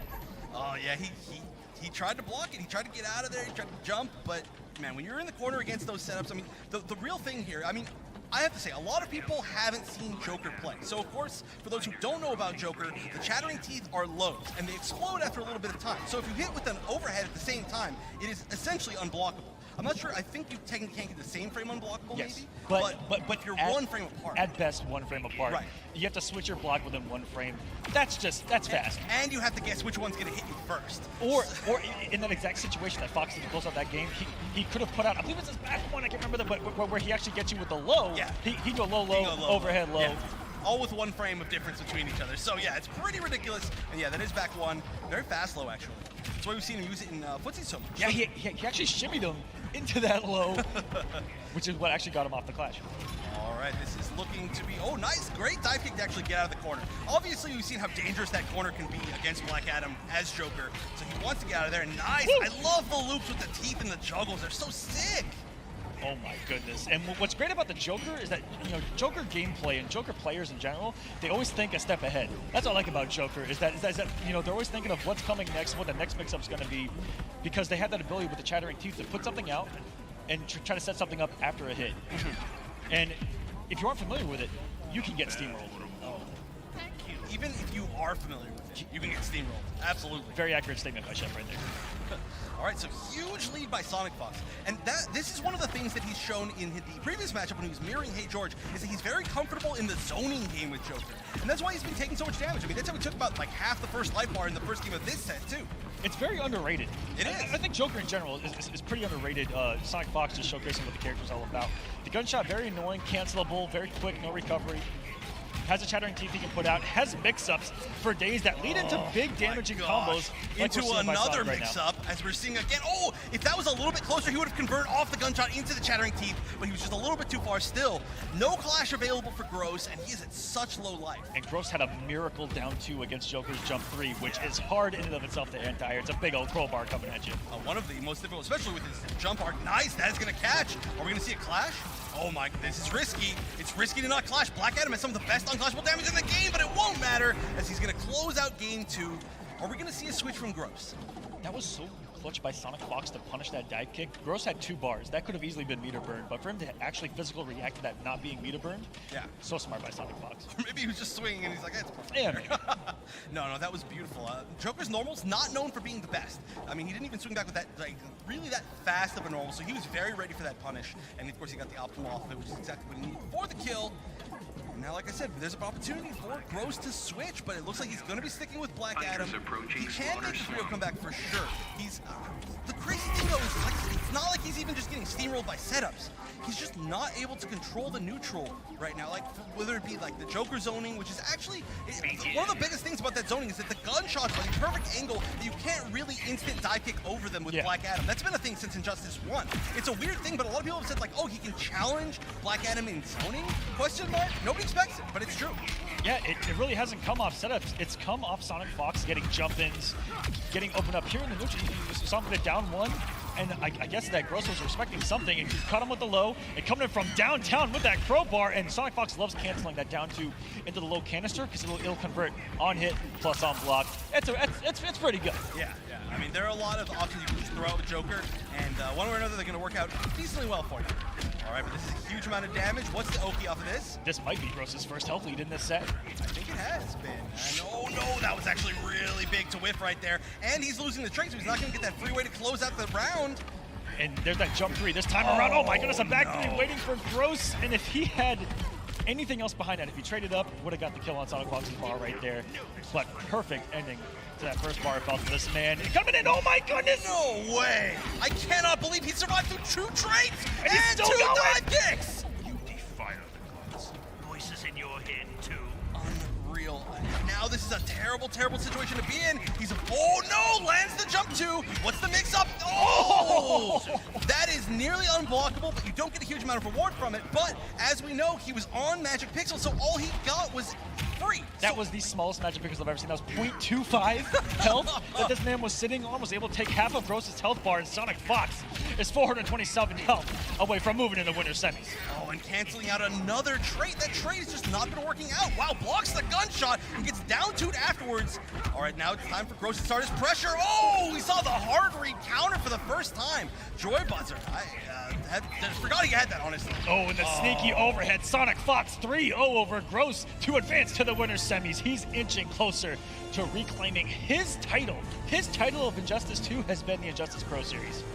Yeah, and he disappeared for a little bit in this whole season, but then he came back so strong at the final Premier tournament. And now he's looking to just, ride that into victory. And he's already shown he's got so many characters that he can work with.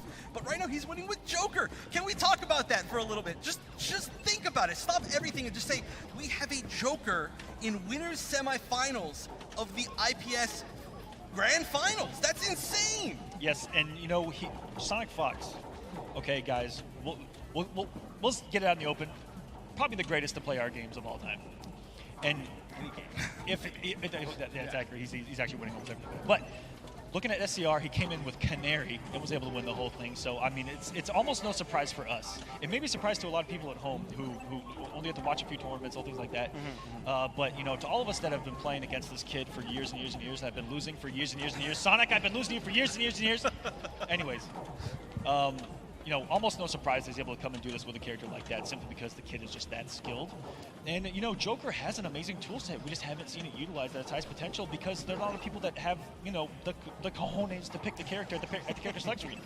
Yeah, but I mean, he's so fun to watch. He's so fun to play. So I'm really glad we're starting to see more of him, which is a crazy thing to say. I mean, we're like 2 years into this game's life, and we're like, oh yeah, now we're seeing the Joker's good.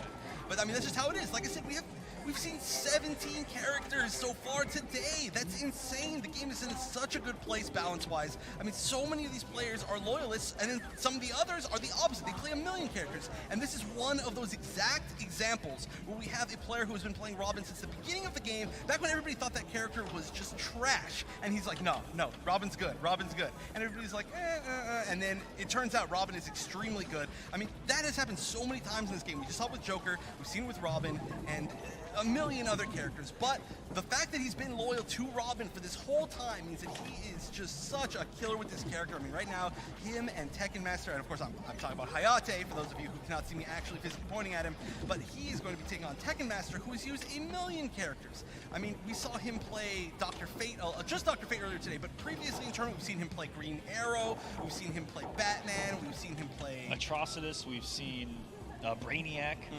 So many characters out of this man. Yeah, it's a huge mystery as to who he could be using. But let's try to think. Let's try to make a guess as to who he's going to use against Hayate's Robin. I kind of like the Dr. Fate pick. That is a classic one. Actually, that was yeah. Do you remember once upon a time when he could punish the down back 2 with sword flip because it was fast enough and far enough? Ooh, not anymore. So that is now no longer a really bad matchup. I'm thinking either Dr. Fate. I actually kind of like the Green Arrow pick here as well. Very good at keeping Robin out. You know, those the instant air fire arrows, or just air fire arrows in general, are so strong against Robin trying to jump his way in, because, you know, jump 3. He's going to do it. Yeah. At some point. Absolutely. At least 100 times in the set, we're going to see a jump 3 from Robin. Okay, but actually, I'm really curious what the matchup's going to be here. Even though I asked the question, I did hear from him a little bit earlier. I just didn't want to say it in case anybody could hear me. But he was talking about it earlier, which matchup he wants to try. I don't know if he's going to stick with what he said, but he said he wants to try the Atom. Oh, but it looks like he's going over Green Arrow. Maybe he was tricking me. All right, so Green Arrow, I mean, it makes a lot of sense for all the reasons that you said. Oh, or is he going to the Atom? Which is it going to be? He can scroll through every single character on this screen, and we'd be like, oh, is he going to pick him? Oh, is he going to pick him? I'd be like, yeah, I can see that. Yeah, I mean, I can see it literally. Oh, it's going to be the Green Arrow pick. The Atom pick would have been very good as well. The only thing is that Atom kind of struggles against is jump-ins that he actually has to hold. And Robin's jump 3, he might have to hold a little bit. Well, it's true, but I mean, preemptively, there are definitely some answers that you can get. But we are going to see Robin versus Green Arrow, and that pulls the count of players that we've seen up to 18, characters. And let's see if Hayate can get past this zoning. Man, this is just a battle of incredible jump 3s. Yeah, Green. Oh my goodness! I thought that Robin made it over that. But a phenomenal wake-up game as well from both of these guys. And, you know, the zoning from Green Arrow is what could separate this. But Hayate is the best in the world with Robin at getting to his opponent. Oh, I mean, if you've had to get through all the zoning in the game since day 1 with Robin, you are just a pro at it. Oh, and he's going to get the conversion and the side switch, ending with the Assassin Strike. So smart. Like a white belt. Beautifully ended there, because if he'd have done, you know, any more of that string, it would have killed, and the position would have been completely different. He knew exactly which hit was going to kill. Ooh, nice, the double jump to beat him out. Ooh, and bringing out the lightning blade. He's just shuffling through that entire quiver on that man's back. I love lightning arrows. Lightning arrows are one of the most underutilized arrows for sure. I mean, fire does so much shit, but lightning actually gives you a different angle. Oh, wow, Niederburn flips out. Still gets caught on the back walk, but oh, the wake up, and that should be the life bar. No, making a liar out of me. Caught him with what looked like a normal arrow, which only does 1% damage. Yeah, but doing just enough when it needs to. Just barely enough. He's like, you know what, I'm not even going to reload. I'm not going to take this time. The approach, Hayate has had a couple of approaches where he's dashed in and done absolutely nothing, and he actually caught Tekken Master trying to stop the approach and whipping himself. Yeah, it's so smart. I mean, you have to be so patient with a character like this. Killing doesn't solve anything. Superman and I disagree. Alright, corner positioning is kind of reset from this. It should be just about back to neutral. And oh, wow, I feel like he could have maybe potentially got a conversion off of that. Wanted to take the pressure. So much hit stun. Yeah, infinite hit stun on the smart murderings. Here we go. The zoning implement has one more fire arrow loaded. Is he going to use this to reload? That's what the mix-up is. So if you're Hayate, you can guess that he's going to reload again and then get aggressive. Yeah. Or like Hayate just did, he actually stayed patient. And it was Tekken Master that actually made the right read because he kept throwing arrows. Yeah, but rather now than reloading. We're seeing Hayate on the offense. He's got a lot of potential pressure, but nice double Savage Blast to get out of the situation. No conversion from the down 1-2. There's no clash available for Tekken Master, so this could be huge for any pickup, and he dashes back. Now we've got to see. Oh no, he could have clashed earlier. Oh, he can still Why clash. is he not He's putting it all on the line, and he actually gets the meter burn. Oh my goodness! Okay, so I guess the mind game there had to have been that Tekken Master had such a big meter lead that he was going to take the damage anyway, but I still feel like that was the potential to just be guaranteed death. I mean, you know, like some sort of guaranteed chip, like maybe even jump into down arrows on his wake up. I mean, it was really, really scary position, but Hayate was so confident that that combo was not going to kill him, and then he was going to get the best out of the reverse Oki situation, which is an insane thing to say, but he was right. He was right. He made it work. You know, Hayate's known, and you know, Robin players kind of in general, but they're known to be very risky, very. There are a lot of words you can say right here. A lot of words, but very aggressive in their decision making. And you know, in this matchup, it's a perfect example of it. Of Hayate has to work through the zoning by taking risks with the aggression to jump in a lot, to dash in a lot, and like you saw at the end, the meter burn roll in a lot. He saved the resources for when it mattered most, made the right read, but in that same situation, it could not work. But here he is, IPS finale, making it work. He is absolutely making it work. And yeah, just like the Starfire matchup, like we were talking about earlier, you have to make the read eventually against Green Arrow, or he will absolutely chip you to death. He is, I mean, he's got low shots, he's got mid shots, he's guaranteed going to connect something with you. So you have to make the reads eventually. It's almost like full screen pressure. It's a knockdown situation, and Green Arrow's wake-up game is such a mind game for the aggressor, for the one that knocks him down. Because he can wake up backwards, he can wake up forwards, and they're going to be safe. Yeah. So you really have to do the work against this character as to what your character's options are to stop it. Or potentially he's plus off of him, so take it as you like. But if you don't have there's certain characters have great options, not some characters don't. But this is going to be big. He's probably going to put him back in the corner here. Yep. And there was that jump here I'm talking about where Hayate just had no fear. He jumped right at a fire arrow loaded green arrow, and he went airborne with it. If he'd let the arrow go, boom, GG's. But no fear works out. You can't have fear if you're playing Robin. Oh, what a good conversion from the anti-air down one. That's the MKX player in Hayate right there. The anti-crossover down one. Showing his roots right there as Hayate has to work his way in against the zoning once again. Loading his fire arrows that are so damaging. One of the most damaging projectiles in the game, and he just uses them for free. All he's got to do is load them. Oh no, he uses the meter burn forward 3 that puts himself in the corner, and now Tekken Master has so much range to work with, but they're quickly moving across the stage. This is going to be huge. No clash. Oh, no clash. Oh, this is the same thing. What are you doing? Why didn't you just try? He I had the meter lead this time. Is he? I legitimately was he about don't to go understand. for the wake up meter burn roll once again? But that was the perfectly meaty arrow to stop that. Yeah, that's potentially the situation that could have happened last game. I don't understand why he wouldn't try that clash. I mean, that was a huge combo, and he could have clashed like more than halfway through it. Plus, he had the meter lead. So, I mean, I don't know why you would take that risk. On top of that, I'm pretty sure that Tekken Master still had Clash himself, so it wasn't like he was just going to make one good read as he was waking up and then win the entire game like he did the first game. I mean, it just wasn't the same situation. It was similar, but way worse for Hayate. It's crazy how he's playing that mind game where, you know, it's making us second guess ourselves. But, you know, we're only talking about it because it didn't work. Whereas in game number 1, same exact situation, and it worked. And he looked genius, right? I mean, I guess so, but to be fair, I was super questioning that one too. You can go look back at the VODs at me screaming, but we are going to be seeing the same matchup, of course. I don't expect Hayate to switch throughout this entire tournament. He's a loyalist, and it's working out for him. Of course, the Tekken Master could very easily switch, but he's, I mean, doing really, really well. This has been down to the last hit basically both times. That Birderang not falling for that meter burn roll either, following you wherever you go. So I'm telling you, that's why it's called the smart Birderang. It's not a dumb one. Good fire arrow pressure and good patience by Hate. Just to simply wait out the fire arrows and then work his way in. Because at worst, when he doesn't have the fire arrow loaded, you're even 1%. That's nothing at the end of the day. Yeah, very, unless very it is. I mean, it could be. I mean, we saw what 0.25% from in the Sonic Fox match. Oh, nice. I love that trait counter zone. It's very specific spacing. Oh, raw forward 3. Might have caught a throw tech, caught something. Maybe he actually caught the startup of slide on wake up. Really good use of that interactable by Tekken Master, but you know, that isn't a situation every other character would want to get aggressive there and push it to the corner. Green arrow, no, back off, load the arrow. Let's keep throwing these bad boys. Yeah. Oh no. Oh, he catches him and he's gonna jump over. Whoa, did you see him just like walk forward against Robin? That was scary. It's scary to be anywhere near that down 1-2 range because they're probably gonna press it. Yeah, you just have to assume at this point. And what an interrupt! Very nice. Both of these characters have like launchers that you can interrupt before the second hit. That's pretty funny. But that's going to be the life bar and a beautiful side switch. These players are 100% at making sure that they end up on the right side when they're taking life bars. And you guys may have thought that was a drop from Hayate, but I think he was looking for that air escape with 2 bars. Yeah, maybe. You always need to look out for that. When you see something just like almost look like it's an intentional drop, always look at the opponent's meter and go, they may have been scouting that. Which again is another decision you look like a genius if it works. Yeah, but you look like the complete opposite when it doesn't. Why did he just do that? Oh, this is going to be big. All right, so he should take the normal knockdown here, I think, because he's mid-screen.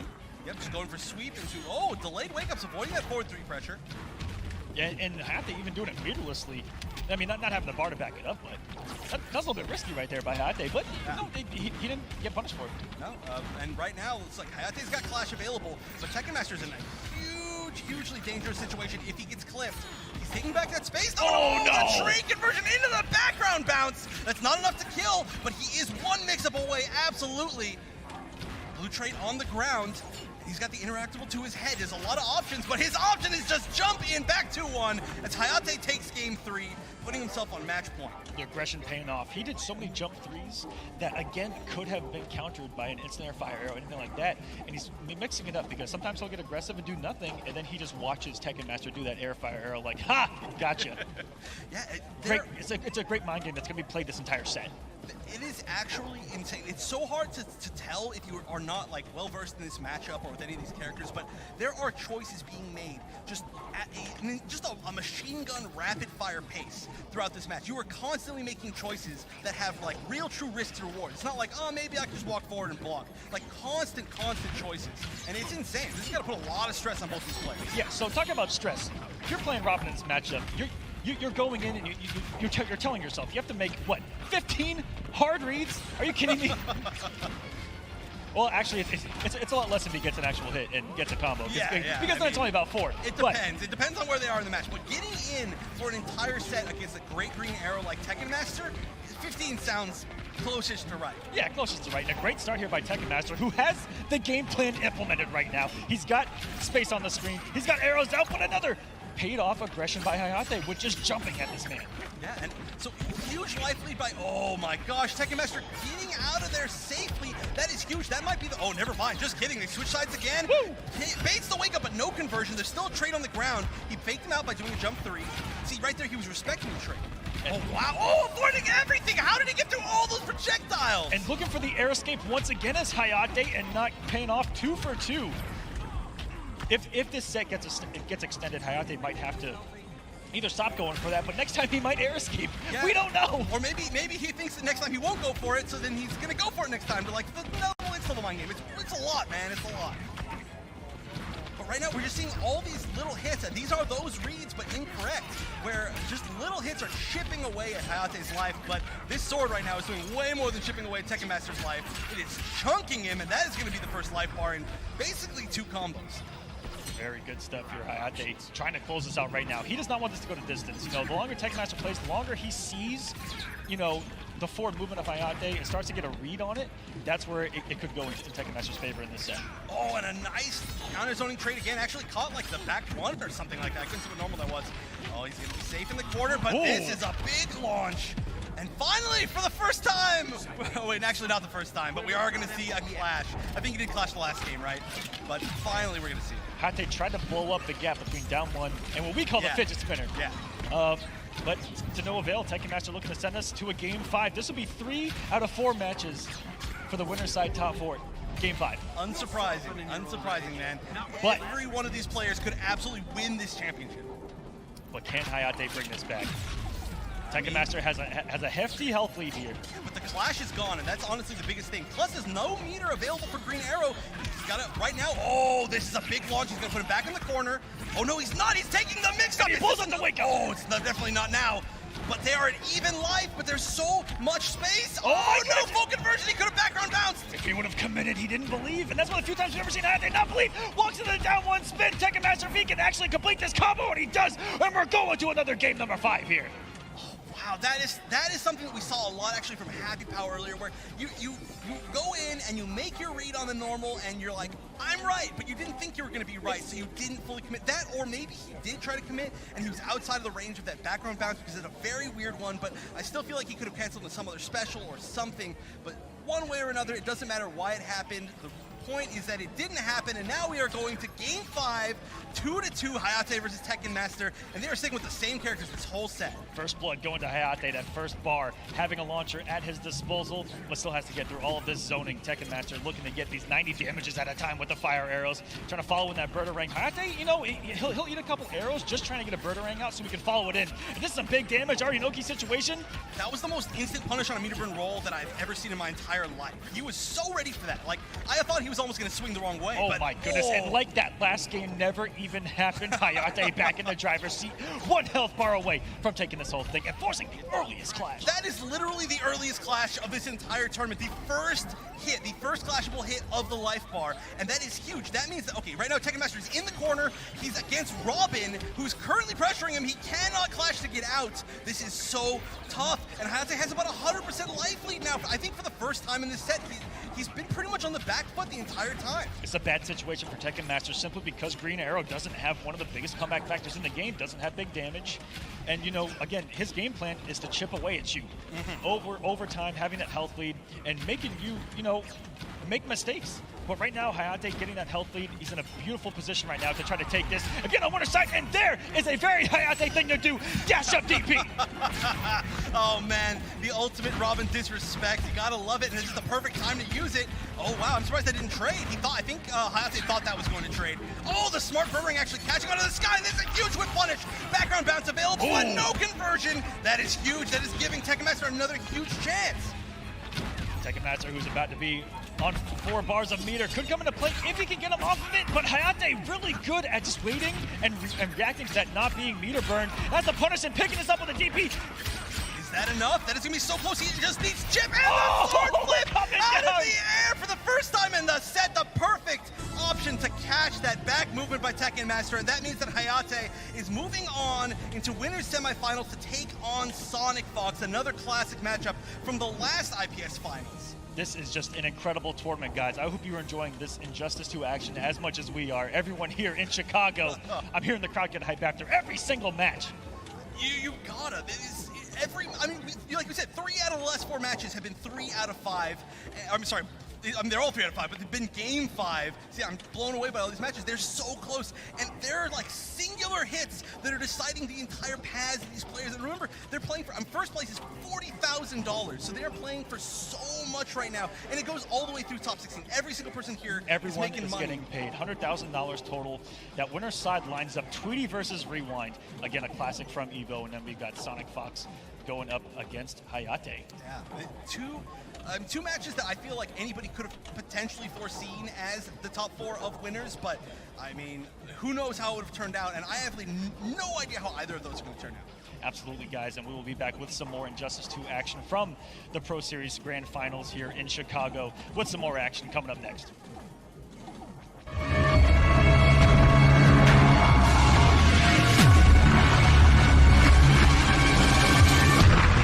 we go, guys. We got your first go. match. This is going to be Gut Tough Gaming's Samij versus Gut Tough Gaming's Silver Eye. A Silver rare Eye telekick there from Samij to start this thing off. I think he wanted to come out swinging and even catch Silver Eye off guard because, you know, when you do that thing because you're going in, they've had enough time to prep. They've had about, since Wednesday to prep, knowing who they're going to play exactly. Right. And so Samij might just try to change things up a little bit and catch Silver Eye off guard. I mean, these two are teammates, so they may even practice the matchup a whole lot. And when someone knows everything that you do, that slight change can catch them off guard and then get you the momentum. But Silver Eye having none of it early. And with the switch to Flame Fist, look how much meter this man has. And he is going to be sitting on a full stick of butter going in around number 2. Good, he down 3'd and then a down 1. All right, a little bit of the spike there. This should be good now. Oh, a little bit more. Let's see if it cleans up. And going with that jump in that is almost anti-anti-able in MKX. With Liu Kang, though, he's got such a solid down 2 to anti-air that with. All right, trade some projectiles, too. And Ethereal Melina not having the low side is going to let Samij kind of dictate the full screen projectile battle, but you still have to watch out for that teleport that Melina possesses. And here we go. Silver Eye applying the pressure. And Silver Eye is running away with this, to be honest with you.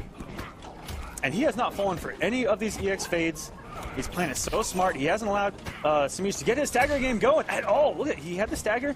Didn't really follow up anything. Got the air to air.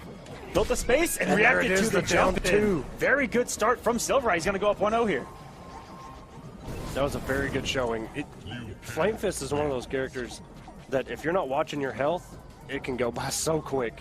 One windmill punch, especially with the Flame Fist, I mean, you're losing a ton of health. Precisely, and that was kind of a ballsy down 2 there at the end because that jumping from Melina, incredible guard to anti-air, but that was so, I don't know if it was a read-based down 2, but he got that thing so early, the active frames did not even get a chance to come out. And that's how you start the season finale right there. That's right. He's here to win it. Silver Eye is, as far as the top 8 placers go, he is ranked number 8, which is why he's going against Samij right now. And I mean, we're looking at a last place versus the first place, and Silver Eye here. Ooh, we got a Cassie pick. Samij going to a character he's gone to maybe once or twice in the entire series. No, you know, we've usually seen him pick Smoke if he doesn't go with Ethereal or Ravenous. But yeah, like you said, he's picked Cassie once or twice in the past. Not one of his popular picks, but we'll see if he's got a reason for it. And here we go, guys. Game number 2. Silver Eye up 1-0, and Samij going with almost shades of Melina in the pink ninja outfit. The pink ninja, yep. So he's not falling too far from the tree. But here we go. All right, start with the low into the backhand. Got him with the overhead. Oh, and caught him going for the backdash. Oh my God, that was so good. And look how much damage adds up when he has that Flame Fist activated. It melts through you. That health bar disappears so fast. That's what I'm saying, man. You get caught by one of those, say goodbye to your life bar. Smee getting his damage in. Back one. Oh, very good by Silver Eye, exploiting that gap, and that's going to take the round. Silver Eye looking to go up 2-0 on Samij, the reigning king. I am so impressed with how he's been able to anti-air Samij as well. That's something that we've seen people struggle so many times here in the Combat Cup. And so let's see if Samij will come off the bar here and go for the true mix-up. Nope, I think he's just going for the damage here, and here we go. 39%. Okay, got him with the low overhead. Overhead again. What's for breakfast? And he waited. Looked out for the armor, and here he's just going for the mix. He's just going for the mix. Just getting out of the punch. And you have to be careful because real master comebacks are so real in Flame Fist. All he needs is one to connect. That's right. One more mix and you can die, but Samij holding on. And they're both going to go into round 3 fully loaded. Pretty much. Yeah, pretty much. All it's going to take is one block string from Samij, a couple whiff specials, and that man's going to have a full stick of butter. And Samij, or Silver Eye coming off the bar there. Silver Eye tried to anti-crossover that with a standing 1. It didn't work. And I like that. Very good low, wake-up low projectile to stop the advancement of Cassie. Kind of read that he was going to go for the back 1 there, but that was at a far enough range where the back 1 wouldn't have got to him in time. Got to jump in to try to trip guard with the low. And into the backhand. The Silver Eye special, the walk back. Yes. Trip guard. I love it. And now with 3 bars of meter. Oh, he tried to backdash. And he actually missed the stamina conversion off that, which is 4-dash, down 4.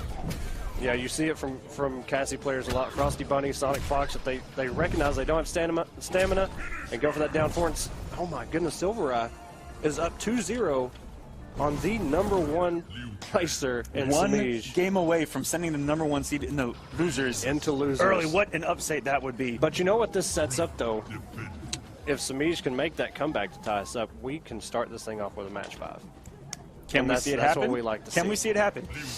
Let's see what Samij is going to do, because he does have a couple more characters. He's got a Smoke. He's got, of course, Ravenous, the other Melina variations. Exactly. We'll see what he wants to do here, because Silvereye is got them flustered. You see Samij jumping a lot, and Silvereye just doing his thing, walking back, reacting. You got to be careful with the jump in. And then that flick of the switch where he'll go straight into offense. And goes back to Ethereal. Now, Samij is now stuck on Ethereal for the remainder of this set. So he's got a little bit of work ahead of him. But you know, Silvereye just playing super, super solid against all of this.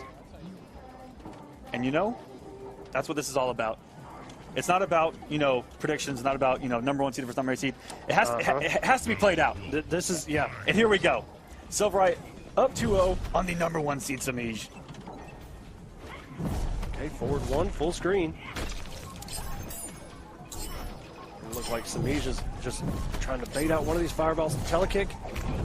And not having that low projectile to kind of trade with it is where I said that's where Ethereal is going to lose that zoning battle, aside from the teleport. Absolutely, and the damage from those flamed up, projectiles, 10% each.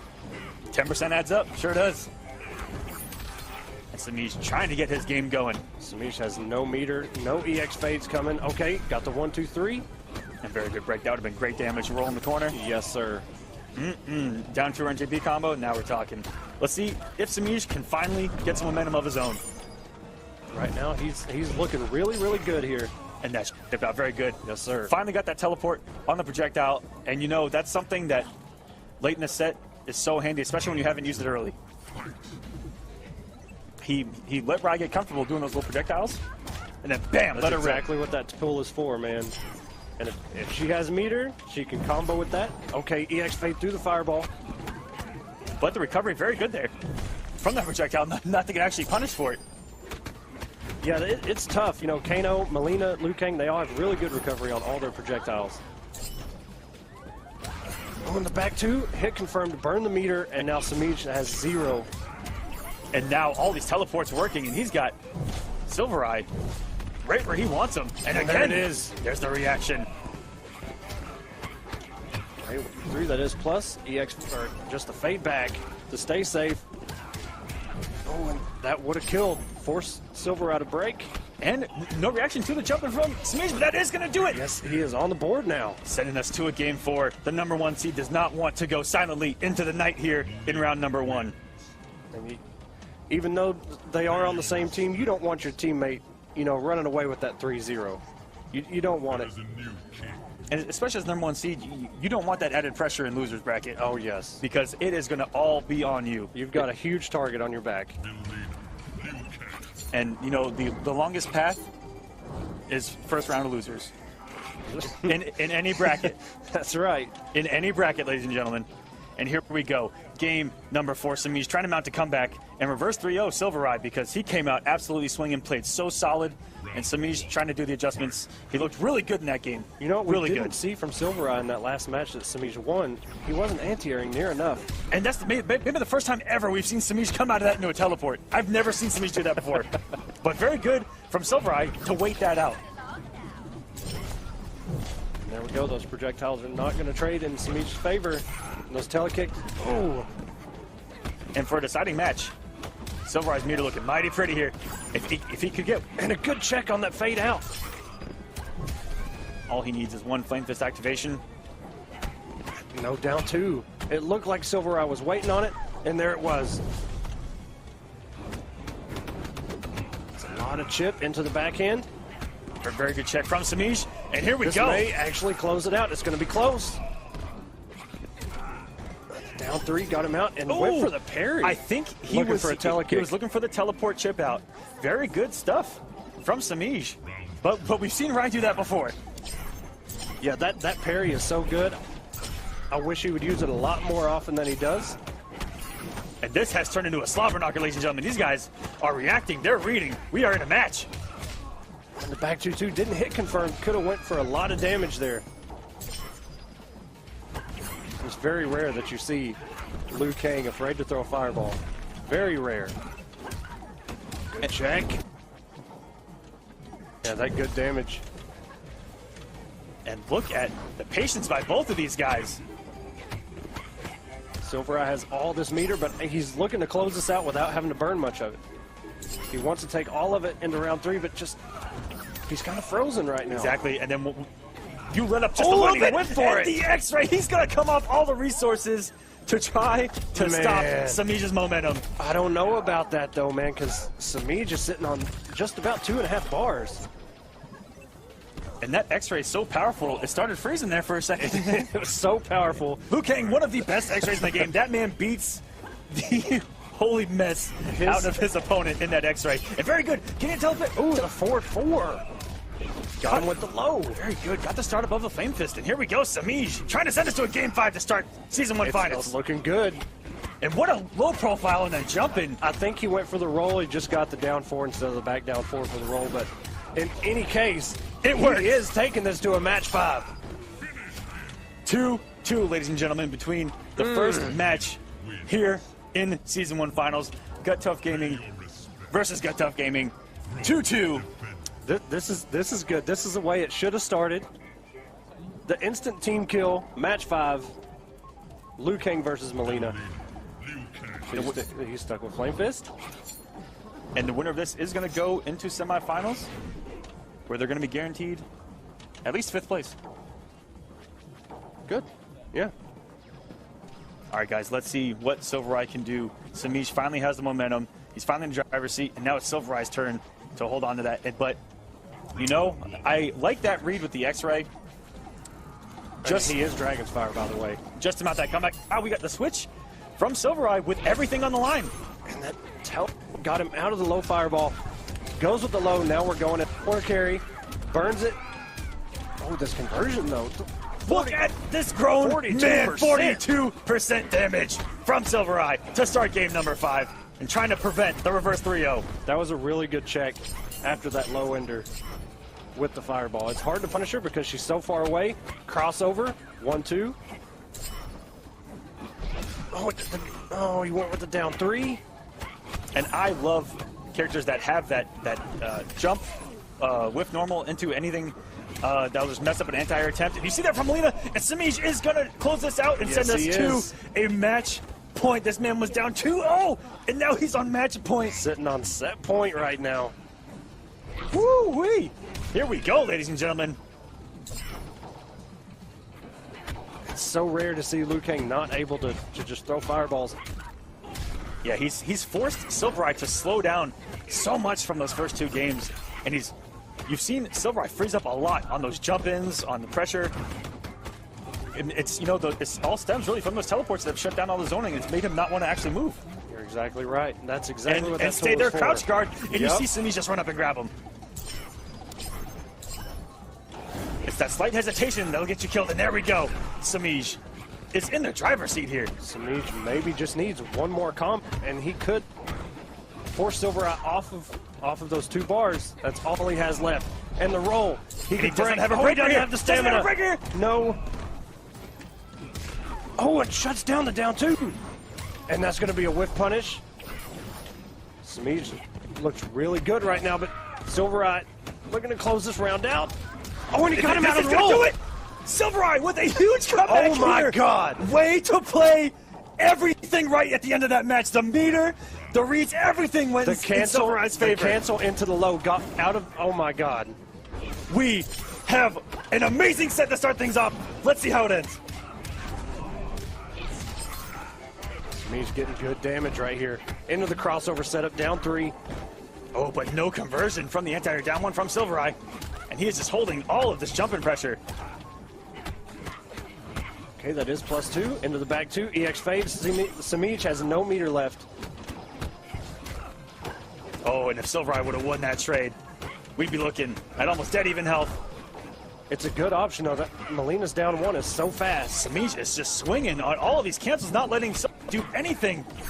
And one hit here. One here we throw, go. and that's gonna do it. Samij moves on. Wow, what a comeback. 3. Being down 2-0 in Samij, your number 1 seed. He's number 1 for a reason, man. He's number 1 for a reason. Look at that. We saw everything in the first match here in the Season 1 finale. We saw a reverse 3-0.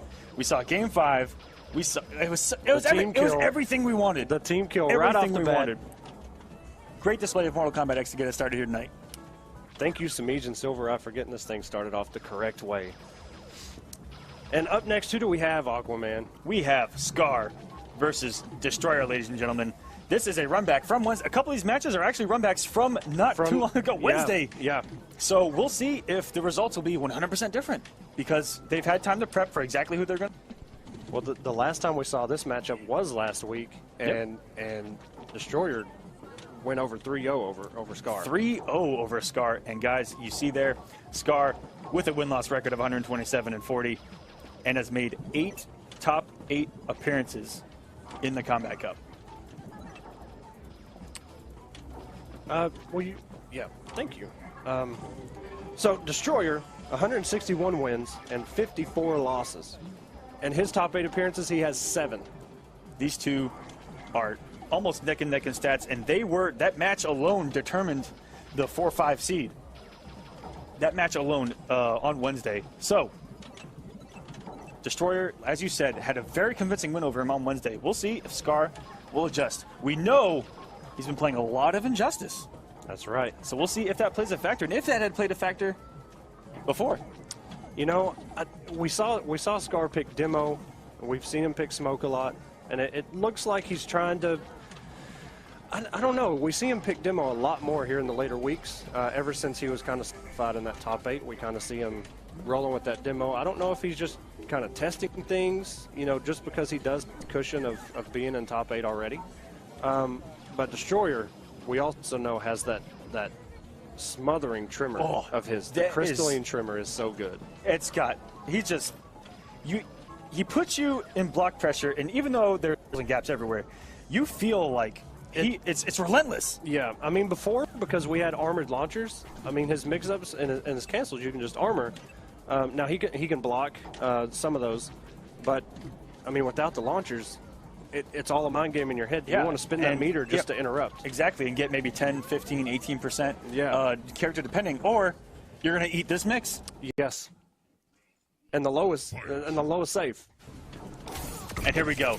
We see him going straight to Demo, and as I said before, this is a matchup that used to haunt Destroyer in his dreams. This was his Freddy Krueger, because Scar used to run a train over him in previous tournaments with Demo Sonya, but that was pre-patch Demo Sonya. That's true. That's true. She is altered a little bit. A lot of people would rather her be nerfed a different way. And ever since that time, Destroyer's done nothing but do better and play better in a tournament setting. And he is looking just like he's picking up right where he left on Wednesday. I don't know, man. He's in this corner, though. And look at the blocks. Scar going with the mix. Gets opened up by the overhead. Get off me. I like it. He secured the round. If he finds himself in a hole here, he can meter out of the vine. He's going back to the corner, sir. But, you know, it's one of those things where Destroyer, as a Predator player, doesn't want to find himself in the corner versus Demo. And this is exactly where he's about to find himself, especially with a Smart Disc out. It's just, you know, those matchups where you have two characters going against each other that love the corner. It can be really bad for you. Ooh, and the parry X-ray. Here we go. Let's see if he can come back. He's got one grenade to extend this combo.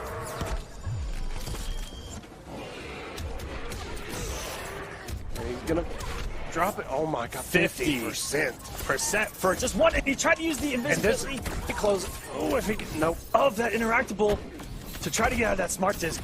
Not having it. And there's going to be so much on the screen to try to get through for Scar. And there it is. Went for the miracle jump there at the end. Wasn't able to close it out. And Destroyer picking up where he left off. He's a 0.0 on Scar right now. Do you think Scar goes to Smoke? Pay your respects. I have a small feeling he might just for the mobility. Or Covert Ops. Covert Ops? You know, guys, I wouldn't be half surprised if it went to Covert Ops either. That's just added mix, added pressure. And he is going to stick to Demo. He's sticking that with Demo. Demo. Sticking it out, yeah. You know, this was this man's home for quite some time at MKX. I mean, one of the founding fathers of Demo Sonya. And he's trying to keep Mama Blade alive, and we're going into game number 2. Destroyer up 1-0 here in the first round. We can't get too preemptive either. You know, we can't see Destroyer. Destroyer may go up 2-0, and then Scar just completely turn the table down. Anything can happen here. Anything can happen. Anything. At any time, for any reason, combat back up. All right, Destroyer got him in the corner. We're back in the same spot again. One mess up there, and Scar could have taken advantage. And a dive kick right into the disc. He has shut down everything Scar attempted. You know, despite Sonya's dive kick being punishable, it always depends on what height she gets you, and that air disc is so good to say, you know what? I'm not going to block and play the game. Run into this air disc. I'll keep you out of the sky. And very good check on that smart disc. The down four canceled it, and then Scar just got super aggressive. And this aggression is about to pay off. Didn't have the stamina to continue that combo. EX grenade. Ducked all of that. Destroyer has no meter. Scar going to run away with this. Got the reload and the chip. Closed it out with the reload. Scar. That one read on smart disc turned that entire round around. And Saw completely crouched all of those EX lasers and took advantage. Will he put him in the corner? Yes, he will. Dive kick, and that's what I'm talking about. She can hit you so low to the ground that she pushes herself so far away, it's so hard to punish her. A very good check from Destroyer there, even though EX grenades were on the ground and Mama Blade was coming right at him. Mama Blade.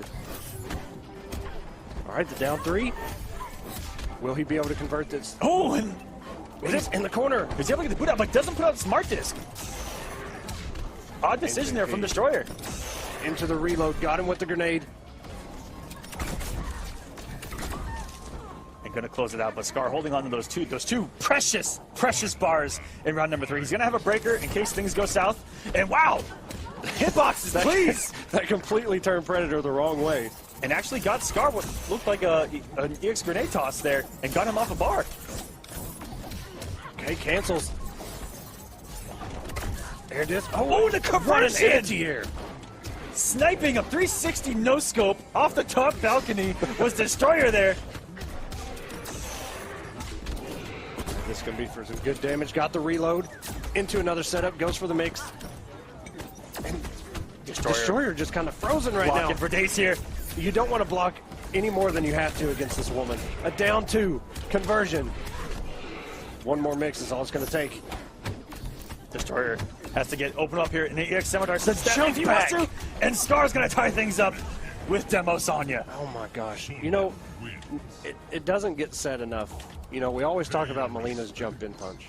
Sonya's got one that's probably even more dirty in some situations, just like that, because she extends her arm so much she jumps back, and it kind of like an old school Kung Lao jump too. It's also similar to that Kotal where he just kind of he extends, you know, he gets out there. And Mama Blade's got that. She's got the range on that jump, and the added bonus of a dive kick just to throw you off again. Yeah, it's scary to anti-air her because she can dive kick, and she's got that range. From that max distance, she jumps, empty jumps low. Yeah, just like that. Straight into the mix. This woman, since MK9, has been mixing people like crazy. And even though the dive kick got a nerf on whiff, it's still incredibly good on whiff. Yes, it is.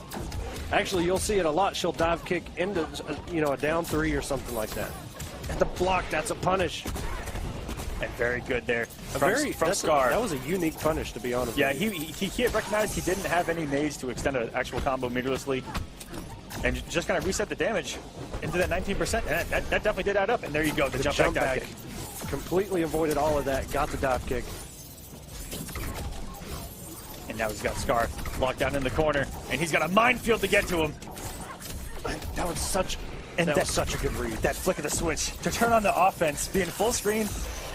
Oh, and use the EX for the damage. One grenade. And one read here. Then it just chip out Scar. Great decision making at the end of that round. Put him back in the corner with as much damageable as possible. That was a great buff to her, was the added damage to the leg grab. The air disc was too late. Oh, and he converts off of it. Got the reload.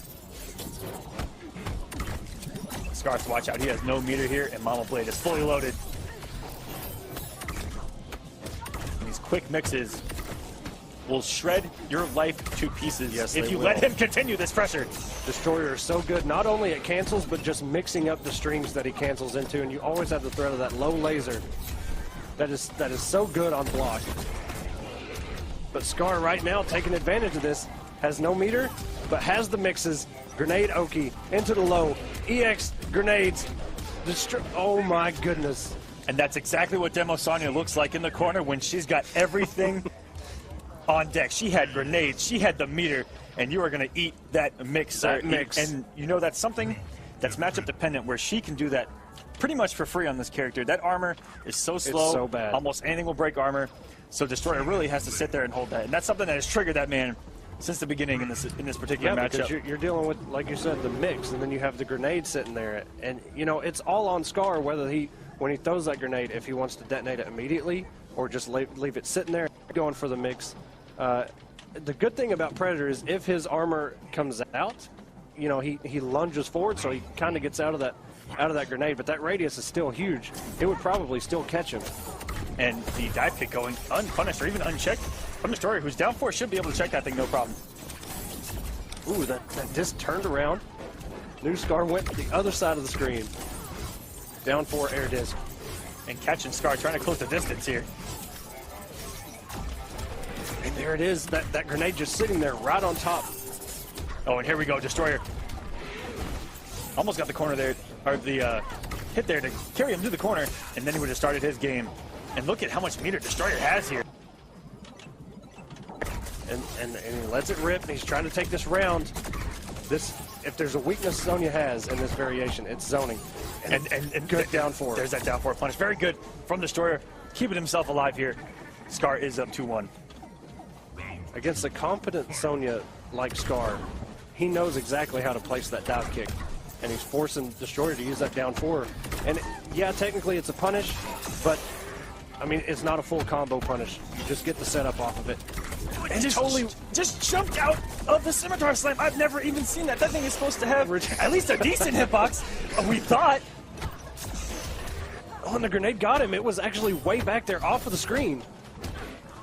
That corner actually, I remember when Trimmer came out, there was some tech that would work and wouldn't work in that corner that they're looking at right now. Very good reaction from Scar, just tossing that nade. Catching Destroyer jumping, and Destroyer has to watch out. All he's got here is an X-ray and a dream right now, and he blocked it. And very good from Scar, actually, not to let him break there. And just going for the nade load. Comes off the bar, though. Good armor from Scar. Destroyer's going to go into this 3rd round with a breaker. He's about to have another bar built already. And it's still... Will he burn it, though? Yes, he full will. Comboed, even though the first part whiffed. Right. There was that much hit stun on the smart disc. That thing ever so smart. And you can see he tried to punish, but just too far away. He doesn't want to settle with that down 4 into disc. And Scar, one of the best in the business at taking those throws. I'm envious of guys like Scar that can just tech throws like that. Mid-pressure, they don't even worry about crouching. They say, you know what, I have it at the ready. I can tech at any moment. And he got him that time, though. And you know, that's the good throw, is when you're kind of close to the corner, so you're expecting that corner throw. Yep. And you throw it back to mid-screen. You said, you know what? I just want this throw to work. Tech this. The down 3, though. Finally got the trade nade, but Scar, instead of going for the combo, he just wanted the nades. And now he's got to work his way full screen and try to get the big lead. That's it. Isn't going to get it. This is going to go to a game 5. Another match 5. 2 back here in the season finale of Combat Cup. That shows the importance, man. That shows the importance. Just days ago, we saw this match. 3-0 Destroyer. Oh, yeah. Yeah. And now we're sitting here at 2 good adjustments. To anyone's game. Good adjustments. Both of these guys are playing incredibly well. And I almost saw the war paint. It was so close. So close to seeing the war paint on her face. But he is indeed going to stick that. And we got the classic of a pit. Well, maybe our screen's a little darker. I didn't see the grenades back there. We're about to find out. I guess we will. In a match 5 situation, Scar maybe change variations? No, he's got him. He's got him. Oh, yeah. We got the grenades, baby. And what better way to end it than here on the pit? Oh yeah, classic stage. I want to see the pit fatality. And here we go, Scar getting the big damage early. 30%. For Demo, that's pretty big damage now. A lot of her damage was just taken away, ripped away from her. Oh, and this is into the disc setup. And this is Mix City. Forces Scar to break. Scar has no meter left. Into the air disc. Those smart discs, these lasers shutting down all of Scar's attempts to try to get in. But it's once Demo is in is where everything happens. Yep, she's got to get in first. She doesn't really have any good counter zoning tools. I mean, her dive kick is good. It's very interesting. All of this risk just to try to get in. And this might send Destroyer into the second round of winners. Okay, good armor by Scar. Nobody has meter. Okay, Scar just got one. Jumped right into the air disc. Destroyer playing this so well, trying to keep away. Burns the bar for the EX meter, or the EX lasers. And a dive kick again by Scar just to get in. But they've just switched sides. They're in the same situation. And Destroyer one more hit away from advancing into the semifinals. Down one, that's going to do. And Destroyer moves on. And another 3-2, and we get our fatality. Not the stage one. We didn't get the stage fatality. But, you know, it's something here. Congratulations to him. He will be advancing to the semifinals, where he will be playing a real close adversary of his here in the Combat Cup series, Samij. It's always fun to see those two go at it, especially when you see Destroyer go with that Christian Trimmer. I hope we get to see that tonight, because that thing is relentless. And we get another member of Echo Fox next. Yes, we do. And you guys know exactly who it is. You guys might know him as possibly the greatest NRS player of all time. And he, too, like you mentioned earlier, has been grinding that Injustice beta. Everybody who had a code or has a code or got a code, whatever, has just been grinding that thing. And that's good, because that's the entire reason that beta was sent out, is to have, you know, all these top players grind it, find the bugs. So it's been really cool watching everything and everybody talk about it. And his opponent, Revit Leafing, ladies and gentlemen. He joined the Combat Cup halfway through it. Yes, he did. And was still able to make the finals here, playing fantastically with Tanya and Tanya only. Tanya, a to character. the point, we saw him win the final conquest with variationless Tanya. That's when you know that you're good with your character. You know, man, that may be the most savage thing I've ever heard of. A variationless Tanya. Some would say over 9,000. Somebody, oh, okay, yeah. And here we go, guys. Sonic Fox with a great record of 171-41 with 8 top 8 appearances here in the Combat Cup. And Revit Leafing, we have 87 wins, 38 losses, and he has 5 top 8 appearances. He first appeared in week 7, so that was actually a little after half. That means he made 5 straight. Crazy. With Tanya. That's consistency right there. A character that everybody thought was dead. And we saw him use a lot of a lot of Dragon Naginata at the end. Right. A lot of Dragon Naginata. But at any moment, he could break out either of these variations, because this man plays all 3 of them like the back of his hand. He's got such great character knowledge and mastery of his character. But one thing we should mention is Sonic Fox also plays Tanya. More specifically, Dragon Naginata.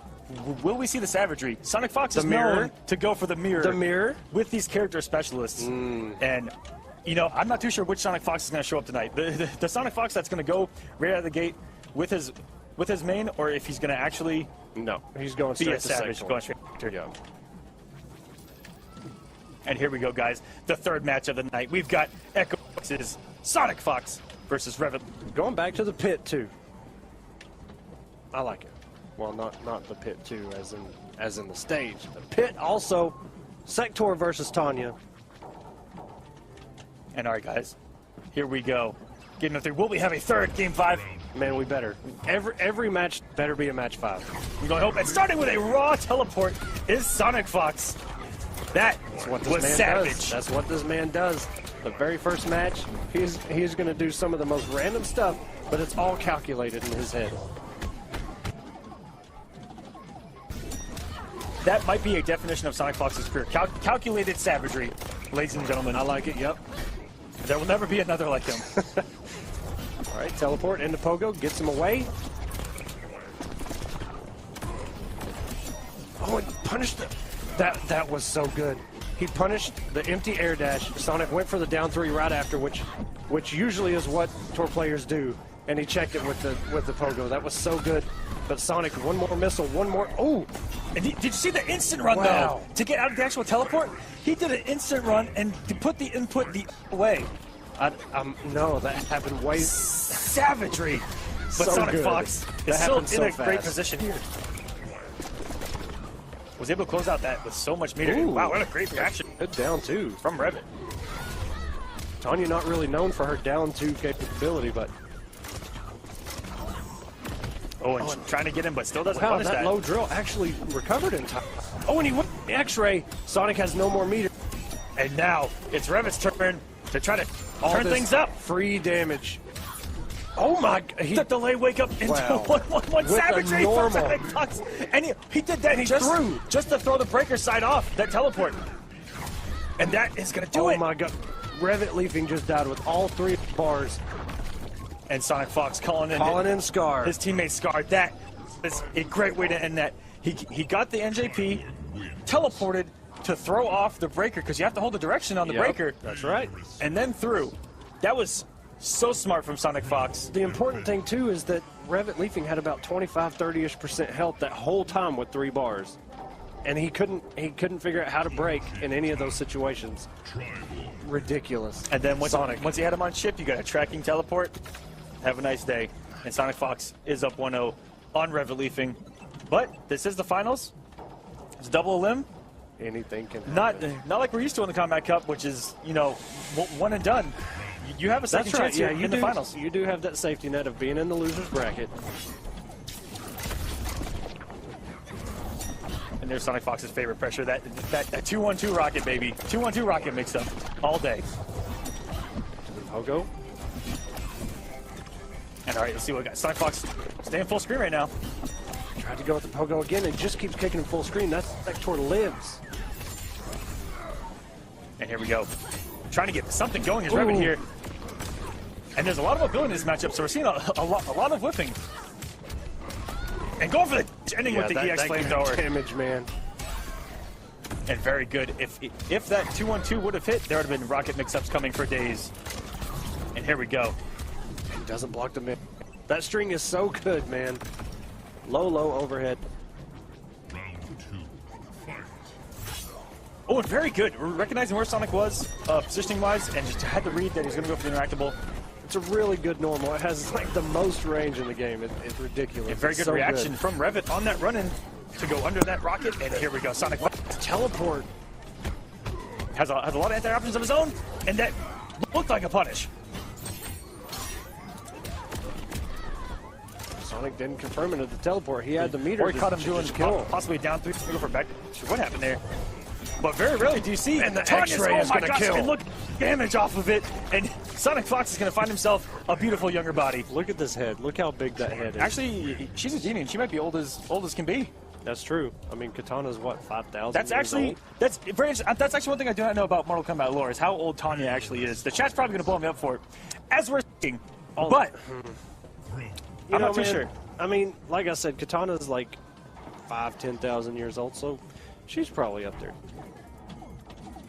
Fox is up 2-0 here, trying to come back from losing #1 seed, and he's trying to establish himself as the Combat Cup champion. He did miss a couple weeks, but Samij, Samij's just that good, man. He took more weeks than he did, got more points, more wins. Now Sonic finds himself in a situation we rarely see Sonic in, which is playing catch up on someone. Oh, and the cancel from Revit, which look at these instant which is overhead usually drills. canceled into a low once they cancel it, because they like to mix things up off the delayed overhead into the low, but they're delaying it into another overhead. He got him with about 3 instant overhead air drill, just like that. Oh, and mixing things up once again, going for the low rather than the instant drills. And chipped him out. Revit leaving on the board now. But Sonic sitting on all this money. And when Revit first came into the Combat Cup, this is pretty much all we saw was Pyroman, and he dominated. Yeah, that's, you know, when he started bringing out Pyromancer, I started seeing a lot of people say Pyromancer is one of the best in the game for some reason. But that's just how good this guy is at playing her. There's people that can pick up a top tier, and there's people there's people that can pick up a top tier and be okay with them. Then there's character specialists like Revit Leaping and Tanya, where he can make even the bad things look like they're really good. And Revit is in the driver's seat here. Oh, and the Down savage! two. Down two read from But Revit. Sonic, kind of reading that he was going to stagger there. Very and good. Sonic didn't have the health there, and Sonic didn't have the health there, and Revit's going to tie things up at 1-1. No, it's 2-1. 2-1, sorry, Yeah, you were right. it is 2-1. 100%. Yeah. Oh, I forgot how They how, went really yeah, quick. that first one by really fast. There is a new Woo! But he is now he's now stuck on Pyro though.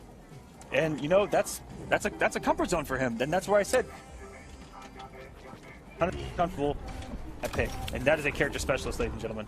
She's got absolutely, like, probably some of the best zoning in the game. Now, some people would say she has the best zoning in the game, but Revit Leaving also uses her pressure really good. It's such a great stagger pressure. Yeah. That can surprisingly do a lot of damage. Especially if you have the Shroud on and she uses a Fireball to end, you know, that combo, or she even has a string that ends in a Fireball. Yeah, which takes advantage of that Shroud as well. And that mix-up of Shroud or no Shroud is incredibly scary. Yes, sir. On the receiving end. Because it's only -4. So you have to be on point with what you're going to counter with. And the EX Fireball gets rid of that missile. And Revit looking good here. Full screen. Caught him at the start with a teleport. And all he has to watch out for is teleport or that dash in. Yeah, you've got to be careful going up in. Ooh! And there's that string with the Fireball I'm talking about. If he had Shroud on and that hit, that would have been some big damage. He's caught Sonic pressing a lot of buttons off these jump-ins and then canceling into the actual Fireball. So Sonic has to watch out for that. He has to keep an eye on that. That teleport hitting so high. Forcing the break. And what a trade with the EX Traded with it. And an instant air dash. If that teleport would have actually won that. There it is again with the reads from Sonic right now. That's 2 in a row. He actually could have closed that out. And look at the hitbox. The Sonic Fox is just throwing things out that are hitting Tanya in the most crazy places right now. Down 3 into a throw. Not looking good for Leaping right now. Sonic Fox is on set point. And very good. And that may close it out. Sonic Fox is going to go And the into teabags. semifinals with their teabag. They are allowed here in the Combat Cup. And we are proud about it. And he is going to fatality on Scar to close things out.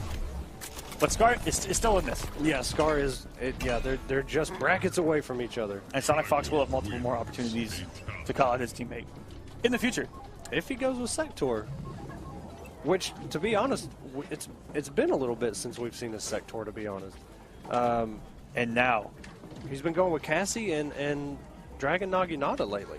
And now we have the final match of the first round of this bracket.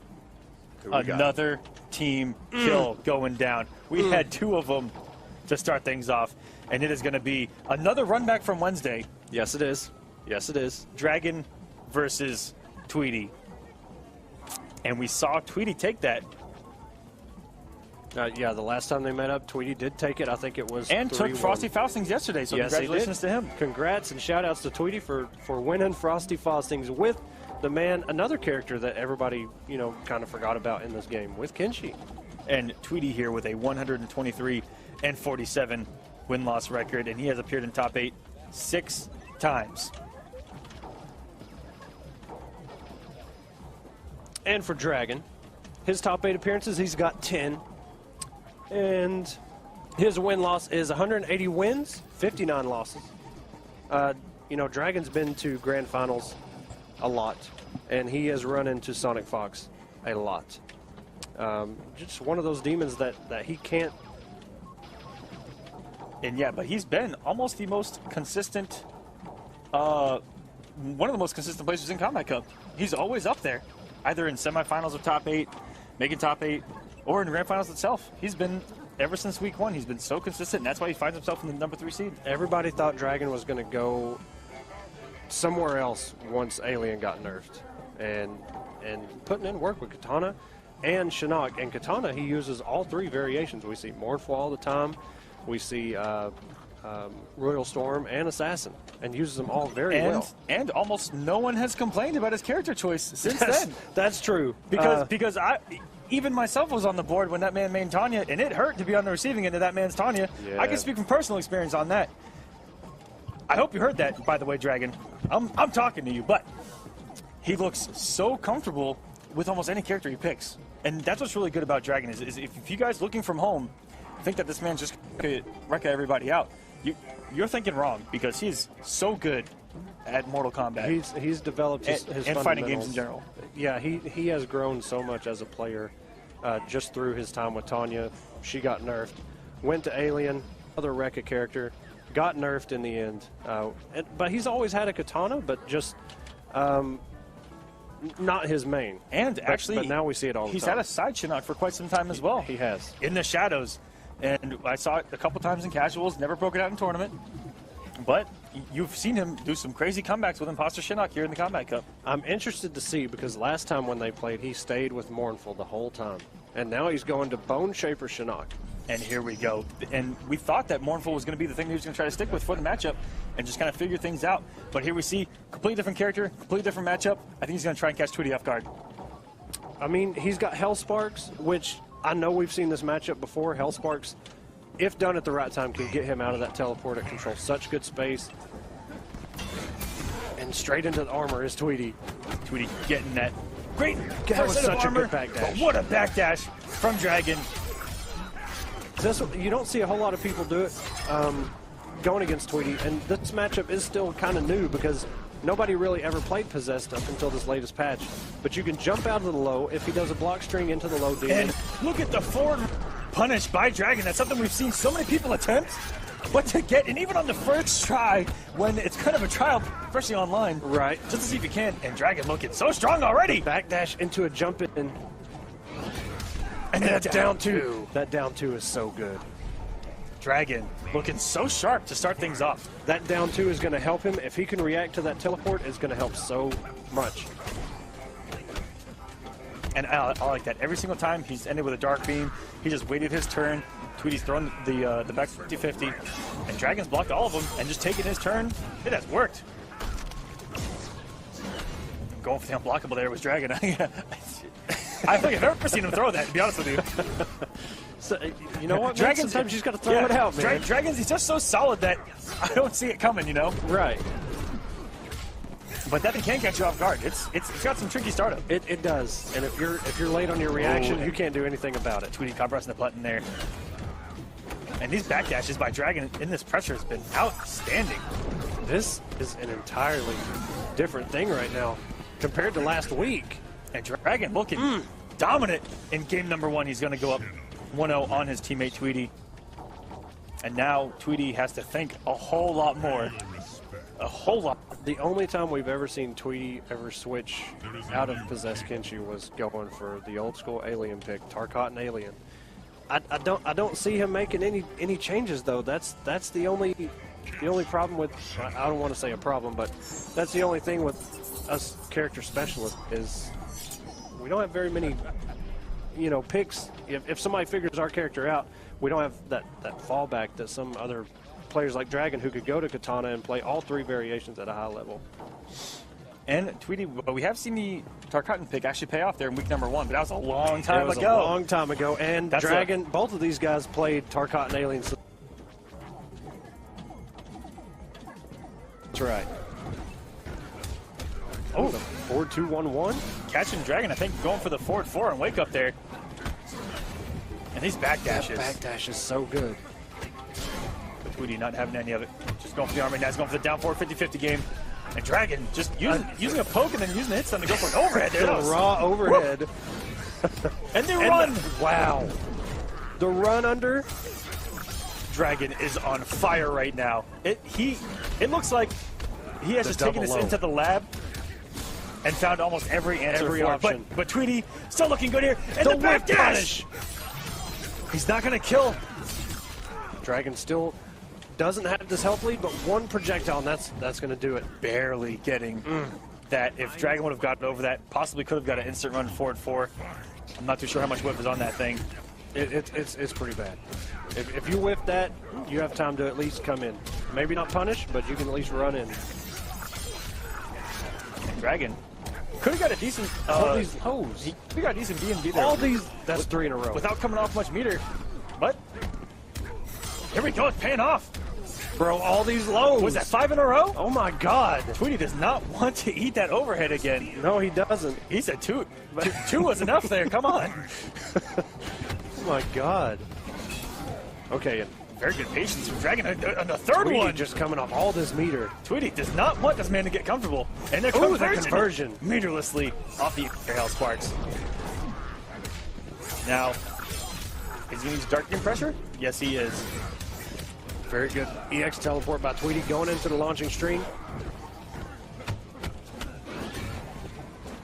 Backdash.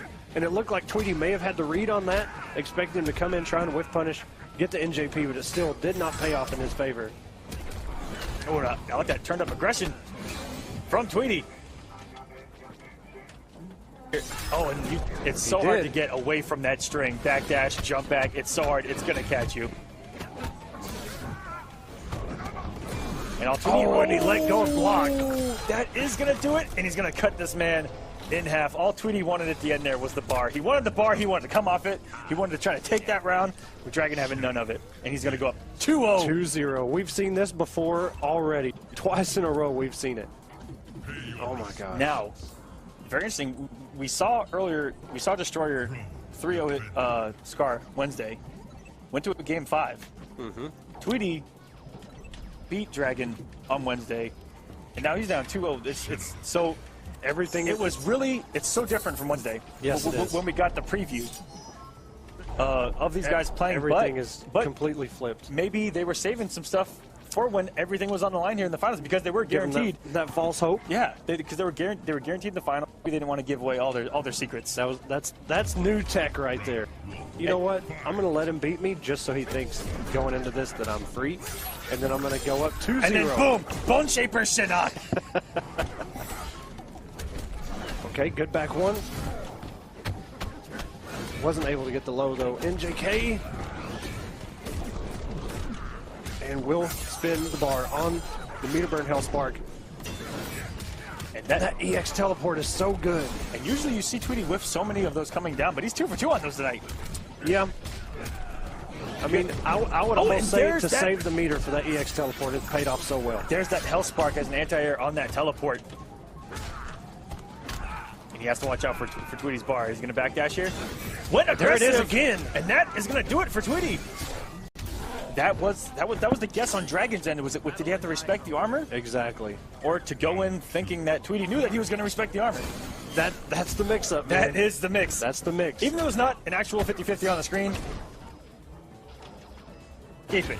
You know, it's like last week we were talking about it. You know, sometimes you think, oh, my opponent is that, you know, he knows I'm going to do this.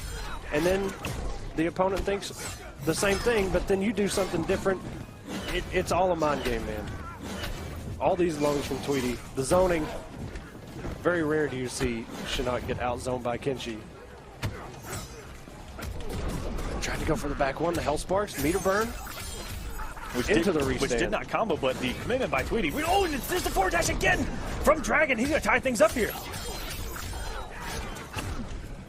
That's the only thing with Tweety sometimes is he'll kind of let his meter get away from him, and he'll find himself in a situation where he needs to break, and he can't. He doesn't have the meter to do it. That forward dash reaction from Dragon. I mean, this is a young man's game, guys. These reactions are ridiculous. Ridiculous. Like I said, man, I just like that throw tech. I envy people that can just throw tech on reaction. And Tweety getting him with the 4-2. Teleport, standing one, into a throw. The old school mix-up. Tweety trying not to go silently into the night here in Winners. He wants to stay alive. One more block string is all it's going to take. Good backdash. No whip punish on the shoulder. Dragon has the meter. Goes with the restand. Into the butter. Into the low. Tweety's got hit by so many of those forward fours. And he's not going to have a bar here. Stagger into a push. Very good from Tweety. The backdash, not backdashing far enough. Shock's one of the best in the game, by the way. Yeah, he is. Still not enough for that demon. He was coming for him, and Tweety is going to stay alive here, win game number 3. And we'll see if Dragon can just continue to play incredibly smart. He's going to stay with him. Make the right reads. I see no reason whatsoever to come off Shinnok. I'm so glad that, you know, maybe it was the ultimate mind game that he did last week, but if he truly did get beat by Tweety last week, I like that he did his homework, went with Bone Shaper, found out what his options were, and all of them are paying off here. Precisely. And we saw, like I said, even if it was the ultimate mind game, we saw a lot of things that Mournful could do about those teleports as well that were very surprising. The jump back air glaives. They were working so well. Jump kick out of the teleport into a throw. And the NJP, if he does the NJP, sometimes it's character dependent. It's really hard to get him out of it. And go for it once again. Dragon, let's see if he can apply some pressure here. And those 2 hits just not going to be effective against that armor. And Tweety is in the driver's seat right now with momentum. Yes, he is. Looking to tie this thing up. Maybe we'll go to a match 5 against Aquaman. We can only hope, Echo. Like I said, man, every match tonight better be a match 5. We need it. And neutral jump punch into a throw. Didn't expect it to hit. It looked like Dragon had tried to down 2 there, but it stuck. I'm telling you, man. And that's one of the fastest down 2s in the game. Went for down 1 to Hell Sparks, which is there is a gap there, and Tweety's jumping out. If you're down 4, different story. I mean, that man would have gotten launched. MKX now doesn't care about the gaps. Yeah, you can armor him, but you're just burning bar for a measly 10 or so %. And the teleport read. That first Hell Spark had disappeared just in the nick of time. Yes, it did. For Tweety to get in there. And one Tweety quick may mix. run away with this. Throws him into the corner. Dragon does have 1 bar, 1 Hell Spark. Wake up, raw, meterless. That's going to do it. Demon. Savagery from Tweety to tie things up. We are going to game number 5, ladies and gentlemen. We've started this first. What a show. I like it. Thank you guys for doing it. Thank you. But the adjustments from Tweety right now. I mean, some of these reads that he's got. That teleport to close out that round was, or at least, you know, get him pretty much in chip territory. Some of that stuff is just so good, man. And Dragon looks like he's contemplating with himself now. And you know, that's the thing, is that when you've made those right reaction, the right reaction so many times in a row, and your opponent starts doing things 100% differently, throws you off by a little bit. Yeah, you gotta figure out what your option is then. And then, you know, a couple hits here, a couple hits there, you lost. Yeah. So it really throws you off your game, because a lot of those teleports went un-4-dashed, un-down-2'd, un-hell-sparked. So to change up by Tweety, really, really good here. It's been really effective. And we're in game 5, ladies and gentlemen. Almost catching the backdash there. Yeah, almost. If he'd have started reading backdash, I might have, like, a tear might have fallen on my face a little bit. A thing of beauty. Dragon wants to hit stun in the corner. And the backdash, and then the forward dash! That's what you were talking about just now. Run, wow. How do you react? Just reacted mid-backdash to teleport, and then ran out of the backdash. That was incredible by Dragon. And did you see that by Tweety? He got this momentum he's got right now because he crouched a throw that he read and full combo punish, down 1 into the overhead. Will meter burn that shoulder and take the round. Dragon on set point. And you know, we've seen that a lot from Dragon, that crouch 1, using the hit stun, going for the overhead. It's opened up Dragon it's opened up Tweety quite a few times now. Quite a bit. Using that block stun on the jump and punch out of teleport. Goes for the throw, and he's reversing positions here. He's got Dragon right where he wants him. Into the standing 3. This good damage. Yeah, and if you're Dragon, you're trying to hold on to this bar just in case. Just in case you need it. Just in case Tweety were to take his back. He's got a breaker, and he's just going to eat this and take that breaker into final round. Into the final round. A match 5, final round. Let's go. Tweety tried to go for the push. Shinnok too quick, interrupted it before it came out. Restand Buttergun. The read on the teleport. Tweety just jumping around like crazy right now. And the unblockable to work. Yes, he did. With everything on the line. Goes for the throw, with the throw, overhead. That is a punish. Tweety finally made the adjustment and did not get hit by that down one overhead. Dragon right now does have 2 bars. He can combo off the armored shoulder. But it's a little bit too obvious, I think, that he's going to throw it out, and he hasn't yet. Oh my god. The jump in kick. And he dropped the combo. And he got him out of the teleport. The startup of it. What a reversal by Dragon. Shoulder, one of the quickest reversal specials in the game. Caught him there. That could have gone either way. If he got a trade, we could have got a match extension. Anything could have happened right there. Dragon will advance and avenge his loss, not just from Wednesday, over Tweety. That was incredible. That was incredible. I don't know if he read the push, but he just did a jumping kick and comboed, because you can in the corner combo off of that. And man, that was just incredible. For a minute there, it looked like Tweety was going to run away with it. Absolutely. And then Dragon, just that one good read and changed everything up and sent Tweety down to losers. Very good stuff from him. That was a roller coaster of a match. 2-0, 2-2. Then a round 3. Back and forth rounds. And that read on that jump kick at the end dropped the combo, but was still able to pick it up. Yeah. Blocked the armor. I was so good. And that reversal shoulder was absolutely disgusting. Yeah, I was looking for it because, I mean, he had the 2 bars. If he did the EX shoulder, he could have burned the second bar to launch him, finish out the round. But that's like the thing we were talking about, where sometimes your option is a little bit too obvious and you don't want to throw it out. It's just how it works, man. Exactly. And guys, right before semifinals, we're going to go to a quick word from our partners, Tag Team Streamium. We've got our next match for you. We've got Gut Tough Gaming's Samij versus Circuit Destroyer. These two have played so many times in the Combat Cup. In the Combat Cup alone, Samij is 4-0 over Destroyer, with a 3-1 victory in Week 4, 3-1 victory in Week 9, 3-1 victory again. It's a pattern here in Week number 10. But the last time that they played was on Wednesday, and it was 3-2 Samij. It was that close. It was close. It was a good battle. And here we go, guys. This is our first match of semifinals. Here in Winners, we're gonna do it. Do we get another match 5? Does Destroyer make the ultimate adjustment and maybe finally beat his Combat Cup demon, Samij? Down 4, air disc, interrupted, down 3, down. And here we go, Samij trying to do what he does best. He got it. He threw him out of the roll. The startup of the roll, 8 frames, he threw him out of it, puts him in the corner. These two players play so similar in the corner. It's all stagger pressure.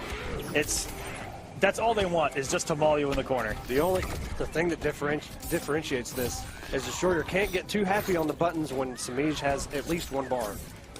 EX Fade is going to whiff punish most anything Predator is going to do. Throws him towards the corner again. 1, 2, 3 is plus, back 2-2. EX Fade, 1, 2, 3 again. Jump in punch. And just this like may that, actually have the damage, forces Destroyer to break. And Owen got under the side. And very good uses the fade to get out of the smart disc. That smart disc not so smart there. Did not track her. That was really good by both of them. What a way to start this match off. Got him out of the telekick with the air disc into the scimitar. Will not burn the bar. The gravity would have probably been too much to even combo off of that. It looked like he was about to drop it anyway. Down 4 into a disc. Back 2. That was a really good check. That back 2. It is a mid, and it will compete with that down 4 range. Very good from Samij. Just wow, did you see? Destroyer just trying to stop any kind of advancement with that down 3. Sometimes you just got to do it, man. Say, hey, this is my spot right here. Do not come here. Do not cross this line. This is my side of the island. You can't have anything on it. This is my corner. That's what Destroyer's saying. It's my corner. Stay out of it. You can see how many, he's done so many, just like that, down 4, just looking for the tip to hit her knees. And here we go, jump in punch. Air disc. And once again, that fade getting out of the smart pressure. But that's going to just close out for Destroyer. Back and forth already from these two. I like it. I hope every match goes this way. We need that match 5 between these two. Move on. Since that would be the ultimate demon slaying, is to send his demon 2 losers in the finale. EX fade into a throw. Something we almost saw in round number 1. Yeah, was an upset like that. But Samij, the composure ever so clutch. The composure from Samij not to let that set between him and Silver Eye get to him. Oh, and Destroyer came off a bar there. Now he does not have a breaker because of that bar. Samij just needs one hit, one throw, and that teleport. That telekick, yep, is going to chip out regardless. Nothing he could really do. And very good stuff. Samij, your Combat Cup. Number 1 seed, number 1 in points. Up 1-0 on Destroyer, trying to make winners finals of this bracket. And Destroyer, who's already got only fitting. Yeah, Destroyer's already got a win. So even if he were to get sent to losers, he'd still be alive, and he'd still be alive in the second round of losers, which is where you're in that guaranteed 5th spot. But if you get that win, you're fighting for top 4. You're fighting for the money. Yeah. At that point. Ultimately, yeah. Everybody. I mean, everybody here already has an Injustice 2 copy. Everybody. They've already made the top 8. Everybody's just looking for that. You know, they want more and more and more and more. Yeah, absolutely. And shouts to Streamy for doing this for us, giving everyone that made top 8 a copy of Injustice 2. Absolutely. Everybody's so hyped for that game. It's good to see everybody enjoying it. But right now, 4-3 into the low. Look like cut out a startup of a teleport there. Possibly. I mean, she goes so far away after that low. It's really tough to punish her, even though she is negative. He may have just wanted to throw it out there. Back 2. What? Into the EX fade. A conversion from Samij. These stray see hits. That so much, man. The stray hits and the EX fade. Combos off of him. If there's one thing that you see from Samij, damage is never left on the table. That's right. This man stays hungry. There's plenty of people, you know, who will lose a set and say, you know what, if I'd have just converted off of that. Ooh, good air disc. Gonna come off the bar. He does not. He's still holding on to all 3 bars here. And the second hit of that string where you see him throwing out his foot like that, it is an overhead. So he's mixing in the standing 3, low laser, standing 3 into overhead. And very good reversal by Samij. Destroyer was very stingy early in this round, holding on to all his meter. And let's see if it will pay off or if it's going to burn him. Oh, good. He baited it out. Oh, and he does. He's going to come off 1 bar, get him back to the corner. But that's one thing, you know, Samij is going to pick up on that, and he's going to start throwing those down 1s out, just like he did against Silver Eye's Dragon's Fire, where, you know, 1 roll and you're full combo punished. Then you start throwing out those down 1s that are actually faster than that roll. They just don't full combo, but they interrupt all those cancels. And here we go. Samij turning things up when it matters in the final round. Destroyer does have a breaker. Wait for that roll, man. He's looking for that interrupt. Down 3s. Down 4. Samij is just kind of stuck. Yeah. Samij was not moving there for a good 5 or 6 seconds. And I'm not sure what the read was, but he went for it. And he's not breaking. He believes. Samij does still have 1 bar for EX fade. Down 4. And, ooh. Almost got the closeout with a throw there. And the side. And he's, oh my god, the trade. Yep, a teleport or a side there. Either way was going to do it. What composure by Samij once again. Destroyer had a lot of momentum, a lot of meter at the end there. So, just great play. Does he go to Trimmer? Does he go to Crystalline Trimmer? I think he does here. Oh, he's going over. Yep. He's on the right side of the screen. Going back. Oh. Whoa. He's going all around the board here. He's floating. He's thinking. He's got 1 more life to live, just in case it doesn't pan out. He will be sent to losers bracket. He will have a second chance. But he's going to try and close that with his main squeeze. Predator. You know, sometimes it's tough, man. Sometimes, you know, your tournament life's on the line. Well, his winner's side is on the line right now. He's already played Predator in 2. You might as well just stick out Predator. You don't want to make that switch in the last round sometimes, or the last match. But, you know, surprising for him, just you know, him alone, because that's a great philosophy. But we've seen him go to Tremor in Game 3s. We have. And we've seen him do some amazing things. We have, actually. And trying to get things started here. Using that max range down 4. Melina can't really with it at that distance. Her pokes aren't that good. Her back 2 does have that kind of range, though. Oh, and the second hit of that string whiffed. There was enough he hits still done got it, yeah. Just keep that going. And Destroyer, damage. This is almost it's too late to go for the breaker. You're just going to eat this. Down 3 into a throw. He teched it, though. He believes. Forward 4. Okay. Samij, this is match point, ladies and gentlemen. Destroyer's got the meter. He's got the resources to try to not to come back. Let's see if he can. Air disc. Knew the telekick was coming. Just threw it out there. And there it is, the EX fade. Which before we saw Samij interrupt with a roll, which is actually really uncharacteristic of him. He usually just EX fade and get the whip punish or whatever. And do you see what Predator's big boot did to Melina's thigh? Good lord. The huge bruise. That is a big old bruise on Melina's leg. Rolled him back into the corner. Forward 1, into a throw. No, it's tech, down 3 again. Very good. It looked like Samij had checked that down 4. And from that range, it's pretty dangerous to do against. Plus frames into the interactable. And running. Oh, good block on the forward 4, and that's going to do it, Samij. And you know, that instant run by Destroyer, when that fade got him off all of the stamina. Couldn't break. And Samij is going to close that out, and he's going to advance into winners finals, where he's guaranteed money. Guaranteed. This man came for a paycheck. He is here. He's here to win. He's the number 1 seed, like we talked about. And right now, he is your Combat Cup king. And quite possibly, maybe we see the classic Samij versus Sonic Fox. Can't jump the gun yet, but maybe it happens. And that means we've got our next match that has been seen. This is Roger Federer versus Rafael Nadal of the past 15 years. This is Sonic Fox versus Dragon, ladies and gentlemen. We've got it up next. This is your other winners semis.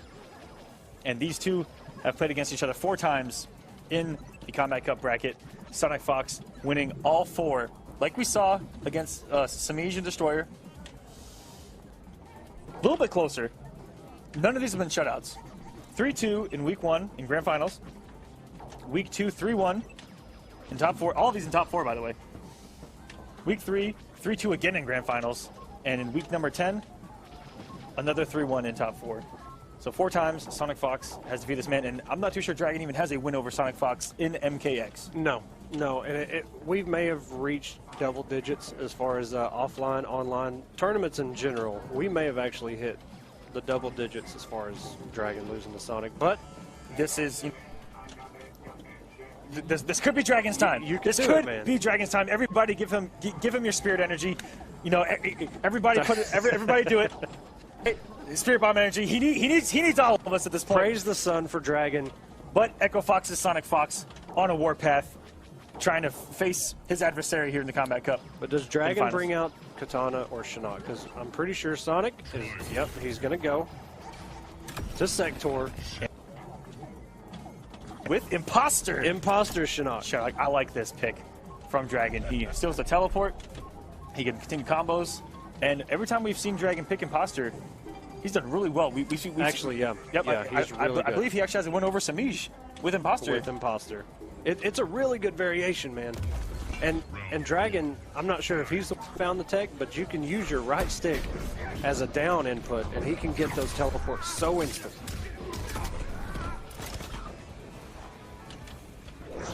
Good space control. Stand 1 out of that. Oh my gosh, Sonic Fox. Speaking of young reactions, by the way, there's a lot of them on the screen now. Oh yeah, 2 of the best. 2 of the best in the business on screen right now. Here we go. Meter burn Hellsparks. What's the mix after this? Into a throw. And these guys have played thousands and thousands of matches, most likely. Used to be on the same team. So you guys are going to see a lot of familiarity. And what may look like something absolutely crazy is probably them just trying to throw each other off their game because they know what the other's going to do. They know all the options. It's all about playing, you know, some people say, you know, as long as you play the character, you'll be fine. Man, sometimes when you have this much history, oh my God, it hit him. The rocket hadn't even materialized yet, and it was still able to hit him out of that teleport. Behind him, but Dragon. Oh, no, he missed. And that may have done the chip. I'm not sure. That got incredibly scary quick. Okay, good block. Sonic didn't burn. He could have burned the bar, but Shinnok has some of the fastest normals. He may have just went for the interruption anyway.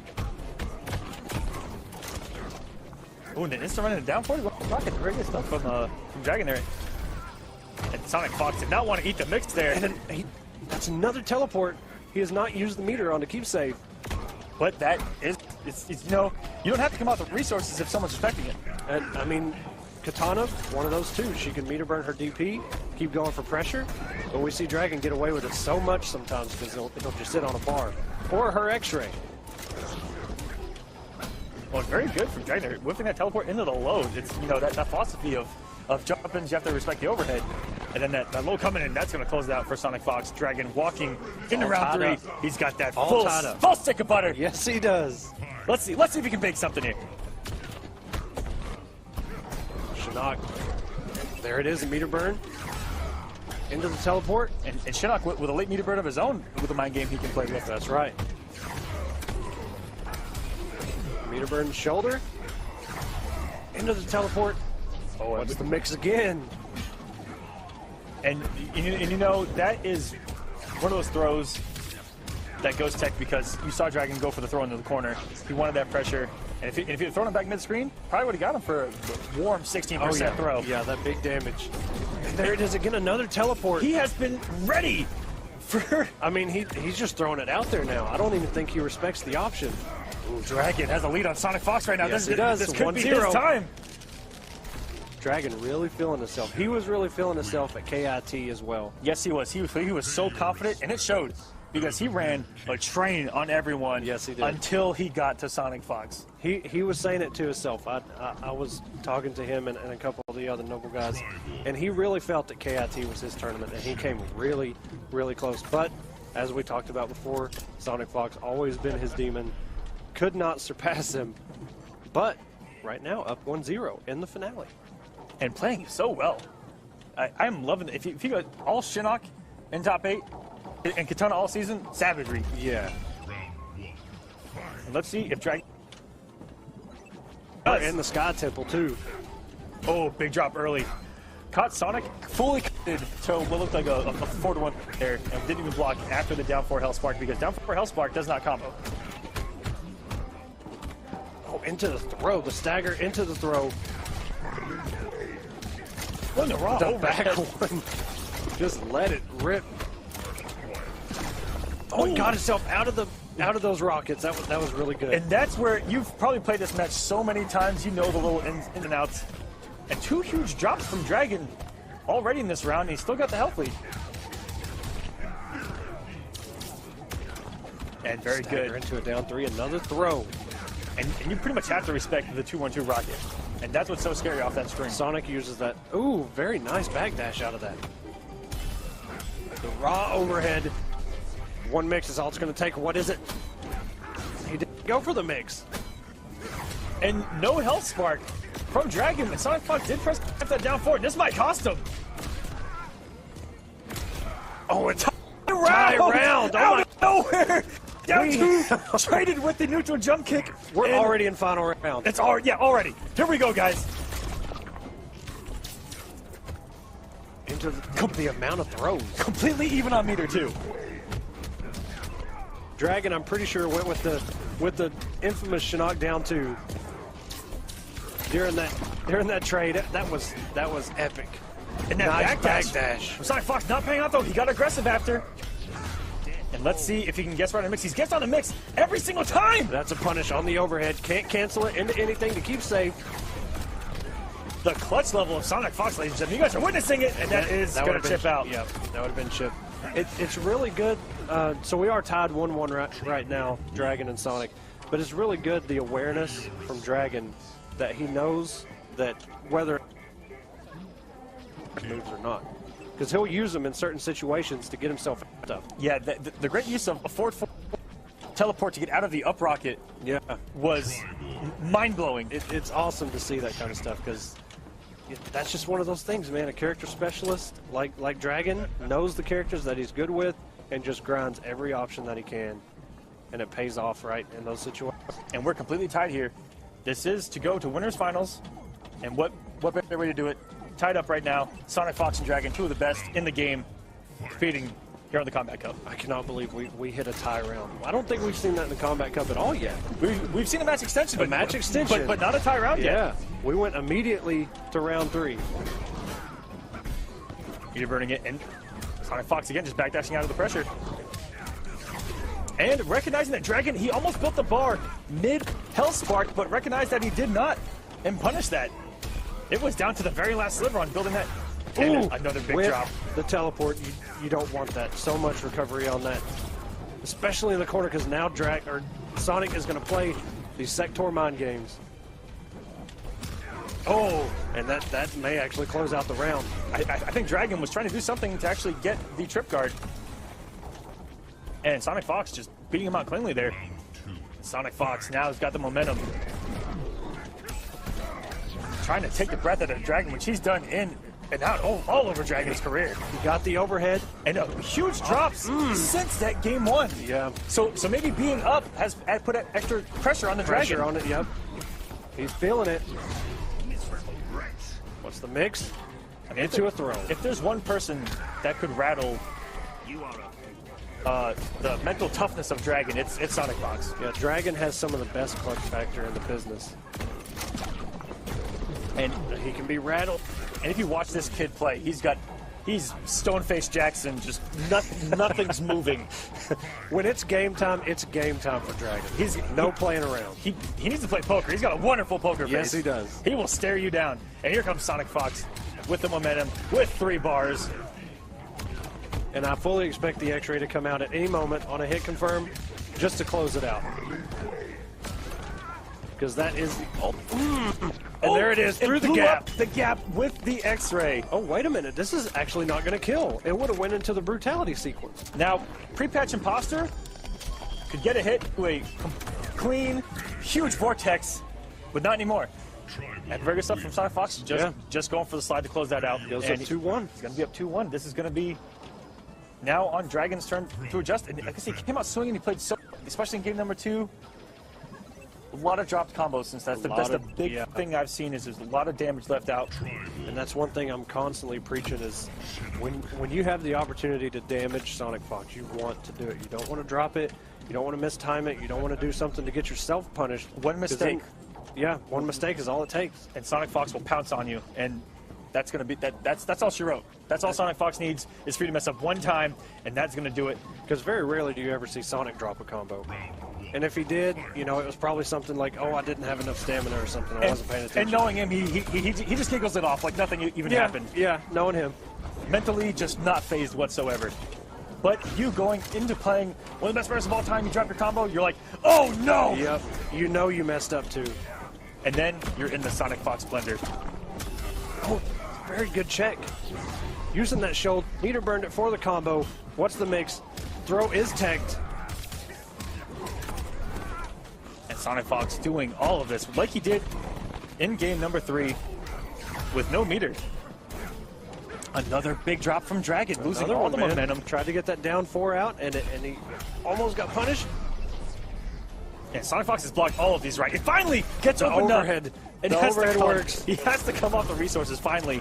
Oh, and Dragon's going to have to hold all this. And he did a stance switch for some reason. I'm not sure. At least with a special move or something to get some meter, yeah. Okay, very good. I love some of these combos. Try to delay just a hair, yeah, and then go for the forward 4.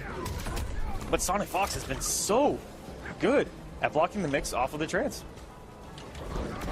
Yeah, it's tough, man, because, if they go for the throw, you can tech it, or you can block either the overhead or low. But you got to have some really good reactions to be able to consistently pull it off. Dragon, no. Ooh!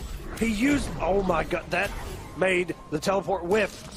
That was absolutely insane. insane. Teleporting through teleports? That was insane. Teleportception, what are we watching? And he used the teleport to stay in place so that he could still punish, and he wasn't too far away. And got Sonic Fox off his meter already. Yes, he did.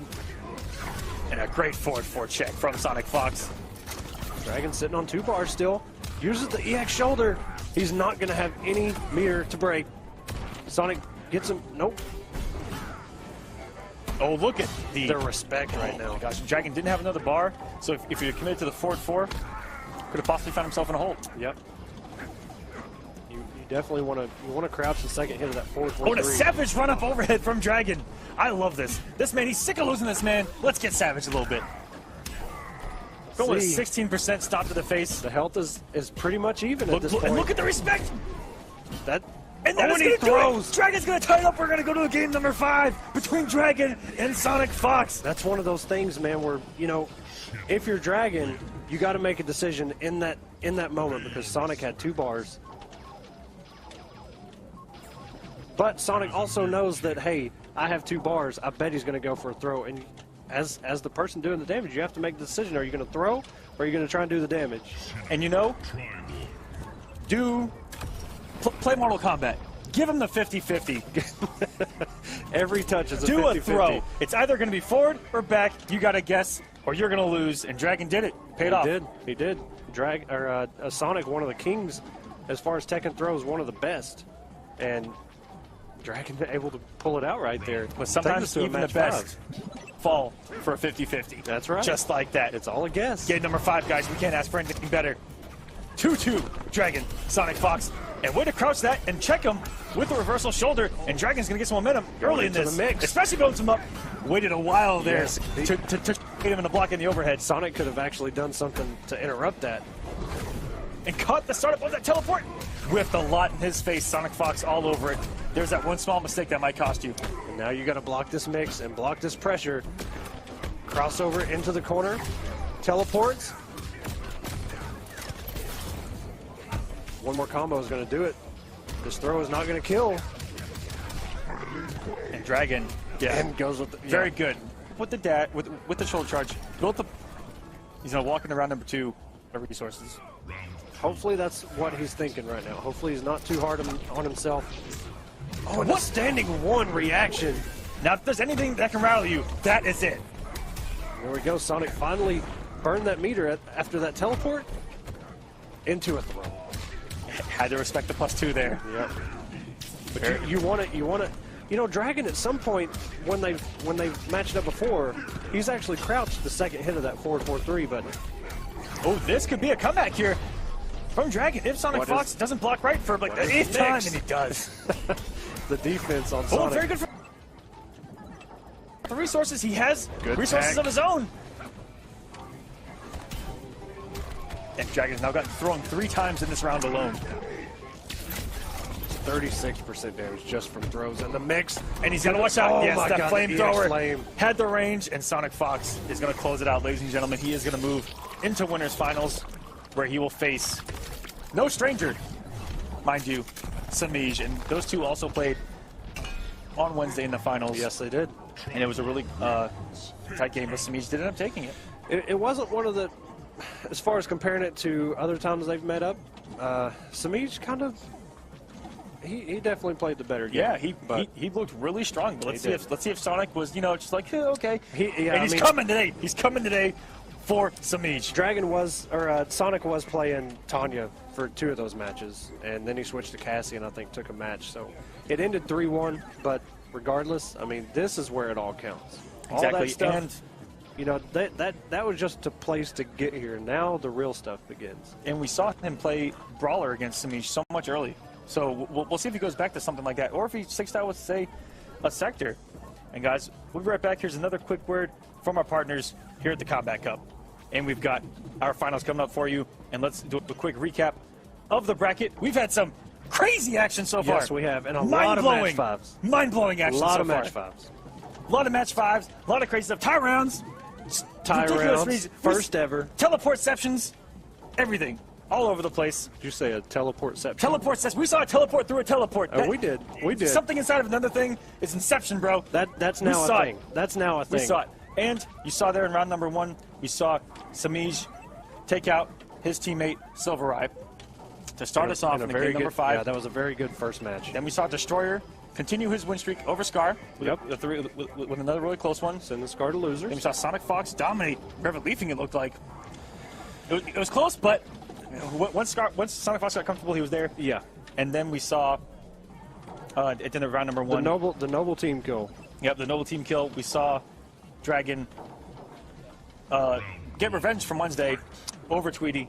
With the Shinnok pick that nobody was really expecting, I don't think. And we're going in with Acidic Alien right now against Ethereal Melina.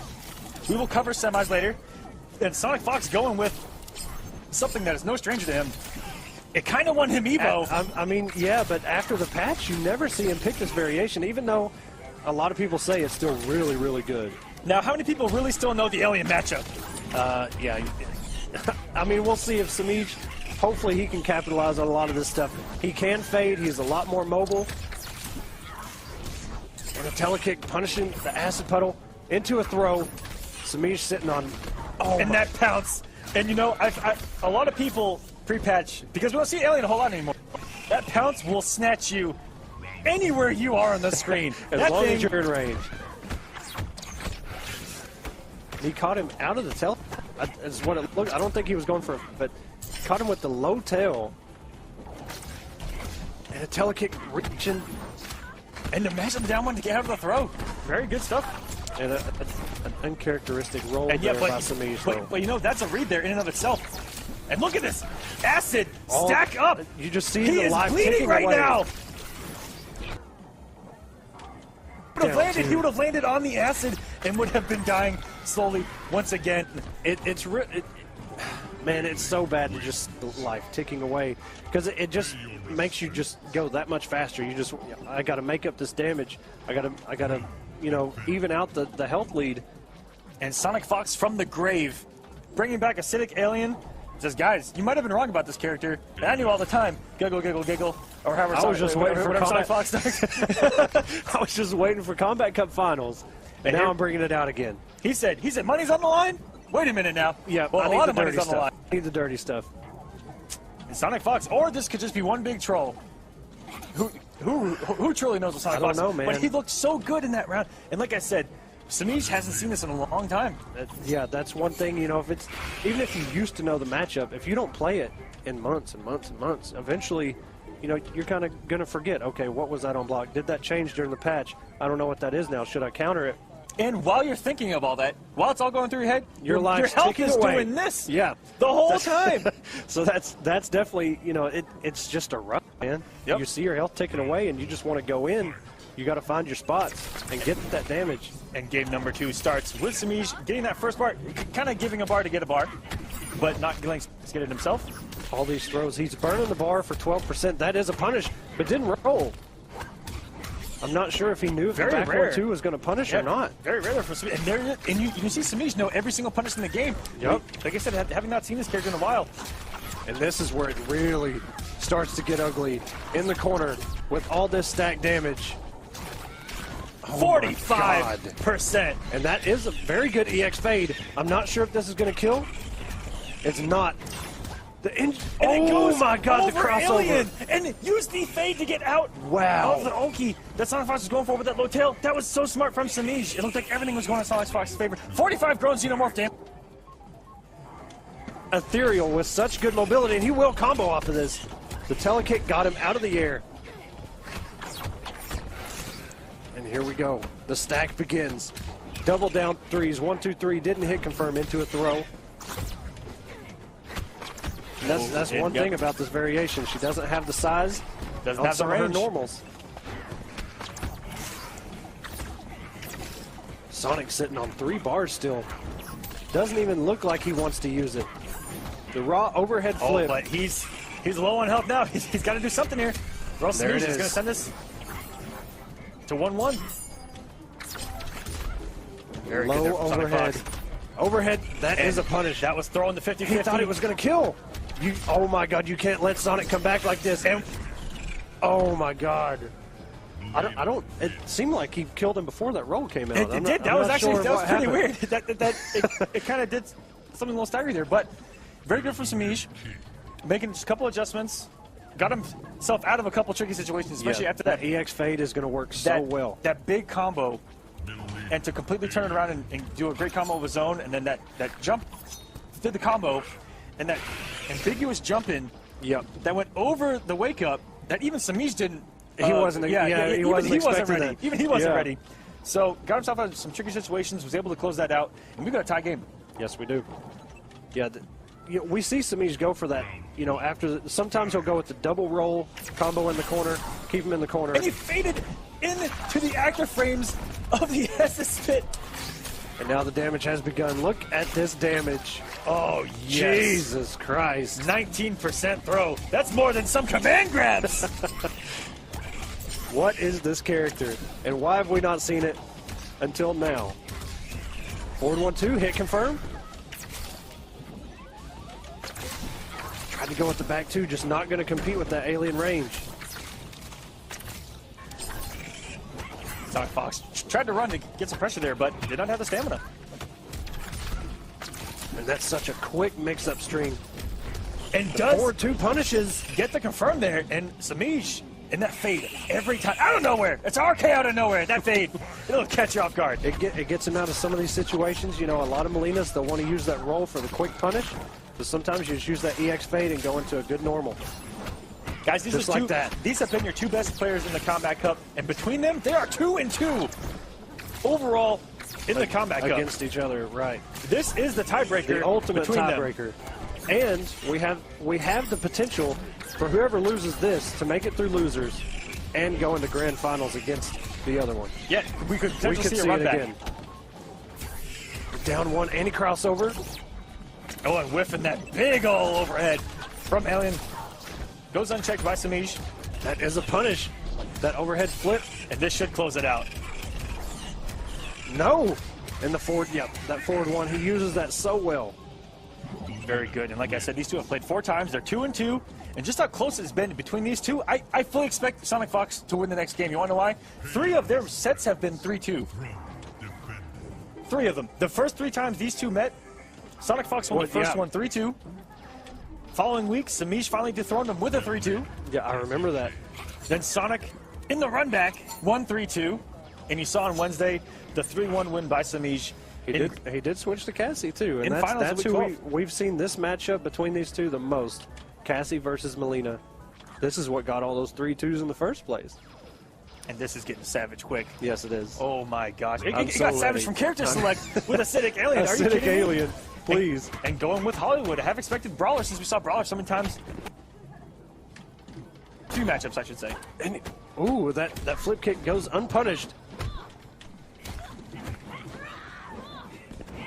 Oh, and there we go. Back 3 whiff.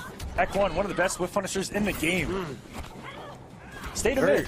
Straight through that back 3 out like that, just right there.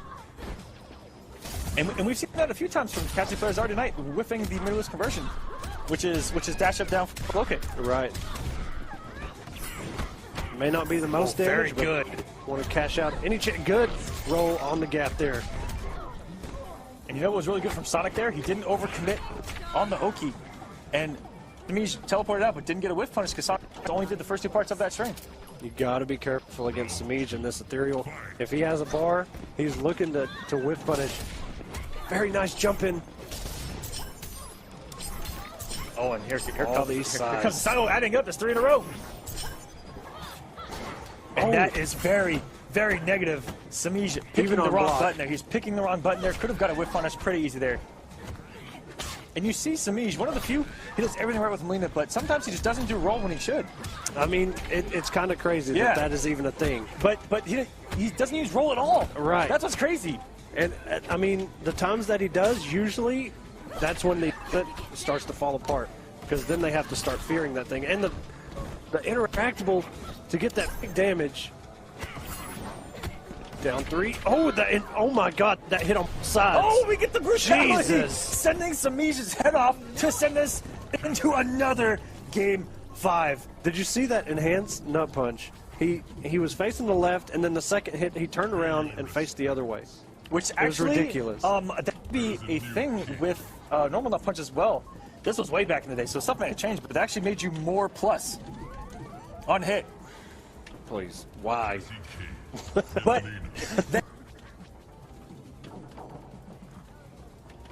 turning things around, going Very back good. to, I believe the character he's used most in Combat Cup, which is Cassie Cage. Cassie, yep. Now, I don't know, Sector is up there. We might have to look at the stats or something, but, you know, the first time we saw his Sector, we just thought he was trolling. But then we saw Sector for weeks and weeks at a time and just thought, wow, okay, he's maining Sector now. But Cassie always his go-to. Game number 5 between the two top players of the Combat Cup. This will be their 4th Game 5 of the Combat Cup. Oh no, and a lax mid combo. So we got the back one in there though. That's a couple percent. You hate to see it. Sometimes it just happens. Okay, back 1-2. And very good fade through the throw. But Samish did get the jump in, but no commitment. A lot of whiffing going on right now. Okay, a lot of space between them. Instant air guns. Crouches the size. Very good. Blocking the size when he's this close. And Samish, who could just go for the full combo entire roll, he always goes for the down one. He does. Which you know, that's about me. My only gripe with him as a Molina player. But who am I to say? I mean, the man knows what he's doing. It's pretty swaggy, man, to see. Ooh, and the chip out with the EX gun. Sonic on set point right now. He's trying to go in to Grand Finals, where he'll be waiting for a little while because he does run all the way through losers. But no stranger to Grand Finals is this man, Sonic Fox. He can hop back into Justice Vader for a little bit because he is steamrolling Samish right now. He's trying to send a message. But Samish not done yet. Will he go for the double roll? Yes, he will. Forward 1, no, he fades away. Back 1-2 catches him. He said, you passed me in points? Well, here's where it really matters. That's right. Hey, 1-2 plus 2. Back 1-2. Really throwing Molina out of that held fade. They'll just sit there and wait. And a run-up throw gets him out of the backdash. Samish has no meter, so he has to. And that's going to do it. That pressure, and Sonic Fox is going to run that back from being down 2-1 and advance to Grand Finals. Congratulations to him. He's guaranteed. Sonic Fox. Guaranteed first or second. You know, that looked like a complete download pretty much. I mean, he did bring out the acidic alien and kind of steal one in a way, but even still, his Cassie, him and Frosty Bunny play such great Cassie Cage. It's really, I've always liked that character, and throughout the entire time for this game, she's not really been changed all that much. She's relatively stayed the same. A couple changes here and there on armor with flip kick and all that stuff. But I mean, if you see the last patch, she really didn't even get altered all that much. I think she had maybe 2 changes, and everybody else had, you know, a long list per character. Hey guys, before we get into what comes next, I got a little announcement for you. If the stream gets over 600 viewers, and we're close right now. My count, we're at 532, just jumped up while I was saying that sentence. Okay. If the stream gets over 600 viewers, so tweet it out, we're going to give away an Elgato. Ooh. The surprise? I'm just letting you guys know. Get that, retweet it out, tell your friends, tell your family. Tell your grandma, tell your grandma's mom. Everybody's got a computer, just tell them. Just tell them, don't just put them in there, let's get some viewers. And you guys, one of you guys in the chat can win an Elgato. So get on it. That hidden tech right now, the big surprise for everybody. And while you guys are doing that, guys, we got coming up February 8th, the Injustice Invitational. We only announced 4 players. Yes, we did. We going only in, announced 4. and we get to announce the other 4 for you. Here is your complete lineup pending right now for the Injustice Invitational on February 8th. First man up, the man you just saw, Sonic Fox. And then, following that, we have Perfect Legend. And Forever King. And Honeybee, CR Honeybee, the Flash Man himself. The Flash Godlord, as he is. The Flash Godlord. Self-proclaimed, by the way. No one gave it to him. No, that came from his little challenge thing that he issued out, I think. Yep. At some point. Now, the 4 that we did not announce. Are they ready? Are you guys ready for this? Well, they can see it, but it's cool. Noble, man. Noble Jupiter. We haven't seen him in ages. And he has come back. The Martian Manhunter of the world, one of the best players on the planet. He will be there. And who do we got up next, Echo? CRY Boy. One of the best, if not the best, Doomsdays in the entire scene, doing incredibly well. MLG, a couple other majors. We get one of the 19 Doomsdays from Florida in this bracket. It was bound to happen. There was 20,000 of them. And after that, we've got a character specialist in there for you. Yes, we do. Some hype to bring here. Costner. Green Arrow, ladies and gentlemen. Green Arrow of the world. There's so many Green Arrows that argue with each other who's the best. And you guys are going to really like this one. Well, like you said, they already know. But we have Decay. The Lobo boys. The Lobo of the world. He is going to bring the hype. And guys, everyone in the scene knows how dangerous this man is with Lobo. He was a character specialist from day one. And now you see him over there at NRS. Oh, yeah. Designing the characters himself. If you guys haven't seen this man's artwork, NRS related or not, the man, I mean, I love looking at some of his stuff. He's got like a portfolio on TYM, and I'm sure he has his own portfolio site. Some really good stuff to look at if you haven't ever checked it out. So guys, get ready for that. That is going to be on February 8th, 8 p.m. Eastern Standard Time here on stream.me on the Combat Cup. Check it out. We're going to have some great glory days of Injustice 1 and some incredibly broken top tiers and some character specialists in there. Yeah. For you, the diversity is all over the place. We've got Batgirl, Batman from Forever King. We got Batman again from PL. I believe he also messed with Martian Manhunter. He's got a Flash. He's got he's all kinds of characters. I mean, we got Lobo in there. Lobo. Green Arrow. Green Arrow. Martian again. Doomsday. Flash. I like that. And I'm curious because those character specialists are going to catch some of these guys off guard with those top tiers, not having played the game in a while. And that's true. And I know from experience on that. A lot of gimmicks. But gimmicks are going to be incredibly effective. And I cannot wait to see what happens. This is the king of gimmicks sometimes. Watch. And this is just an example. Watch, Decay's going to come out swinging, and every tick throw is going to work. I guarantee it. I guarantee it. At least for the first match, definitely. And then it's going to take half your life. Because that's Lobo. We'll get to see that February 8th, 8 p.m. Eastern Standard Time. We have to get our next match in here for you guys. Yes, we do. And who do we have coming up? It is going to be who would have thought that this would be a first round of losers in this top 8? We've got Silver Eye versus Scar. Man, two of my favorites. Hate to see them go against each other, but it is what it is. We're just going to have to go right into it, man. And these two have not met before in the Combat Cup. This is their first time. And guys, also keep in mind that those 8 people that we announced could change, not being able to attend. Depending on, if somebody has something come up. Yeah, they may have other priorities. But as of right now, that is our lineup for you. And we're going to get Silver Eye and Scar in here. And you see there both of these guys doing really well. We are going to see what is most likely going to be Liu Kang versus Smoke. But Scar surprised us sticking with Mama Blade lately. Scar kind of, right now, I mean, I would expect to see Demo. I don't really see the Smoke pick coming, but I mean, who knows? He's got really good counter zoning with Smoke. You know, he's got the teleport option, he's got the smoke bomb option. It's really tough to say. I don't think I see him going Demo, to be honest. Now that I think about it, I think Demo might be a pretty bad pick against Liu Kang. Yeah, I think right now, with tournament on the line, finally, it being in losers. Yeah, we're gonna see Scar come out absolutely swinging. You gotta, if you can counter pick or at least have the advantage in the matchup, you gotta roll with it. But I mean, we'll see. And both of these guys are in here. We've got Silver Eye and Scar. And like I said, this is a matchup most of these guys we've seen before. This is gonna be new for everybody. There it is. Went with the Smoke pick. Yeah, I really, after starting to think about it, I didn't think Demo was probably a very good idea. But you never know. If Silver Eye comes absolutely swinging and Scar finds himself in a hole. But that, I mean, then you put yourself potentially in a worse matchup if you go with Demo, maybe. I don't know. Maybe we'll even see Dronia come out. Who knows? But right now, what? He picked that variation incredibly quick, but looked like Flame Fist, so we're going to have a little bit of fun here. No, it's Dragon's Fire. He's got the tattoo on the face. He picked it so quick. Yeah. Yeah, it was tough.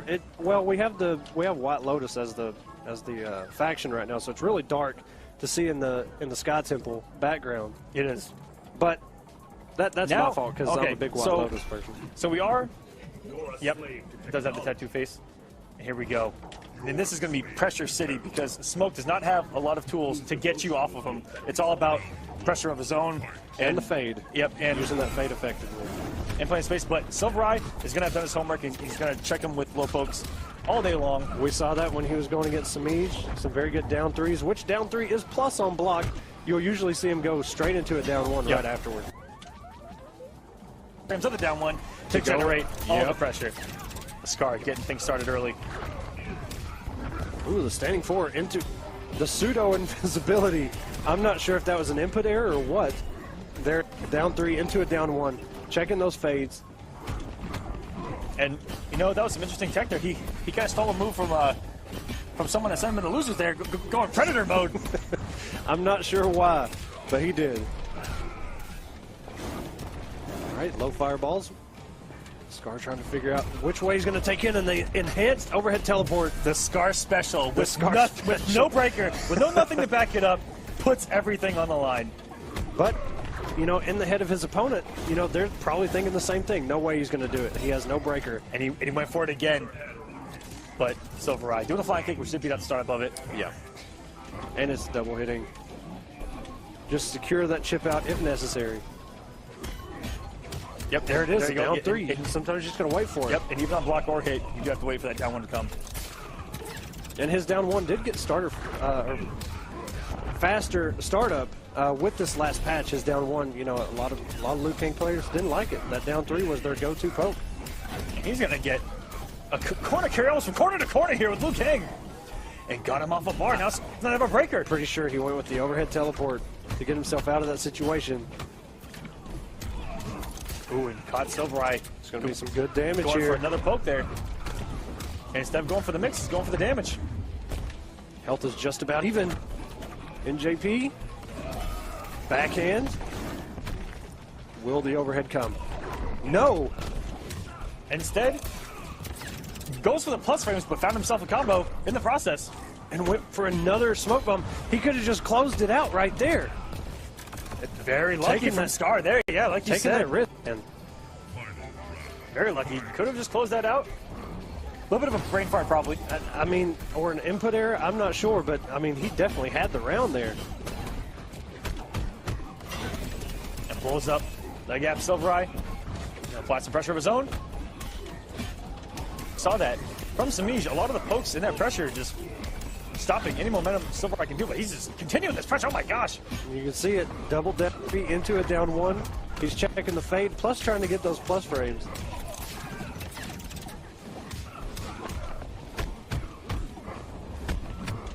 All this pressure in the down two. Here we go. And Silvereye maybe... Silvereye might be conceding the round because Scar may have taken one. Oh, okay. Yeah. Well, okay. It's very sportsmanlike. Scar not going to use any... Okay, he's putting him back at mid-screen so he's not trapped in the corner. Okay. I respect it, man. Right side, Silvereye has 3 bars of meter. That's exactly right. And Scar has a flawless in the Combat Cup. And here we go. Or they actually may have gone to a final round. Who knows? Wait a minute. Whoa, no, Scar used meter? I think they're trying to get it. Oh, yeah. Okay, so he had 2 bars. Yep. Yeah, when it ended. They're trying to get it as even as possible. Okay, you know what? I like this, man. This is sportsmanlike. Oh, there we go. Oh, yeah. They're setting things up for us, guys. They're going... They're trying to get things perfect, and here we go. That was like almost watching art, just trying to repaint the masterpiece that we missed. Some fireballs. And we're going in. Meter. We're going. Oh, yeah, I see. We're going in. But see, you're not supposed to really block an MKX, but that's okay. Why aren't you hitting buttons and mixing? Okay, Scar gets his frames off the enhanced smoke bomb.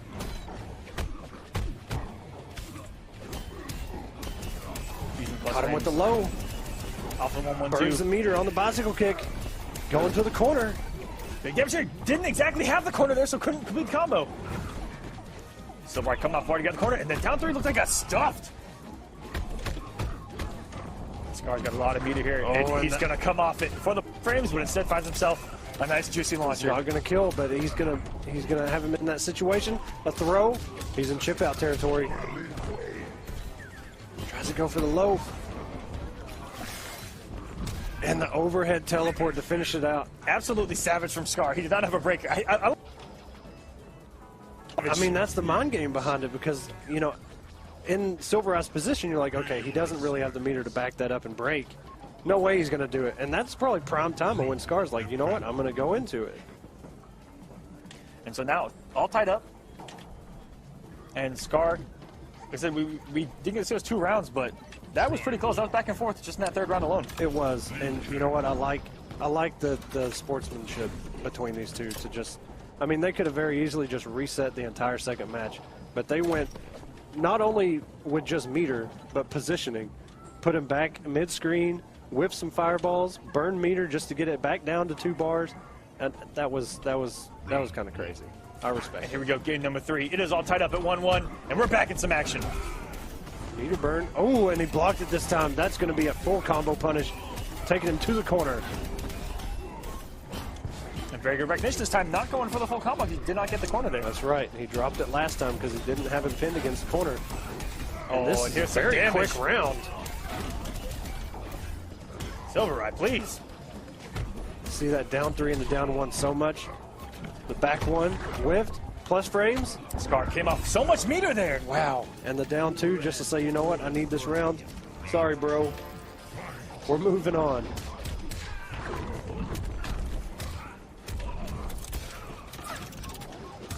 That's the mix. And just you know, I see him do that a lot where there's a potential for a lot of mix there, but he'll just go for the forward 1. And he catches a lot of people pressing, surprisingly. Yeah, you don't really ever see Scar use, because does have a starter, and I think, what, back 3, right? Yes. But you never really see him go for it. He goes for the forward 1-3, and it paid so often.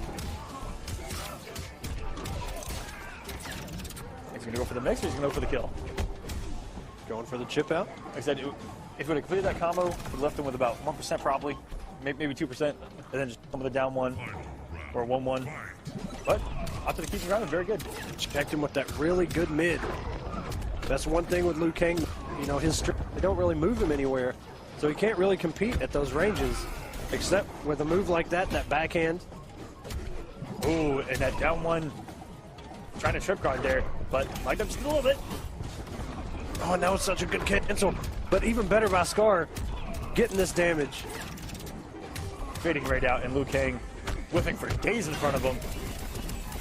Silver trying to return the fade. Caught him pressing the button. And what a savage 1-1 out of the stagger. Forward 1-3, fades back, jumps back in, forward 1-3, overhead, and that is a punish. Scar has the meter to break.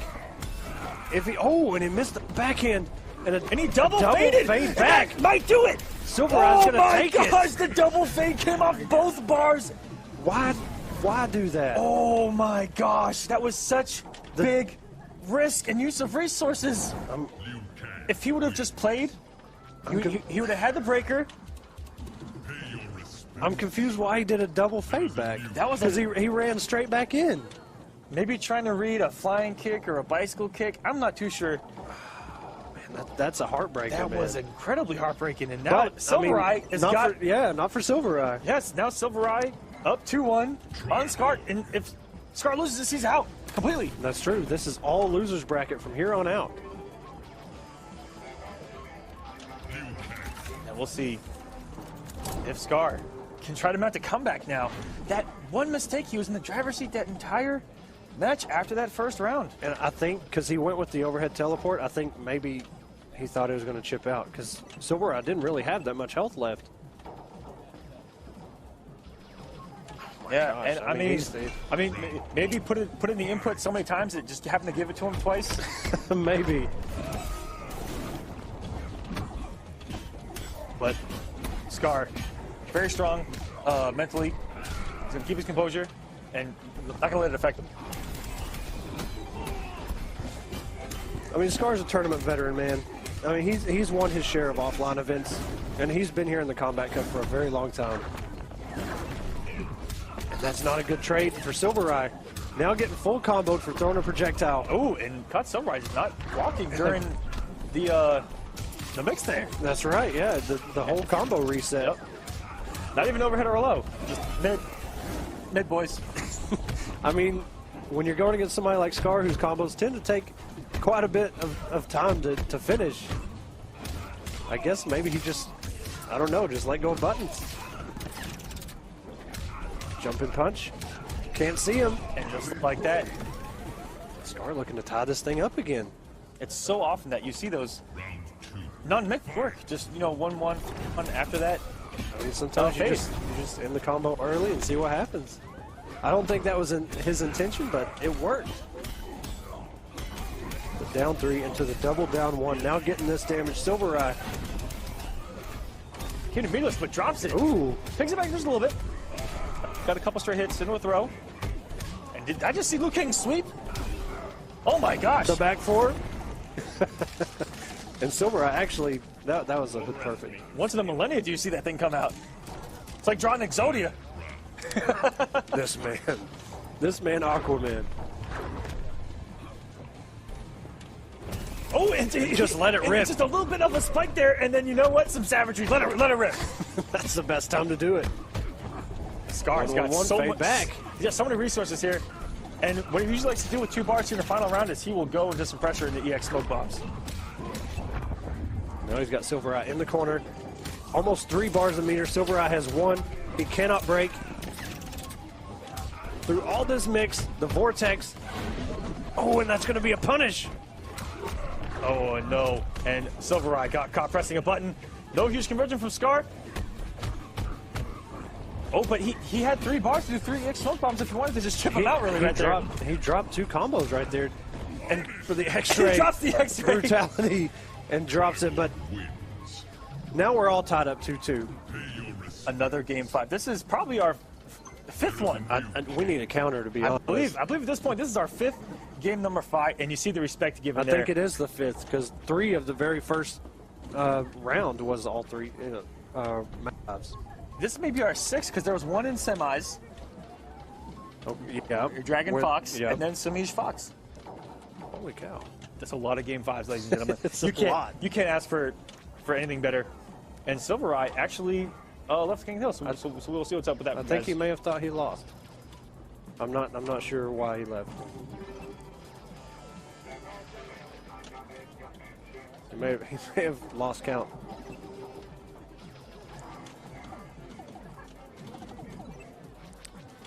And Scar left.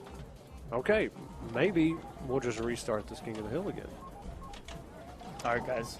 We'll be right back, and we're going to try to get these guys in here for potentially the final match. All right, guys, welcome back to Combat Cup. Scar actually did end up taking that. Samij said that the game off stream, he gave to Scar, and he wants to keep it that way, keep the set the way it was.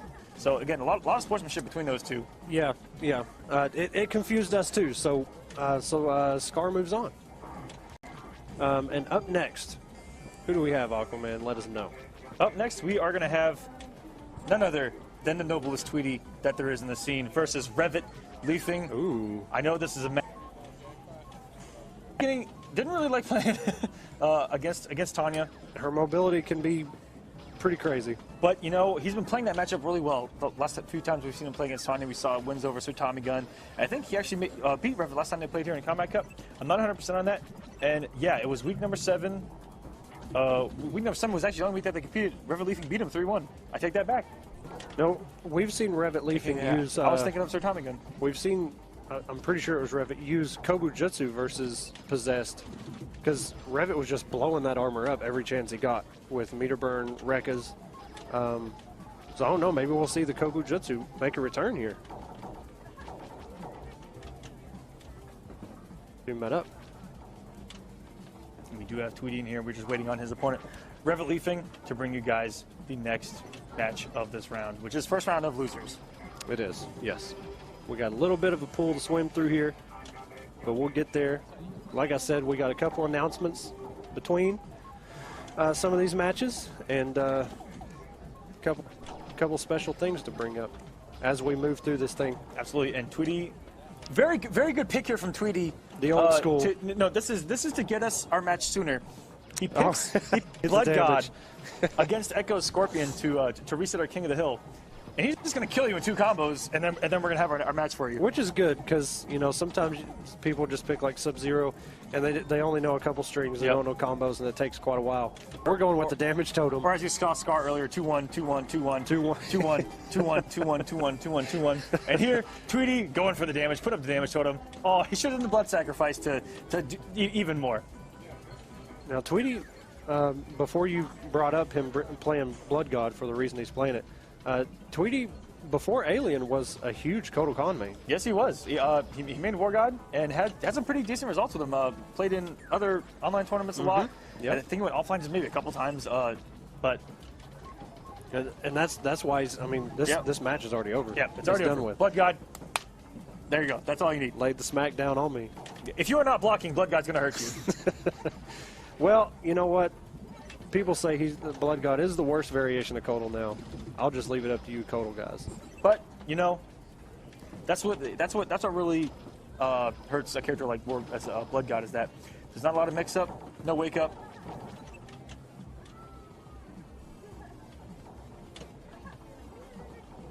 Unless you're a savage like yes, absolutely savage. Destruction God? Yeah. Yes. That man is a savage. He does some stuff with Blood God that even makes me go, whoo. You know? Makes you want to pick him up again? Absolutely not. Every time I do back one, top players full combo punish me now, and I don't like it. Hey man, you still got the forward 2. Yep. But it's highly negative on blog. What, 4-2-1 I think is the full string? Forward 1 back 2, you mean? The launcher? Yeah. Forward 1 back 2, I guess. Very minus. Pretty minus. Oh yeah. Blow it up for me, baby. My bad. All right, guys. Second match of round 1 of losers. We've got Tweety. Oh, he went with Naginata. I'm surprised. Also known as Tweety the Bird. As you guys see on your screen, versus Robert Leaping. And Dragon Naginata, the one pick that he's gone to. I like it, but I felt like there was a very good reason for him to go Kogu from what he showed us before, but I don't know. We'll see if this pays off. And NJP, that's absolutely going to shut that down. I absolutely love every time that Revit goes for these jump-ins and makes you want to press a button to anti-air and then cancels into either... Right into that pogo. You see drill kick with pyro or projectile, and you see the pogo stance in this.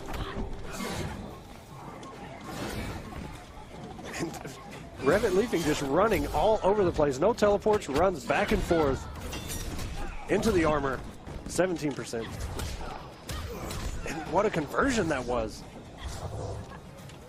Revit just kind of playing with him here, saying, okay, I'm going to jump in. No, I'm going to teleport back.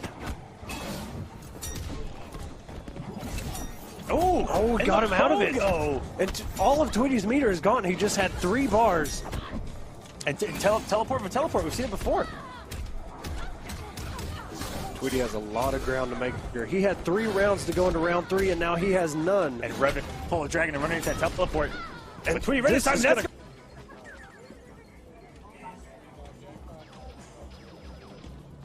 go 0.0. That was dangerous. He had 3 bars. He let out whatever enhanced move he let out that got broke by Tanya doing the pogo, and then broke instantly. All 3 of those bars gone in about 2.5 seconds. Fresh off his combat, sorry, I almost come back up. Fresh off his Frosty Faustings one. Tweety, very good showing. Tweety trying to have a good showing here, but not starting off too hot. Yeah, not starting off, but here, getting the first game, getting comfortable. This is where Tweety wants to be. He wants to be in control. And Revit going to Pyro. Here we go. This may actually be, man, as Kenshi, you know, you just really gotta play patient and just wait for her to make mistakes. You can't let her just teleport all over the place. There we go, straight into it. Starting out into the interactable. Plus frames, hello! Nothing like a 15% unblockable command grab interactable coming at you. It's good to see people using those interactables a lot more now. That was very good recognition of the screen by Revit. And the hits, that was incredibly smart. And again! Here we go! The hits on off the shrouds. Looking like imposter Shinnok with those things off the old school trance. Yeah, that was broken, man. You can't let that stay in the game. Ridiculous. And here we go. Revit leaving just one more hit, anything, and there it is, the low drill. Gets himself on the board. Still down 1-0 from Tweety, but you see how instant these overhead drills are. Oh, no one does them better than Revit leaving, ladies and gentlemen. You can't even tell that he's jumped yet by the time it comes out. A counter poke overhead is how he uses it. It's insane. And jumps over it. He made it. The miracle jump. And the NJP out of the teleport. And that's going to be close to closing double out. Down 2. Only.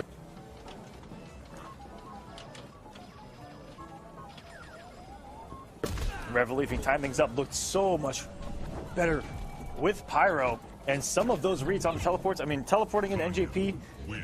That looked like a read on Tweety teleporting, trying to teleport out of that corner. Because he did it so early, wouldn't have hit him on the ground. And then he would have been whiffing finally. I mean, such a good adjustment, but he did pick another variation, Pyro, which is really hard to catch. And Kenshi not really having, I mean, balanced. You know, he's got, as far as comparing possessed and balanced, Balance probably has the better anti-air, but I don't know. We'll see. We got teleports and teleports, all kinds of projectiles, pressure, damage. Both of these characters damage. And we'll see if Tweety can turn this thing around. Yeah, we'll see. see. Revit looked incredibly good. You don't have to be scared of what Tweety's bringing to the table. He's going to go possessed. And Savage, Revit trying to start things off the exact way he did. The exact same normal. In that round. But Tweety not falling for the same trick twice. Oh, that jumping punch. Look how far that thing reached. Oh, and the down 4 mix. And a down 1 into a push. Shades of his War God days there. Down 4, 50-50. That's the Colocan in them, ladies and gentlemen. Revit tried to jump over that armor again, and the armor's coming. Tweety's letting it rip. He has no meter, but it doesn't matter. He's going to build it.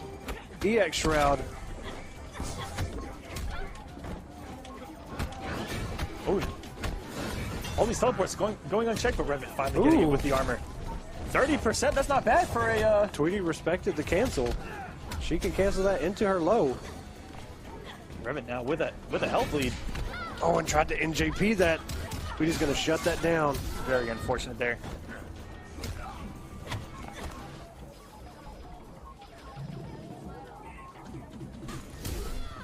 The delayed wake up by Tweety not to eat. Firestorm raining from the heavens there from... If he would have waited half a second longer, Revit leafing, that would have hit. That would have probably chipped out. But just threw him a little bit too quick. Tweety just waiting there on the ground, just waiting to let that rip. And now he is up 2-1. All right, guys, 2-1 for Tweety. We'll see if he can close this thing out. He wants this bad. We know he does. And Revit, I mean, you definitely don't want to go out. I mean, he lost his first round matchup with Dragon. I mean, you can't go out this early. A match that he's won before. And now Revit, who he's 0-1 against here in Combat Cup, trying to go down with a fight here because if Revit brings us back, might want to check Twitter later, guys. Let the salt consume you. But also Revit leaving and his brother, no stranger to pop-offs. Oh, once again, goes straight with the armor for an anti-air. Tweety known for coming off that bar almost the moment he gets it. It's just like Mystic Ermac. If you're not using that, yeah, just like that. If you're not using it, there's something wrong. And the instant drill again from Revit leaving. Oh, he got the NJP. Finally getting the trade he wanted. Goes into the low. Look at all that damage. Or the beat out that he wanted. And he was a little far to, I think, get a combo off that stand 4.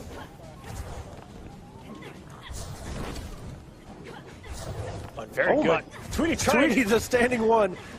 The standing one dance, side to side. Wow. And all right, here we go. And the NJP working again. And eating what I believe is 6% chip off that projectile. Right. Nice backdash.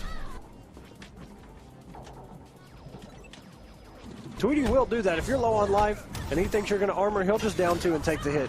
And armor of the EX teleport, and he lets it rip again. And guys, just a heads up, we are going to restart the stream. After this, to get things started. Oh my gosh, what kind of NJP that hit everywhere it seemed. Oh, and the spacing off. All Revit needed was one hit to tie us up, but Tweety hanging on. That was a huge whiff. Look at that down two, the run up down two. And Tweety, thing working right now. And look at this big boy damage. Jesus. 5%. Revit is on 50%, held it down two. Everything not right even now. dealing with it. He was working on a flawless up until that point. And Tweety, this is one more hit. Anything is going to do it. A down one. Double down one by Tweety. And Tweety is going to take it. That round was one of the craziest. Haven't even touched yet. Dragon saw Scar smoke and just said, "You know what? I need to quit. I need to get out of. I need to get out of Dodge." He needs the advantage here. He wants the trip to Evo. That's what's on the line here, by the way. As on the top of some nice cash payouts. First place getting that trip to Evo. Second place getting $1,000. That's a lot of dollars right there. That's a lot of pennies. Third place getting $500. That's a decent car payment. A decent car payment? That's a pretty effing good payment now I think about it. But anyways, $250 going to fourth place. That's a normal car payment actually. So yeah. Well, maybe, that's the life I live. Maybe your knuckle do and bought that Maserati or whatever he did down in Florida with that Capcom. I don't know. That's but what here happens we go. when you win Scar, tournaments. You get to buy Dragon, one of those. And Scar dropping a big combo early. All these staggers, and it paid off. I'm not sure what happened there, and all that smoke, that was a huge miss.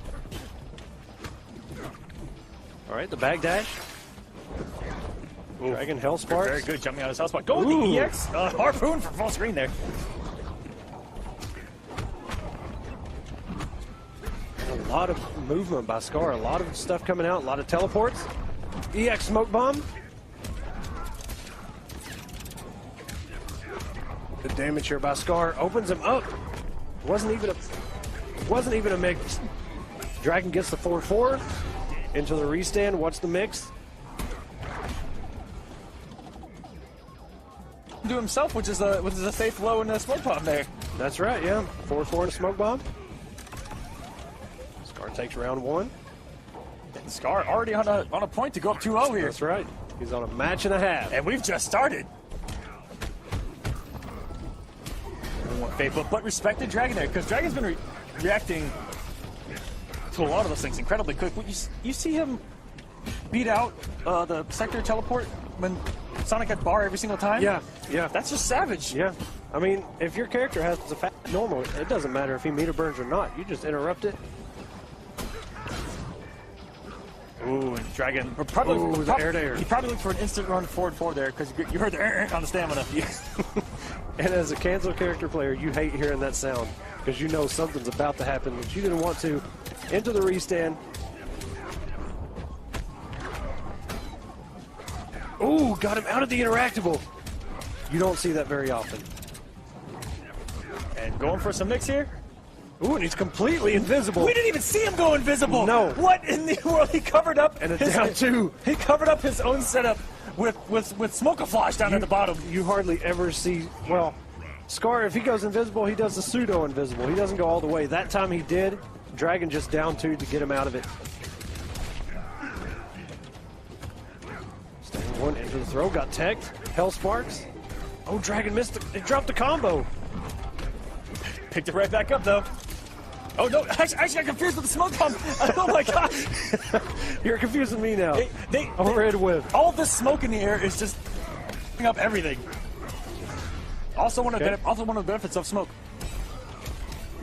I'm so confused, Aquaman. Thank you. It's all good. So we're back in there. What's the mix? And Scar, best in the business. Look at. Or not, and if you are, you want to make it not so obvious. Ooh, big drop, but Scar was going for the big boy, damn it. Health is just about even. Anybody, and that's going to do it. Scar's going to take it, and he's up 2-0.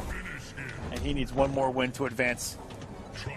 Dragon, man, tournament life on the line. He's got to make a 3-0 comeback. If he wins, he's in the money. And that's what it's all about. That's why he took that game. That's be right. a savage. Money on the line, you be a savage. If it's your game, you take it. All right? Do not pass go, baby. Yeah. What'd I go say? What I said. Dragon, will he go katana? That first game, that was go. Scar said no. Don't. Don't collect $200. And I mean, if Scar, I got everyone dying in here.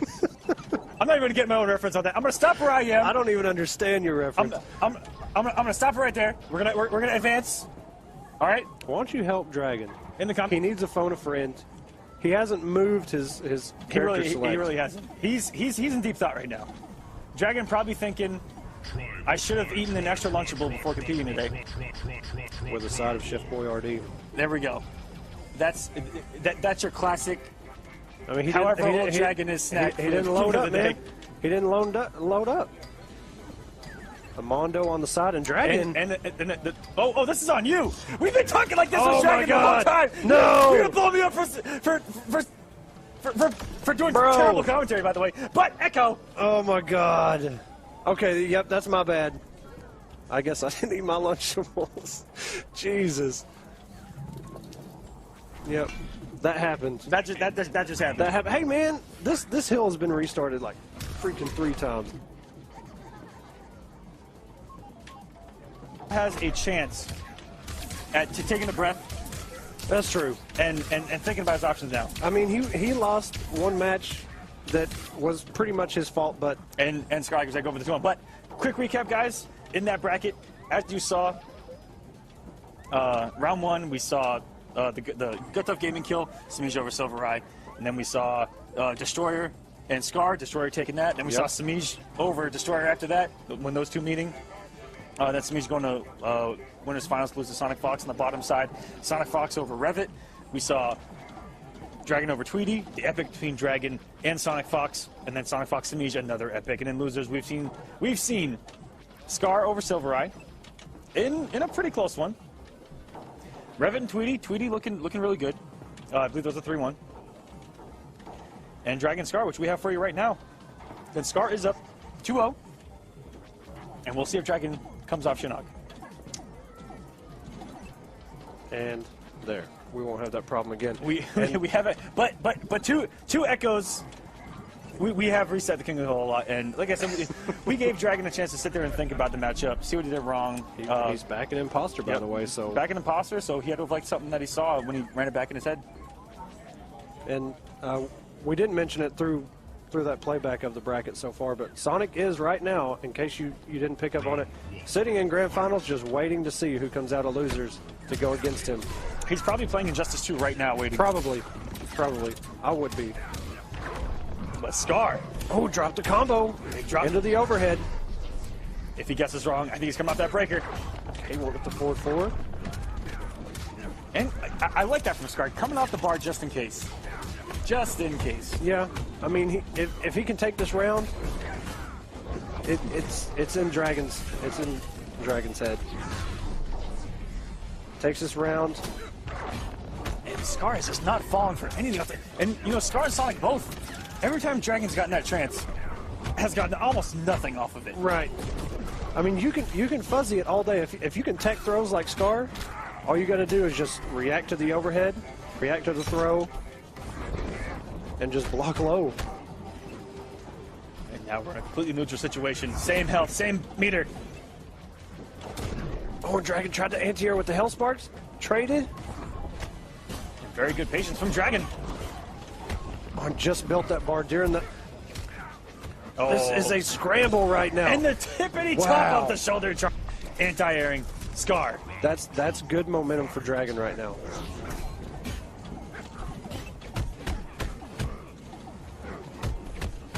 Pressure here from Scar, defense. keeping it safe with the fadeaway. As the great Def Leppard once said in the 80s, it's better to burn out than fade away. Okay, I dig it. You think Scar's going by that? Overhead by Dragon? Scar might be a big Def Leppard fan. We don't know. He may be. You see on our end, we don't know. He may be. All we can do is speculate, ladies and gentlemen. All these crossovers by Scar right now. Dragon not doing anything about it. We'll tune into a stream with hysteria blaring. We can hope, right? But anyways, we can do it. Back to the match. We can do it. Scar gets the throw, puts him back in the corner, and the overhead finally works out for Scar. It's the first one of the night that has finally opened somebody up. It's super reactable, but when you're in Dragon's position, kind of scared to like. He's playing defense very well, but those back ones are going to be opened up. Oh, and the full run by Dragon. He wanted that corner. Still trying to get the corner. But Scar's just too mobile right now. And all of the staggers into that forward front. Now we're done for Dragon. He's going to take this game. Oh, and he does it. The face. That's one of my favorite brutalities. And you know, that looks good on him. Some of them don't look good on him. That's yeah. Some of the big boys don't pan out so hot, but that looks pretty sick, I'm not going to lie. Jason's is another one that looks really cool on him, too. And look at this Dragon on the board. Staying alive. You know, if you were to run this back, that would be ridiculous. Because how bad does it get to lead that you lost that first game because you messed up at the character select screen? I mean, because I've never done it, I have no idea. But I mean, I've never done hidden select. All right, guys. You know who I'm going to pick. I'm not going to do the hidden select. All right, guys. I got something for you. Streamy's going to hook us up tonight. Uh-oh. For you guys in the stream chat. Because fuck it, why not? We're giving away 2 Elgatos for you tonight. All right. 2. One before Grand Finals and one after Grand Finals. Because that's what we do. So you got to stick That's what around. we do. And here we go. Don't leave too quick after the Grand Finals. Trying to come back. It's 1-2 in Scar's favor. Winner of this is going to be guaranteed money. They're going to be guaranteed at least $250. That's a lot of doll hairs, ladies and gentlemen. It's more money than I have right now. Overhead finally works out for Dragon. Into the throw. Scar kind of on tilt right now. Not really. He got hit by the overhead and got thrown. Let's see if Scar might come back. If anyone come back, it's Scar with smoke with the potential mix, but I'm talking Dragon having none of it. And wow, just standing one. Dragon coming out, literally swinging there. I mean, right now, Scar's got to be very careful.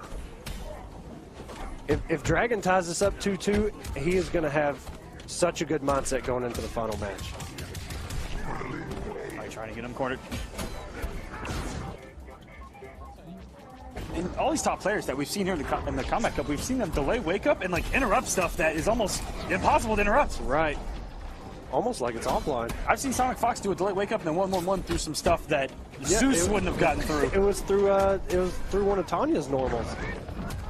Oh, very good. Got the smoke bomb through Star Patel Sparks, and Scar's gonna get his game going here in the corner. Very good from Dragon, not pressing the button. No anti-air. Good tech throw, down one. Very good on the check on the EX fade with a double down one. Scar reading that like a book. Got that 12% throw, got hit by the overhead. Dragon going for this damage at down 2. Anything is going to close this out, and Dragon has tied this thing up 2-2. We were at 2-2, guys. We got another game 5. This is game 5 number, I think, 6. Because it wasn't 6 before. Okay, so it was 5 before, now it's 6. Yes. Okay, that's how we math. I'm 5% sure on that. That's how we math. Okay. Those, it may actually those be are how 7. stats work on the Combat Cup. I'm 5% sure. Yeah, then it's probably right. But here we go. In this. Whoa, look! We got it. Game 5. Demo Sonya. He goes home to Mama Blade. This. Here we go, ladies and gentlemen. This is the only matchup so far that should not be a match 5. I mean, looking at it, I mean, you got the hidden select and then the quitality. Already lost one and then lost the next absolutely. one. On paper, this could have been a steamroll, but Dragon, the fighter he is, we've talked about it so many times, his mentality, he's never out. That's right. Kid is never out of it. He's always in it for the long run. He's in it for the fight. 4-4, caught him with the low, going into the corner. And stealing. Wow. And that thing's got great damage on it. It does. It took Scar out of the corner. Dragon had to make another read to get that damage. One more throw is going to do this. Doesn't even get all the nades. Wow. Dragon almost a hood perfect here. And now Scar has 1 grenade, a lot of meter. And he's got him on a comeback right now. Very good by Dragon to avoid those EX grenades. Got him with the overhead. It's a trance overhead again. Overhead works. Here we go. Finally getting some mix-up off of that trance. A very good switch there from Scar. Scar's got to. If there's any time to do it, you have to do it now. Very good bait on the shoulder. Goes with the low. And the damage, a reload? Yes. Dragon knowing that's not a free reload. And this is going to be close to the kill. And that, yeah. Oh my gosh, wow. the ender on that did just enough damage. And we have final round between Scar and Dragon. Match 5, Two last of the round. top players in Mortal Kombat X history right here. I mean, these guys are consistent top 4 placers. Loser is going to go home. Ooh, and he interrupted the overhead. The startup of the overhead, he interrupted it with a standing 1. No Sparks, got the combo, restand. Will he go with the overhead? No. Oh my God, the patience! And that is what it's been. Sonya players thorn in their side since the beginning. We've seen matches lost at majors because of it so many times. Going for that X-ray, but Scar still not going down. And he's still got another knee to play with. One Hell Spark is all it's going to take. Is it Dragon with a win? With takes the brutality. The face again of Scar. And after that first game, brings it back. Ladies and gentlemen, Dragon. Man. Scar is kicking himself after that one. Wow, what a comeback from Dragon. Man. I mean, props to Dragon, man, because that was an epic comeback. But Scar absolutely must be kicking himself. Scar is out. That's the loser's bracket. You lose, you're out. Yep, you lose, you're out. And guys, once again, we are going to be giving away 2 Elgatos tonight. One before Grand Finals and one after Grand Finals. How do you sign up, you ask? It's pretty simple. Create an account. Let them know. Follow the Combat Cup. You're already here watching. You might as well do it since you're there. It's pretty easy, right? And then just stay in there until it happens. And you have a chance of winning an Elgato. 3 simple steps. Create an account. Follow the Combat Cup. Be in the chat. And you can win yourself an Elgato HD60. From two chances, by the way. 2 chances. 2 chances. Thank you. Not just 1. Thank you. I can count. Here on streaming. And who do we got next, Aquaman? Who do we got next? We've got Tweety, noblest of Tweeties, by the way, versus Circa's Destroyer. We're going to see Kenshi versus Predator. Maybe.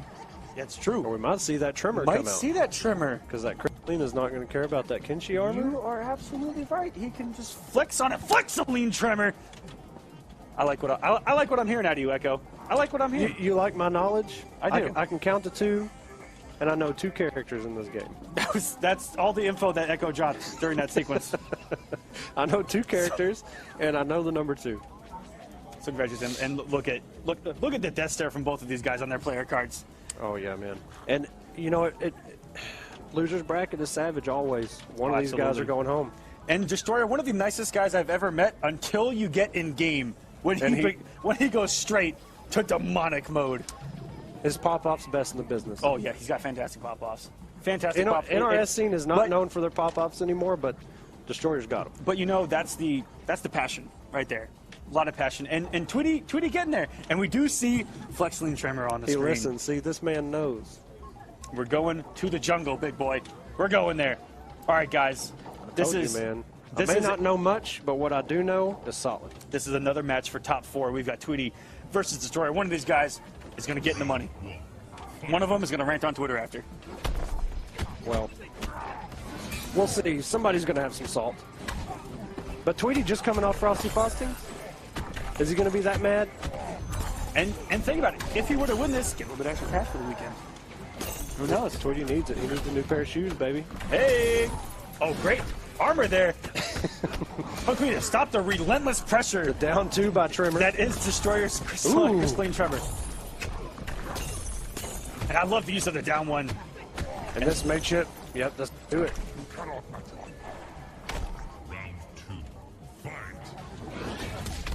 NJP out of the teleport, standing 1. And run up throw. Straight up into a throw. I really like when Tweety starts to that lets me know that he's playing really well. It's because sometimes he'll completely forget about throwing his arsenal and just kind of go autopilot. Yep. And I like it when he adds in the mix. Here we go, another throw. I mean, a lot of the strings that Tweety decides to use with Kenshi are barely negative. I mean, that's a lot of throw opportunity. Oh, look, that's a flawless victory right there. What a way to turn it around for Tweety. Right now he flexes up, throw down 1. Straight into forward 1. Tweety was trying to do it for the vine there, but denied.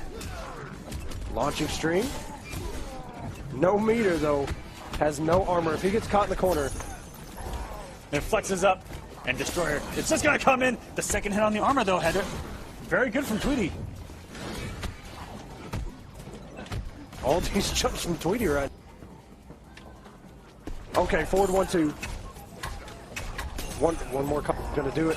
And very. Tweety burns the bar. Imagine if he would have eaten the second part of that with the armor, but it doesn't matter. Destroyer's going to take it. He wanted the brutal, too. Went straight into the ground pound. Hopefully catch him in the air. Very good stuff from Destroyer. And as we see, once that flexes up, Tweety kind of... It's the danger zone when that flexes up. Exactly. Danger zone.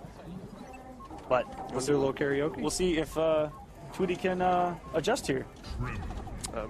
We already know the character he's going I with. have not had enough tequila to do karaoke. That was a long time ago. That was about 6 hours ago. We need the refuel. You're right. After some savagery on the comeback up. Yeah, after. All right, guys. Destroyer is up 1-0 with he's known for his Predator, but his Tremor is one of the best in the business, if not the best in the business. The man's got two characters that he's equal to his ridiculous with. Predator, man. He's really good with it. Down 2 anti-airs. And we've seen multiple variations of his Tremor do incredibly well, almost beating Sonic Fox with Metallic. Yeah, Metallic is another one he has picked. Flex up. This relentless pressure. Tweety armors, standing 1 into a throw. That tech has been around for so long. The classic Kenshi mix-up. And look how Tweety has almost lost this round 2. The low catches him out of the air. And if he teleports in, you can just eat the hit of it. Yep. And just press the button. Such Very a good pick. From Destroyer. That flex does so much in this matchup. Destroyer wants to be in the money, guys. He wants to be there. The down 1 converted off of that down 1 anti-air. Forward 1. Flexes up. Forward 1-2. Low is plus.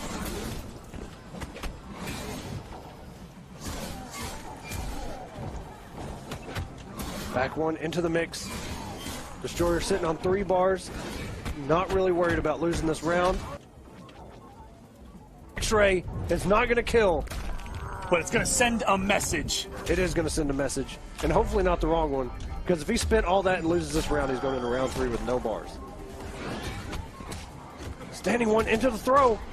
1 more poke, 1 more throw, and the down 1 more mix. That was almost max range down 4. It looked like he may have stopped his run a little too early. He uses it so good. But Tweety all over it, that max range down 4. Now into look the at Destroyer. 50-50. And yes, Destroyer, absolutely no resources now, but he's going to put up the armor here. That's one thing, yeah. I mean, who needs meter when you have flex? Meterless armor in MKX. Exactly. Who said armored launchers were gone? But Tweety right now has the momentum. It is so good. Always have the flex up. Kenshi cannot come in. Got him with the overhead. And very rarely does Destroyer take that risk. But saving it for when it matters. And now he's got a breaker. He can go a little bit more ham. Very smart by Tweety, interrupting that gap. Standing 4, back 1. Back 1 again. Breaks the armor, back 1 again. Destroyer unable to do anything about it. The armor would not have worked either way. They're double hitting back 1 all over it. And Tweety is going to tie this up at 1-1. And we have a match. Back 1. And Destroyer did something different every time. He tried to burn meter one time. He tried to backdash once. And the other time he was just hitting a button. I don't know what he was trying to do. And Tweety turning things around, because that first one, the pressure was so relentless. And now we got ourselves a match. 1-1. Yes, we do. Tweety tying things up. Got some momentum. Destroyer deciding whether to go Predator or Crystalline. I like the Crystalline pick. You see it, why it pays off so much. Here's where it's tricky, is if you go to HQT, you miss a couple things. Having that the safety net with the teleport. And the memory in the fingers of Tremor already. And if you lose this, you're going to be in a really big hole. Because if you go back to Tremor, you might not have some of those inputs in yet. Exactly. I love the Crystalline pick. He doesn't have to really worry about teleport. Even on hit of the armor, he can still whiff punish. Yeah, there was just a couple situations where, he got caught in that armor, pressing buttons after, say the armor that hit twice and little things like that.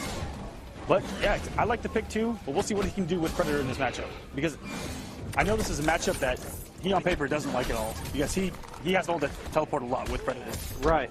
Predators have a whole lot of options on it, especially online, because some of the timings are really really tight. If he's got the air disc up, that helps him a lot, but not as much as that flex does. Back one into the low. That's a low launcher.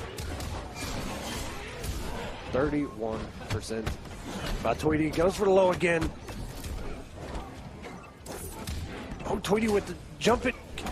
Standing one to knock him out of that enhanced. I'm not sure what he was going for. Wow, and the conversion with back Dude, one. that back one was... He was almost on the ground. That was insane. Tweety in the driver's seat.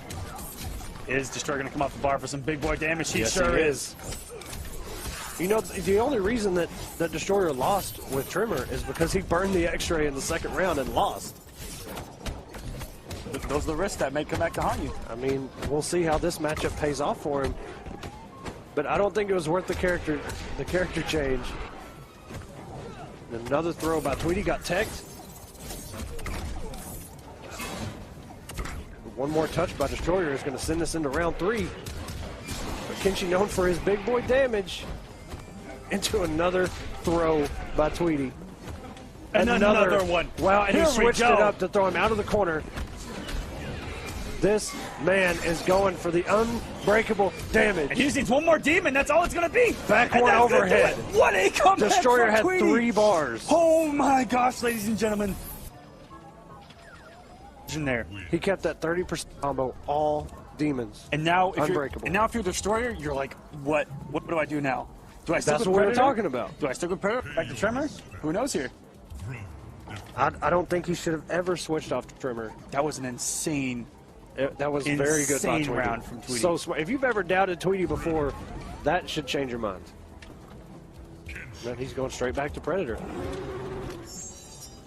Very interesting from Destroyer. I'm kind of confused. If you're Destroyer, you're sitting back going, all right, you go lucky on that one. Let's go. I don't know. I don't know. I can't get inside his mind. He, all I can do is speculate on the thing.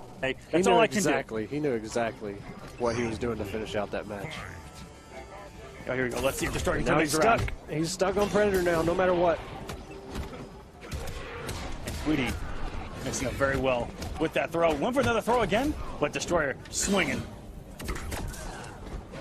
Looks like he could have converted that with something. Yeah. Oh, jumped over the low demon. Has to hold these teleports, though. Uses the risky armor, burns the bar. And this is exactly where I want somebody. He's got to watch out. Tweety, known for even having 1 bar, he will come off of it. Yes, he will. No matter the situation. Ooh, the anti-cross-up, that had to have been an input error. I don't think he wanted to go invisible. Doesn't really care if you can see him or not. And all these lasers. Coming off 2 bars. We got lasers, blazers, tasers all over the place. And Destroyer trying to get some momentum here. Back one whiff. Ooh, very nice cancel by Destroyer. Sets up the air disc. Ooh, I don't think that's the ender he wanted. Yeah, I think he wanted that with the big boot there.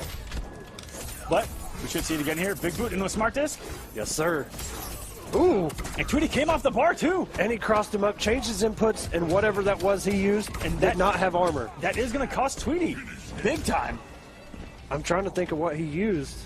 I mean, obviously, he's probably going for the overhead, but I don't know what the mirrored input is and what came out. But whatever it was, that disc shut it down, and Destroyer able to get on the board now. There is a new king. Actually, he won with Trimmer once, didn't he not? I'm pretty sure he did.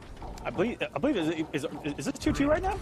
Actually, yeah, it is. It's 2-2. We are in a game 5, ladies and gentlemen. Yes, we are. For the billionth time tonight. Want to know why? Because it's the Combat Cup on Stream Me. We've had more Game 5s tonight than we have all season. All season long, pretty much. I'm pretty sure it's accurate. As you say, about 5%. Our guy will go back and look and call you out on it. All right, let's see. I'm willing to bet money on it. Admin, if you're watching, double check him on that. I'm willing to bet money on that. And getting things off started is Destroyer getting that bar. There we go. This He will burn it. Momentous comeback for him. If sticking with Predator. If he can get this round, it'll be very good for him. You can hear all that armor off of that overhead. Ooh, and the conversion by Destroyer into the smart disc. And this, yeah, he's going to close this round out. That is a message sent right there. Yes, Coming off the bar. He said, this is my round. Now it's my match point. He's ready. He has no meter. That's okay. He'll use this round to build all that meter. Tweety just coming off of it. That's one thorn. Low lasers. That I've seen in Tweety's side is that once he gets a bar, he does like coming off it. Oh yeah, that's one thing that I was talking about last night watching him in Frosty Faustings. He just doesn't have breaker as much as he should, and he finds himself in situations where it's really hard to get out. But who needs breaker when you have plus armor? Tweety going for the quick mix off that back one, and got a trade. All these low demons. Oh, and the nice NJP. This could close it out. Destroyer moves on. And the dance back. You see that the Predator walk back? Like, I've never actually paid attention to it, but that was a little swag dance. And guys, that was our 7th Game 5 of the night. Unheard of in a top 8. This is crazy how close these games are. These guys are hungry. How important it is. And congratulations to Destroyer. He moves into the money. And Tweety is eliminated. The man just won Frosty Faustings and has now went out. Destroyer moves on. Who do we have next? We are going to have Dragon versus Destroyer. Oh, yeah. We're that far, huh? We are that far. These two are going to play. The loser, or the winner of that, is going to advance into what I believe is loser finals. Because, guys, we are in top 4 in the Combat Cup Season 1 final. Sonic Fox still waiting in grand finals. It's okay. He's playing Supergirl somewhere in the world, doing incredibly plus frame. Declined us, by the way. Oh yeah, he was incredibly Hollywood. He said, oh, Aqua's free, pass. Echo free, pass. and Destroyer too. But everybody back to back to back. It was pretty savage. He only plays Scar in the beta unless he wants to show off something. And then that person takes off the Twitter, and then it just starts a whole big thing. Yep. I just want games. I just want games with a pro. All right, guys. I have to play this guy every day. We have top 4 starting right now. First match on deck, Destroyer versus Dragon. We've got him in here. We've got a match for you. We're ready. And Destroyer, I'm not too sure if I've seen him pick Tremor against any of Dragon's characters before. I don't think they're... Tweety coming back, fighting his way with his main Predator, and here he goes. It was a questionable switch, but it paid off. I can't hate him for it. He went back home. That's where he's comfortable at. And he has to face the first time seeing Mournful from Dragon. Oh my goodness. Okay, yeah. Now Dragon. This Mournful is an interesting pick, but I understand it. Okay, goes with the float. Down 3. First hit. Got the second bar. Good defense by Dragon. Down 3 checks. Tried to interrupt with forward 2.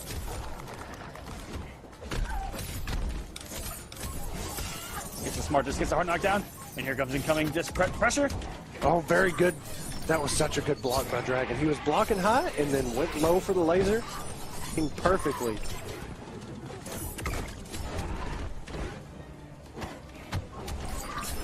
Destroyer sitting on 3 bars right now. Oh, and keeping him in the corner is Dragon here. Okay, low laser. Double down 3.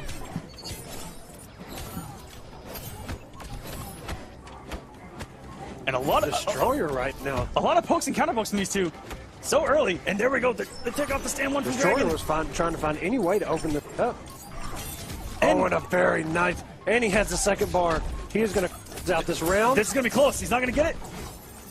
Ooh, EX kick. No. And the chip is going to come from the laser. Very good from Destroyer there. Dragon. Perfect setup. Dragon did not want to wake up. If he would have had DP with the other 2 variations, might have been quick enough to get out of that situation. Yeah. If he would have taken the disc hit, it would have hit him. Didn't have enough health.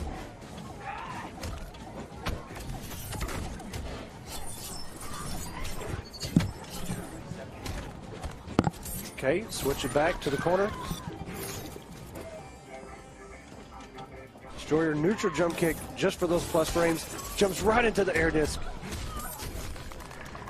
And what a conversion. Destroyer playing so well right now. He didn't the bar. He didn't want. I don't know why he didn't. He should have. Because Dragon did not have meter to break. He should have got that damage while he could. And very good jumping over that so that the Spartans will not go away. Ooh. No conversion. Oh, and that's going to do it. Destroyer up 1-0 on Dragon right now. Destroyer coming from some really momentum off that match with Tweety. And here's up 1-0 on Dragon. Without skipping a beat, man. Straight into it. From Tweety to Dragon. Looking just to mop Noble out of Combat Cup finale. Back to back. Back to back.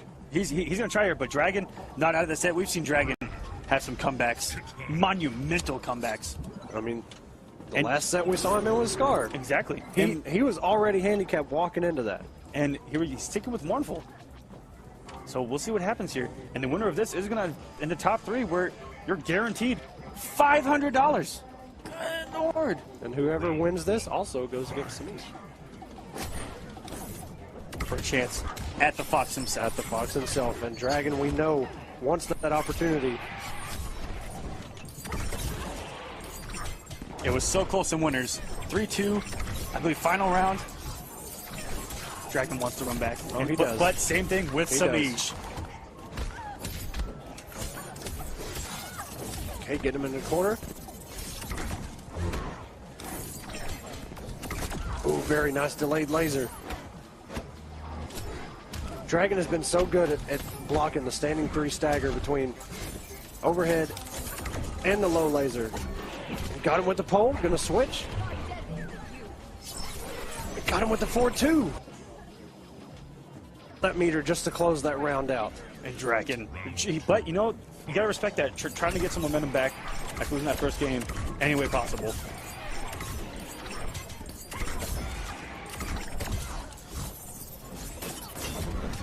And the safe kick, very good. Dragon just trying to keep Destroyer out of this. Dragon find it. Ooh, and the duck. Very nice crouch.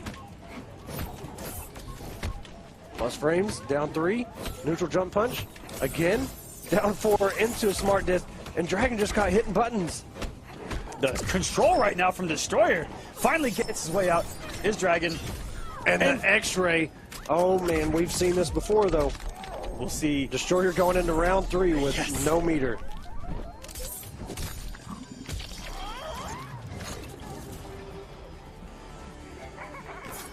And there's the laugh that he steals. Taking Katana's laugh, giving us a nice little girlish. Can barely hear it, but yeah, that's something we found out in the Combat Cup. He does steal the opponent characters' And that's the voice. second time Dragon's tried to press a button after the second NJP. That Destroyer's caught him with it down 4. Down 3, Dragon uses that thing infamously. Crossover, gets him back in the corner. Dropped the combo. Was not ready to end that. Goes with a throw. He actually probably got more damage off the American Reset, dropping the combo into the throw. Into a throw, yeah, added 12%. Down 1 into kick, down 1 into kick again. That kick is safe, but it can be crouched. Dragon coming back 1-1. Absolutely. He said, I'm tired of you doing your thing over and over again in the corner. Down 1 kick over and over in the corner. Let's see what you can do about it, mister. That's right. It's my turn. It's my game. We're going to game number 3. Locked and loaded. And all tied up. All tied up. Dragon not playing with a handicap this time. Hishku-10 versus Mournful yet again. And our admin did blow you up. Did he? Over top 8s in Combat Cup, there were 24 game 5s. Well, I was pretty close. We have not had 24 game 5s tonight. Almost. But we have had 7. Working on possibly an 8th right now. That's pretty close. Because we're at 1-1. What do you want me to say? Okay, stagger into the throw. That's pretty close. Shout to our headman. 7 and 24. Is that close? 7 times 3 is 21. That's pretty close. You were 3 point something times off. Here we go. If I had a calculator, I'd give you an exact percentile, but I'm not going to do that. Just ask our admin. They have all that stuff. Nice conversion by Dragon. Air disc is up. Use the interactable. Kicks in. And the jump kick came in with the active frames there. Oh, yes. Very nice armor. But it comes back and gets him out of it. And you see the down 1? Check the advancement on that pole. Very good stuff from Dragon. And gets a 20% combo. Dragon just looking to stay out of Predator's way. And Destroyer, oh my God, he ran the entire field there. And good defense by Dragon. There we go. And any resources to take the first game, I'm completely fine with. Me too. I'm not, however, I'm not okay with X-rays in the second round, especially to end it. But sometimes you got to do what you got to do. Good mix by Dragon. The good staggers opening up. Stand blocking is Destroyer. Nice NJP. He has to burn that. Yeah, go to the corner. Oh. 36%. Hello. I'm not sure why he ended that early. It's not his typical B&B. But here we go again. Turns around. NJP.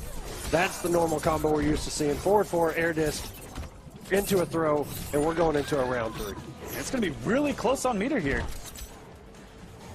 Dragon gets one hit. Destroyer has a breaker. Destroyer does a couple lasers. You got a breaker. That's right. Both of these characters build meters so well. That's going to be a full combo. Let's see how much damage he can get off that glaive. 34% and back into the corner. Bad. That's what it's all about. That's absolutely right. Dragon wants as much real estate behind him as he can. Down 3. NJP into a throw.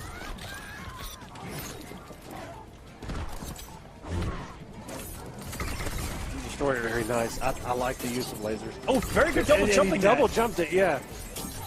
Very good awareness there. Well, he got caught once because he tried to armor, and then it came back and got him out of it. Wasted the bar for, I'm not even sure how much percent, but he wasn't even able to launch. Very nice. Conversions. He had the bar there to potentially close that out. Oh, almost got caught by that float. And now we're swinging the same way twice, and Dragon over it both times. It's going to be hard to get through this field. Oh, nice. And the hold from Destroyer, if you'd let it rip, Dragon had the potential to go over, even if you'd air glaive and stayed in the air for a little bit longer. Right. That was so good by Destroyer just to calm down, because he had missed a couple lasers before that. Just calm down and just aim. Because you can't aim that. Yes, up and you down. can. And now he is one game away from moving into top 3 to go against Samij. Here, Combat Cup Season 1 Finals. Which is the man that put him down here in losers. And Dragon is going to stick with Mournful Katana. I'd like both of these picks. I think nobody has to change. I mean, and yeah, if are you saying if Destroyer were to win? Yeah, no, I'm saying this like the run back with. Oh, Samij? Yeah. Yeah. Yes. Okay. I was making sure. Yeah. I was tripping balls for a second. Here you go. Game number 4. Let's see if Dragon can take us to the 8th. Look, right now, fifth game for the night. And take him out, because that's who put him in losers. But Dragon has a scope on Sonic right now. In his path, 2 straight games against Destroyer and then Samij, just to get to Fox, where he'd have to reset it to beat him. Exactly. Yes, we are going by that. The old reset, but Dragon has to make it there first. He has to get through Destroyer, and he will take this round. He's 1 round away from tying it up. Okay, down 4, float into the overhead glove. Wasn't able to capitalize on that, though.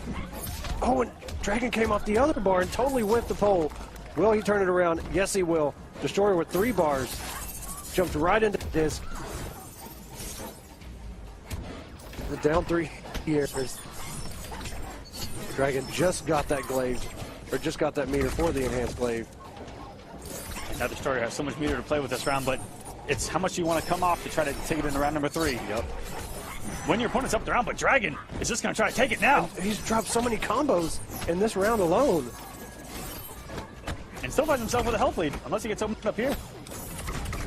Let me tell you, Destroyers... Oh, so much bar. Come on for Destroyer. Jesus. Now he's got no meter. A very familiar place the Destroyer has been multiple times tonight. Meter going into round 3, but it may not even matter. If he had a meter, he could have broke that. That wouldn't have happened. And we're going to a game 5. Yes, we are. Our 8th game 5 of this top 8. That is how close it has been. Shout out to the competitors for giving us a hell of a show tonight. Closer to 24. Going into match 5. You're still 3 times the number off. We're getting closer, slowly but surely. We still There's got a not reset that many possibly. games left. There's enough. I promise. It's basic math. Just think about it for a minute. I thought about it. Think about it even longer. To be what you're saying. I promise. You promise? I promise. You promise that there's potentially at max 3 more sets. Yeah. If they all went to game 5, we'd be at 11. It's pretty close. Look, 24! It's pretty close. Here we go. Match 5. Game number 5, Dragon and Destroyer. Who do you guys like in the chat? We haven't even asked that all night. Who do you guys like in the chat? We need to see Destroyer. those circuit emotes and the noble emotes. Who do you guys like? Show us in that chat who you're representing in game number 5, because someone is going in the top 3. Oh, nice down 4 into the laser. Usually see the smart disc after that. No. The float into an overhead. This defense by Dragon is so good. That's why Destroyer, he's not really been getting Dragon with his pressure and mixes. And Destroyer, Very here we nice go. conversion here into the air disc. Dragon caught hitting the button. And Dragon with no meter, just trying anything. And that's when you have to take those kind of risks. 17% by Dragon. EX Glaive, more pressure, down 3 into a throw. Dragon's plan is working right now. And got, oh my god, the down 3 got Predator out of whatever that. And look at this comeback from Dragon, just playing it. So And simple. that's it. And Dragon now on a match point. Dragon absolutely showed up tonight. This man has been on the ropes so many times. Yes, he has. And he's seen him drop that combo to lose an entire set before. So very good for him having the execution there. Okay, this is where Destroyer has to go in and do he's got to have the right reads. Neutral jump kick. Into the NJP. Fell for the claw right there. Oh, went with an up laser. I'm not sure why. Was able to generate pressure off that smart disc. And Dragon here has no meter. Ooh! So he's susceptible to all the mix from Predator. And not ending with a smart disc there. No. Just went for That's the the second damage. time we've seen that. Dragon take the throw into the overhead. Oh, this is going to be close. It may do it. I'm not even sure what the damage of this is going to be. Into the pole. Oh my god, anything. And one kick.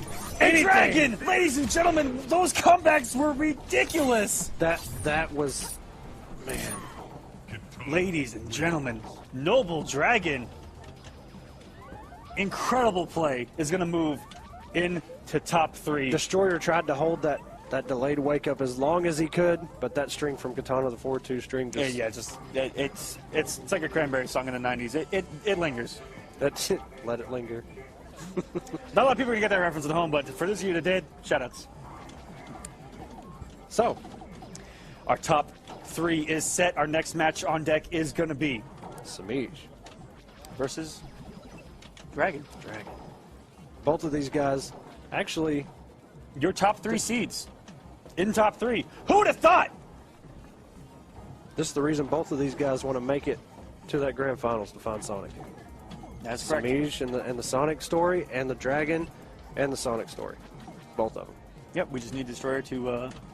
Destroyer. Well, he probably went out to the front yard and threw something, so we'll see. Probably. We'll see how he can recover from that. Destroyer but congratulations to him getting 4th place. I mean, he's going to walk home with $250 tonight. Congrats to him, man. Congratulations, sir. And on top of that, a free copy of Injustice. All this brought... And all their... Oh, hold up. Nope, that's on Destroyer. Oh, okay. Don't worry about that.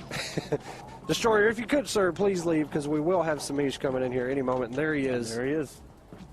And guys, once again, the entire Combat Cup brought to you by Arazi. Check them out at Arazi.com.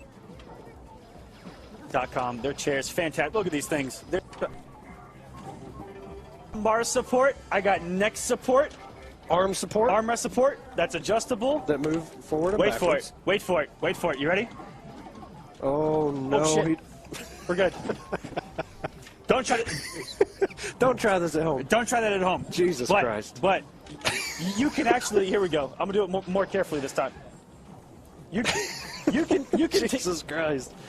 You can take a nap in this thing. You see this thing? I am leaned back, and that's not even full. He's been taking a nap. And look, you can call it right. Yeah, look at there that. You go. Yeah. Yeah, keep it like that. Thank you. You have full control. And you got removable little headrests. Look at that. That are adjustable. Pretty cool. Incredibly comfortable on your neck. These things are so comfortable. You know, you could probably take this on a plane. Look at this. So look, you could probably take as one of those. Oh, neck you're rest right. It's got Built-in elastic features band. we didn't even know about. Yep. thinking outside the box, ladies and gentlemen. Okay, it looks like Destroyer may have just left. But yeah, they also make desks. The whole tabletop is a huge mouse pad. It's all one big mouse pad. There's slits cut for your wires. Wires can be hung up underneath to keep your floor space nice and clean. Guys, check him out at Arazi. I about did it too, Aquaman. I about went backwards. All right, here we go. Samij, Dragon, Shinnok, Melina. We're ready for this. All right, here we go.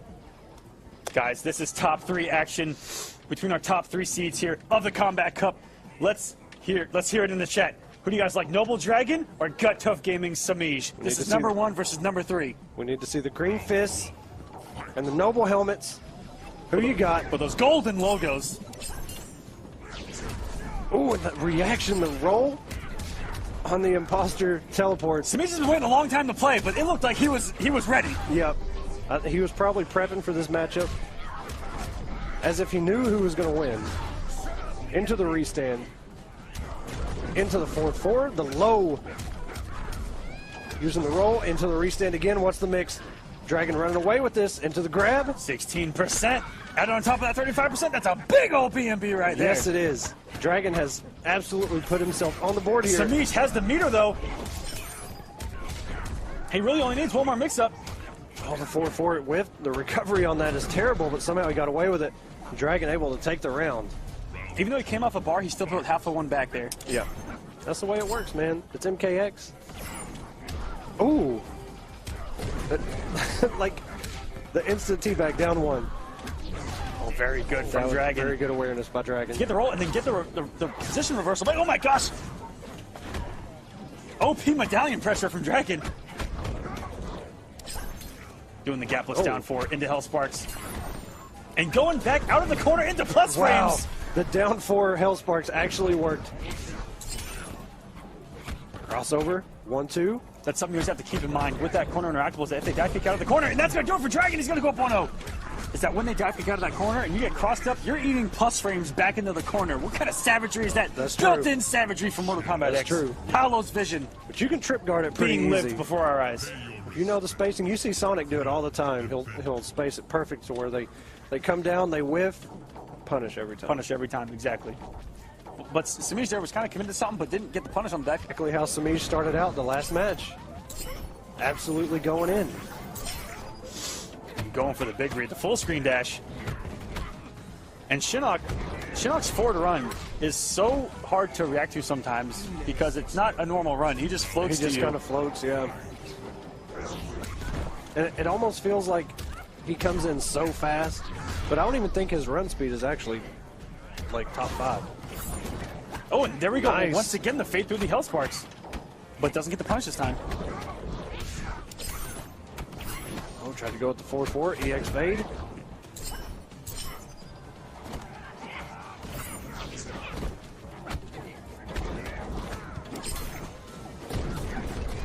Dragon able to burn the meter. Into the roll, restand. 4 mix is going to do it. And not falling for the throw is Samij. He needs to mount almost an only real master comeback here. Good delayed wake up from Dragon, not eating that incredible jump in from Melina. And comes off the bar once he gets it. And this puts Dragon in a really good position. Into a throw. Picking up 1-2. And you know, in that situation, you have to look out for so many things. You have to respect Wake Up Hell Spark. You have to respect so many things. And the Wake Up Shoulder, they're doing it from Dragon. Only had about 10 to 12% there. Yeah, and now, any little thing is going to kill you. Now Dragon is 1 game away from his run back. Yes, he is. With his absolute nemesis, Sonic Fox. And you know Sonic right now, probably watching, probably hopped off Injustice, said, you know what? These are the 2 I need to practice against. So he's probably, I don't know, maybe in practice some punishes or whatever. I mean, the guy probably understands all the punishes he needs and all the options he needs. The guy's a lab monster. And both of these guys are guys he's played so many times. Absolutely. But have been incredibly close. Both Samij and Dragon falling to him 3-2 in winners. Dragon falling to him in winners semis. Samij falling to him in winners finals. Both 3-2, so whoever advances from here, it still has a chance, though. Oh, yeah. They just have to do it twice. Which is really hard against somebody like Sonic. Now, Sonic has done it to a lot of people. But it's very hard to do that against Sonic. All right. It's hard enough to beat him in a regular set. Game number 4. Dragon up 2-1 on your current leader in points. Well, the leader in points, Samij. Came in as the #1 seed. Looked like the favorite, especially after winning last week on Wednesday. Oh yeah, against all these guys. Against Sonic, yeah. It was almost the same exact bracket.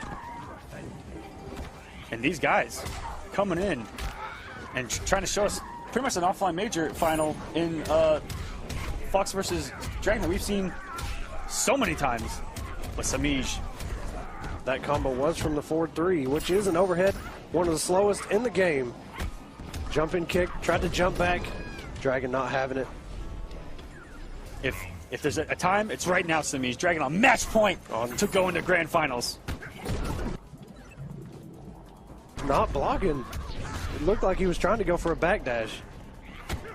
4-4 again. Hellspark, telekick punish. Into the 2-1, down 3, into a throw, gets him in the corner. And the last second overhead by Dragon. Will end it in. He does steal the roll. What's the mix? Keeps it fuss with the medium house block and hits the nothing. fade. Wow. It actually hit it and put him in the air longer than he normally would have been. That was savage. Yeah. We've seen that before with other characters. Kenshi's teleport. We'll see it all the time. And he almost got the meter. Wait a minute. Come on, but the roll is going to do it, Dragon. Dragon is going on to face Sonic. 3-1 over Samij, and he is going to advance into grand finals. Congratulations to him, but also congratulations to Samij for getting it this far. Absolutely. He's going to come with $500 for this evening. That's not too shabby. And a copy of Injustice 2. Samij all season has played absolutely. I mean, like we said, he's been in 11 top 8s out of 12 weeks. Savage. So, man, if I do say so myself, I think the only top 8 he missed maybe was the very first week. I could be wrong, but I'm pretty sure it was just the first week. It's pretty close. I don't think he participated. It's almost as close. It's almost as close as your 11 to 24. Yeah, pretty much. Yeah. It's pretty accurate. Yep. I promise. That's where we are. But guys, up next we're gonna have grand finals. Before that, we are gonna have our first Elgato giveaway for the evening. We have 2 special things happening right now. We do, but right now, someone in that chat is gonna win himself an Elgato, and we won't be able to see it on our end. But when are you guys about to win an Elgato? Yeah, we don't get to see the wheel, unfortunately, but we'll let you know when it happens. And up next, after that, guys, stay tuned because we're gonna have Sonic Fox vs. Dragon for you, which is our grand finals for tonight. But we're gonna have a nice, great little giveaway for you guys, and then another announcement. Fair. Stuff over. Actually, I think you might have done it when you were about to fall down. That did happen.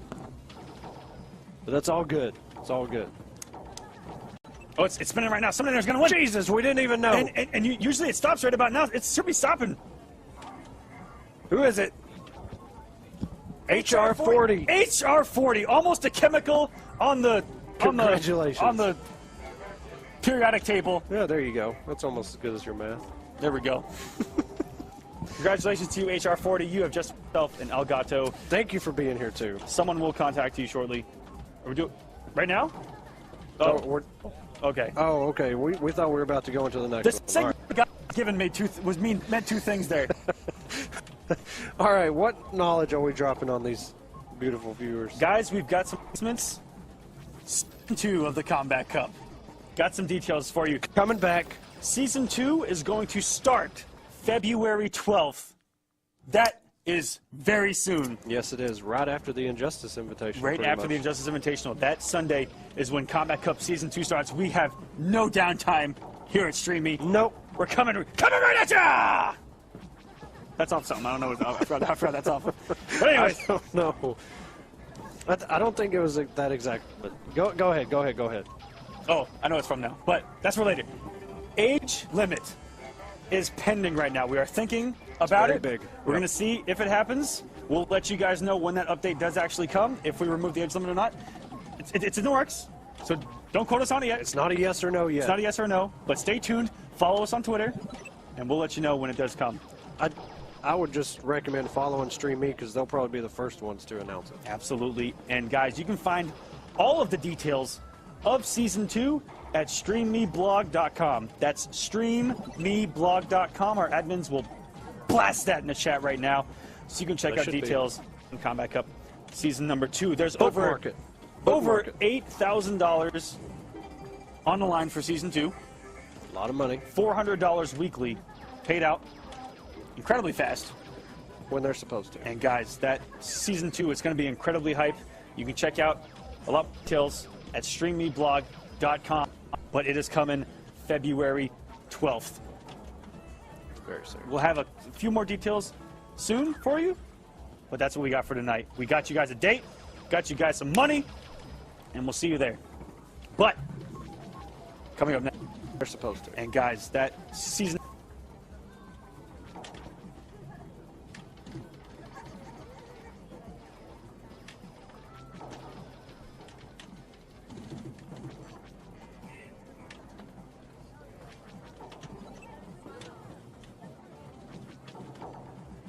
got details in Combat Cup. And he is going to be sitting on a full stick of butter going in around number 2. Good, he down 3'd and then a down 1. All right, a little bit of a spike there. This should be good now. Oh, a little bit more. Let's see if it cleans up. And going with that jump in that is almost anti-airable in MKX. With Liu Kang, though, he's got such a solid down 2 to anti-air that with. And projectiles too. And Ethereal Melina not having the low side is going to let Samij kind of dictate the full screen projectile battle, but you still have to watch out for that teleport that Melina possesses. And here we go. Silver Eye applying the pressure. And Silver Eye is running away with this, to be honest with you. And he has not fallen for any of these EX fades. He's playing it so smart. He hasn't allowed Samij to get his stagger game going at all. Look at he had the stagger, didn't really follow up anything. Got the air to air. Built the space and reacted to the jump in. Very good start from Silver Eye. He's going to go up 1-0 here. That was a very good showing. Flame Fist is one of those characters that if you're not watching your health, it can go by so quick. One windmill punch, especially with the Flame Fist, I mean, you're losing a ton of health. Precisely, and that was kind of a ballsy down 2 there at the end because that jumping from Melina, incredible hard to anti-air, but that was so... I don't know if it was a read base down 2, but he got that thing so early, the active frames did not even get a chance to come out. And that's how you start the season finale right there. That's right. He's here to win it. Silver Eye is, as far as the top 8 placers go, he is ranked number 8, which is why he's going against Samij right now. And, I mean, we're looking at a last place versus the first place. And Silver Eye here. Ooh, we got a Cassie pick. Samij going to a character he's gone to maybe once or twice in the entire series. No, you know, we've usually seen him pick Smoke if he doesn't go with Ethereal or Ravenous. But yeah, like you said, he's picked Cassie once or twice in the past. Not one of his popular picks, but we'll see if he's got a reason for it. And here we go, guys. Game number 2. Silver Eye up 1-0. And Samij going with almost shades of Melina in the pink ninja outfit. The pink ninja, yep. So he's not falling too far from the tree. But here we go. All right, start with the low, into the backhand. Got him with the overhead. Oh, and caught him going for the back dash. Oh my god, that was so good. And look how much damage adds up when he has that Flame Fist activated. It melts through you. That health bar disappears so fast. That's what I'm saying, man. You get caught by one of those, say goodbye to your life bar. Smee getting his damage in. Back one, oh, very good by Silver Eye, exploiting that gap, and that's going to take the round. Silver Eye looking to go up 2-0 on Samij, the reigning king. I am so impressed with how he's been able to anti-air Samij as well. That's something that we've seen people struggle so many times here in the Combat Cup. And so let's see if Samij will come off the bar here and go for the true mix-up. Nope, I think he's just going for the damage here, and here we go. 39%. Okay, got him with the low overhead. Overhead again. What's for breakfast? And he waited. Looked out for the armor, and here he's just going for the mix. He's just going for the mix. Just getting out of the punch. And you have to be careful because real master comebacks are so real in Flame Fist. All he needs is one to connect. That's right. One more mix, and you can die, but Samij holding on. And they're both going to go into round 3 fully loaded. Pretty much. Yeah, pretty much. All it's going to take is one block string from Samij, a couple whiff specials, and that man's going to have a full stick of butter. And Samij, or Silver Eye coming off the bar there. Silvereye tried to anti-crossover that with a standing one. It didn't work. And I like that. Very good low, wake-up low projectile to stop the advancement of Cassie. Kind of read that he was going to go for the back one there, but that was at a far enough range where the back one wouldn't have got to him in time. Kind of jump in to try to trip guard with the low. And into the backhand. The Silvereye special, the walk back. Yes. Trip guard. I love it. And now with 3 bars a meter. Oh, he tried to backdash. And he actually missed the stamina conversion off that, which is 4-dash, down 4. Yeah, you see it from Cassie players a lot. Frosty Bunny, Sonic Fox, if they recognize they don't have stamina and go for that down 4. And, oh my goodness, Silvereye is up 2-0 on the #1 placer in One Samij. game away from sending the #1 seed in the losers. Into losers. Early, what an upset that would be. But you know what this sets up, though? If Samij can make that comeback to tie us up, we can start this thing off with a match 5. Can we see it happen? That's what we like to see. Can we see it happen? Let's see what Samij is going to do, because he does have a couple more characters. He's got a Smoke. He's got, of course, Ravenous, the other Melina variations. Exactly.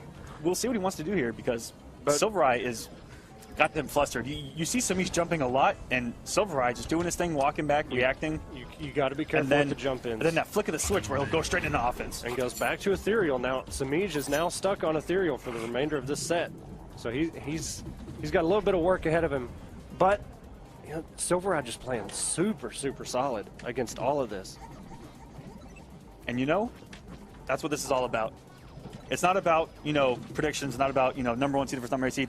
It has to be played out. This is, yeah. And here we go. Silvereye up 2-0 on the #1 seed Samij. Okay, forward 1, full screen. It looks like Samij is just trying to bait out one of these fireballs, telekick. And not having that low projectile to kind of trade with it is where I said that's where Ethereal is going to lose that zoning battle, aside from the teleport. Absolutely, and the damage from those flamed up, projectiles, 10% each. 10% adds up, sure does. And Samij trying to get his game going. Samij has no meter, no EX fades coming. Okay, got the 1, 2, 3. And very good break. That would have been great damage to roll in the corner. Yes, sir. Down 2 NJP combo, now we're talking. Let's see if Samij can finally get some momentum of his own. Right now, he's looking really, really good here. And that's about very good. Yes, sir. Finally got that teleport on the projectile. And that's something that late in the set is so handy, especially when you haven't used it early. He let Rai get comfortable doing those little projectiles. And then bam, that's let her rip. Exactly what that pull is for, man. And if she has meter, she can combo with that. Okay, EX fade through the fireball. But the recovery, very good there. From that projectile, not to get actually punished for it. Yeah, it's tough. Kano, Melina, Liu Kang, they all have really good recovery on all their projectiles. On the back 2, hit confirmed to burn the meter, and now Samij has 0. And now all these teleports working, and he's got Silvereye right where he wants him. And again, there it is. There's the reaction. Okay, 3, that is plus EX, or just a fade back to stay safe. Oh, and that would have killed. Force Silvereye to break. And no reaction to the jumping from Samij, but that is going to do it. Yes, he is on the board now. Sending us to a game 4. The #1 seed does not want to go silently into the night here in round #1. And even though they are on the same team, you don't want your teammate, running away with that 3-0. You don't want it. And especially as #1 seed, you don't want that added pressure in loser's bracket. Oh, yes. Because it is going to all be on you. You've got a huge target on your back. And, the longest path is first round of losers. in any bracket. That's right. In any bracket, ladies and gentlemen. And here we go. Game number 4. Samij trying to mount a comeback and reverse 3-0 Silvereye, because he came out absolutely swinging, played so solid. And Samij trying to do the adjustments. He looked really good in that game. You know what really we didn't see from Silvereye in that last match that Samij won? He wasn't anti-airing near enough. And that's maybe the first time ever we've seen Samij come out of that into a teleport. I've never seen Samij do that before. But very good from Silvereye to wait that out. And there we go. Those projectiles are not going to trade in Samij's favor. Those telekicks. Oh. And for a deciding match, Silvereye's meter looking mighty pretty here. If he could get... And a good check on that fade out. All he needs is one Flame Fist activation. No, down 2. It looked like Silvereye was waiting on it, and there it was. It's a lot of chip into the backhand. A very good check from Samij, and here we This go. may actually close it out. It's going to be close. Down 3, got him out, and went for the parry. I think he Looking was for a telekick. He was looking for the teleport chip out. Very good stuff from Samij, but we've seen Ryan do that before. Yeah, that parry is so good. I wish he would use it a lot more often than he does. And this has turned into a slobber knocker, ladies and gentlemen. These guys are reacting. They're reading. We are in a match. And the back 2-2 didn't hit confirm. Could have went for a lot of damage there. It's very rare that you see Liu Kang afraid to throw a fireball. Very rare. Good check. Yeah, that good damage. And look at the patience by both of these guys. Silver Eye has all this meter, but he's looking to close this out without having to burn much of it. He wants to take all of it into round 3, but just he's kind of frozen right now. Exactly, and then you let up just a little bit. Went for it. The X-ray, he's gonna come off all the resources to try to stop Samij's momentum. I don't know about that though, man, because Samij is sitting on just about 2.5 bars. And that X-ray is so powerful, it started freezing there for a second. It was so powerful. Liu Kang, one of the best X-rays in the game. That man beats the holy mess out of his opponent in that X-ray. And very good. Can you tell if it? Ooh, the 4-4. Got him with the low. Very good. Got the start above the Flame Fist. And here we go, Samij trying to send us to a Game 5 to start Season 1 finals. It's looking good. And what a low profile and then jumping. I think he went for the roll. He just got the down 4 instead of the back down 4 for the roll. But in any case, it works. He is taking this to a match 5. 2-2, ladies and gentlemen, between the first match here in Season 1 finals. Gut Tough Gaming versus Gut Tough Gaming. 2-2. This is good. This is the way it should have started. The instant team kill, match 5. Liu Kang versus Melina. He's stuck with Flame Fist. And the winner of this is going to go into semifinals, where they're going to be guaranteed at least 5th place. Good. Yeah. All right, guys, let's see what Silver Eye can do. Samij finally has the momentum. He's finally in the driver's seat, and now it's Silver Eye's turn to hold on to that. But, you know, I like that read with the X-Ray. He is Dragon's Fire, by the way. Just about that comeback. We got the switch from Silver Eye with everything on the line. And that got him out of the low fireball. Goes with the low. Now we're going at the corner carry. Burns it. Oh, this conversion, though. Look at this grown 42%. man. 42% damage from Silver Eye to start game number 5 and trying to prevent the reverse 3-0. That was a really good check after that low ender with the fireball. It's hard to punish her because she's so far away. Crossover. 1-2. Oh, he went with the down 3. And I love characters that have that jump with normal into anything that'll just mess up an anti-air attempt. And you see that from Melina, and Samij is going to close this out and send us to a match point. This man was down 2-0, and now he's on match point. Sitting on set point right now. Woo-wee! Here we go, ladies and gentlemen. It's so rare to see Liu Kang not able to just throw fireballs. Yeah, he's forced Silver Eye to slow down so much from those first 2 games, and you've seen Silver Eye freeze up a lot on those jump-ins, on the pressure. And it's, you know, it all stems really from those teleports that have shut down all the zoning. It's made him not want to actually move. You're exactly right, and that's exactly what that and stay there, for. crouch guard, and you see Samij just run up and grab him. It's that slight hesitation that'll get you killed, and there we go. Samij is in the driver's seat here. Samij maybe just needs one more comp, and he could force Silver Eye off of those 2 bars. That's all he has left. And the roll. He doesn't have a break. Doesn't have the stamina. No. Oh, it shuts down the down 2. And that's going to be a whiff punish. Samij looks really good right now, but Silver Eye looking to close this round out. Oh, and he got him out of the roll. Do it. Silver Eye with a huge comeback. Oh my God. Way to play everything right at the end of that match. The meter, the reads, everything went in Silver Eye's favor. The cancel into the low got out of, oh my God. We have an amazing set to start things off. Let's see how it ends. Samij's getting good damage right here. Into the crossover setup, down 3. Oh, but no conversion from the anti-air, down 1 from Silver Eye. And And he is just holding all of this jumping pressure. Okay, that is +2. Into the back 2. EX fades. Samij has no meter left. Oh, and if Silver Eye would have won that trade, we'd be looking at almost dead even health. It's a good option, though. That Melina's down 1 is so fast. Samij is just swinging on all of these cancels, not letting do anything. And one hit here. One here we go. throw, and that's gonna do it. Samij moves on. Wow, what a comeback. 3. Being down 2-0, and Samij, your number 1 seed. He's number 1 for a reason, man. He's number 1 for a reason. Look at that. We saw everything in the first match here in the Season 1 finale. We saw a reverse 3-0. We saw Game 5. We saw it was everything we wanted. The team kill everything right off the we bat. Wanted. Great display of Mortal Kombat X to get us started here tonight. Thank you, Samij and Silver Eye, for getting this thing started off the correct way. And up next, who do we have, Aquaman? We have Scar versus Destroyer, ladies and gentlemen. This is a runback from Wednesday. A couple of these matches are actually runbacks from too long ago, Wednesday. Yeah. So we'll see if the results will be 100% different because they've had time to prep for exactly who they're going to.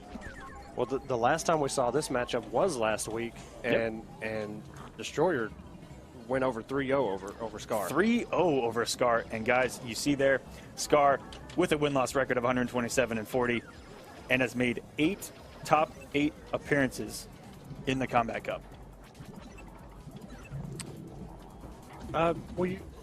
Thank you. So Destroyer, 161 wins and 54 losses. And his top 8 appearances, he has 7. These two are almost neck and neck in stats, and that match alone determined the 4-5 seed. That match alone on Wednesday. So Destroyer, as you said, had a very convincing win over him on Wednesday. We'll see if Scar will adjust. We know he's been playing a lot of Injustice. That's right. So we'll see if that plays a factor, and if that had played a factor before. You know, we saw Scar pick Demo, and we've seen him pick Smoke a lot, and it looks like he's trying to. I don't know. We see him pick Demo a lot more here in the later weeks. Ever since he was kind of solidified in that top 8, we kind of see him rolling with that Demo. I don't know if he's just kind of testing things, you know, just because he does the cushion of being in top 8 already. But Destroyer, we also know, has that smothering trimmer of his. The crystalline trimmer is so good. It's got, he puts you in block pressure, and even though there's gaps everywhere, you feel like it's relentless. Yeah, I mean, before, because we had armored launchers, I mean, his mix-ups and his cancels, you can just armor. Now, he can block some of those, but, I mean, without the launchers, it's all a mind game in your head. You want to spin that meter just to interrupt. Exactly, and get maybe 10, 15, 18% character depending, or you're going to eat this mix. Yes. And the lowest safe. And here we go. We see him going straight to Demo, and as I've said before, this is a matchup that used to haunt Destroyer in his dreams. This was his Freddy Krueger, because Scar used to run a train over him in previous tournaments with Demo Sonya, but that was pre-patch Demo Sonya. That's true. That's true. She is altered a little bit. A lot of people would rather her be nerfed a different way. And ever since that time, Destroyer's got nothing but do better and play better in a tournament setting. And he is looking just like... All right, gang, I got to get ready for a meeting, and then I will be back. I have to teach class, and after I teach class, I'll go live on Pocket Locker 86. I love y'all. Appreciate y'all. Thank y'all so much for all the support. See